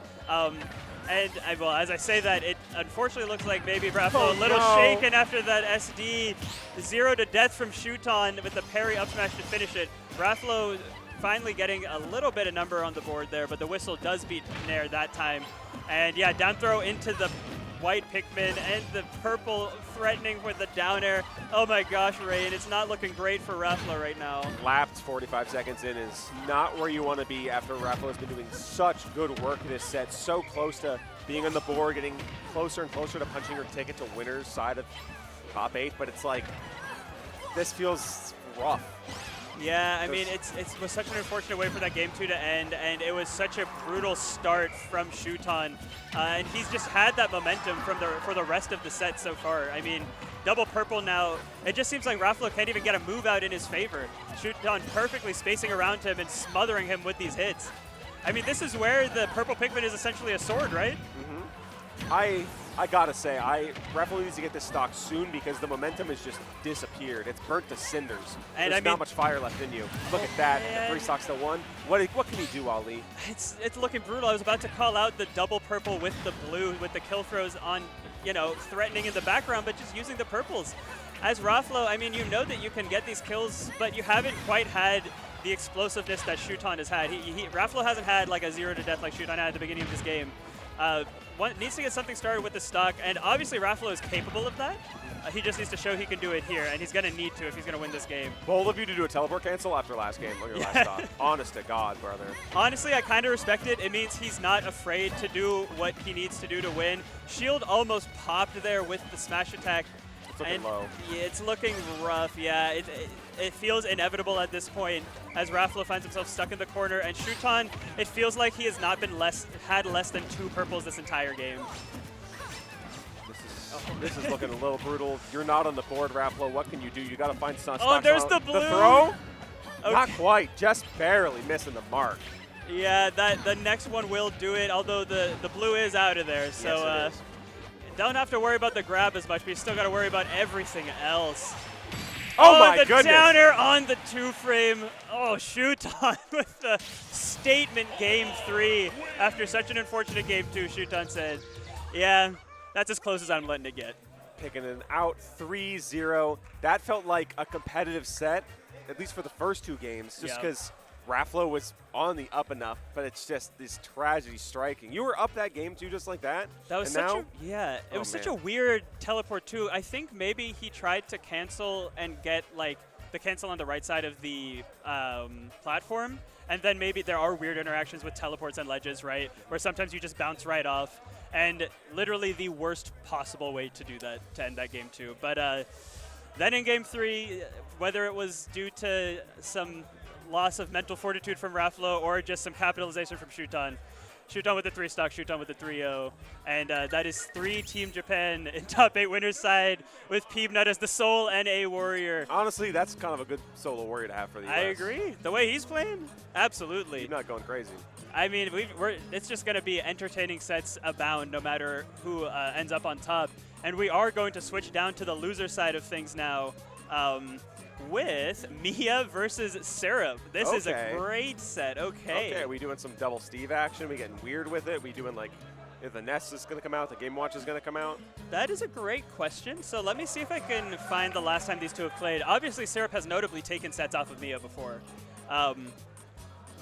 And Miya dropping down to losers kind of early today, but earlier than, Miya is used to dropping down into losers, finding himself on a top 8 loser side qualifier, but all right. And of course, while we're getting set up here, let's talk about some ad slides we got. Dr. Insano's Bonfire is a post-major invitational happening in like, what, 2 days? Yeah, February 10th. So it's going to be hosted here on KML Tournaments. It has the top players we see here today, like Miya, Hurt, Shuton, Gluteny. We got, that crazy representation from Japan, from Europe, from all over. And then you got the hometown heroes like Peanut or Oolong, et cetera, et cetera. So you got some good players in that lineup. I think it's going to be very fun. It's a 24-player invitational, so you're getting a lot of good sets there. Oh, yeah, definitely tune in. And if you want some more MDVA action in the relatively near future, just about 6 weeks away, make sure you pull through for the MDVA Arcadian in Baltimore on March 28th. 128 member player cap for singles, as well as Pro-Am doubles, always a fun event. Yes. And Arcadians are such a fun event to watch and attend. Yes, every single match is a banger, and it's certainly going to be the case at the MDVA one. So make sure you both enter and tune in. It's been an absolute blast. And guess what? Genesis is next week. So Genesis X3 happening just a couple of days away, all the way over in California. It's going to be awesome. It's going to be amazing. Since registration's closed, you can still get some spectator passes if you're in the area, and if you're not, you can tune in on Genesis.gg or GenesisGG here on Twitch.tv. Because it's going to be a good one, folks. That's going to be, it's a great tournament every year. And if you're not going to be there, watch it, because the sets are going to be amazing. Definitely one of the, if not the most historic Smash Major at this point. And we talked about it a little bit earlier, but will be a great way to continue the momentum from both LMBM, Cav Clash, and the other smaller tournaments that have come along the way. It's such a, we're hitting the ground running this season, and Genesis is going to be the next event in it. But before that, we are going to have to see who comes out on top at Cav Clash. And whoever wins this set, both of them are capable of making runs through losers. I would certainly not count either of them out to end up on the podium, but one of them is going to have to get through the other first. We'll see. I'm excited. Also, I'm hearing Hardman's theme from Mega Man 3. Hell yeah. We're getting some good tunes, folks. I think, in terms of game music for this game, I think Castlevania and Mega Man are severely underrated in terms of what they're bringing to the table. They bring a lot of good stuff. And all the fighting game music, too. Like, there's some good selections here in the game. So if you guys are ever on stream at home and you at the tournament, put some good music on for the folks at home. Do it for our sake. It's nice. Yeah. It's a good song. I'm sick of hearing some of the weird stuff. We need tone setters, okay? This is a great match. We need to set the tone. Exactly. So one thing I do want to talk about, I was looking at the data while we had a little bit of time there, and so Syrup has notably beat Acola, or Syrup has notably beat Miya, and it was the only time they've played. At Riptide 2024, Syrup won, and they have not played since then. So there is a lot at stake here. Miya looking for his get back of 2 years, whereas Syrup is looking to keep his momentum going and sneaking into this top 8. Knocking out number 2 in the world, who is certainly hungry for a number 1 in his future. Only one of these players is going to make it to top 8 here. This is an absolute Thunderdome match, folks, starting on Small Battlefield. Syrup on that tried and true Alex. Miya on that tried and true Game & Watch. And it's going to be a real one, folks. Yeah, and we talked about potentially secondaries from both of these characters, and I am excited to see that it is the, like you said, tried and trues for this Game 1. Oh yeah, he said, you're not going to stall at the ledge, eat this key. Oh man, Miya exploding at the start of this game. This is a near 0 to death right now, folks. And not quite yet, but Syrup still has not made it back. Miya's pressure is too much. And that it is. There's the 0 to death we were just talking about. Sure enough, Syrup unable to get on the board. Literally placing a bomb into Alex's lap, cartoon style. You're used to seeing Steve as the cartoon character, but Game & Watch is certainly there as well. He's already 2D. Some people are playing Smash Bros. Some people are playing Looney Tunes. Exactly. This is, sometimes you just got to accept it. Oh, man. And big lead from Miya right now so far, only at 73%. But Game & Watch Light and Alex with some extreme kill power could even this up pretty quickly. But this ledge setup has been impossible for Alex to deal with. This is the same thing we saw take that first stock, and Miya has not the one for that situation. The power of the chef is so good for Miya. And now you're one full stock up ahead. Syrup has some kill power on deck, but not quite finding it just yet. You also got Diamond on deck as well. Yeah, Miya trying to roll behind Syrup there, but Syrup waiting and had that enormous back air ready. Doesn't get the kill across the stage, but more damage on the light little paper man. So it's inevitable that Syrup should get something here soon, but is it going to be before you lose your second stock? I don't know. Hard to say. This is looking very brutal for Syrup here so far. Not yet to be on the board. Easy classic carry from Miya coming in. Pressure's on for both competitors. If Miya can extend this lead, fantastic. If Syrup can even out that stock count despite the deficit. Yo! Hey, hello, fun little reflector for the fans there. Go over there. Go over there. Oh, I'm not gonna lie. I love when Steves just throw out that block behind them as they're running away. It very much feels like a Mario Kart banana, but Miya was ready for it with the down tilt. So now it is a 3 stocks to 1 lead for Miya in this game 1. Looking brutal for Syrup here. Miya got knocked down to losers, but undeterred, that's for sure. Yeah, definitely looking like he's playing with something to prove right now. Using that block setup to try and get the command grab with the cart, but nothing yet, and Miya again was ready for the aggressive minecart, but Syrup wisely taking a slower pace here.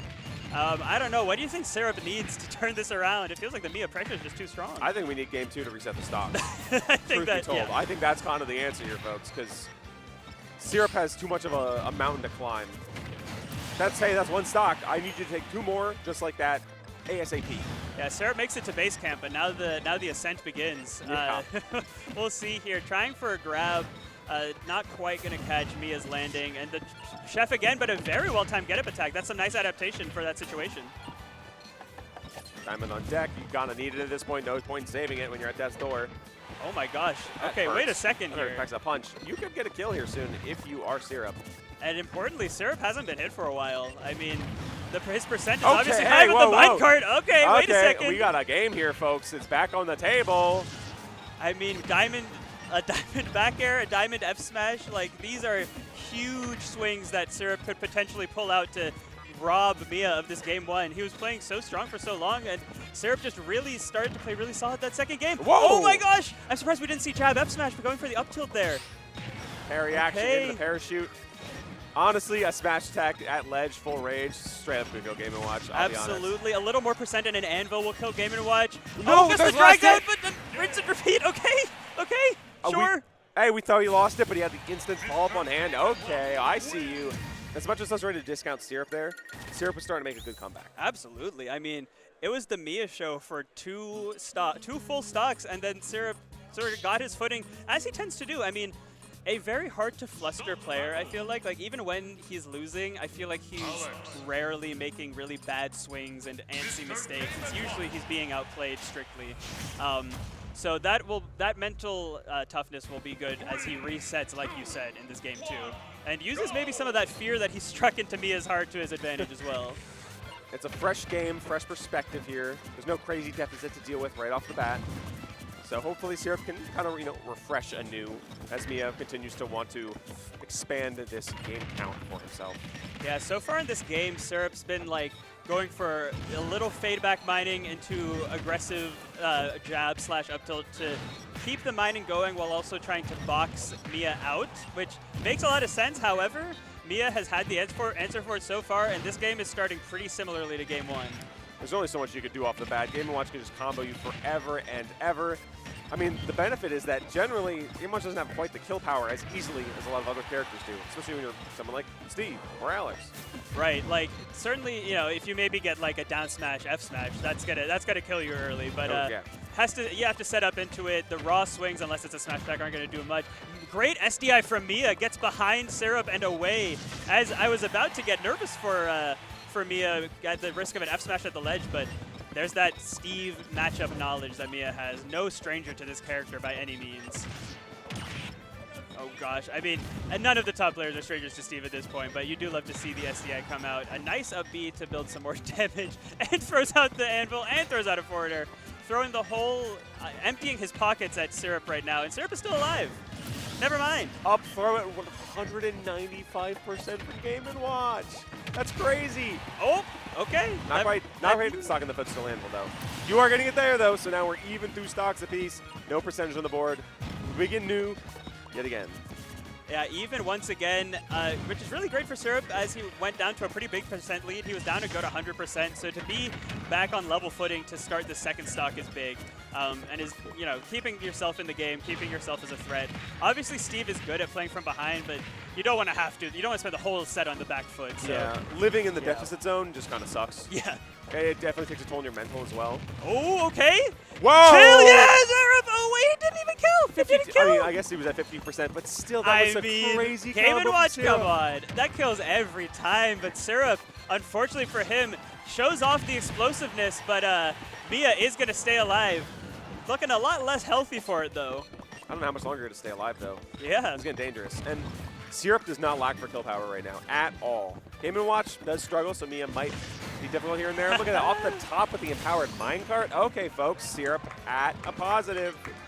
That was just a rough height for Miya to pull the back air. If he was just a little bit higher up, he would have been able to hit actually Alex instead of the card itself, but just hitting the card and you know, paying for it there as he's now down. But the major key, the key is the key to evening out the game. And once again, we're at 0-0. And on the side stream, Tweak does, I think, make top 8 over Toon 3-1. Indeed, that is correct. So shout outs to him. I just had to throw that in there. But back to this, we're going to see who's going to join them based off of this set. And so far in this game, Syrup is looking like he might even things out. It is looking like Syrup's favor. After that really rough game 1, clawing his way back. Yeah, Syrup with the lead for the first time in this, a decent percent lead for the first time in this set. And we'll see if he can hold on to it. Oh, nice boy. setup. Okay, there we go. Power of the empowered minecart, evening up that game count. Syrup on the board. Yeah. Much better than that first game. A lot better. A lot better. Just was able to deal with the pressure so much more. And as we saw with that little string that didn't quite kill and that first stock, I think. But I do think it sort of changed the way the game was being played as Syrup started to play a lot more confidently, was getting hit less, and does close out that game. So, yeah. All right. Game 3, 1 game apiece. I think the rest of the games will be much more like that one, where it's pretty close right down to the end. Yeah, I was going to say, I don't know. Like, Miya didn't really play bad there. It's just that Syrup was leveling up a bit, and now, instead of it being kind of a wash, it became a very tighter knit game with Syrup pulling ahead at the end. And guess what? We're going to hollow Bastion for the counter pick here, courtesy of Miya.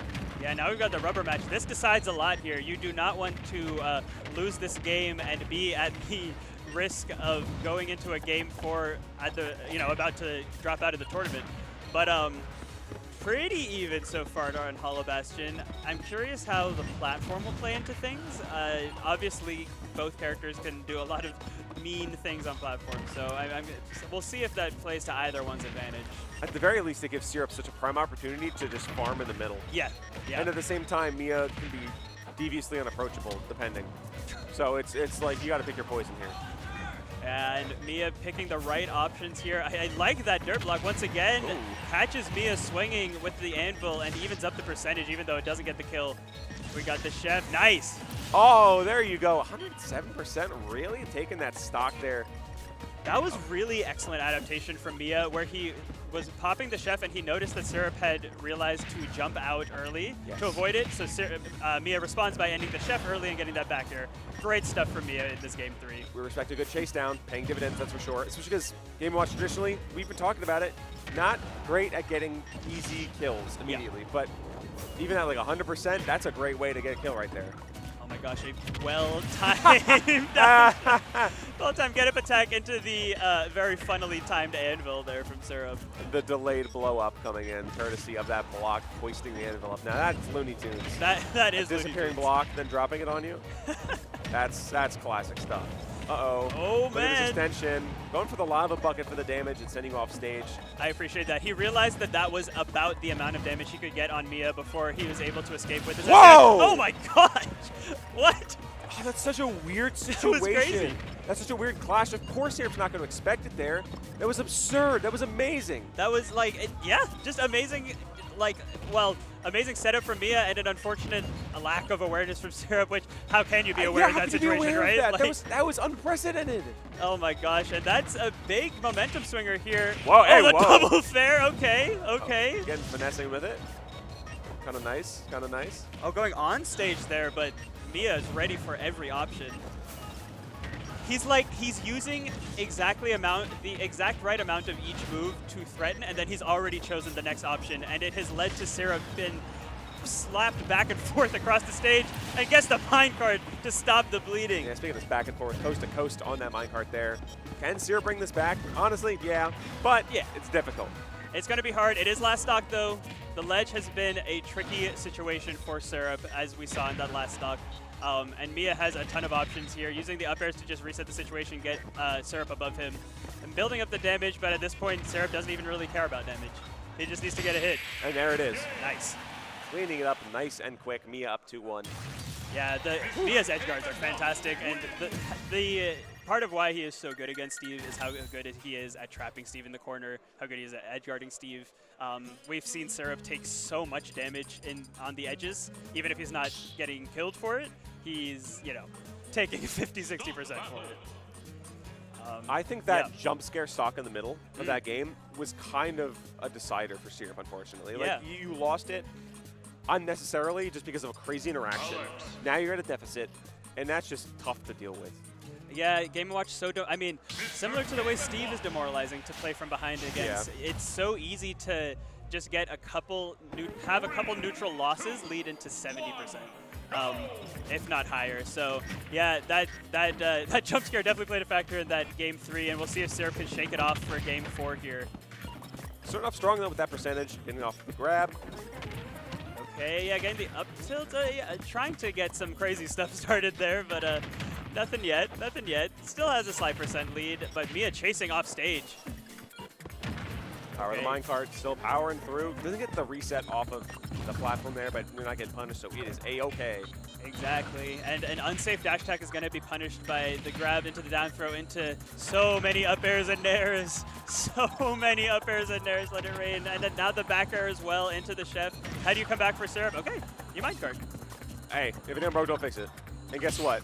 I mean, Steve is broke, but you can't fix it, so what can you do? Exactly. Yeah, even the underpowered lack of gold minecart. Ooh, cute setup. Power of the chair here. I mean, Game & Watch, again, uniquely able to prevent Steve from planking at the ledge like that. Syrup tried it for 1 second, and he died for it. Tricky scenario here. Even at the lead, he is like chasing down Syrup. Oh yeah, he is not giving him any time. Look at this, it's absolutely crazy. I mean, Miya's pressure is just like, it's so hard to deal with. Like, he reacts so quickly. He has the matchup set up, the parry on the get-up attack. Like, what are we watching? I love that Miya was aware. Yeah. Like, you just understand the situation. They're like, oh, because I'm doing that, he wants to get the get attack. Guess what? Your second stock's gone. Miya 1 stock away from punching his ticket into loser's top 8. That's a great point on the awareness for Miya as well, because you're right. We did see a few times where Syrup's response to Chef was a well-timed get-up attack, and Syrup baiting the Chef with one little flip of the pan to get that parry. But Miya does finally drop that first stock as Syrup is on the board. And his loser side life, though, I mean, if Syrup does not make something happen here and get this comeback going, you're dropping out at 9th place. This is looking really rough for Syrup right now. I don't think he's out because we've seen some of the work Syrup's been put in, but like, you've got to pull out all the stops now. Just getting interrupted by the parachute from these minecarts. Miya knows the timing now. Oh, what a man. move! You should be gone. And back air, yeah, not dead yet, but this is such a bad situation. Yeah, if Syrup could get a hit, he could make the comeback, but when was the last time Syrup had solid footing on the ground? Oh yeah, you tech it this time, buddy. Of course you do. You got to stay alive, brother. Oh, man. Oh, the up smash That catch. kills at 98% full. Hold maximum on. unloaded rage on Syrup. Hold on. We got the diamond on deck as well. This is by no means over. Do you believe in a Valentine's Day miracle? Oh, we're going up. Misses the up smash. Whoa, hey. Oh, wait. Miya going a little crazy there.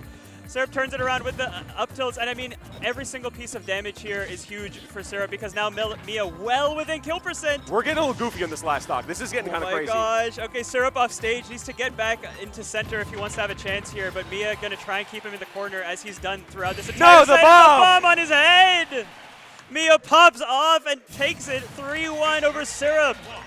What an amazing set. It's been so rough for Syrup to find any traction. Even in the moments where Syrup was on the board, it's just not enough because Miya clocks in that ticket, makes it to loser side top 8, has the power to prove, hey, hi, Shuton, how you doing? And guess what?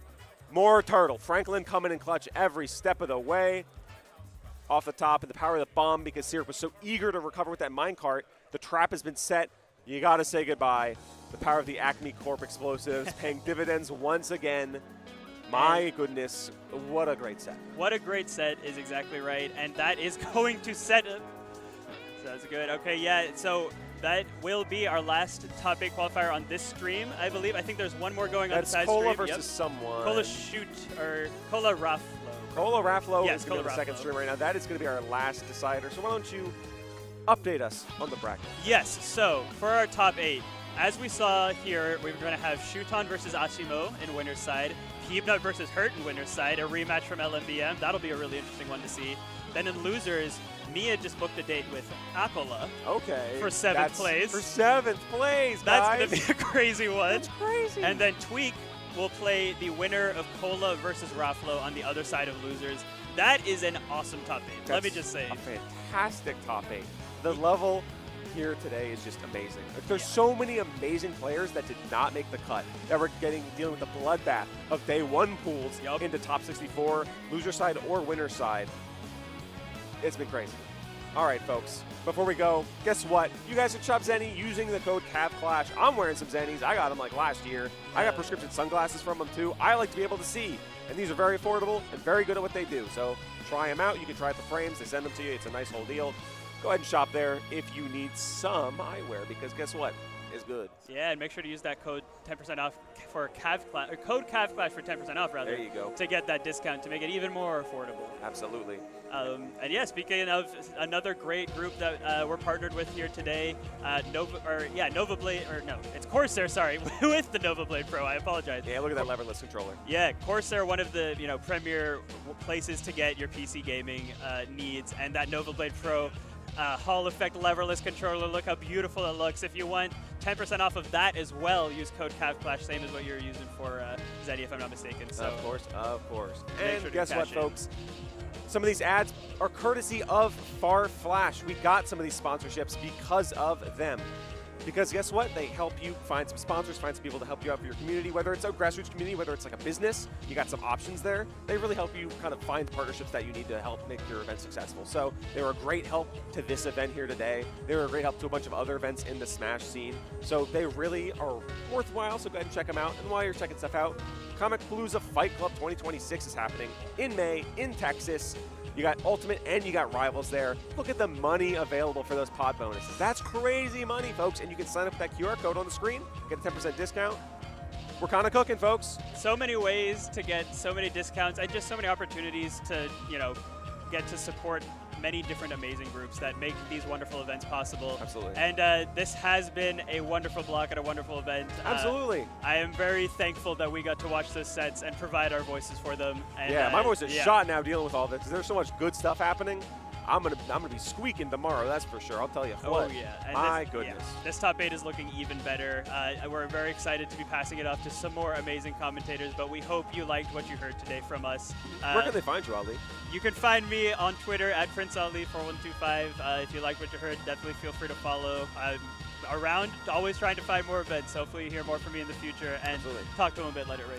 Okay, you can find me at Raincasts on Twitter, Blue Sky. You know the vibes. I post once in a while. It's a good time. I show up to events in the region once in a while, sometimes out of the region. But if you want me, you know where to find me. We're vibing, folks. And this has been a fantastic block, brother. Top 8's coming soon.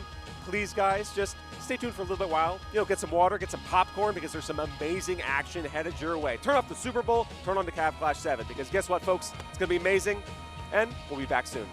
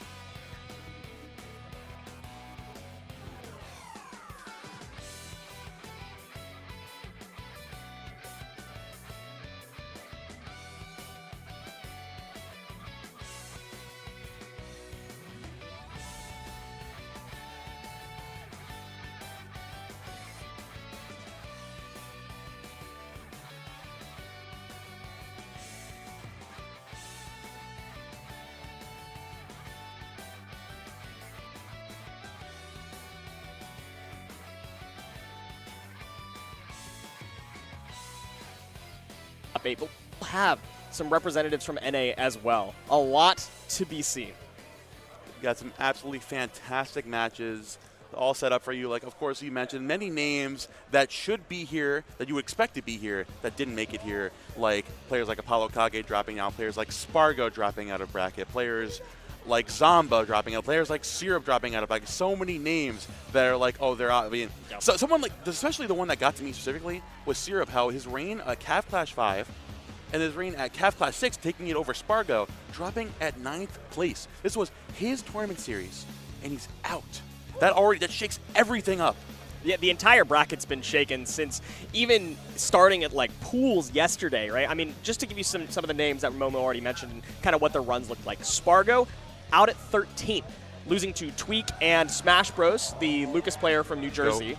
There's a lot of regional threats in the U.S. really taking down some names here. Siski already out at 25th, losing to Sparg0 and Platinum 5, which is the Virginia local Sephiroth player, who had an awesome run. And then, of course, Gluttony out at 33rd, which is insane, losing to Pitaya, the Kazuya player, and Anarchy, of course, both of these guys being, fairly well-known threats, at least around NA, but not expected to get these huge victories. Pitaya especially, man. That guy almost never travels.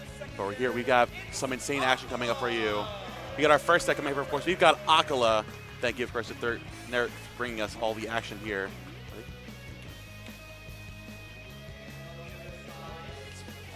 History getting him?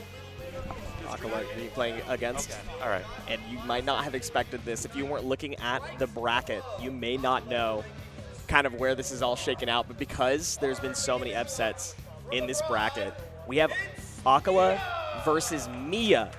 2 of the 4 horsemen, 2 of the top 3 ranked players in the world. And they're battling it out to try not to get 7th at a super major. Absolutely insane stakes at this one. Of course, like you mentioned, loser 7th here at Cav Clash 7. There's 27 sets played between the 2 of them. Acola, of course, being the leading there with 17 wins to Miya's 10 wins. I mean, Acola winning the last 3 sets they played as well. And the thing with Acola, too, is that if you've been keeping up with recent discourse and whatnot, I don't blame you if you don't. The biggest thing that's been going around is the merit of traveling more. You got Miya, who's been traveling all around the world, being the world warrior, still getting ranked 2nd place, versus Doremi being number 1. But Acola's kind of falling out of favor a little bit. People are forgetting where it started. The man who started the Steve Renaissance, the man who took the world by storm, the man who started so many of these different conversations that you think about players that like perfectly encapsulate like the state of Ultimate right now, for better or for worse. You think about Acola. And they're coming to the east coast of the U.S. We're in the mid-Atlantic. We're not even on the East Coast. We are are so far from water. It's so true. Do not go to Red Lobster. Yeah, nothing is fresh.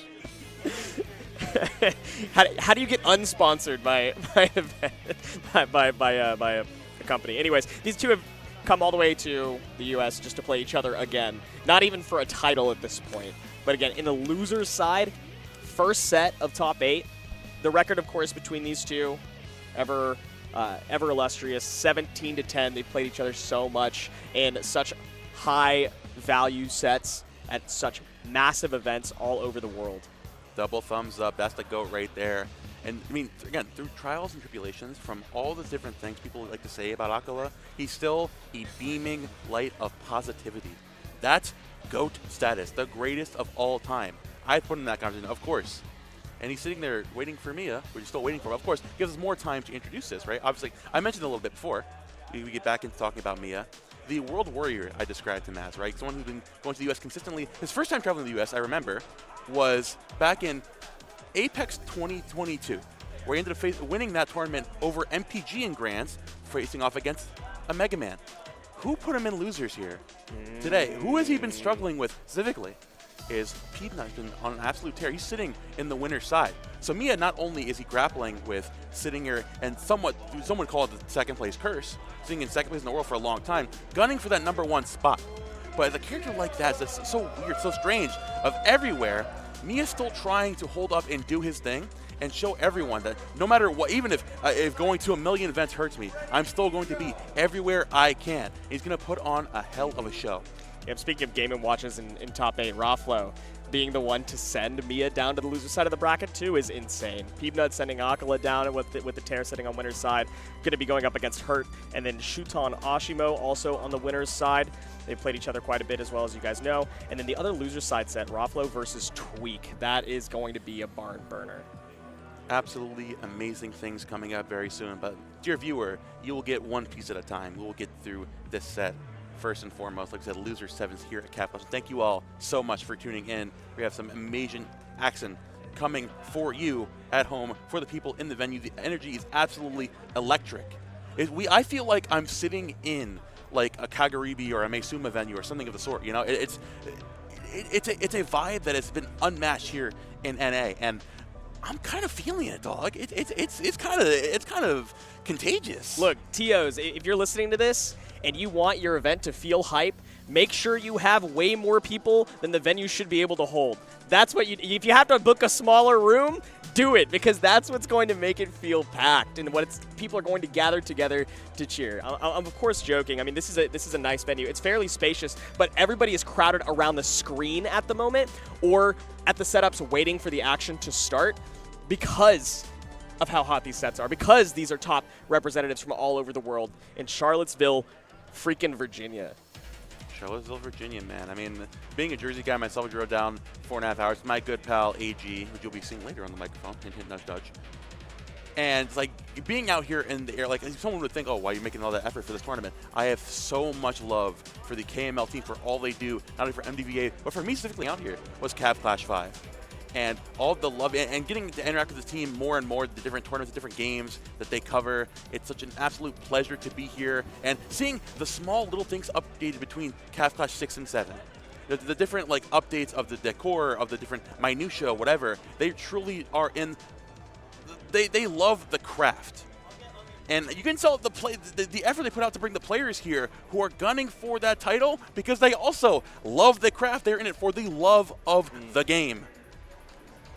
Speaking of the love of the craft, shout out to KML, of course. The production value for this event gets better and better every year and is at its peak here in 2026. Cav Clash 7 has been cinema, and part of that cinema is cinematography. All of the KML group, all of the staff here have put on a stellar showing. I am absolutely elated for this one. Kevin, the game hasn't even started yet. I'm running out of adjectives. I'm getting scared. Do you have a thesaurus? We're stalling, y'all. If it's not clear, that's what's happening. Yo, Kyle, am I Googling synonyms for good? Throwing that my way? Yeah, can we put that one up? Synonyms for exciting? Can we put that one up? Throw the funniest one on the screen. But anyways, let's get into game it, one. buddy. Let's get into it. So, Kevin, tell me, right, obviously completely ignoring the match record between these two, how do you think this matchup typically goes? Yeah, it's definitely something that traditionally had been Super Steve favored earlier on whenever these two would battle up against each other, but even just in general when the meta was a little bit softer. Miya has found a lot of turnaround of value in this matchup in general in the last couple of years, but I will say that the matchup between these two, Acola has taken the last, well, I guess when he's playing Steve, the last 3 of the 5 sets that they played. So it's been a lot of back and forth, and you can see kind of where this is starting off. Akola's not prioritizing mining and camping. He's prioritizing getting damage down on Miya. Game & Watch is an incredibly light character, and if you can tack on early damage, it doesn't matter what resources you have. Wood tools will do enough, as we just saw there. The big thing to remember, too, is because you can't be burning those materials errantly, right? You're burning your mine carts, your anvils, what have you, you know. Acola playing this very grounded, recognizing where Miya wants to be. He jumps in, nares past that shield, trying to occupy the grounded space that Acola has taken so far. The combo game is looking pretty nice so far. Going to overextend with the up smash, unfortunately. Trying to catch a landing out there. The minecart going to come back in. Where he still isn't going to do it, though. Yeah, that's a hot punish. Miya's still an advantage. Get feedback on the ground. Okay, that was a very nice grab, knowing that teching was probably the only thing that was going to keep Acola alive. Was ready to cover it in kind. Now looking to catch him fighting outside of the corner, opting for that up tilt again to catch those jump ins for Miya. I'm seeing already so far the biggest approach option that Miya's opting for is that jump up, cross up behind with that nair. But Acola being the ever patient, the ever stalwart, you know, being able to wait out wait that out and opt for the back air afterwards, opt for the up tilts, especially on that platform. As he continues to nair back there, the shield damage is pretty negligible at this percent, and you find so much value if you just wait it out as Steve. If it tells you anything about how much these two have played against each other, when was the last time that you saw a Steve get to their second stock, their opponent only on one stock left? Not a single diamond has been mined, right? We're just utilizing stone, iron, and gold. We finally get the first diamond, but we're not going to rip it out just yet. I think we want to get at least an advantage state right now, if not wait for our very last stock as kind of a fail-safe. Yeah, and there we go. We're prioritizing advantage state. I love the coverage. Just enough to give Acola the first game. Very well played there from Acola, taking game number 1 here in this set. And again, honestly, like you mentioned, Kevin, right? It's knowledge of the other player and their habits, recognizing Miya is constantly going to be forcing the situation. Well, obviously, even after that game 1, how you still went down, you're lacking in their materials there because he's constantly, you can't let Steve sit down and play patiently. If you have the if you have the options that take the right priority, to take Steve's attention away from mining, that matters so much. It's really just picking your battles at this point for Miya. It's picking where you want to land with that nair, maybe slowing it down on the cross-ups and recognizing that Acola caught you a couple times. You saw even towards the end of that game, where even before the cross-up even landed there, Acola preemptively is throwing it back there and catching you. So maybe Miya's recognizing that maybe I should relax with crossing up the shield instead of straight up pressuring it in different aspects. Going to small battlefield as the counter pick for Miya. Was not a fan of going to Hollow Bastion. It's a lot of iron that is available for Acola, which is how we saw a lot of the damage and stock takes against Miya. So we're going to a neutral stage where we have a little bit more generic farming abilities in terms of what materials we're going to be getting. And so you can see that Acola is still playing a little bit more of the mining game this time than we saw in the last one. Miya, though, taking full advantage. Make it back to the ledge there. Patiently there with that Elytra, going to find the up smash as well. Now opting for the bacon from ledge, trying to force out, again, material usage, opting for the basic Elytra to force the situation in the corner 1-4 into the forward air, catching him dropping back down. Miya keeping it simple. If it ain't broke, don't fix it. 42%, not much else done. Prioritizing center stage here, said you can mine all you want. You got to approach me at some point. There is no reason that I have to fear, but if I find an opening, I'm going to capitalize. And that's what he's looking for right there. With the Elytra race down into the bacon and the minecart popping up afterwards, but still Miya standing strong underneath that platform, has the right option. They're jumping out there with the nair. Finally, Acola finds his way through, but still gets knocked down by that down smash, trying to mix up the recoveries there. Now we have blocks off stage. We're looking for some sort of route, not only to get back on the stage, but to look for a reversal because the damage is looking pretty dire at this point. Down air feels like it was not necessary. You don't have to look for reversals out of disadvantage. You have a whole stock lead at this point. So Miya slowing it down just a little bit, but Acola finding a nice reversal from ledge, going back to the center, trying to get some resources out. I'm on the last leg of my second stock. I'm not. Now on my last stock, not in the lead, no diamond in the back pocket. I need something. Please give me space. I'm on last stock. I'm operating on stone tools, bro. I'm fighting for my life. Still, that's enough to find that up tilt into up smash as Acola is down a full stock. Now Miya, of course, trying to force him back into the corner. Force the situation of the material shortage is constantly on the back of his mind. He has iron tools, which is much better, of course, than wooden earlier. Finally have access to a diamond here. We got to make this combo counter just down there into the double forward air. 49%, absolutely nothing to scoff at. But Miya, of course, looking to circle back into his favor. Yeah, choosing not to use that advantage state to go grab your diamond tool. This time you traded and you landed on your crafting table. It would have kind of been silly not to use that opportunity of time to pull it out. So we have the diamond tool available. Hopefully not too little too late. 84% on Miya, a nice F smash. A good back air will start a good advantage state as well. Minecart will do the same. Edge guard, set up the wall. Nice retreating back air there from Miya. Now opting to catching him, jumping out of that minecart, recognizing Acola is trying to constantly go angle downward and going high over Miya. Trying to get anti-air there, just opting for the up special. Touching again with the forward air, but that back air is going to get straight through with that minecart armor. And Miya just straight up breaking through that wall, saying, yo, get me through. Open the door, buddy. Let me in. Finding the shortcuts, the crevices. Homie is using Waze right now. Up B's air dodge keeps him alive a little bit longer, but all the way at the corner, afraid to jump out of it. Acola gets grabbed on the back foot. Now on last stock, this is looking a lot more even than what it was. Getting the damage up there with those up airs. Catch that dash attack in. Great tech off that block from Miya, still hanging on. Bring this game somewhat back to almost an even game, honestly. Acola is keeping this very close. They're going to catch it. Electra back in, trying to catch the recovery high. Goes to the upside as well. Overcommitting there. Acola has no materials to take advantage here on the ledge. With the stone wall, literally anything to materials back up. Game one now. Oh! Trying to force a situation with no materials to play around, with no TNT, with no minecart, with no anvil. You know I'm going to break your shield? I'm just going to F-smash it twice! See these guys laughing. Of course, they're friends and enjoying the fun interactions that Smash Bros. Has to offer. But what that came down to is exactly what we were talking about. Miya aggressing onto Acola for not having materials. Acola trying to create space to the best of his ability to maybe mine some iron, put up a backboard instead, and said, look, if you want to scrap, buddy, I will scrap. Got the shield break, got the confirm.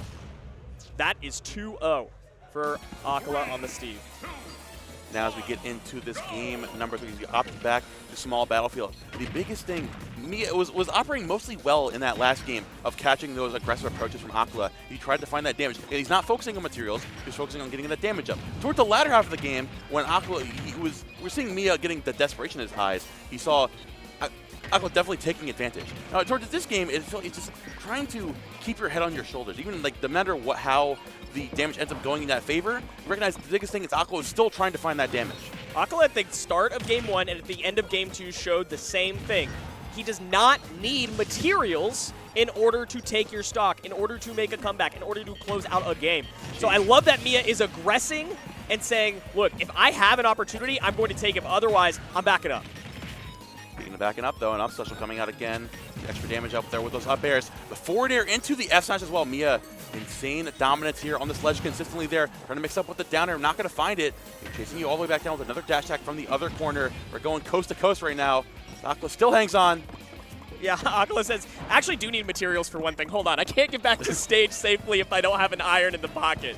That was a long edge guard sequence, giving Miya quite a lead. 2 iron in the pocket should be enough to give you safety, but 1 already swatted out, so we're going to Elytra back.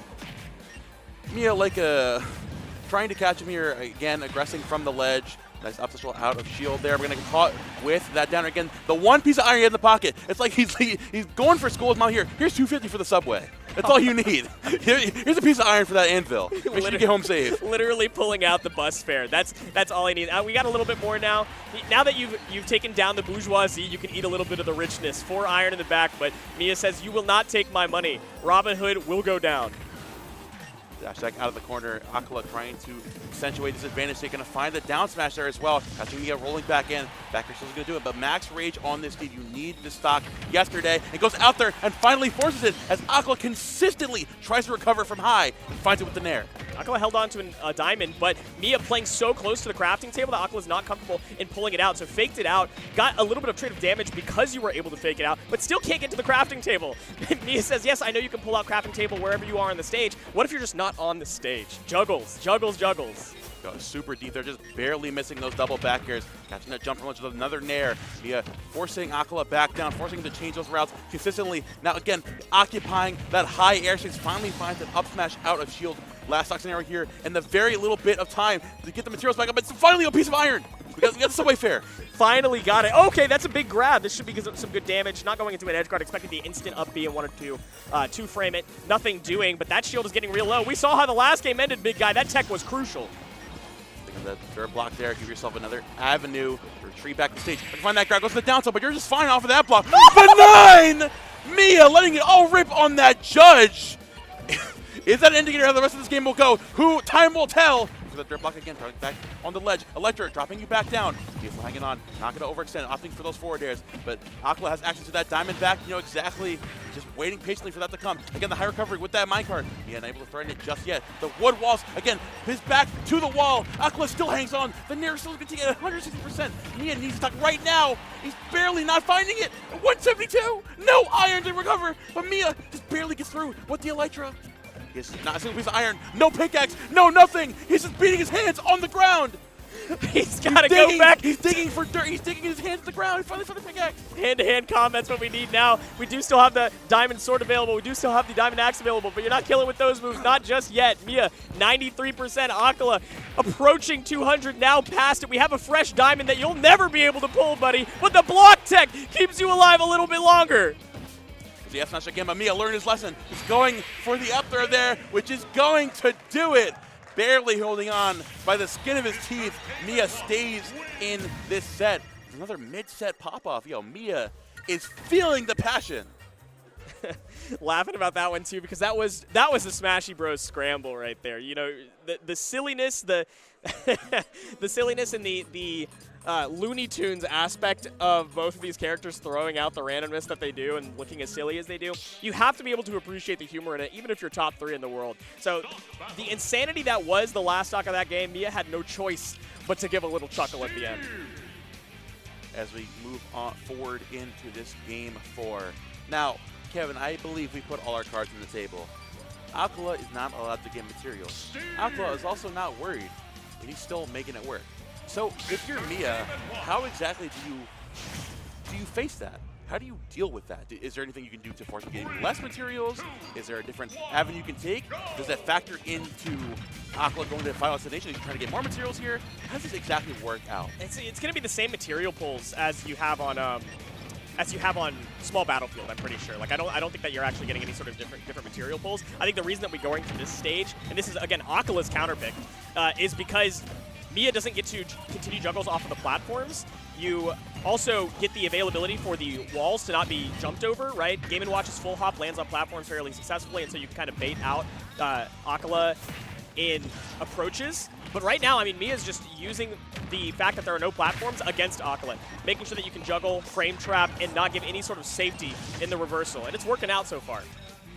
She goes high with that minecart once again. Miya trying to catch Acola on the way down. Up special through that anvil. It's the F which is going to take it there with the lack of escape avenues to go, with no platform to escape to, no top platform, with nowhere to land, with no iron in your back pocket. Miya is able to consistently catch Acola going for those errant recoveries. Should have a diamond out in the next couple of mines, which could be important, and this is going to be the time where you're going to grab it if you want it. Not quite there yet. We need these materials. We need to find some more of an advantage. Although this is looking better than the last 2 games that started.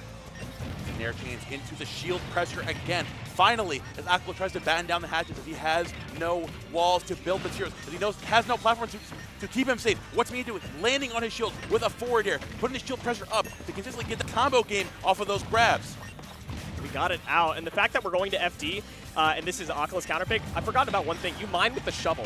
And the fact that you mine with the shovel means that the durability on your pickaxe is going to maintain a lot longer and be used almost exclusively for combat. So this is a big adaptation that ultimately I'm not sure how much it's going to matter. It doesn't seem like the durability of the tools really came into play except for at the very end of last game. But the fact that there are no platforms seems to be a bigger story for both of these guys in their advantage states. Jab from out of the shield. Acola trying to keep Miya at bay and trying to form some sort of playpen to keep this Game & Watch away. Say, stay away from me, sir. Just narrowing back and forth again.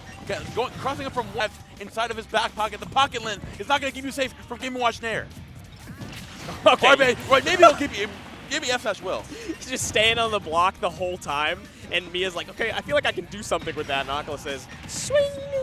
You're gone. What was looking like a bad stock for Acola turns around in his favor. At 160%, you'd like to get some extra credit before your stock goes down, but Mia's not letting up off the gas. Not like that. Down air evens it up. Last stock scenario here evened up.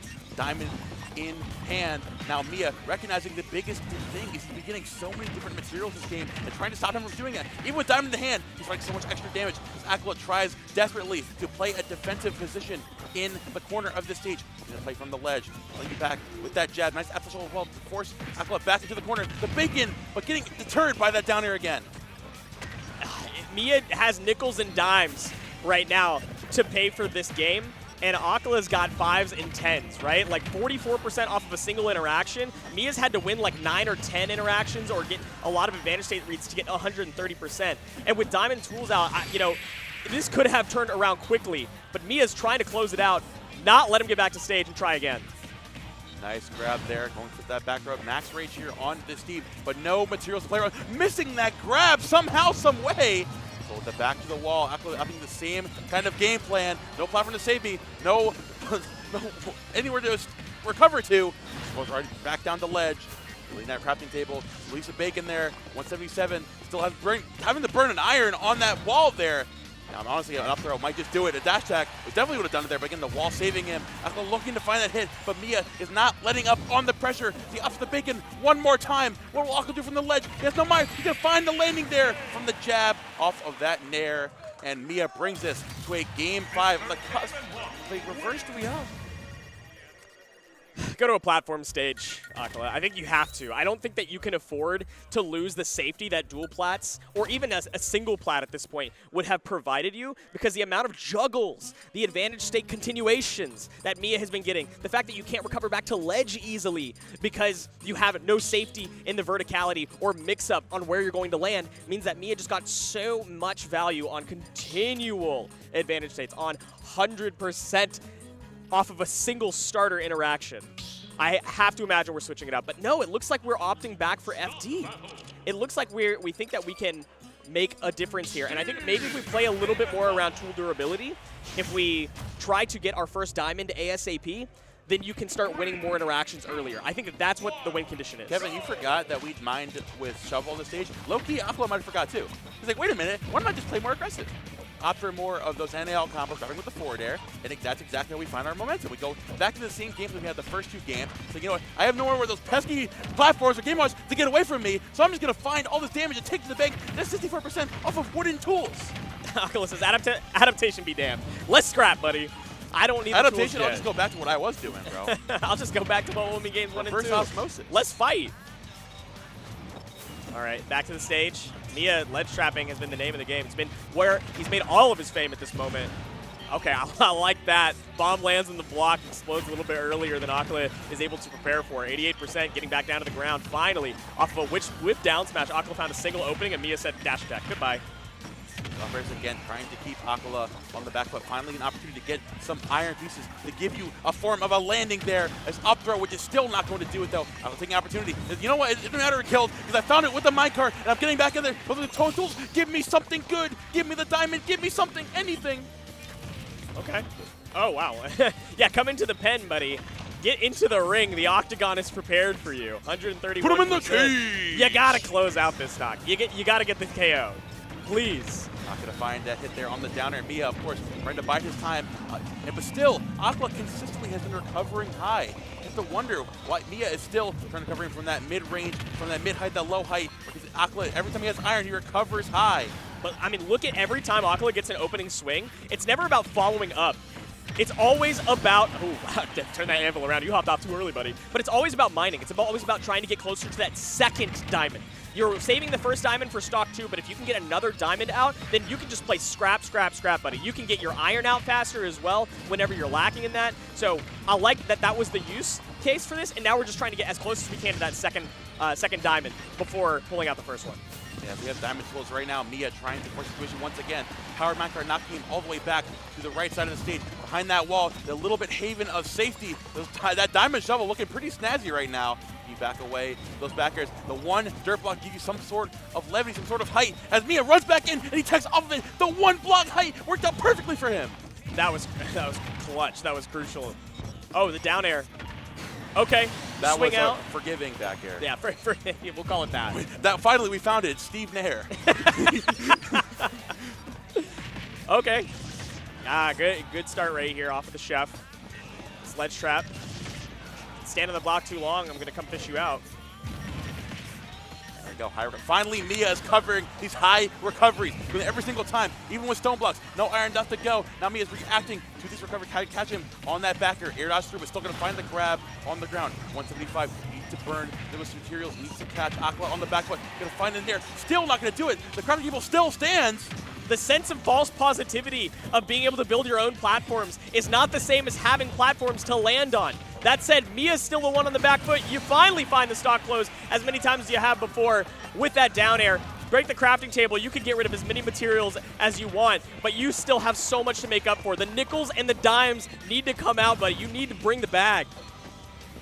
Acola trying to deter a jump in there with those diamond ups, waiting for that minecart back in. From 2 nairs, 3, he's sending this juggle, trying to keep Acola back. Electric down, still getting caught out there. The downer Going to get hit there as well. Goes through the minecart there. They're up special. The bacon as well, catching you back at the ledge. The forwarder, Electra right back down. Miya mixing up, getting caught by the recovery from Acola. Recovers down there, goes for the down there, catching Miya, but he still stands. Acola trying to slow this game down. Give the dirt block, the action diamond in the back pocket, just going for those back airs. Miya needs something, anything to get the damage back up, but Acola is opting for the back airs, trying to take rid of this game watch by any means necessary. Adaptation, be damned.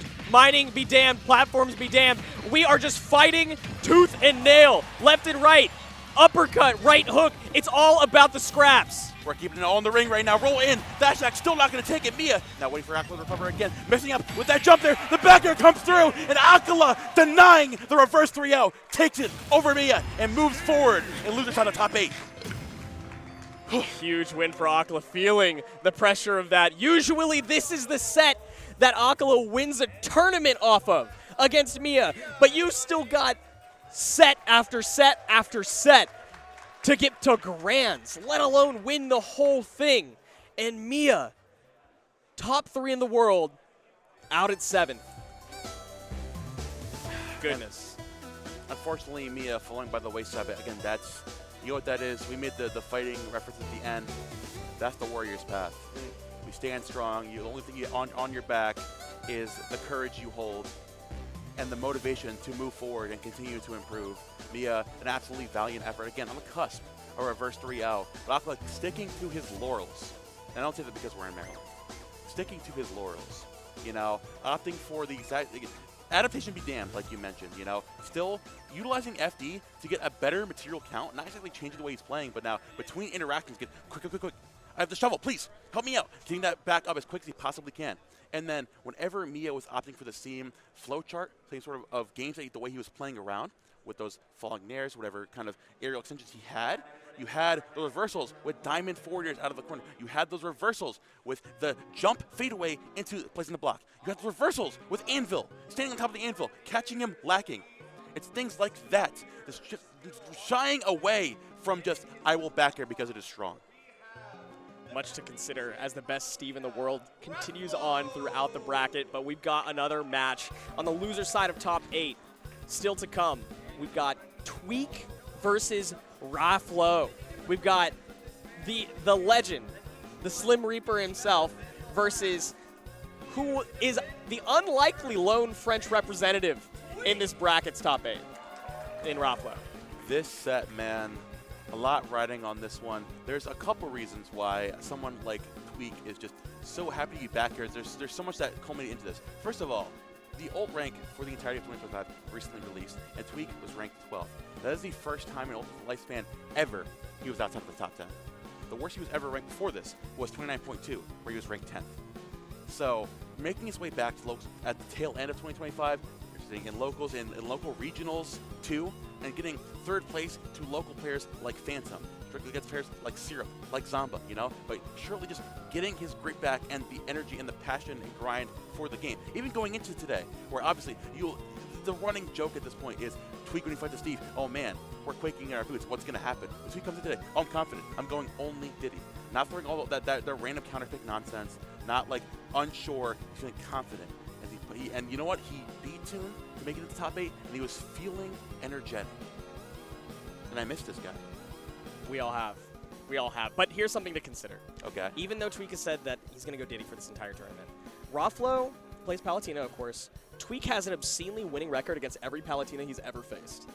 He knows the matchup with Diddy Kong, in and like out. the back of his hand. But Raflo, the Game & Watch counterpick, that character historically is one that Tweak has struggled with heavily against the top Game & Watch representatives. And even, not even like just Miya and Meister, but, like Monty and others as well. Like, this is not like an easy hit for him. Oh, yeah. Raflo, though, looks to be leaning on the Palutena. This is a character first rule set, which means we pick the character before the stage list, and it looks like we're just going to start on the Palutena. Raflo's been feeling confident with this one.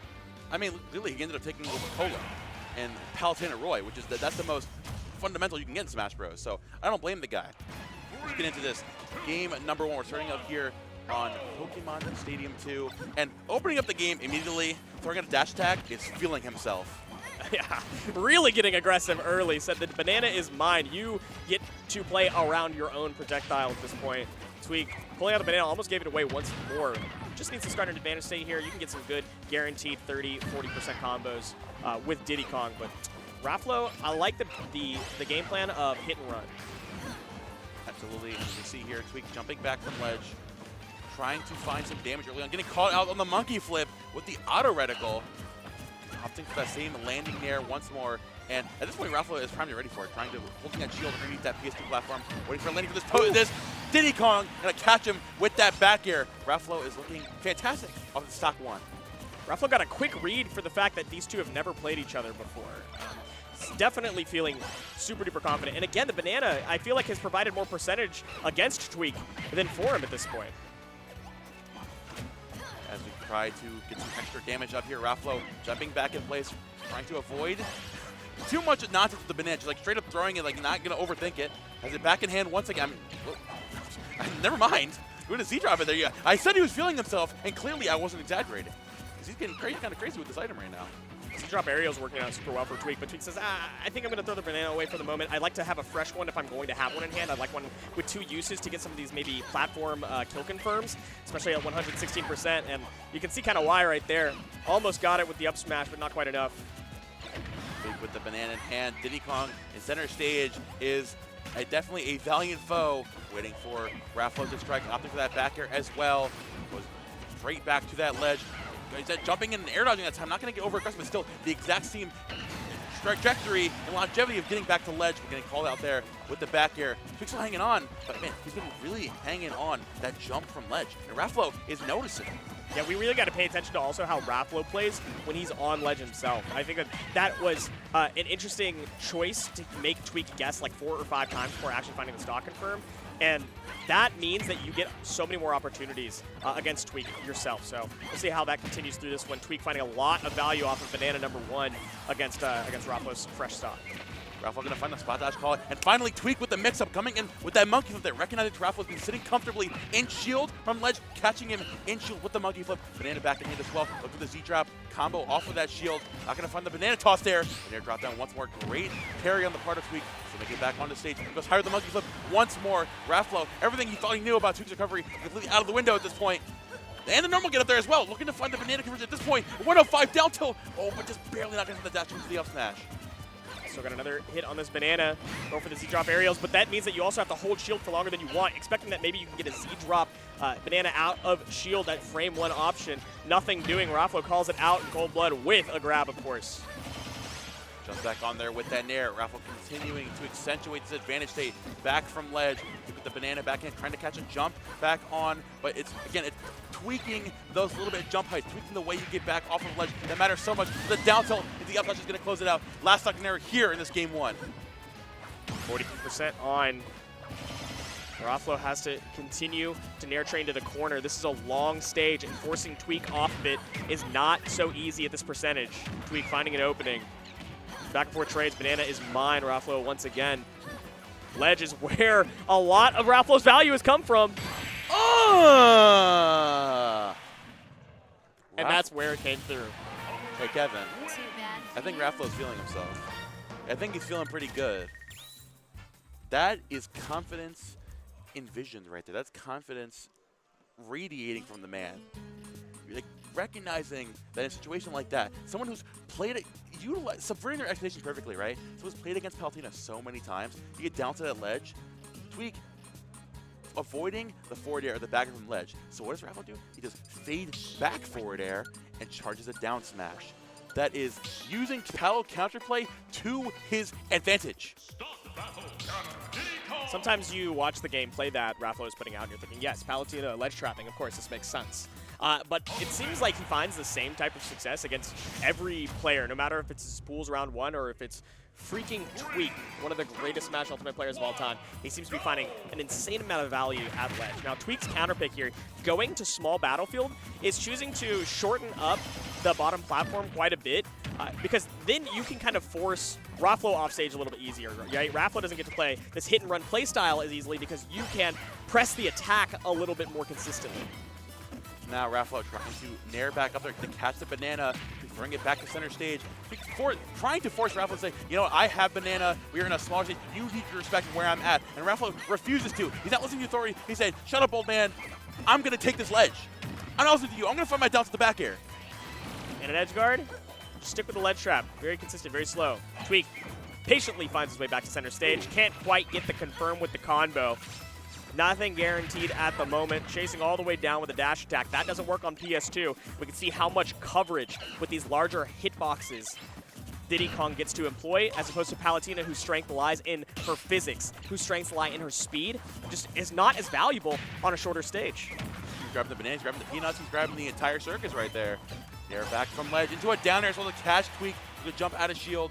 Looking to recover, going down low for the monkey flip. Gonna catch you on the back foot. Great tech there. Part of Raffle still hanging on to that dash attack. Max range, but still gonna get punished by Tweak. The Diddy Kong down throw again, punishing that shield. Raffle getting a little overzealous there, playing around the shield, and Tweak is catching on, punishing him for it, but falls out of the nair. The dash attack is still not gonna do it.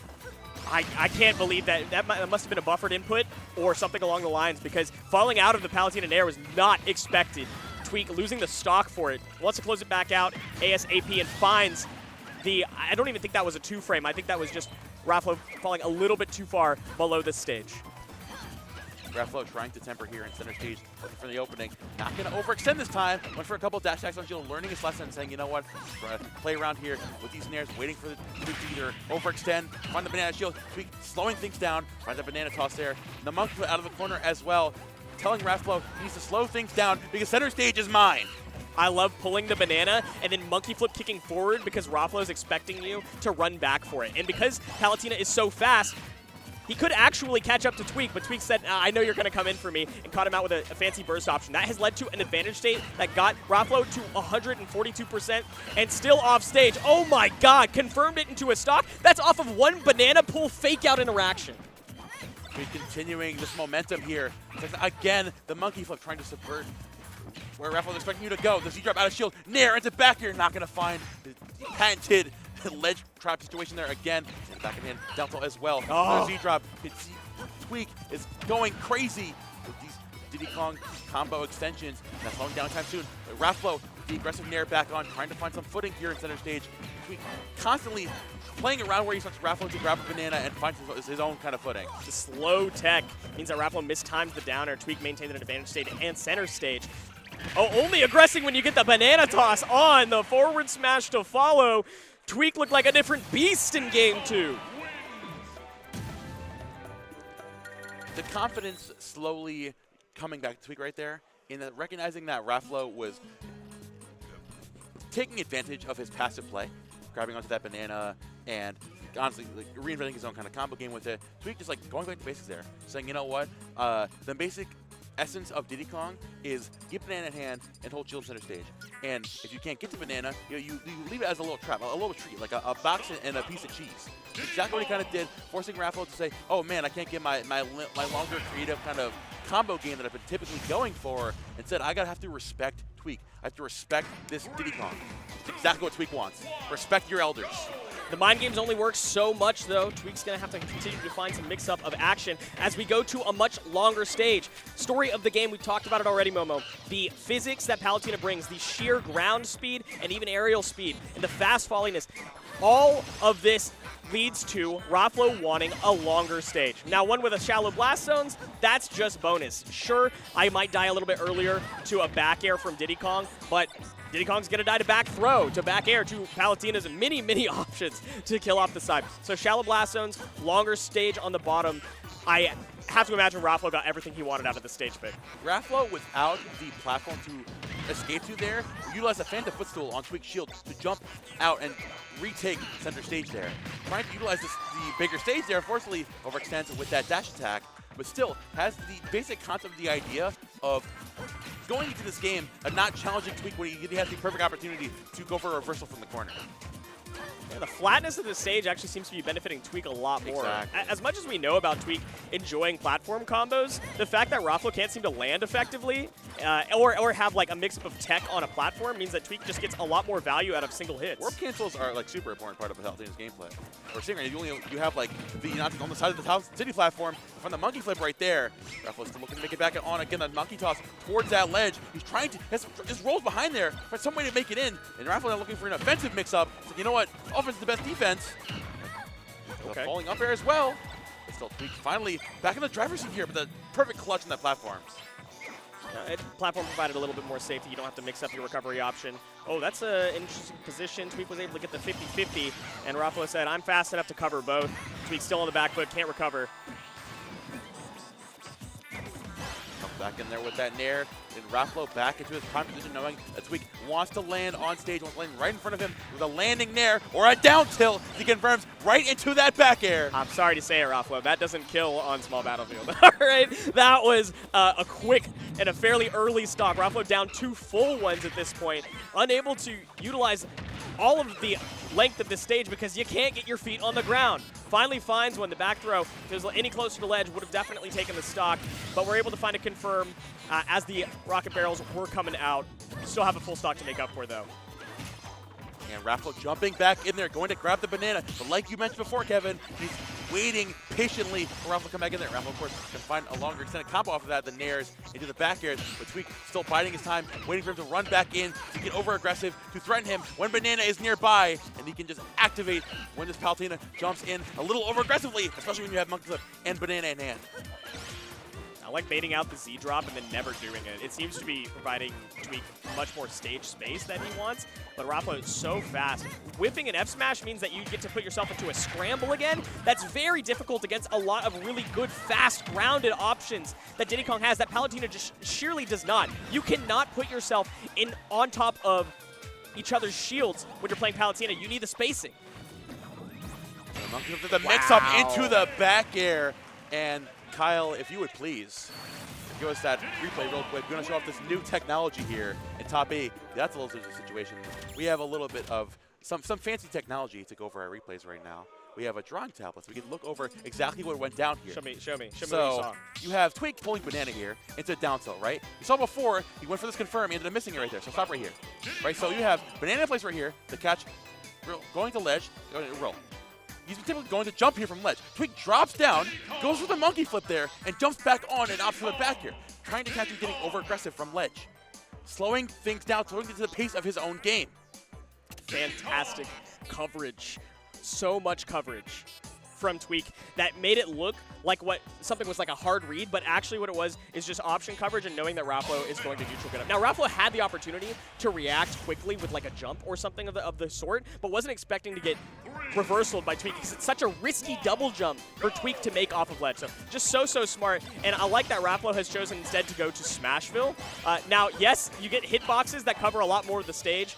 As Diddy Kong, you put yourself in much more scramble positions against a character that scrambles a lot better than Palutena does, but what you provide is a lot more aerial space and a lot more edge guarding opportunities. That's been so successful for Rafflo, and I think it can continue to do so when you can put your opponent off stage a lot easier.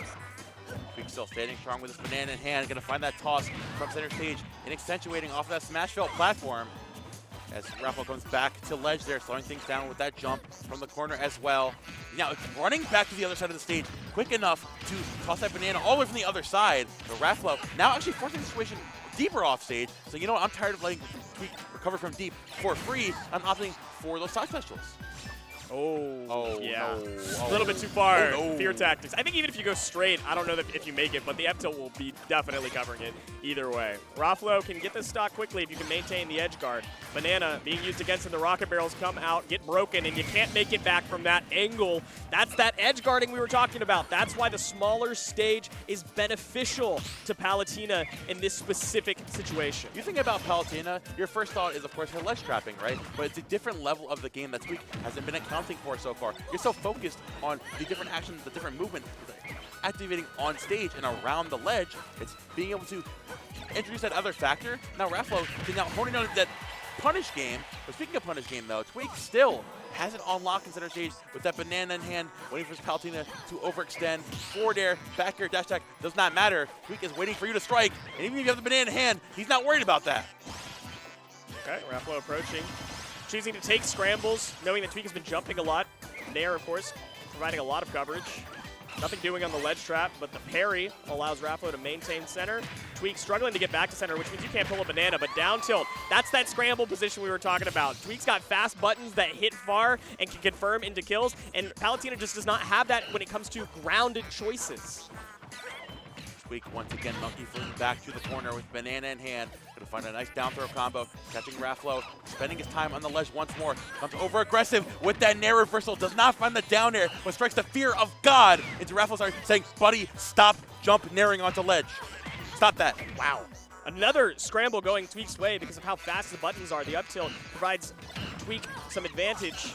I love the option coverage and keeping yourself safe on the ledge as well to continue running it back. Raffalo, though, quick recovery back to stage means that he gets another shot. Holding that banana into the ledge once more. Forward to grab it and knocking Raffalo to the other side, the other ledge. So fighting time around. The down air comes out pretty laggy on shield. It's a perfect opportunity to down tilt into the forward air, but still not going to take it just yet. The start comes out. High recovery, not going to challenge that whatsoever. Raffalo going to get hit with that one to the second time. The down tilt, hit the back air will close it out. And Tweak, with the consistency and the knowledge of the matchup, closes it out in a 3-1 fashion. The stage selection of Smashville is absolutely a double-edged sword, as we alluded to. But what should have been a double-edged sword that Raffalo gets to wield every once in a while, Tweak instead turned into a guillotine against the Frenchman. 3-1. That's crazy. That's crazy. No, don't draw attention to it, okay? I am. It's a lot more negative Let when them we eat focus on bananas. it, okay? Let them eat bananas, please. Nice. That's pretty good. Thank you. Let's see some of these replays. Yeah, the down tilt into the back air. You know, it's kind of an inevitable situation when you're in scrambles nonstop. I mean, I can't talk about it enough. The fact that the one thing that Palutena can utilize to her advantage is speed, and then the other win condition that Palutena actually can play towards is edge guarding. And the smaller stage should have given you more opportunities for that, but what that means is that you have to win a scramble first because you don't have any space to back up. I feel like maybe going to a small battlefield or even a hollow bastion could have provided more opportunity for you to not be scrambling. You can play a little bit more hit and run, and then when you get your opponent off stage, you can still edge guard. But alas, we landed where we did. And Kevin, it's really interesting you mentioned opportunities. I'm going to have an opportunity for you, dear viewer. I want you to support KML Tournaments as you're watching right here on twitch.tv/KML Tournaments. Catch them on YouTube as well and Twitter. Pretty ironically, they're all the same ad. It's pretty easy to get through. You can also check them out at their email because they're looking for future event partners. You want to help them grow. You want to help them to, you want to have them at your event to help them out, to help you to produce your event, to help you produce your different games you've got going on. If you want to see Kyle Lynch, check out the QR code in the bottom right corner of your screen currently to fill out that form. Of course, like I said earlier, check out the email kmltournaments@gmail.com and at KMLTournaments on all socials. In the same vein, you can also check out KM Local. We've got the anniversary edition coming up, actually. The one-year anniversary of the Premier Weekly is coming up February 12th, 2026. It's actually this week. That's crazy. It's so soon. You can sign up today at start.gg/KMLocal. 1Y stands for 1 year. There is a $200 pot bonus for singles, but there's other things as well. Doubles, redemption bracket, Guilty Gear Strive, Grand Blue Fantasy versus Rising. There is a ton to enjoy in Edgewater, Maryland. And of course, speaking of events in MDVA, make sure to check out Duke It Out for JMU's FGC Regional is back this spring, happening April 11th, 2026. Or check out the plethora of games available like Super Smash Bros. Ultimate, Street Fighter 6, Tekken 8, Guilty Gear Strive, and Grand Blue Fantasy vs. Rising. Also featuring side events such as Ultimate Doubles, different redemption brackets. They've got a ton of different vendors and a whole lot more. Registration open right now. Check it out. It closes February 21st. Exciting stuff. Exciting stuff all over the East Coast. I'm enjoying being Mid-Atlantic. Okay, Mid-Atlantic, whatever, man. I mean, this guy I leaves get that the we're Midwest, not on the coast. and he can't seem to care where we're at right now. Look, we are in the East, and the states are along the coast. Is that not enough? Is that not enough for you? I guess you know, I should be You more know what, respectful. so It's if your I- area, right? So if I should be say more so if I say respectful. the Midwest is what, the North Coast? Do we want to say here? There's no coast. The Lake Coast. Yeah, that's not. They call it the Great Lakes region for a I'm reason. going to call it the Lake Coast. Okay. Yeah? Yeah. All right, cool. Yeah. You're Next welcome time I to. see you. You guys are living down in the Lake Coast? Let's get back to the action. I don't want to talk to you anymore. Okay, we've got Wow. we've got more top 8 winners side now. Plenty to watch here, but I'm excited to watch, of course, Shuton versus Ashimo. This is going to be it's his birthday? Oh, That's crazy. that's great. Thank you, Nerf, for that information. That's the Nerf on the FC right now. Telling it's his birthday. I didn't even know that was his birthday. That's crazy. That's wild. Of course, Asimo is down here, obviously, at Cav Clash number 7, and then on quite of a hot streak recently, obviously getting recently 18th on the O rank, 13th at the recent Meisuma top number 2, getting 13th at LMBM as well. I mean, he's been struggling a lot as of recently, because particularly the last 6 months. Every single major event he's been to, he has missed his seed, placed underneath his seed. This is the first time in 6 months where not only has he placed his seed, he's went over his seed over here at least getting 5th place if he loses twice in a row. Yeah, guaranteed it. And it was placed at 12th for the tournament, maybe because of having more rough runs at previous majors. But we've seen him come to the U.S. Quite a bit lately. I know that we saw him at What's the Daily, underperformed at his seed, but still placed incredibly well. I mean, just because you underperform your seed doesn't mean that you aren't a well-equipped player, of course, right? World-class talent, it's gotta be suck. It's gotta suck, right? Like, yo, I got 13 out of 1,000 players, man. I'm so washed. Right.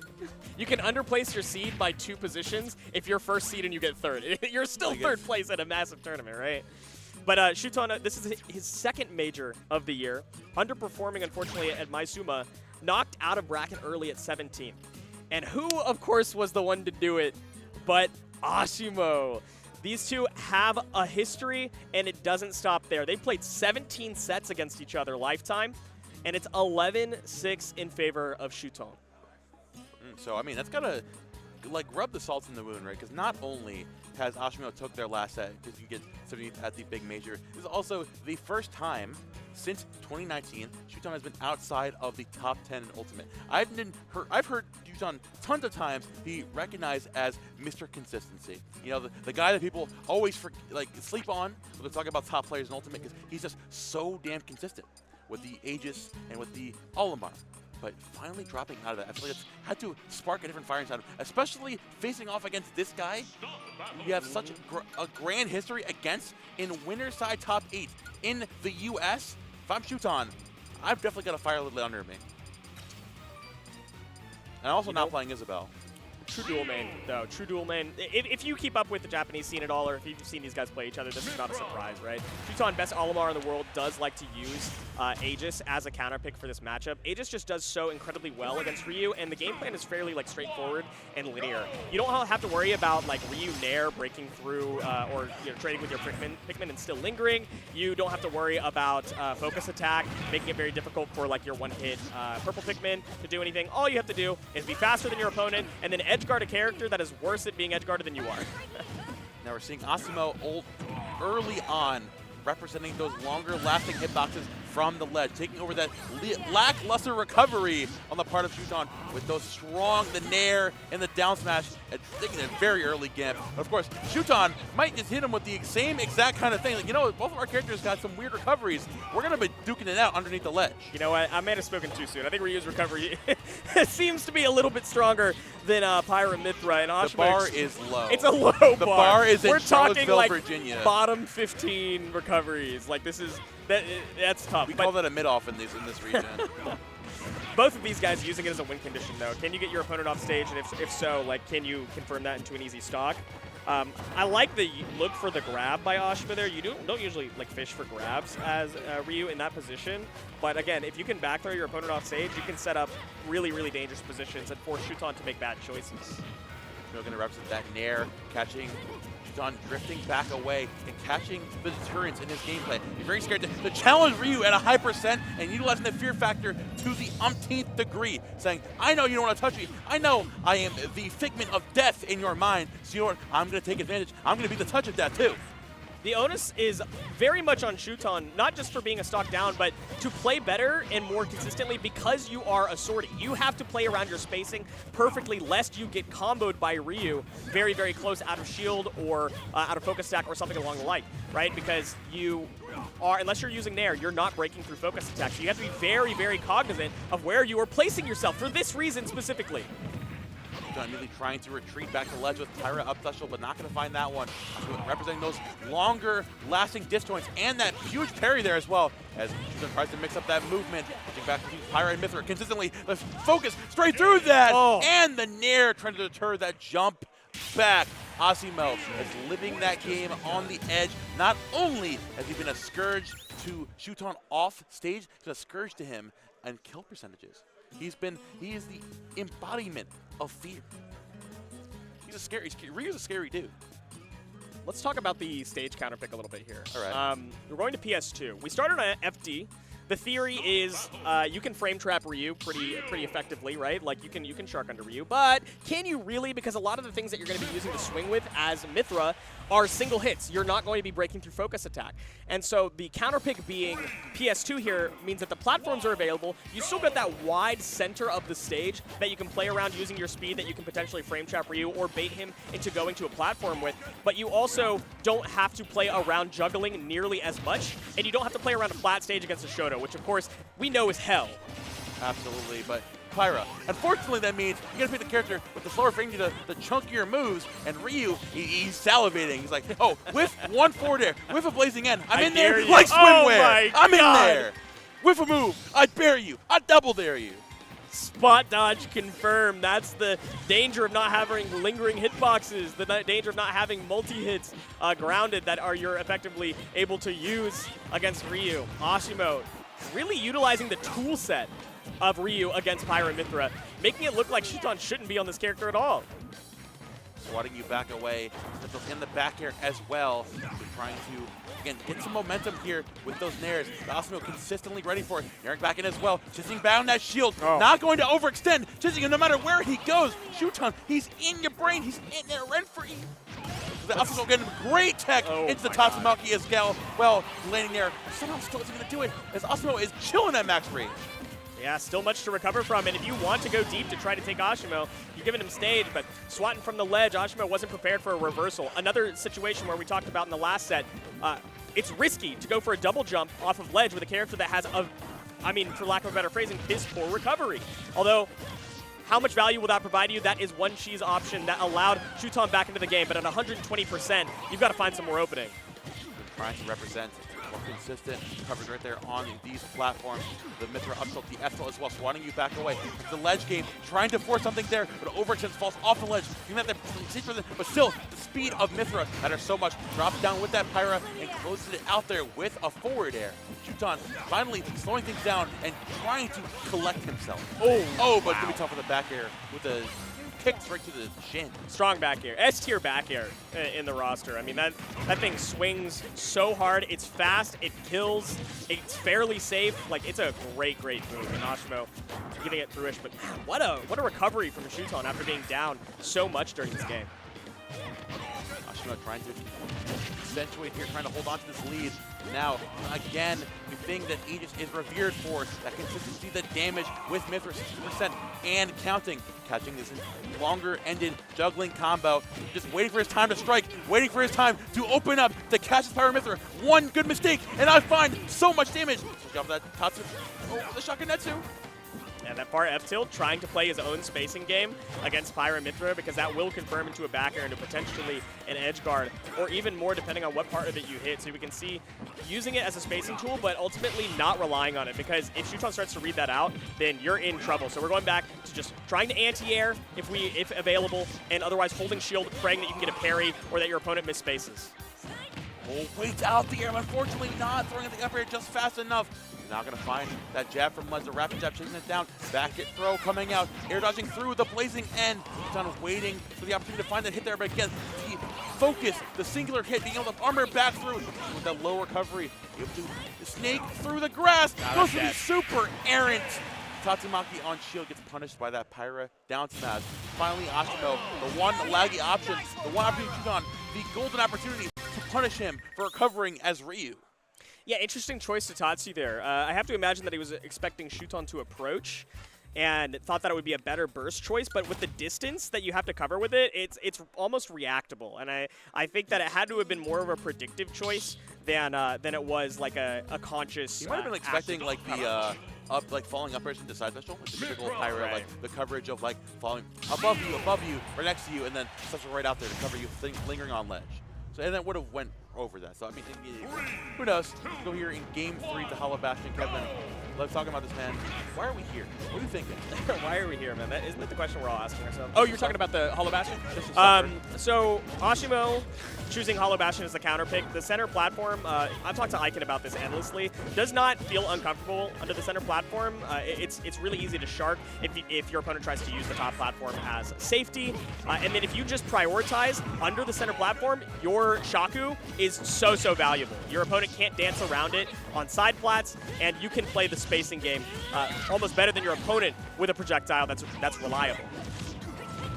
Speaking of reliable, though, Shuton, covering his ledge perfectly, goes for that Prominence Revolt, one of the only moves Pyro has access to. There's a multi-hit, goes out there with a giant circle of approach me now, buddy. Boom.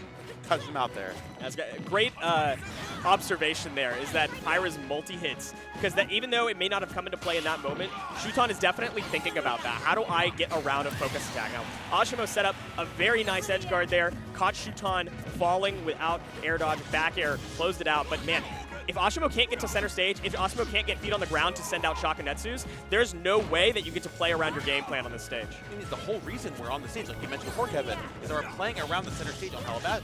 The center platform, but we can't really make it happen. He's trying to power through with Shakunetsu. Finally comes on with that lingering up air as Mithra, not threatening that stronger hitbox that we're scared about. Now Pyro's here. Now I'm not going to challenge that. Now I'm just jumping around that. I'm not messing with those down tilts. I know exactly what that confirms into. Ooh, that was scary. There's, of course, another obvious reason that you break Hollow Bastion. That short ceiling means that Shoryu will kill even earlier off the top. And you can get that center platform to extend with up airs to potentially get a really early Shoryu confirm. And you can see Ashimo sharking under the center platform as we talked about before. That blazing, and again, trying to catch Ashimo, his presence in center stage, trying to somehow, some way get to the center platform. Finally gets some presence there. The Hadouken waiting for Ashimo to challenge him there, and opting for the rapid jab, where Ashimo cannot use his get out of jail free card. Just jump back to center. There's no reason to play for a reversal. There's no reason to do anything other than find yourself safety. If you don't, again, it's a Shoto. You need your feet on the ground. In other games, this character doesn't have a double jump for a reason, because they are strong while grounded, and that special cancel means that Shuton, not prepared, drops the shield too early. Ashimo keeps going for that focus out of the corner, and Ashimo is perfectly punishing him for it. He's going for those rapid jabs, catching him, trying to recover, trying to get some kind of momentum here, getting back on the stage, and that's an item completely taken out of his inventory right there. Ashimo has lost access to that quick movement that focus gives him. Okay. That's definitely going to get you off stage in a bad spot, but there you go. Focus attack, single hit. There's no safe way you can go that deep off stage with Pyro with a multi-hit. So instead, going back to stage, waiting it out, getting a consistent ledge trap, closing the stock easily. Now Shuton looking to overextend from the ledge here, but instead Ashimo take back that center platform. Shakunetsu in the back airs, doing so much damage out here. Not going to overextend, going to jump in with that up air with the huge call with the donkey kick. I cannot with these Ryu players, man. Like, the fact that they I can't escape. No matter what game I'm playing, they're just going to donkey kick in neutral, bro. I can't escape it. It works once. It works once. I'm starting to see why Ashimo has won the last 2 sets that they've played. There's a little bit of mind gaming that I'm seeing that's not super noticeable. They're playing like the matchup as expected, but Ashimo went for like a jab 1 into the grab on Shuton's shield, and Shuton spot dodge, which is a terrible option against any other choice that Ryu chooses to make super close up. But it worked out in that moment because there's the expectation. You're playing around what you know about your opponent. And with 17 sets between the two of them, I think that that's what you have to lean into when you're down. As we circle back to PS2 here, I have to assume that Shuton is recognizing the momentum and the type of importance that Ashimo was placing on the center stage last game, completely eliminating that center platform. A much bigger playground to work with here. more opportunities to rush back in, to get out, to reassess yourself, and then continue to accentuate your Pyro Mythra's damage you've been looking for consistently. Long stage, of course, rewards speed. Speedy character like Mythra, you get the double plats for your own safety on falling. You're not going to get trapped as easily by Ryu. You're not going to get sharked as easily. If you need to get back to the platforms, you can extend your own combos off of platforms. But ultimately, the length of the stage is the name of the game. You can see how little Shakunetsu actually provides in terms of distance or pressure, because it can just be swatted out on reaction, because you can stand far enough away. So Ashima not finding as much value off of that. And Shuton, a big opening lead, went deep for an edge guard, nothing doing. That's what I wanted to say, but it sounded so much smarter than when I said it. So thank you, Kevin, for throwing in there. Oh, speaking of the jabs on shield there again, just jumping back away, which typically you would want to see against Ryu. Shuton going to call Ashima's bluff there, going to find the first stock with that Pyro back air. Ashima again rushes back in there, not going to find the typical inversion. He's going to double jab into up air into Shoryuken. These guys are making things up. Swinging with custom combos at the moment. Okay, good parry, but nothing doing. That's a safe move, even off of the parry. Or it was at least well spaced enough that you couldn't get your fastest option out of parry down. And Shuton's taken full value with that. Using that focus to land back on stage safely for another Nair. Got some safe haven in center stage. John, of course, trying to represent that damage, but at such a high percentage, you know that Ashima is looking to activate. He's going for those Nairs. He's trying to find that longer-ended combo opener option that he needs. Using the shotgun, especially with the Hadouken. Oh. And you're trying to use that down air to go through that, to go above that. Just trying to stay away from it, and Ashima just looking for it all with that down air. Oh, my goodness. Okay, back up to center. If you can play half this stage like it's the full stage by backing up and pressing Shuton to the corner, then Shaku gets a lot more valuable. But you can see Shuton just using the dual plats and basically dancing around, almost circle dancing around to try to create space, to create favorable positions, and then found an edge guard, taking Ashima down. Ashima very quick on the return with these stocks. Again, not giving Shuton the single moment to run back to let you to reset there. Just chasing down this fast character. And, you know, big stages are better for the fast character, right? But what if I just take you off the stage? What if I make that a non-factor? Exactly what Ashima's trying to do here. Trying to corner Shuton time and time again. Not playing in the middle of the stage, exactly, but once he gets a good hit, running you all the way back down, trying to force you for a jump, for a Hail Mary option into the corner. And Shuton is going to opt for Mythra Nair and Mythra down air. You can see Ashima doesn't have much to do when he can't have center stage and where he can't isolate like half of the stage as though it's like a Smashville or a mini Hollow Bastion or something, right? If you can't isolate the stage, then Shuton gets to play for the entirety of it. And Ashima just wants to segment it. And this is a good place to segment it. Shuton throwing an ultimately wildly risky move, able to swing back, and Ashima again has to start from ground zero. Fade back away. Ashima not going to overextend here. Biding his time in center stage, just running. Shuton now putting him in the corner, putting his Pyro back before he can make an option. Going for the Thomas roll, throwing out literally every move in his back pocket. Why are we on Pyra? Get on, you have to get on Mythra. You have to start an advantage state first. If you stay on Pyra, then Ashima can corner you. You don't have good ground speed or air speed. So we do switch back to the Mythra. We do want to get an advantage state, but it wasn't guaranteed enough. Ashima off of a reversal, and Shuton whiffing an aerial, gets the Shoryu confirmed, takes their set. And all that came down to was Ashima employing that radiating, the dangerous aura of Ryu, the type of things he can do if he gets his hands on you. So at that last stock scenario in Game 4, you need to bring us to a Game 5. Running you, especially on Pyra, like you said, the longer lasting moves, the shorter, the longer frame data that you have to play around with. Also, literally running there, and we talk about empty hospital. That was an empty existence, sitting there waiting for you to pick an option. We saw and Shuton out of fear throughout literally everything. Whether it was like throwing out a Pyra down air, Pyra blazing end, Pyra prominence revolt, something, anything. At the end, this sucks. Switching back to Mythra and the desperation option, trying to just go for a Nair. It's way too late, like you mentioned. Didn't have the speed. No. I don't think it was a desperation option. I think it was generally like good option coverage, right? If you go for a down tilted ledge, you're conditioning your opponent to either roll or jump in. Off of a reaction, Ashima did jump in, and Shuton just didn't find the right spacing to hit any part of the Nair, unfortunately. So Ashima very calmly planted his feet on the ground and found the reversal, but Shuton just barely misspaced, and I think that's really the only reason that was poor. The rest of the set, though, absolutely, 100% agree. I just think that the last interaction was one of pressure leading to small mistakes. Yeah, that was, I used the wrong word, but yes. I'm not calling you out. No. I'm admitting to that, right? You put it eloquently. Yo. I'm going to crash out. I'm tired of these papers behind me. I'm sick and tired. You are not funny. Sorry, I had to put that out there. Anyways, we've got our second and final winner's top 8 set for our block, at least. We have got Hurt, the champion, currently the number 4 player in the world, champion of the most recent NA major, LMBM, facing off against the second place, the man he ended up taking it over, Peabnut. If there was any set I was excited to see tonight, the run back of the ages happening right now. Tell me about it, Kevin. So Peabnut's coming off of like a hot 2025, as we all know, like finding so much success, so much improvement, and being a force to be reckoned with, jumping up wildly on the end of the year rankings. And he had an excellent opening to the year with LMBM getting second place, only double eliminated by the obstacle currently in his way, as you mentioned, in Hurt. Now, Hurt, incredible, incredible player. And it's interesting because I feel like these characters sometimes can have like a very similar idea of what they want to be going for in this matchup. Honestly, that's a great point you bring up, Kevin. I feel the biggest thing that Peabnut has been showing on his insane domination, the way he's been running through most of the tournament, again, first at Big Moves Miami, then his run at Supernova that we mentioned before, second at LMBM, right? He's been showing the ability to overcome tough matches for Mega Man, right? Taking over players like Miya, Game & Watch, taking over different characters like different tough matches for Mega Man considerably, right?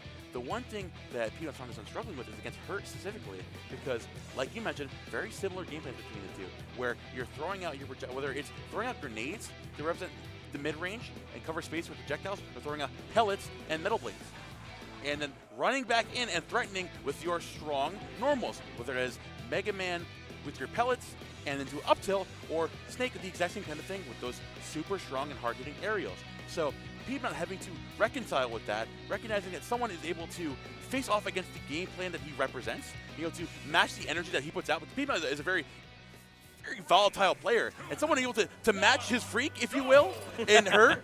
So the idea here is, do you shift back into a more normal play style, if you will, slow things down to a flow chart as a Mega Man of just throwing projectiles to deter Snake from shooting up grenades, or do you lean further down the rabbit hole into the further freak? The story of how freaky can we get? Consistency versus volatility. Do you play for more volatility and trust that you can outplay your opponent, or do you try to double down on being more consistent than one of the most consistent players in the world? Peabnut versus Hurt.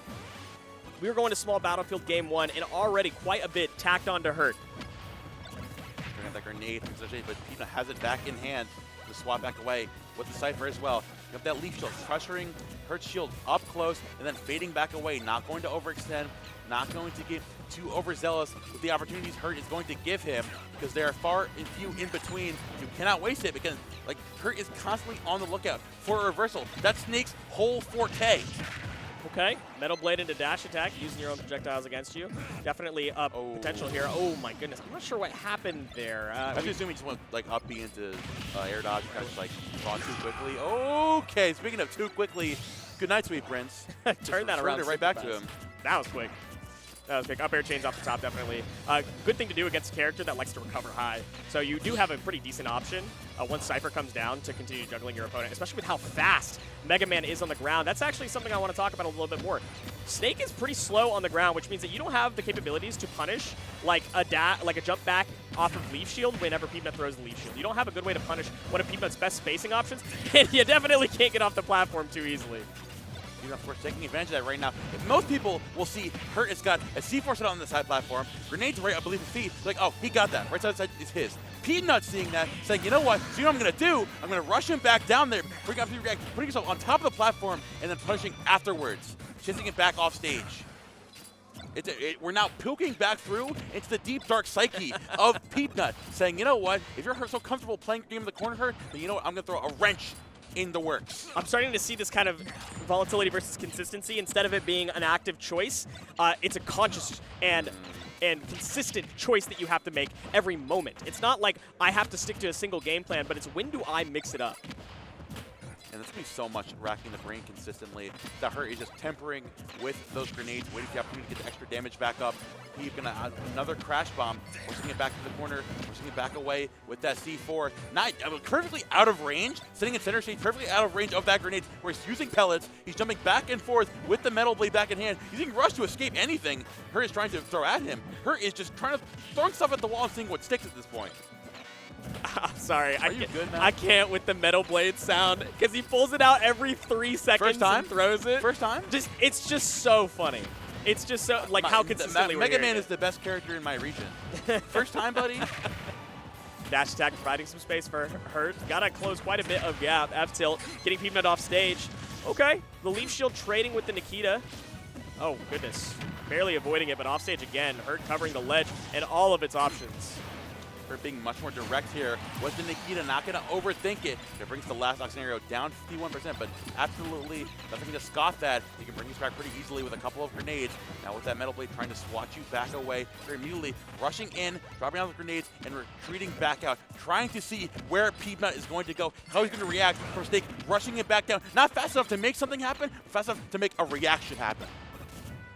That's really what it's all about, is baiting out your opponent into coming to aggress, especially when you have like a 70% lead, as Peabnut does. You can set up the contraption, you can set up like aerial coverage with the metal blade or with the crash bomber, but ultimately at the end of the day, Hurt has to approach, and Peabnut hasn't gotten hit by a single grenade, so you can't rely on stray damage to get yourself back into this game. Peabnut now biding his time. Again, 247, we've got nowhere to be, buddy. This is a Mega Man player, he's not getting hit by these grenades, Yeah, right? You can absolutely keep tossing not. them. You can keep tossing them. He's willing to wait the war of attrition time and time again. The crash bomb poking through barely. We're seeing finally Hurt is just running in there, dash attack, not going to land, but then running back out. Nothing, oh, he wants to get a hit. No, he's trying to see if Peabnut is going to take the bait and run in and catch it. But Peabnut is an iron wall right now. He's not worried. He finds it up air, almost takes it right there, but Hurt still sitting undeterred in the corner. It's a functional game plan, but it's not one that's going to give you recovery on a massive deficit, not with the way that Peabnut is playing. Anytime that Hurt dashes in and then tries to dash away, Peabnut takes that as an opportunity for you not to have grenades nearby and says, great, I can choose to aggress. You're not going to be prepared for me because you have to get your setup back going. So you can get up close and personal, start getting shield pressure or platform pressure with those up airs. So Hurt has to find just the right timing on some of these dash attacks. Finally, grenades hit there, and a perfect opportunity for Peab at the ledge. The Leaf Shield swatting you back away at 1 to the Peab going all the way up there with those Mega Man uppers, and you are gone. Good night. Peab taking game number 1. Now, Kevin, you made that comment there at the end about this not being a functional game plan for Hurt. You know what I think the function of the game plan is? Information. I heard a nice little thing from Hurt, actually a throwback to 2 weeks ago at Far Summit, right? A little interview with him. I asked him, Hurt, I noticed your game plan revolves around a lot around setups, in the specifically at the ledge, and getting hard reads on opponents. What do you think you rely on more? And he said, as Neo said it, he translated for Hurt. Thank you, Neo. Shout out to him. He said that the setups exist to get the idea of where the player wants to be. The setups exist to get those reads, to get the idea of where I'm trying to force this out. That entirely the end of the game, we're seeing Hurt set up in the corner, throwing grenades to center stage, back for the small battlefield platform, C4 set up right there. Peabnut, again, is respecting that, not going in, holding on that lead. So a couple times, though, Hurt would run in, dash attack. Trying to see, will he take the bait? Will Peabnut react? What is he doing here? So Hurt's saying, okay, next game, Peabnut is playing patient. So now, I don't know what he will do, but keeping in mind, what will Hurt do with this? I love that as a way to explain the long spelt adage in the FGC of game 1 is just info. Am I right, ladies and gentlemen? I mean, it's just info. So you know what? That adage was right because Hurt said it now. He reaffirmed it. Now you know when the next time person tells it to you, you're like, you know what? You got it, man. I have to give it up. Hurt is choosing to go to a longer stage here, which is very interesting because Peabnut already is kind of utilizing the distance of the stage to full effect. Hurt now has more of a gap to close when Peabnut is in the lead. So I have to imagine Hurt is going to want to scrap a little bit more to get his own lead first, and then maybe, just maybe, Peabnut will have to approach. Nothing doing at the moment. Trying to stay low to the ground there with that Leaf Shield and Metal Blade as well. Hurt tossing that right back, taking damage from his own grenades here. Only 4% on the part of the Blue Bomber. So he fights his way back again. The Crash Bomber running that grenade. Peabnut not going to take any of that unnecessary damage. The double dash attack coming on the part of Hurt as well. Like you said, Kevin, he's trying to scrap. He needs to make some sort of momentum happen right now. Yeah, but when your burst option is dash attack, you can't get a consistent follow-up off of that, especially with no grenades out, which means that Peabnut can tack back on the return like 30 or 40%. So dash attack as a game plan definitely isn't effective, but Peabnut getting reversaled off a ledge, Hurt can take a lot of value out of that and does, only at a 30% deficit now. Peabnut trying to dance around Hurt shield, not going to over, especially at this percent. An up tilt will do you in, trying to avoid the grenade toss, barely getting in the range of that. We're trying to find a conversion off that, but not quick enough on the draw. Throwing up those backers as well. Again, another bit of information for Peabnut to keep back of his mind. Gotta be careful where a lot of these explosive hits could take your stock at this percentage. Grenades coming out galore, waiting for the one opportunity to get in there to make something happen, but Peabnut is not going to fold underneath the pressure. We're 2 minutes in. I've got nowhere to be. Thank you for wrapping that with exactly what I was going to say, which is I appreciate your enthusiasm at the moment, but they're just tossing stuff at each other and hoping something sticks. Peabnut finds the first stick and Hurt's down. I feel like a guy that like watches ducks right now. Like, yo, like throw some breadcrumbs at the ledge right now, man. Like these guys are going crazy. Okay. Oh! Yeah, you got to swat the Nikita. Great drift. You had to drift back because air dodge was the only tool that you had left. It was the last resource for recovery. Peabnut gets another lease on life. You can add on a little bit more damage and then back to your game plan. If you can't edge guard, oh my reset. God. Going so deep. Where are we going? Go super high out there as well with the C4 going to reset the recovery. Going to find the air cutter going back. Hurt again, looking to accentuate with another C4. Uppers coming out galore. Peabnut taking so much off this as Hurt makes one mistake. You find 113 for your troubles. One mistake is insane. You're exactly right. That was such a small interaction that led to Peabnut's continuation off stage because Hurt didn't have jump. And you can't keep putting yourself in that position. A dash attack on the platform catches Peabnut's jump. That's not a reliable kill confirm. That's not something that you can rely on happening over and over. So we need to switch something up. 121%. You opted into this long stage. Peabnut's going to use the distance. Is this a long walk? I haven't seen that movie. Is this what it's about? Is this something confirmed? If you stop moving, you get hit with snake up tilt. Now, Denberg here again with those pellets, throwing out that metal blade, slowly but surely dropping the double grenade there. That was like Snake's passive. He had two in his front pocket. I like the concept of trying to cover underneath Peabnut, and so that gives you a little bit more opportunity to approach. Peabnut says, you know, I can still be on the platform, right? Like, if I keep reusing Rush Coil, your leg is long, right? You're a tall dude, but your up tilt's not going to reach that far. Hurt had to find a different approach and just swatted back immediately by Peabnut. Not in hit lag for long enough at 0%. Metal blade for your trebles there as well. And a crash bummer. Really dropping back down, waiting for Hurt to overextend. He's not going to give it to him, but as we saw last talk, Hurt is not perfect. He can make a singular mistake, and Peabnut is on the prowl for it. Speaking of mistakes, though, rolling back in, not going to get hit with the conversion off that down throw. He goes for it again. Oh, he picks correctly twice in a row. Oh, third time's a charm. Oh, he found the down throw finally, but he got 94 for 3 grabs. Yeah, I mean, that down throw is just like, I need something consistent. Please, I need something that's definitely going to hit. I need this. Because you rarely see Hurt not read out the opponent's tech options off of down throw. The fact that Peabnut has been able to avoid it for this long is incredible, but Hurt does find an up smash on shield. What a risky choice to put Peabnut in the first deficit that we've seen so far. 179, and one good lingering aerial will do it for him. Looking there again, Hurt recognizing Peabnut so desperate to take a lead back. Another up smash on shield. He's definitely getting super overzealous right now. With the C4 exploding back on that platform. Another C4 setup for Hurt. He's like, yo, P, I know you want the stock right now. I'm not going to give it to you. Come here and get it. Yeah, this is where the C4 comes into play. This is where Peabnut having to approach comes into play. And this is where the distance is a little bit more dangerous. I still think that Peabnut's speed is fast enough that this stage pick isn't, like, at all the reason why Hurt is so successful. But the fact that he's able to play around it at the moment means that he lives to 214 and rising. Oh, the C4 drop from inside the top. Was that the C4 or the Nikita coming down? It looked like the Nikita. I'm sure we'll get a replay in a moment. I think he dropped the Nikita from above the blast zone, so you couldn't see it come out. You could hear it, but the C4 also got dropped. You had to avoid 2 things. Let's see. Okay, which one was it? There's a Nikita right there, and the C4 would have been in kind, I think. Wait. Was it not on the ground? Was it below? No, oh, it was the C4. It was the C4. I knew it. Oh, my God. You're right. All right. Bang! Quite literally. That's crazy. The Nikita also would have provided. I mean, it would have shield broken if he chose to Definitely, shield. it would have definitely shield broken. The setup is nuts. Oh my god. The And setup top is nuts. last, you're at 214. You're about to lose your stock. First, like, yo, peep this. What did I say before? Those setups exist to catch those player habits. Peabnut gets over-aggressive one time he lost the game. One time he got impatient, and it just snowballed so hard. I feel like there was definitely so much of that last stock where Peabnut was not playing the same game plan, right? Or the second stock where he lost the lead, where he didn't play any of the same game plan that got him the lead in game one. Now, we are switching it up and going to small battlefield.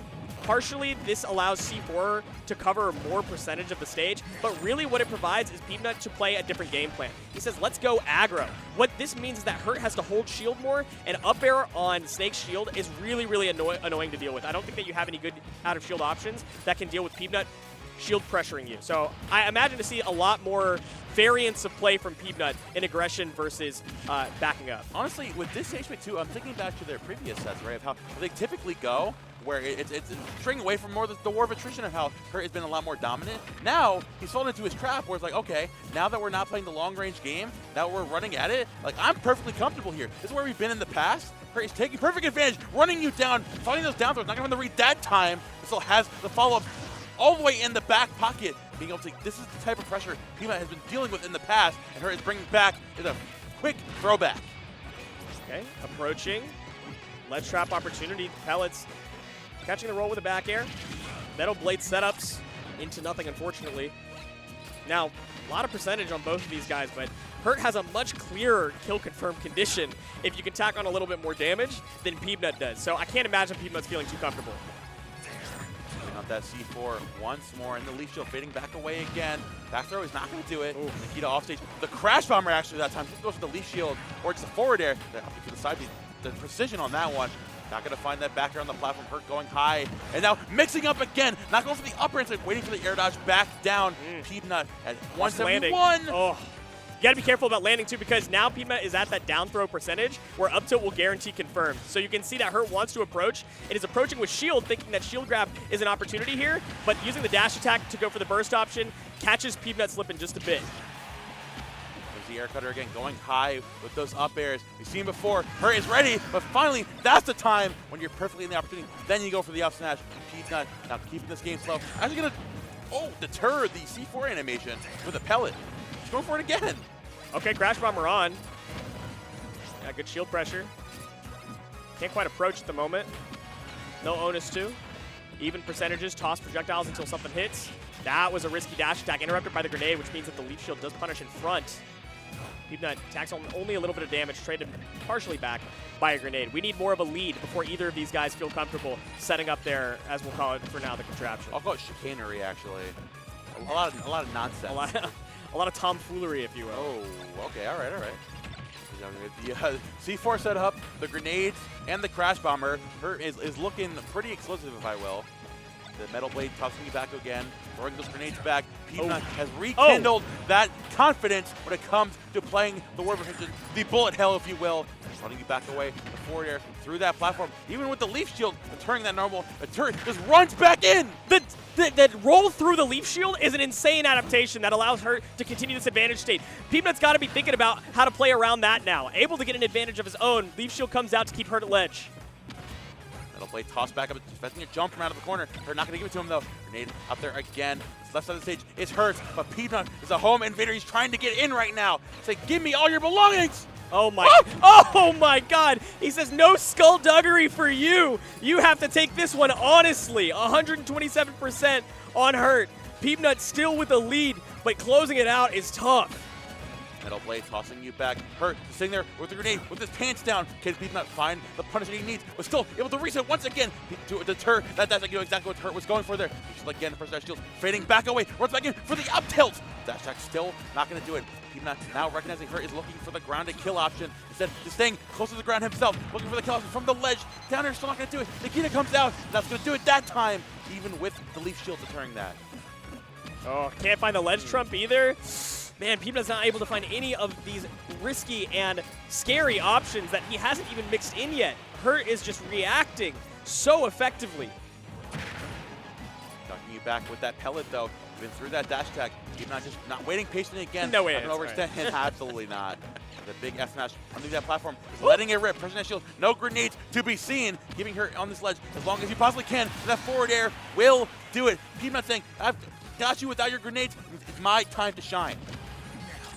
That leaf shield counterplay, not as effective. Peabnut has started to read out Hurt's choice of like rolling towards him whenever he's pulled out leaf shield on stage, and now he gets to mix in the pellets, and Hurt's back to game plan number 1. Toss the grenades. And right now, all it took was really one to hit, and now we've got an advantage.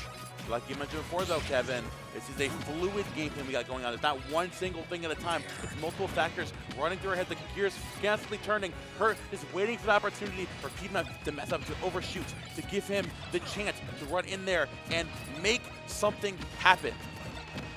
I want to draw attention to the clock, not for this game. I think that we are still in proper kill win condition for this game, but the fact that the clock runs low, I think, might come into play a lot more in Game 4. Now, they are racking on damage to each other quite slowly, and Peabnut needs to start thinking about that timer.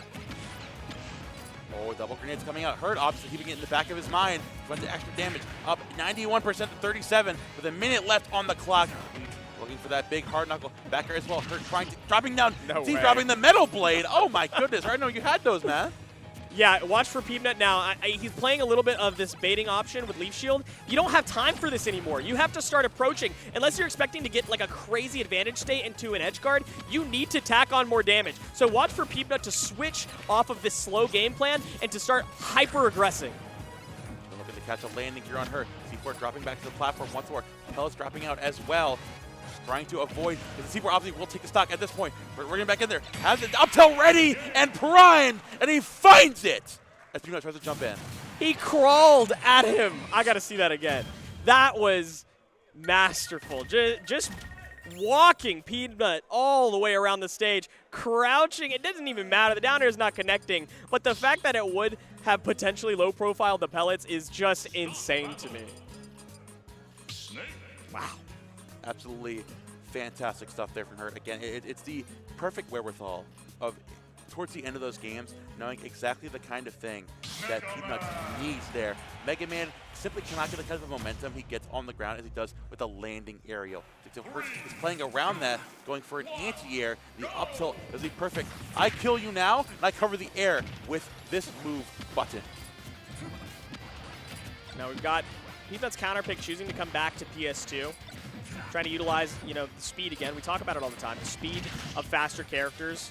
They can utilize PS2 a little bit more effectively. But whenever you have this many projectiles being thrown around on the stage that can cover so much of the stage, it feels like your speed is not enough of a justification for this to be like a win condition. So I think what it is more is Peabnut doesn't want to get edge guarded as much. And being on a longer stage provides you more time and more opportunity with your feet on the ground. Now Peabnut looking for the opportunity to jump back in here, get that extra damage. Again, the long game, like you mentioned before, as that timeout last game, it was a factor in your mind. You're looking to play a much more proactive approach here and can make that happen. It's just the lingering doom of Snake, the threats of the dash attack, of the up tilt, of the down tilt even, is always a factor in your mind. So opting for the forward throw right there, trying to make something happen on the ledge. Up air is coming out, which is going to take it there. Hurt sleeping at the wheel. Incredible. Hurt autopiloting a little bit on the defensive options off the ledge. Peabnut calling it out, saying, I know that I've been keeping this advantage state for so long that you must be thinking about options you think about all the time. Read him out. A little bit of a conditioning as well. Puts the crash bomber into the metal blade as well. He's not looking for the opportunity. But you have to see Hurt forcing situation, running down on Rush actually, trying to run up to his dog. He's saying, nah, bro, stay away from me. I'm taking yours out of the stage now. This is a timeout. I'm already feeling this one. Peabnut said, you know what? I did see the clock last game, actually. Let's play for it this time. I've been getting pretty consistently an early lead in these games. And the second that Hurt pulls out the Nikita to try to catch Peabnut up high, because you can't chase up high effectively with Snake, Peabnut drops down to the ground, approaches, and then he said, Nikita on stage? Absolutely not. No. Not for you. Not today, buddy. You think that I'm too high up? I still have the reins here, buddy. Once Mega Man gets boots to the ground, he's putting belt to ass. He's running you down. The Crash Bomber, Metal Blade still in hand. Again, Hurt now learning his lesson here, saying, I need to find a more effective, immediate burst option and something that will give me the avenue to find the stock here soon, whether it's the dozens of grenades right below you, so have access to that C4 as well. The dash attacks are just not landing the hit that he needs. You know, he's looking for that grab. You know he's damn well looking for it. I do like that Hurt started to shark underneath Rush Coil. Wherever Peabnut had placed Rush Coil, it was like Hurt is just going to play right underneath it. It gives you more opportunity to catch Peabnut on landing. And so Peabnut isn't relying so much on Rush Coil camping anymore and is trying to mix in aggression with defense. And that grenade back down as well into the Leaf Shield. Hurt now looking the opportunity to take a stock here at the ledge. Again, Peabnut biding his time, not too worried whatsoever. Metal Blade still in hand here. Hurt now trying to run back into the Crash Hammer on him. The Cypher, the shield pressure. We're going to find the up tilt saying, all right, man, none of that. Let's slow things down. Peabnut taking a breath, knowing that aggressing there was not the right choice and saying, well, you know what, I still have a lead. Let me go back to it. I don't need to try to fight if I don't have to. Hurt is baiting me into it by putting himself in seemingly bad positions, but all he needs is one scrap to close the stock. And even if I'm winning 3 of them, I don't want to give up any of the lead. So we see a little bit more of going back to this camping play style, using Rush Coil. Listen, if you camp for the end of this game and the next one and win the set, that's 10 minutes of your life. You'll get that back, I promise. Oh, okay. Aggressive get-up attack, though, coming out as well. Like we saw before, Hurt trying to catch Peeb, going all the way up there at a high angle, but not Peeb, not going to let it happen. Lethal again on that shield as well. Grenade coming back from the ledge. Hurt finding so much momentum consistently from the ledge, but now the past couple times has found nothing off of that. Peeb just gets out of there and immediately resets back to this game state. That's why the stage is so long for a reason. And Mega Man doesn't have the worst aerial speed, so you can kind of just jump over, jump to the center or to the side flat, or continue to like Rush Coil high to get back to center. There's so much stage for you to run away with. Swatting back to the Metal Blade once again, and this helps to get rid of those grenades. Well, 33% is absolutely nothing to scoff at, and it matters so much in a matchup like this. Hurt, again, just not changing whatsoever, has sticking to his guns. Oh, no. Finally going to pick up the actual damage of that grenade. Might have been the first one of the game so far, honestly. That's tough, though. This is not a comfortable lead. You need like a solid 40+% lead to start feeling like really good about camping. 20%? And you need enough percent where like you are still in the lead and you get with like a nair into like a dash attack from Sting. Oh God. Jump immediately around that up air. Gotta be careful here. Lingering around again. The pellet into a Metal Blade once more. 2% separates the 2 players. We're going back and forth. 2 minutes are on the clock, Kevin. It's getting really, really scary. They're at dead even percentages, and Peabnut says, I still don't want to approach. I still know my best option here is bait and punish. Even if neither one of us has a lead at the moment, like my scrapping tools can be a little bit more effective than Snake's. So I can take my time. I'm not pressed on it, but I can feel the nerves. You can see Peabnut's getting hit by more grenades than, let's say, game 1. There's definitely a mental check coming into play for both of these players. Bringing you back with the Crash Bomber and the pellet once again. The grenade tossing you back from center stage. Hurt, jumping back around, finally getting a C4 set up. This is the turning point. We're in a timeout. We're taking the first stock, which is then the last stock. It's huge momentum shift. That's telling you back away again. The Crash Bomber, the Metal Blade consistently. Hurt now looking to catch a landing here, but even going back to the center stage. Barely avoiding that with the leash. Can you save the dash attack? Oh my God. The crowd is noticing it as well. They can feel the tension of the timer ticking down. So anytime there is a trade in who has a percentage lead, you can hear it in the background in the oohs and the ahs. Peabnut still at a deficit. A stock take is almost like crucial at this moment for either one of these players. If Hurt takes the stock, this game is as good as done. And if Peabnut takes it, then it's just about how long you can camp for. Metal Blade once again. Hurt, getting rid of that C4, having another one access to it, and center stage, locking on that part of the stage for him perfectly. Lethal again, Usher on stage, completely deleting it there. Trying to catch Hurt, oh, the grenade in hand! Oh, he's not looking at a huge deficit right now. Just needs to take a stock here of anything, because you're not going to make up this damage that quickly. There's only one move that's going to take a stock off a Snake at this percentage, and I don't think Peabnut's going to feel comfortable getting in range to hit it. You can see he's trying to play there, though. He's trying to play in the range. He needs something. If he can't find an edge guard, it's got to be the up tilt. With this much rage, it's possible. Not losing your stock means there's still a chance. But 10 seconds left. I don't think it's happening. Oh, Forder comes out again. 5 seconds left on the clock. The up air. Oh my God, he got it! He got it! Peabnut, get away! Run away! Oh my God! Oh my God, he did it!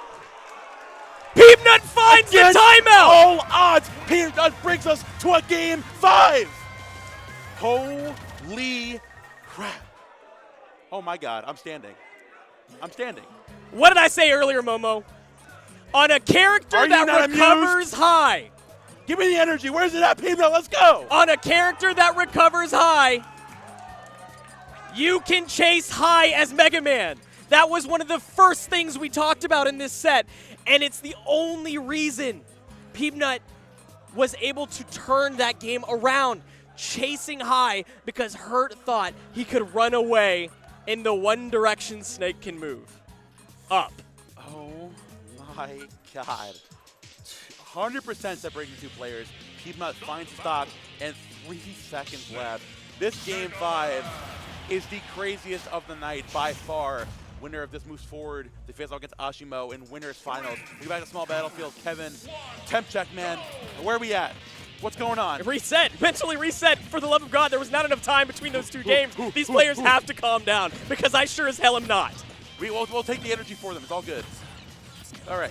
So Peabnut ran us to a counter like this earlier. It ended up going to Hurt's game, right? So it's the idea of bringing this to small battlefield and trying to play these exact small quarters means Hurt is getting a lot more aggressive here in this game. Yeah, getting a lot more value off of the edge guards. We talked about why the PS2 was the counter pick for Peabnut when available. Hurt is choosing to go to a smaller stage because it's easier to get Peabnut off stage. Then you get value off of the Nikita. Then you get value off of the forward airs. You get more ledge trapping opportunities, and that is what won Hurt game, the previous games as well. So I like the choice to go back here. It's the right one, and Peabnut doesn't really have a better ban opportunity. This is just the next best thing.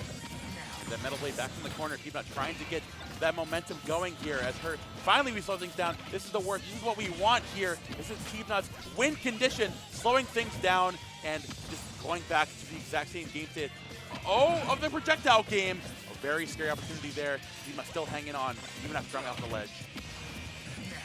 No palpable lead for either of these players at the moment. And you can see how much more they're scrapping than in the last game. Neither one of them felt very comfortable with holding on to a lead and playing for a timeout, especially not Hurt because of the way that game ends. So they're doing a lot more trading back and forth of damage. They're trying to sit up on that right side platform once again, not going anywhere this time. Customer coming out once more in the Metal Blade, keeping you back on your feet. Grenades back in center stage, so much smaller space to make things happen. Finally, the Metal Blade, the toss up, but no conversion off that. Find a forward throw from Hurt. Then find it Soccer, the Nikki barely missing it right there. Gotta find a little bit more. This is not enough. You can't approach because Hurt can anti-air you with the up tilt. And what I talked about Peabnut not being able to get chased high, but Hurt found a cute burst option there, an up air. That works once. Setting up those grenades in the C4 on the side platform once again. Peabnut now looking to get closer, having to take the stock here. We can revert back to the slower game plan they want so badly. Oh, the shield pressure wanted the up tilt badly, but it's not taking any damage for your troubles. Hurt stay close to the ground, like you mentioned before, lurking for those shorter little normals that he wants. Staying close to the ground, though. Oh, my God. It's scary. It's so scary. Hurt spent enough time off stage to replenish a lot of that shield, so Peabnut a little bit more afraid to approach. You don't get that shield pressure. You know you're not going to get a shield poke. We got to reset a bit. Hurt still finding so much more value, though, with a whole stock lead. Chasing high, nothing doing. Seeing a little bit of extra damage. You're not going to matter too much, though. Peabnut now waiting for Hurt to reset back and find the golden opportunity. But Hurt is completely unmoved in this turret form. 3 minutes have gone by, and Hurt is completely unfazed. Peabnut is winding things down. He needs to stock as soon as possible. I feel like in the last 2 games, even though Peabnut won the last one, Hurt continues to find more and more adaptation, continues to find small, almost incremental advantages that weren't in the last games, and Peabnut is struggling to find any way to overcome. No, the roll behind. It's not going to matter there, but still finds the up tilt. Now Hurt up 3 stocks to 1. He's left on the board. Peabnut needs to activate. There's no time to slow things down. We need to get in there. Chasing high, the air dodge, getting you through 1. 1 more will definitely do it at 190%. Hurt camping in the air. You can burn more and more time. There you go. Then it's good for you.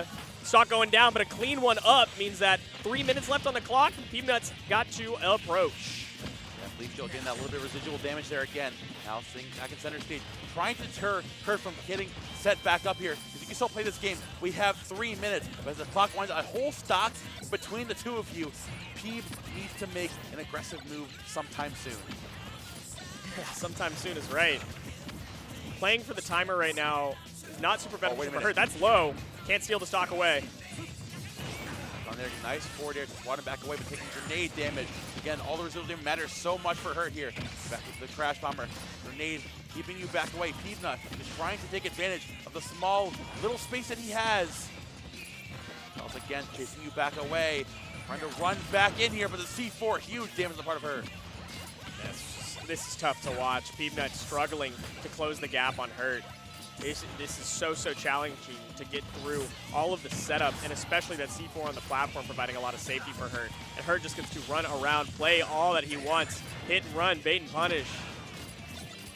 Oh my god. Grenade still at hand, dropping back from center stage. Hurt finding so much of that damage. You don't find anything, keeping him in that close roll wrist distance again with the leaf shield. Whenever Hurt gets close, trying to keep him away with a safety circle. Big up air damage coming out though. Trying to find that one up air conversion that he wants, but Hurt just straight up won't give it to him. They put everything though. Can't find any conversion. Hurt playing super duper safe. And this one looks all but over. The writing is on the wall. 1 minute and 30 left. Peabnut with a lead so difficult to overcome. And if you can't find an up air kill here, oh god. Oh, but the forward air is still not gonna do it. Hurt barely hanging on. No access. She has the grenade in hand, and the Cypher. Oh, I mean, not gonna miss it. Barely backing back with the air dodge. From the crawl underneath the metal blade. Hurt just has it completely in his hands. Up air once again. Peabnut needs to stock right now if there's any semblance. Bring this game back. The F smash, max rage. Kevin with a K. We need to see a new Peabnut right now. We need a sequence is what we need, which is so hard to find against Snake and as Mega Man. There's no like good guaranteed sequencing. You have to find an advantage state into like 5 correct choices in order to get this one. And 174%, all that Hurt has to do is grab you. You have to avoid grab while approaching. That's impossible. Not with all of Ryu's great out of shield options too with the down air, and definitely not if you fall into the back air. Hurt cleanly takes game 5.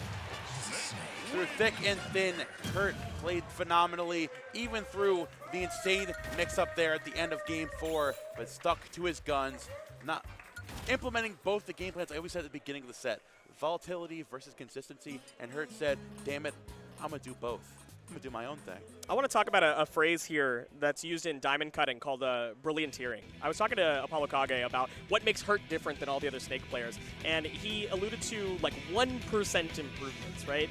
He gets like 1% improvements that other Snake players don't get, and constantly, incrementally, these 1% improvements lead to sets that maybe other Snake players aren't getting. They lead to adaptations, they lead to reverse 3-0s and whatnot. Because in brillianteering, for cutting a diamond, if you want to cut it this way, like a brilliant diamond is like the one that you imagine when you draw out a diamond, that kind of like, 6-sided shape, or 5-sided shape. But what it takes is like 1% big hacks, and 99% of it is like precision facets and polishing. And I feel like that's what Hurt does so differently than everybody else, is that he understands that 99% of the time that you spend mentally or physically playing the game has to be spent on the polish. Now, Kevin, before we jump down to the loser side of the bracket, of course, we need to keep the lights on here. And also, we have shout-outs to Dr. Encino's Bonfire number 3, the return of one of Nova's most notable invitational series happening this Tuesday with all these big names in town. We're going to make something happen. Of course, we got Miya, Hurt, Shuton, Glutini. So many names up there. I'm not going to read them all, but it's pretty damn cool. Check it out. Start.gg/Insano. We've got the MDVA Arcadian MD Edition. Maryland, it's your turn now. Marzapalooza Arcade is proud to bring the MDVA Ultimate Arcadian back to its original home. They're showcasing the best unranked talent in MDVA on March 28th. It's hosted by the team behind Aesthetic Fridays, offering the same unmatched vibes and retro gaming offers that Aesthetic Fridays has become known for. You can locate it at Map Technologies in Baltimore, Maryland. They have Arcadian singles, Pro-Am doubles, redemption brackets, and at start.gg/ArcadianMD. You can find out what else they got going on. They're already a quarter of the way to the entrant cap, so make sure you don't miss it. And speaking of an event very close to the cap, we got to shout out Genesis X3, the premier grassroots tournament series. Check them out next week, February 13th to 15th. In San Jose, California. Registration is already closed, but spectator passes are still available. Start.gg/GX3. And they're going to be live, twitch.tv/GenesisGG. So if you've been enjoying all the action here today, we see a lot more of those players next week. The action isn't going anywhere anytime soon. No, definitely not. Definitely not here, too. I mean, you guys have probably heard the crowds in the background and kind of just the sheer excitement that we're getting from not just players that you don't see all the time that have been recently making a little bit more of a comeback like Tweak, but excitement for players that we see at so many tournaments at so many places. Peabnut, of course, the one of the NA representatives in top 8 that people love rooting for, but even of the Japanese players, that Acola Miya set, we've seen that set a million times, and still, it's exciting. That's just going to speak to how great the organizers for Cav Clash are to have set up kind of this environment where everybody really enjoys it. And as we move things forward here in this bracket, of course, we still have to get through 2 final sets for our part of this block. It's sad to see us go, but I've been having a wonderful time. We've got our first set of losers quarterfinals. We've got Shuton facing off against, I believe it is Acola. Oh my goodness. Oh yeah. So these two have played each other quite a bit, as I'm sure you can imagine. They've played each other like 12 times, I think. I think, like I don't have the super major pulled up right next to me. 9-3 in Acola's favor, with, interestingly enough, the last 2 sets going to Shuton, which is very interesting because of the last 5, Acola is up 3-2, but in a couple of those where Acola won, Shuton tried out the Aegis. In the last 2 that Shuton has won, the Olimar has been what has seen success. So I think we're probably going to see Shuton sticking to Olimar. And I believe the last set Shuton ended up winning in this tournament, so I think was to just take it forward into winner side of top 8 was against Raffler, where he ended up playing the Olimar, right? The Olimar is, for all intents and purposes, it's looking pretty good today. I feel like this is the prime opportunity to pull it back out. Like, oh, Ashimo had my number there on the Aegis, but by all means, I can run back with the Olimar. I can make things happen once more. And, dude, Olimar and Steve is a matchup in this video game. Of all time. Of all time. There's a lot of time, and that matchup still spans all of it. Olimar has, like, not the worst tools to break blocks, but it's not really the thing that you're thinking about when you're playing in this matchup. You obviously don't want blocks between you and Steve because throwing the Pikmin is, like, part of what makes this matchup bearable, is being able to create a little bit of distance between you and Steve, being able to deal damage to Steve from a distance. So breaking blocks definitely matters, but it's more about setting up the situations where Acola can't set up blocks, right? How do you maintain a juggle? How do you make the stage feel so claustrophobic that Acola feels uncomfortable setting up blocks or mining or crafting? That's, I think, going to be more of the name of the game. And if we can set up those positions, Shuton will have advantage. But if Acola starts swinging, getting openings, and then is able to set up the blocks, it feels like, a ski slope. I mean, we saw earlier versus Miya that Acola is no stranger to, put the materials down, take the gloves off. I'm throwing hands. I'm ready to run it. What tools, no tools even at some points. He's able to make that happen. So we get immediately in here to game number 1. And Kevin, you painted it perfectly. The first thing we see is that dirt wall put up, back into the corner, get those materials back up, and nice thing about Town City as well, you're not burning the material usage of your pickaxe. Instead, you're using that axe to get your materials here on Town City.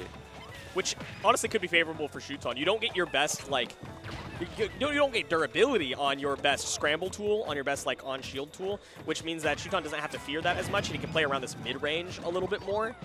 That said, yeah, you just mine on the platform on the way out and you get diamond that way. That'll do. That'll do. Big diamond to go. Up tilt and backer coming out there as well, setting up those wood walls and just letting the S-Smash rip. Again, Acola no stranger to, once the opponent is back into, quite literally, you made an artificial corner to put them into. Just S-Smashing them back away, saying, Shuton, I need you to relax. Temp check. What's going on? Vibe check. Relax. Slow down. backboard falls just at the time that the purple Pikmin gets sent out. Gives Shuton some stage positioning. Acola not feeling super comfortable. And this is that isolation of the stage we alluded to. Shuton likes to make the stage feel smaller than it is by pressuring his opponent into the corner. That said, if you can't do that, walls go up, mining comes down. No tools, though. Or at least no axe. Exactly. No scramble tool. Oh, you know what would help there? Walk forward, up tilt on shield. Don't get that one because your axe is gone.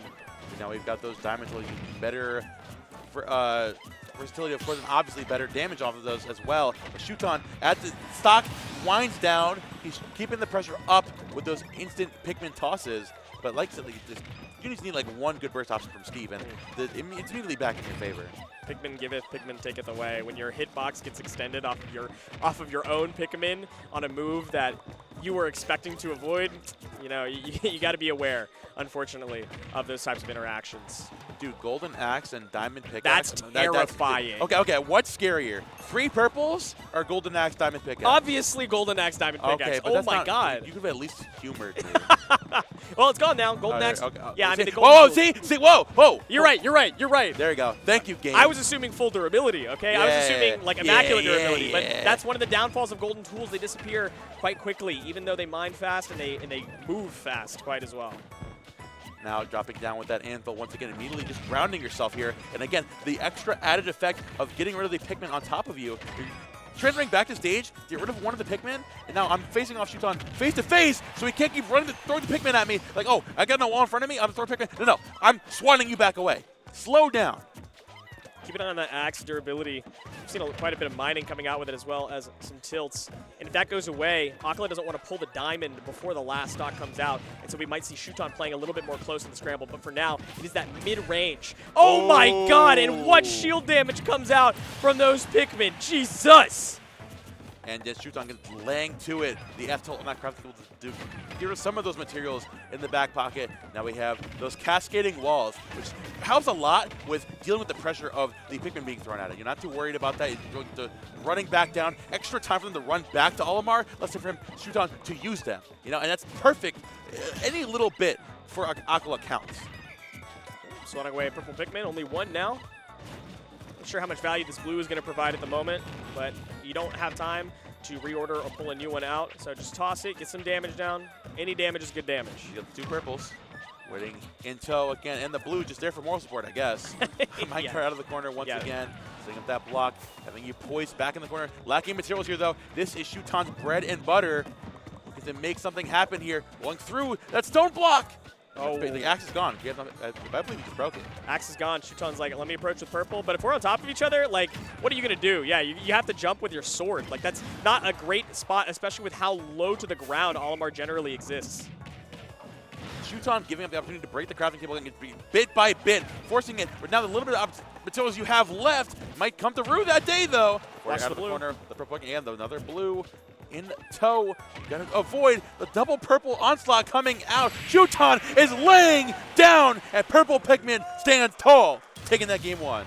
I love holding on to the blue Pikmin to make sure that Acola doesn't feel super comfortable at ledge holding shield, right? That additional throw damage and the throw knockback at 150% on Steve absolutely would have killed off the top, right? So the fact that you kept one in the back means that you offer some threat to make it very scary for Acola to hold shield.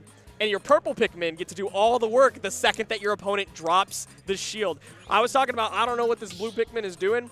It stayed out way longer than I You expected. actually get extra damage on grabs as well. Fun fact, 1.7 times damage added to your grabs as Olimar on the blue Pikmin specifically. So it's like, I've got better grabs versus just barrage, purple, go. It's like a phalanx. They're throwing it out there. They're not ready for the onslaught that brings. Acola's thinking. Taking a moment. You're right. You have all the time in the world, gang. Connected here. Robin, not Robin. No. Trolling. This I is think a I meant to character believe- first. Remember, yeah. this is a character first rule set. So the decision of who you're going to play came out before the stage had been selected at this point. So we're just taking a moment to reset our music a little bit, and start again. Going to PS2. We know why this is a strong stage for Steve, and we know why people leave it open. You know, after last game especially, we are going to value that at so many different opportunities where Acola had the perfect plan for Shuton. They're like, oh wait, I have my flimsy little wrists. I can't get anything done without my lack of axe here. Yeah, needing the axe for the scrambles is like really, really crucial. Or if for no other reason than if you want to get nil combos off the top, like I think that having axe in hand is super important. And we're seeing in this game too, Acola is much more ready to just swat them away with the axe. Not worried about burning the durability on it from mining. He's like, oh, I got him Pikmin on me? But get away. Swat, swat, swat. It's extra coverage on yourself. It's extra safety from Pikmin. And also it's just extra coverage once Shuton runs back in on top of you. Oh my god, what a read. Yeah, pickaxe durability is more interesting because your forward air and your back air are such crucial tools that if you lose your pickaxe, it doesn't matter if you lose it from swinging or from mining, you want it back for swinging and for mining. As opposed to having to make the conscious decision between your pickaxe or your axe, we see that the crafting table gets reset. The second that you lose your pickaxe, you have to get it back. You don't have to make decisions on which materials you want to hold versus which ones you want to burn. We're Stonewall, quite literally stonewalling Shuton here at the ledge. That's where that comes from. Oh! Man, I wasn't taught that in the history books. That's pretty weird. Now we have the diamond back there, of course, going to close it out. If the pickaxe ain't broke, then certainly don't fix it. Don't repair it, I guess. Stonewall's coming up time and time again. Dude, I mentioned before the stage the durability of the axe is a bigger factor here, but also a lot less of the dirt going around. There's none of the dirt going around. So their walls are stronger. There's momentum shoot on getting off those walls. This is the prime pick. I see what people are talking about. This is the best Steve stage. Yeah, it's got some merit to it. You get some reasonable amount of iron as well. I mean, there's a lot to like about this stage. A lot of some new Pikmin. No blues, so the throw kill off the top, not as much of a threat, but the purple's always going to swing strong. What a reliable option to even up the stocks for Shuton. Running back in there, trying to up smash that stone wall with the purple, immediately trying to force Acola out of the corner. Pyramid are going to get called out there. Oh, the spot dodge off of that diamond tool building there. And the big F has to swat them back away. 2 purples and a white Pikmin. Oh my god, you had the Nightmare Fuel lineup right there. That is certainly better than Gold Axe, Diamond Pickaxe. I'll tell you that much. Needs to pull a couple more Pikmin out, finally gets red and yellow. Toss them away, doesn't matter, you just want to get the damage down, but ideally what you want in your pocket, of course, is the purples. And a blue can help as well, especially if you're trying to pressure up close. Look at how long this stage is, though. How much room Acola has to run away. Setting up that singular stone wall and running back in there again. It's those bits and pieces that we've seen earlier games from Acola utilizing those singular blocks as like quick tech opportunities. It's awareness of the game in every single moment. Purple out, but what can you do with it? You need more damage down, you're not finding a stock. And that's that hitbox extension that works against you. It's so difficult to deal with, especially at ledge. How are we getting back here? Wall goes up, mining is prioritized. Swinging through the blocks favors Shuton at the moment. Getting those materials back up there again. A powered minecart out of the corner. There's the stone wall, but the purple Pikmin going right around it, keeping Acola at bay. Their Pikmin has been the scourge of Acola, saying, I've had enough of that nonsense. You don't throw it over me? I'll go over you going over me. I'm dropping right down. There's so many things that make PS2 such a difficult stage for Shuton, or even just more of a favorable stage for Acola, that I think it's worth considering it being a ban. I know that there's other considerations in terms of platforms versus blast zones to consider, but the length of PS2 means that it's harder for you to gap close. There's more room for Acola to run away, build the walls, and mine. We saw like 2 diamonds before the first stock had even gone down. Of course, the pickaxe durability is another consideration versus having to use durability on other tools. So we're going to send it to Battlefield at the moment. We keep that durability on the tools, but we go to a shorter stage, a smaller stage, and one with more platforms to play around. Something to keep in mind, too, is that with the different platform layouts, there's different avenues for the Pikmin to literally jump around. You know, it's like if you're tossing at the wall to like jump and land on that top Battlefield platform, it's less access for Acola to get rid of them. You know, it's more of a nuisance. Not like a huge factor, but something to keep in mind. Steve's generally like having a fairly open airspace to be able to build some blocks and mix up, when they're landing with their opponents. And so Shuton gets a little bit more safety from that center platform for himself, but also it makes it kind of annoying for Steve to try to fall in the center because you can't just like fall through the platform. You can't anvil from super high up. So it provides a little bit of safety in center stage for Shuton as well to play more of this isolation game plan that we alluded to. So purple and red coming out. Acola getting back into the minecart to boost that speed. Running back away with those wood walls again. Extra damage there. Residual on the fire Pikmin putting in all that extra work. Still looking to avoid the minecart being tossed in all willy-nilly. Shuton standing here strong, not looking to overextend. Instead, waiting for Acola to get over-aggressive. Through with diamond tools. This is his time to strike. And Shuton, not when he caught with his pants down. Okay, you pulled out the diamond for a reason. We got to start swinging. Mining with the diamond is fine and dandy. Gold is gone off that empowered minecart, but running up and up smashing out of it, not quite taking the stock. We're just one edge guard away, though. Another diamond had come out. I can see some a little bit more aggression from Acola now. Acola looking for the back of the forward air, something to catch Shuton, aggressing towards the center of the stage. Minecart pickup into the backer is going to close it out there perfectly. Again, that double wall being set up, forcing you back out throughout into the corner. Shuton, again, giving you not only the opportunity to build up get those material bar back up, but also just forcing you to fully commit to breaking those walls. And once you do, once you overcommit in the wrong area, I find so much damage out of those up tilts. Sneakily pulling out another Pikmin, knowing that purple was next in the lineup. Important because that yellow Pikmin off the F smash would have taken the stock. And since it didn't, you are feeling the pressure of not having enough of your purples out. This time, nothing doing, not quite taking it. Still have the purple in the bag. And the minecart again, not gonna make it, again, just making leeway, opening space up a shoot. I'm gonna find the call out there. We have the purples and a white coming out there. All that trial and tribulation off the last stock, finally have some momentum here in your lineup. Get the extra damage that we needed so badly, the double uppers. Not with the triples, it's the backer coming out. 80% for your troubles. I think that's pretty worth it, Kevin. That was all because Acola chose to swing on the purple Pikmin. He wanted to take away some of the power that Shuton had in his arsenal, and because he did that, during the hit lag animation of hitting the Pikmin, Shuton found the punish. All of that percentage for that alone, Acola threw away his lead because he didn't want his opponent to have more guarantees. And speaking of guarantees, going to catch him jumping there with the up dash. Shuton solely off of the fear factor, the implications of the purple Pikmin. He's taking it back and wrangling it out of the hands of Acola. And here we are in the precipice of game 3. Acola trying to get the materials back up here on that the top of that battlefield platform. Oh. He's out of there, minecart immediately. Stone tools, though, not a lot of power in them. Don't have another diamond out because of how that last stock went. Again, that one interaction, Acola didn't spend any time mining. We have to get tools out. You've got to find some diamond. Not willing to set up anything just yet, though. Trying to mine when it's safe, but otherwise aggress because you can take the stock without it. Empowered minecart does just that. Now finally finds a diamond there. It's been waiting a long time. Now with the purple in the back, in tow. Bring a lot of those Pikmin back in the corner, forcing you to roll back to center stage. Acola just trying to get that damage back up. Still not building up that diamond. Again, trying to threaten the Pikmin that you're talking about. You mentioned this, Pet. Yeah, when is he supposed to pull the diamond? He needs a wall. He needs to set up some distance. Exactly. He's trying to run in. He's trying to get rid of the Pikmin that Shuton has. Oh, my God.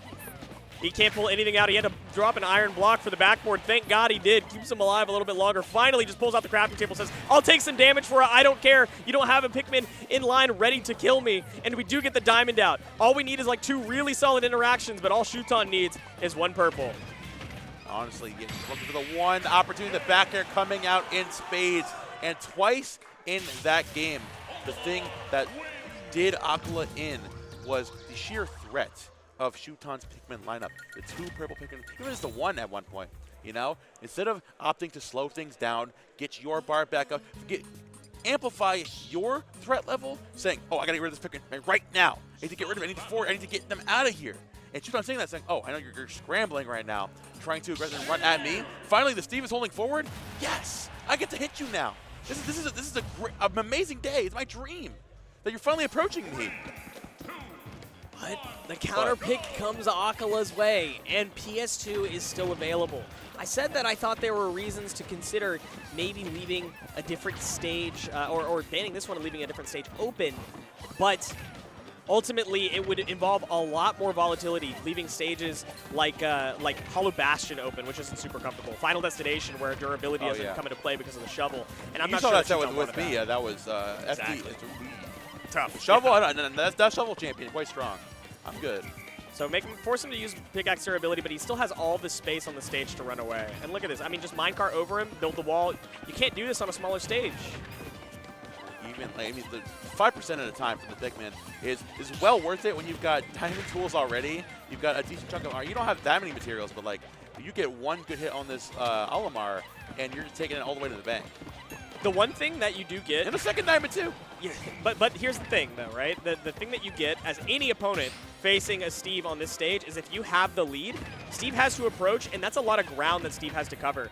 And if you can't just keep minecarting in, you can't keep using empowered minecart to approach, it's going to be too telegraphed, and you have so much distance to run away that you can almost play around it on reaction. You can see Shuton trying to do just that, a little bit too close this time, but that's what having a lead on this stage provides Shuton, and that's why he leaves it open. Setting up again, the re-amping up your diamond tools. They're so close to a third diamond for this game. Now Acola waiting for the opportunity for Shuton to jump back in there. Not even going to overextend that point. Letting Shuton get back in there for essentially for free. Down air, down. Not going to find the F smash. Too short. Oh man, it's a short dude. Shuton think he's lucky starts with that one, and Power Minecart still knocking you back. Another diamond, the third one of the game. And the first stock. Oh, okay, swatting the minecart. Otherwise, you probably get caught on the landing there. That could have been really, really bad. Still is bad this time. One minecart doesn't sweep you up. The second one will, and Acola makes sure that it closes it. Acola now tried to get back in there with the empowered minecart. Shuton waiting that one until 167. No materials to play with. It's a stock. We're looking for it right now, honestly. Oh, overextends with that F smash though, and Acola almost catching up completely, but still, that was still 70% for his troubles. Yeah. Shuton wanted the one F smash for the stock. Dude! Oh my god, Akola's really trying to get this F smash for the stock. Now, Shuton is playing a light character, but not that light. Oh god. Oh yeah, up throws. Yeah, there he goes. Yep. I think, honestly, I would almost believe that non-blue Pikmin kills at 190% with up throw. You would think so, but it's actually crazy. I like how drastically. That multiplier is crazy. It's insane. I got all my random ones. I'm like, yo, this is insane. There we go, pulling a red Pikmin again, trying to pressure those walls back inside of the corner. Acola staying back, still letting it rip with the F smash. Shuton learned his lesson the first couple times, saying, yeah, enough with the F smash. I'm playing around at that time. Any Pikmin will deal damage at this point. Just keep tossing them. Doesn't matter which ones you have out. You need to tack it on. Yellow's doing quite a bit. Senate Herd boxes are nice. Purple Pikmin, though, never going to throw that away without a good reason. Keeping that one in the back. Now that purple Pikmin putting in work. The yellow Pikmin and the white Pikmin trying to get the residual damage up that we need. Now, finally, Acola recognizing that and actually threatening the Pikmin tosses as Shuton tries to gain a lead here. Purple Pikmin coming out as well. Trying to lead them immediately. Yeah. But Shuton is just biding his time again. The purple right there is the one he needs when he finally gets fed up and he minecarts back in. Yeah, but we only have one purple Pikmin now. We don't like having just one Pikmin out at any given time, but if this is what it's going to take, this is what it's going to take. We need more damage down. Getting that yellow Pikmin again, throwing it from center stage. Acola getting a second diamond up point. Stone Tools re-amping up. And third diamond, actually, my bad. Oh my god, yeah.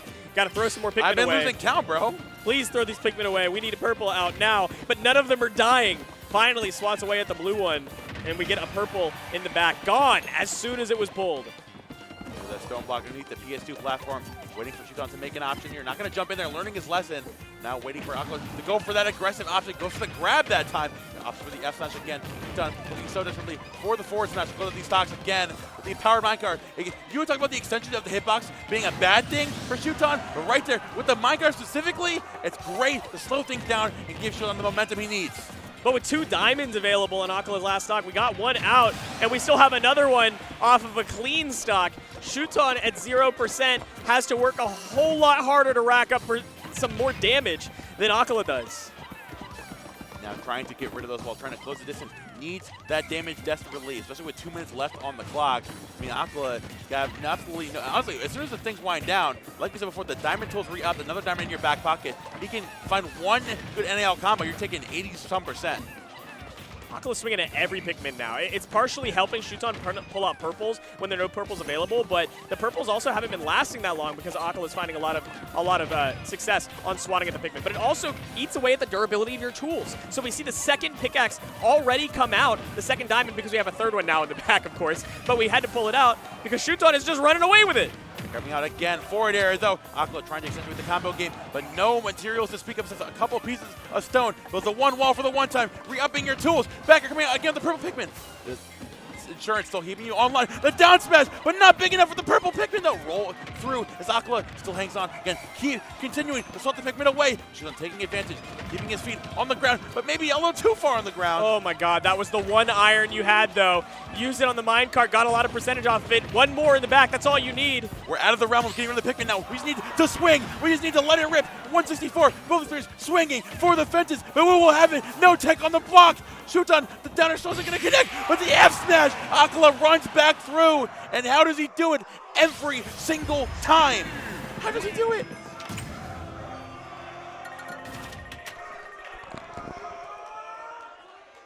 Massive release of emotions from Acola, stealing that game away when Shuton had a massive lead on the last stock, and the crowd erupts. Partially happy for Acola, but most of the crowd is desperate for Shuton to continue making a run. The people recognize Shuton, his glory, his efforts, his strength. They want him to continue to keep going. And it's a hell of a ride here. I mean, there's one thing you got off your back at least. We're not playing on PS2 again. Oh, because, oh man, the amount of diamonds he had. Hey, here you're talking about brilliant tearing. He's like, oh, that sounds lit. I'm getting into that, bro. You know what? My bad for talking about diamond cutting when Steve's still in bracket. That's tough. That's tough. Hopefully we're going to cut this one out of bracket, too. Hey, yo. Battlefield. Final game here. Game of 5. Kevin, how we feel? I mean, I'll talk about it again, just very briefly. Center stage is safer for Shuton because anviling from up high is not really an option. It makes it a little bit uncomfortable for Acola. Sure, you can mine up there, but I mean, you're going to get sharked underneath. There's really nothing that the top platform provides that Acola really desires. And then, of course, having a shorter stage means that it's easier to close the gap. And as well as Shuton did on PS2, you love being able to approach easier. Getting the extra damage up here once again, Sean, as I feel like slowly but surely Acola is like shifting his focus away, throwing the Peabnut away. He's it's putting a lot more reliance on getting materials back up, and which matters a lot. Like you see, there's a couple times where he's bringing his last piece of iron to minecart back and he's to anvil in place to catch Shuton. Where like it's getting rid of like 5 or 6% from the Peabnut. Does it really matter that much? Quite a tax we're taking at the moment. A lot of iron available for Acola to maintain reversals off of a disadvantage. Cheers from the crowd for Shuton. A lot of jeering, desperation almost for him to win this game 5. Dropping down on that retro win again. The yellow Peabnut coming back through in spades as well. The purple, everything being thrown, forcing Acola back into the corner. Diamond Tools online here for him. Again, extending the hitboxes again, slowing down the minecart. There is a blockage in the road. There's road work ahead.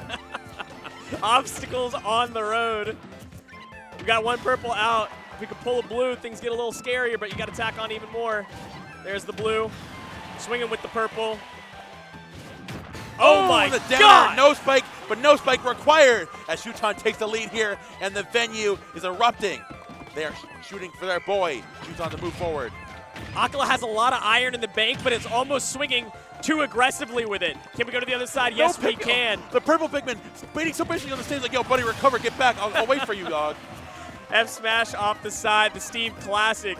Acola understood that he was lazy with these recoveries. Even though you have the iron does not mean that you have to use it. You can definitely mix in your recoveries a little bit more. We have a gold axe out. How aggressive can we be on the platform? A lot of shield flashing. Very, very, very.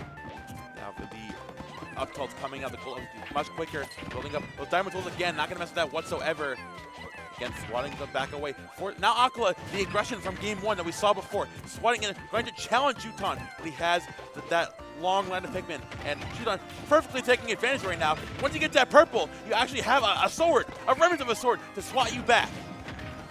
There's no point in this game that Acola has been scant for iron, so Shuton is too afraid to over-aggress unless he understands that Acola is getting a little bit lazy. You see where he has to place the anvil in between the platforms? Shuton feels very, very safe underneath either of the other two platforms, and so you see how slow he's playing around it.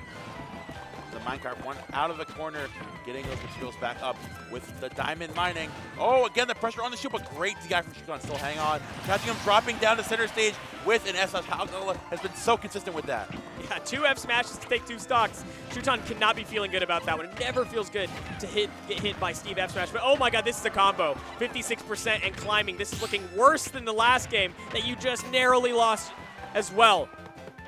Not looking too great for Shuton, though. He recovers back to center stage. One purple Pikmin in hand, one purple Pikmin, and a dream! Running you back away again from center stage. Getting out of there. Even the gold tools are getting the job done this time. No, just a gold pickaxe. We still have the sword, so that F smash is still available. Not willing to pull out the diamond on this stock, thinking that it's okay if Shuton takes it, but it doesn't even matter. The anvil below that top platform. Your sense of safety was false, my friends. And just like that, Shuton drops down in Game 5. Acola standing strong here. Moves forward in brackets to loser semis. Both of these players just staying seated. The relief, either from no longer having to fight through this bracket or continuing on after an insanely heavy set against an opponent you played against plenty of times before. They needed a moment before going for the handshake. That's like utter respect for your opponent, honestly. Like the amount of traveling you've had to do, the amount of time you put into the game, like just recognition of the craft, quite literally. I truly like aspire to be at that level, to appreciate the love of the game that much. And you can see the energy all day. Honestly, the crazy thing too, is like when I typically think about the Japanese competitors, they're like more composed, they're like less popping off. All day today and yesterday, so much pop, so much energy from them. So much of like the fist bumps, even mid-set from like Miya or whatever. Yes, feeling themselves. And you love to see it. They love playing this game at a level like this. You can see it expressed every single time. And the audience just plays into that even further, you know? Like having a crowd behind you that is cheering, that is jeering against you, for you, definitely plays towards your emotional state. It plays towards your momentum, but it also plays towards kind of your morale, right? Like you almost play more passionately, more aggressively, and more volatile when you've got these pheromones, emotions running so high. And the emotions are high, truly, as we have, unfortunately, the final set of our block. And an unfortunate team kill as the only two last NA players in this bracket facing off in losers quarterfinals. We have got Tweak facing off versus Peabnut. You hear cheers in the back of Tweak and Peep. So what do we do? Peak. That's what we're about to see is Peak. Now, let's talk about their history. These two players have played 3 times before, okay? Only once in the last 6 years. And it was earlier this bracket. Peabnut sent Tweak down to losers. And we're getting a run back. Again, these two have only played each other once since post-COVID. Since Peabnut's had his meteoric rise. And Tweak, on the comeback, I don't think was ready to face against someone this strong. I mean, honestly, yeah. Part of taking a break from the game and coming back is seeing the landscape changing, whether it's new players, whether that's new additions to the game, or whether that's old players that have completely reshaped the way they tell things. They completely changed the outlook of how Mega Man operates, of how his own story. It's a jarring thing to go up against. I mean, honestly, the first time they faced off in winners, I mean, Tweak pulled out the Wario. We got the pleasure to watch that in the crowd. Wario, I have to assume, considering how the last set ended, with Tweak taking a game with Diddy Kong, or going Diddy Kong towards the end of the set, to assume he's sticking with it here. There's every other set in bracket, including against Steve especially, he's been sticking with Diddy Kong. Yeah, but the only game that Tweak won against Peabnut, I think, was with Wario. So I wouldn't be surprised if he's holding it in the back pocket, potentially to counterpick later on. I don't want to know what Wario's got in his back pocket. Yeah, okay, look. Good. But Tweak does not like this matchup. I know in general he's talked about how difficult this could be for Diddy Kong. Let's see if Hollow Bastion as the stage pick can provide any sort of difference. That center platform, those combo extensions, and potential edge guards. Oh my god, man, who's getting edge guard today? Peabnut in 10 seconds.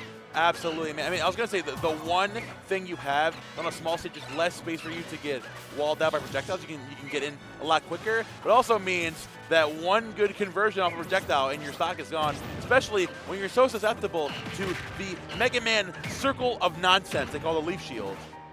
and it's so good at soft hitting rocket barrel boosts and just Yeah. knocking Diddy Kong out of it at a ridiculously annoying angle for him to recover from, that having this much aerial space and not as much safety to recover with mix-ups on like side platforms as we talked about before means that edge guarding is going to be a big win condition for Peabnut. Catching you jumping back down to that platform. Great parry. The part of Peabnut, again, slowing the pace of the game down, knowing exactly what Tweak wants right here is to pull that banana and make some of this presence known. It'll play back out of there as well. Oh, now I'm going for that aggressive. We've seen earlier today, Peabnut is playing as patient as we've possibly seen him. Oh, nah. That's crazy.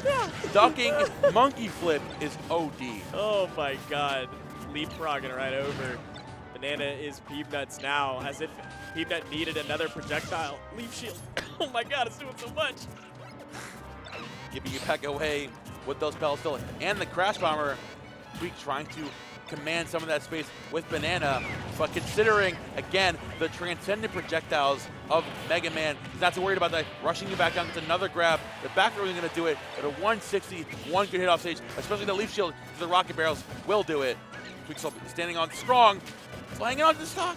Yeah, he's holding the rocket barrel boost until the leaf shield is gone to the best of his ability while off stage, and I think that's going to be very, very helpful. But man, you still got a whole stock to take, and Peabnut is so good at living beyond percentages that you're hopeful for. Yeah, you can't steer those that easily, buddy. It's tough. It's tough. He tried. Now up 3 stocks to 1. Peabnut trying to command some of this rage as well to accentuate this lead. Honestly, a part of that we didn't even talk about how entire aspect of Diddy Kong, the ledge trapping, you can just skip that as Mega Man. You rush, like, yo, go my son, get me out of the neutral, save me from this nonsense, Diddy Kong. Oh. Waiting it out again, though. You're just holding it until Leaf Shield has expired. It's the only way he's going to live, and catching a shield drop, Tweak, small release of emotions in the camera, feeling himself. Giving you back with Metal Blade, with pellets. Peabnut is completely undeterred, has no intention on approaching this Diddy Kong whatsoever. You're using Rush Coil to reposition yourself. You do the up tilt as well. Not going to take but a big exclamation point at the end of your sentence. And another one with a double exclamation point, and we call that one the Bang Bang. Sentence ended fast as the game. Really putting a bow on dominance. Peabnut scaring Tweak, not just into losers, potentially out of the tournament. This is looking dire. I think he wants to put Diddy Kong. I'm getting a sneaky suspicion. Here we go. Really assuring me that Wario's not going to be the counter pick. Thanks, Tweak. Tweak's like calling again, like, yo, I don't know what you're talking about, man. I don't know what Tweak Talks episode you want to reference here. Now, PS2, though, bigger stage. More on paper, we saw earlier on how Peabnut was comfortable playing the long game, playing the patient game here. Tell me why Tweak would use this to try to use this as an advantage. It's movement, right? Like, yes, like Mega Man's a fast character, and Diddy Kong by itself is not super fast, but you can already see the use of like monkey flip kicks and like V-reverse canceling to mix up the movement tech, and it's nice. It's good to keep on deck, but also being able to catch Peabnut's landings is super, super good. Having really good close scramble options, some strong up-close grounded tools, he wants to be able to utilize that a lot more, and so having a center platform is not the best for it. Tweak trying to run down, get some extra momentum here with that banana, but again, consistently, not even the projectiles that you're so worried about, it's that leaf shield, man. It's transcended, it's a lingering hip, a disjoint around Mega Man, consistently swatting you back away where you can't find down tilts, you can't find grabs. It's literally the big no-no circle, the sea bear circle. You can't get in. Reversal off the leaf shield, Tweak back to stage. Try to continue an advantage state. Right now, feeling pretty strong. Not teching this time. Teching in. Tweak cannot follow it. Oh, the fat tech chase off of that one. The jab block going to close it out with the up tilt. Another bang coming out. Peabnut has honestly been on the money with these punishes in this game so far. A crucial closer, too. That was a fairly low percent for Diddy Kong to die at center. And now racking on even more. Tweak has got to find a stock close. But getting up close and personal for a down tilt when Leaf Shield keeps the spacing, God, it's hard. I mean, even if you like perfectly space it, like pellet, thanks with pellets, thanks with Leaf Shield, you can't go for it down. This is a deep prime opportunity. Now Tweak is just fishing for back air. That's the only thing you can. You can't find your conversion. I just need a back. I need people to make a mistake or to not have leash shield up. It's pushing for down tilts and backers. You have to find a kill confirm, but Tweak is feeling the pressure. Monkey flip kick gets himself an advantage state, and that burst option is a good one, but if it's shielded, it's really, really easy for a character like Mega Man to punish it with a short hop and a back air out of shield. Gotta see a little bit more care being used for the monkey flip kick, and so far so good. Getting back on, nice. Barely getting back to ledge. Nice back air on the part of Tweak to take us back down to second stock here. Oh, here's the combo we need, but not too much off of that. I talk about perfect combo weight of Mega Man today, but unfortunately, the one character he's not is Diddy Kong. And Peabnut takes the momentum right back out of his hands. Looking for a Z-drop. Peabnut is not misspacing the shield pressure at all, crossing up when necessary and keeping the distance. Waiting for the air dodge. Tweak likes to, air dodge, or excuse me, I should say Peabnut likes to follow up with those double up airs, but Tweak tried to find a reversal momentum, and Peabnut called him out. Now with that banana hand still monkey flipping to and fro, Peabnut trying to hang on this platform. We're seeing, like you mentioned before, Kevin trying to utilize the movement, trying to keep on block here, but Peabnut's not going to happen to him. Again, fading back with that forward air as well. Banana toss back down, and the hard knuckle completely deterring you from seeing underneath that platform whatsoever. Starting to see why Peabnut was able to take their first set that they played today and the first one that they played since COVID. It's so difficult for Tweak to find not just a gap close, but an opening. This long stage working against him in this deficit. Banana trying to fade back with another monkey flip, wanting you back away with, again, that soft hitbox of the leaf shield is so good. Oh my but God! There we go! Finally, the tried and true. He finds a banana conversion on the platform, and Tweak is back in this game. He's still got it.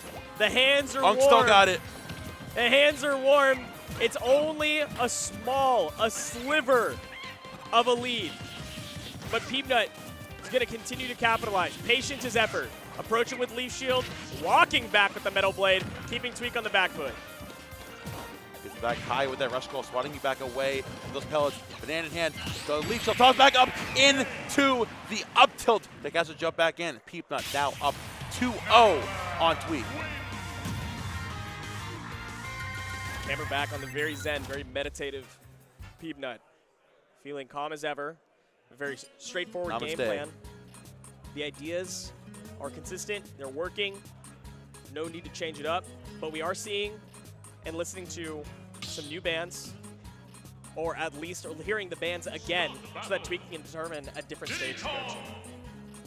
We're going to be sticking it out here with the Diddy Kong into possibly the final game for Tweak in this tournament. Works back to PS2. The one factor at the end that Tweak was utilizing was that quick sporadic movement to try to rush down Mega Man in those small little openings where you didn't have leash shield up, a small little opening where you can find those grabs, those banana combos, you can catch it and take it all the way to the bank and make it worth it.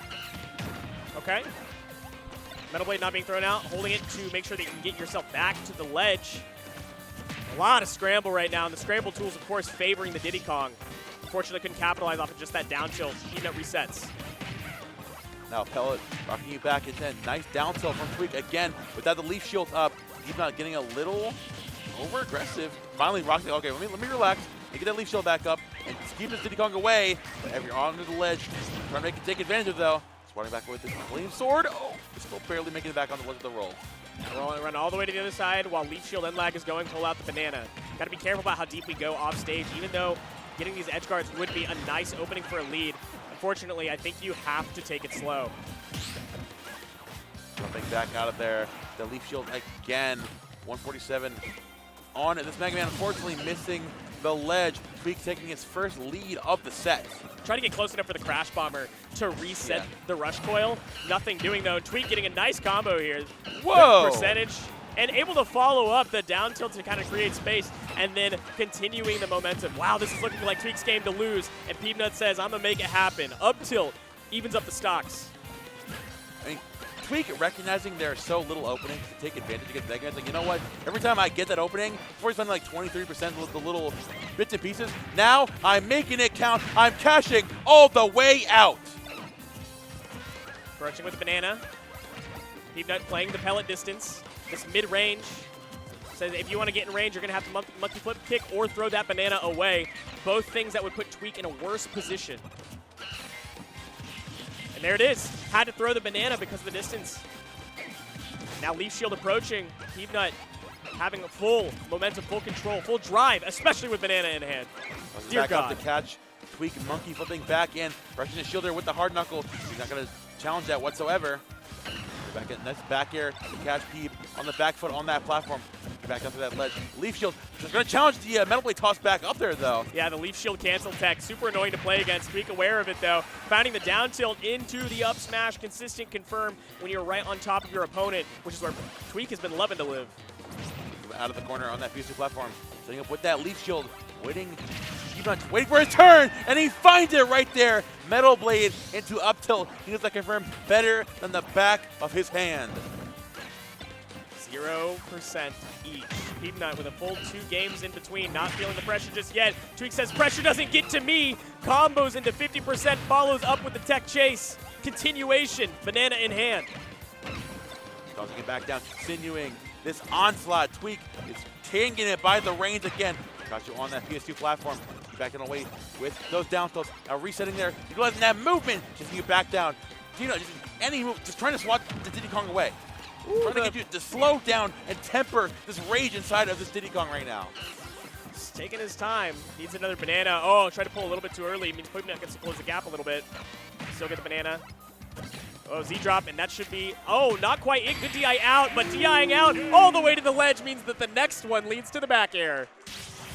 Tweak finally on the board here in this set as we go into game number 4 and turning the big stage layout right on its head, utilizing that completely determined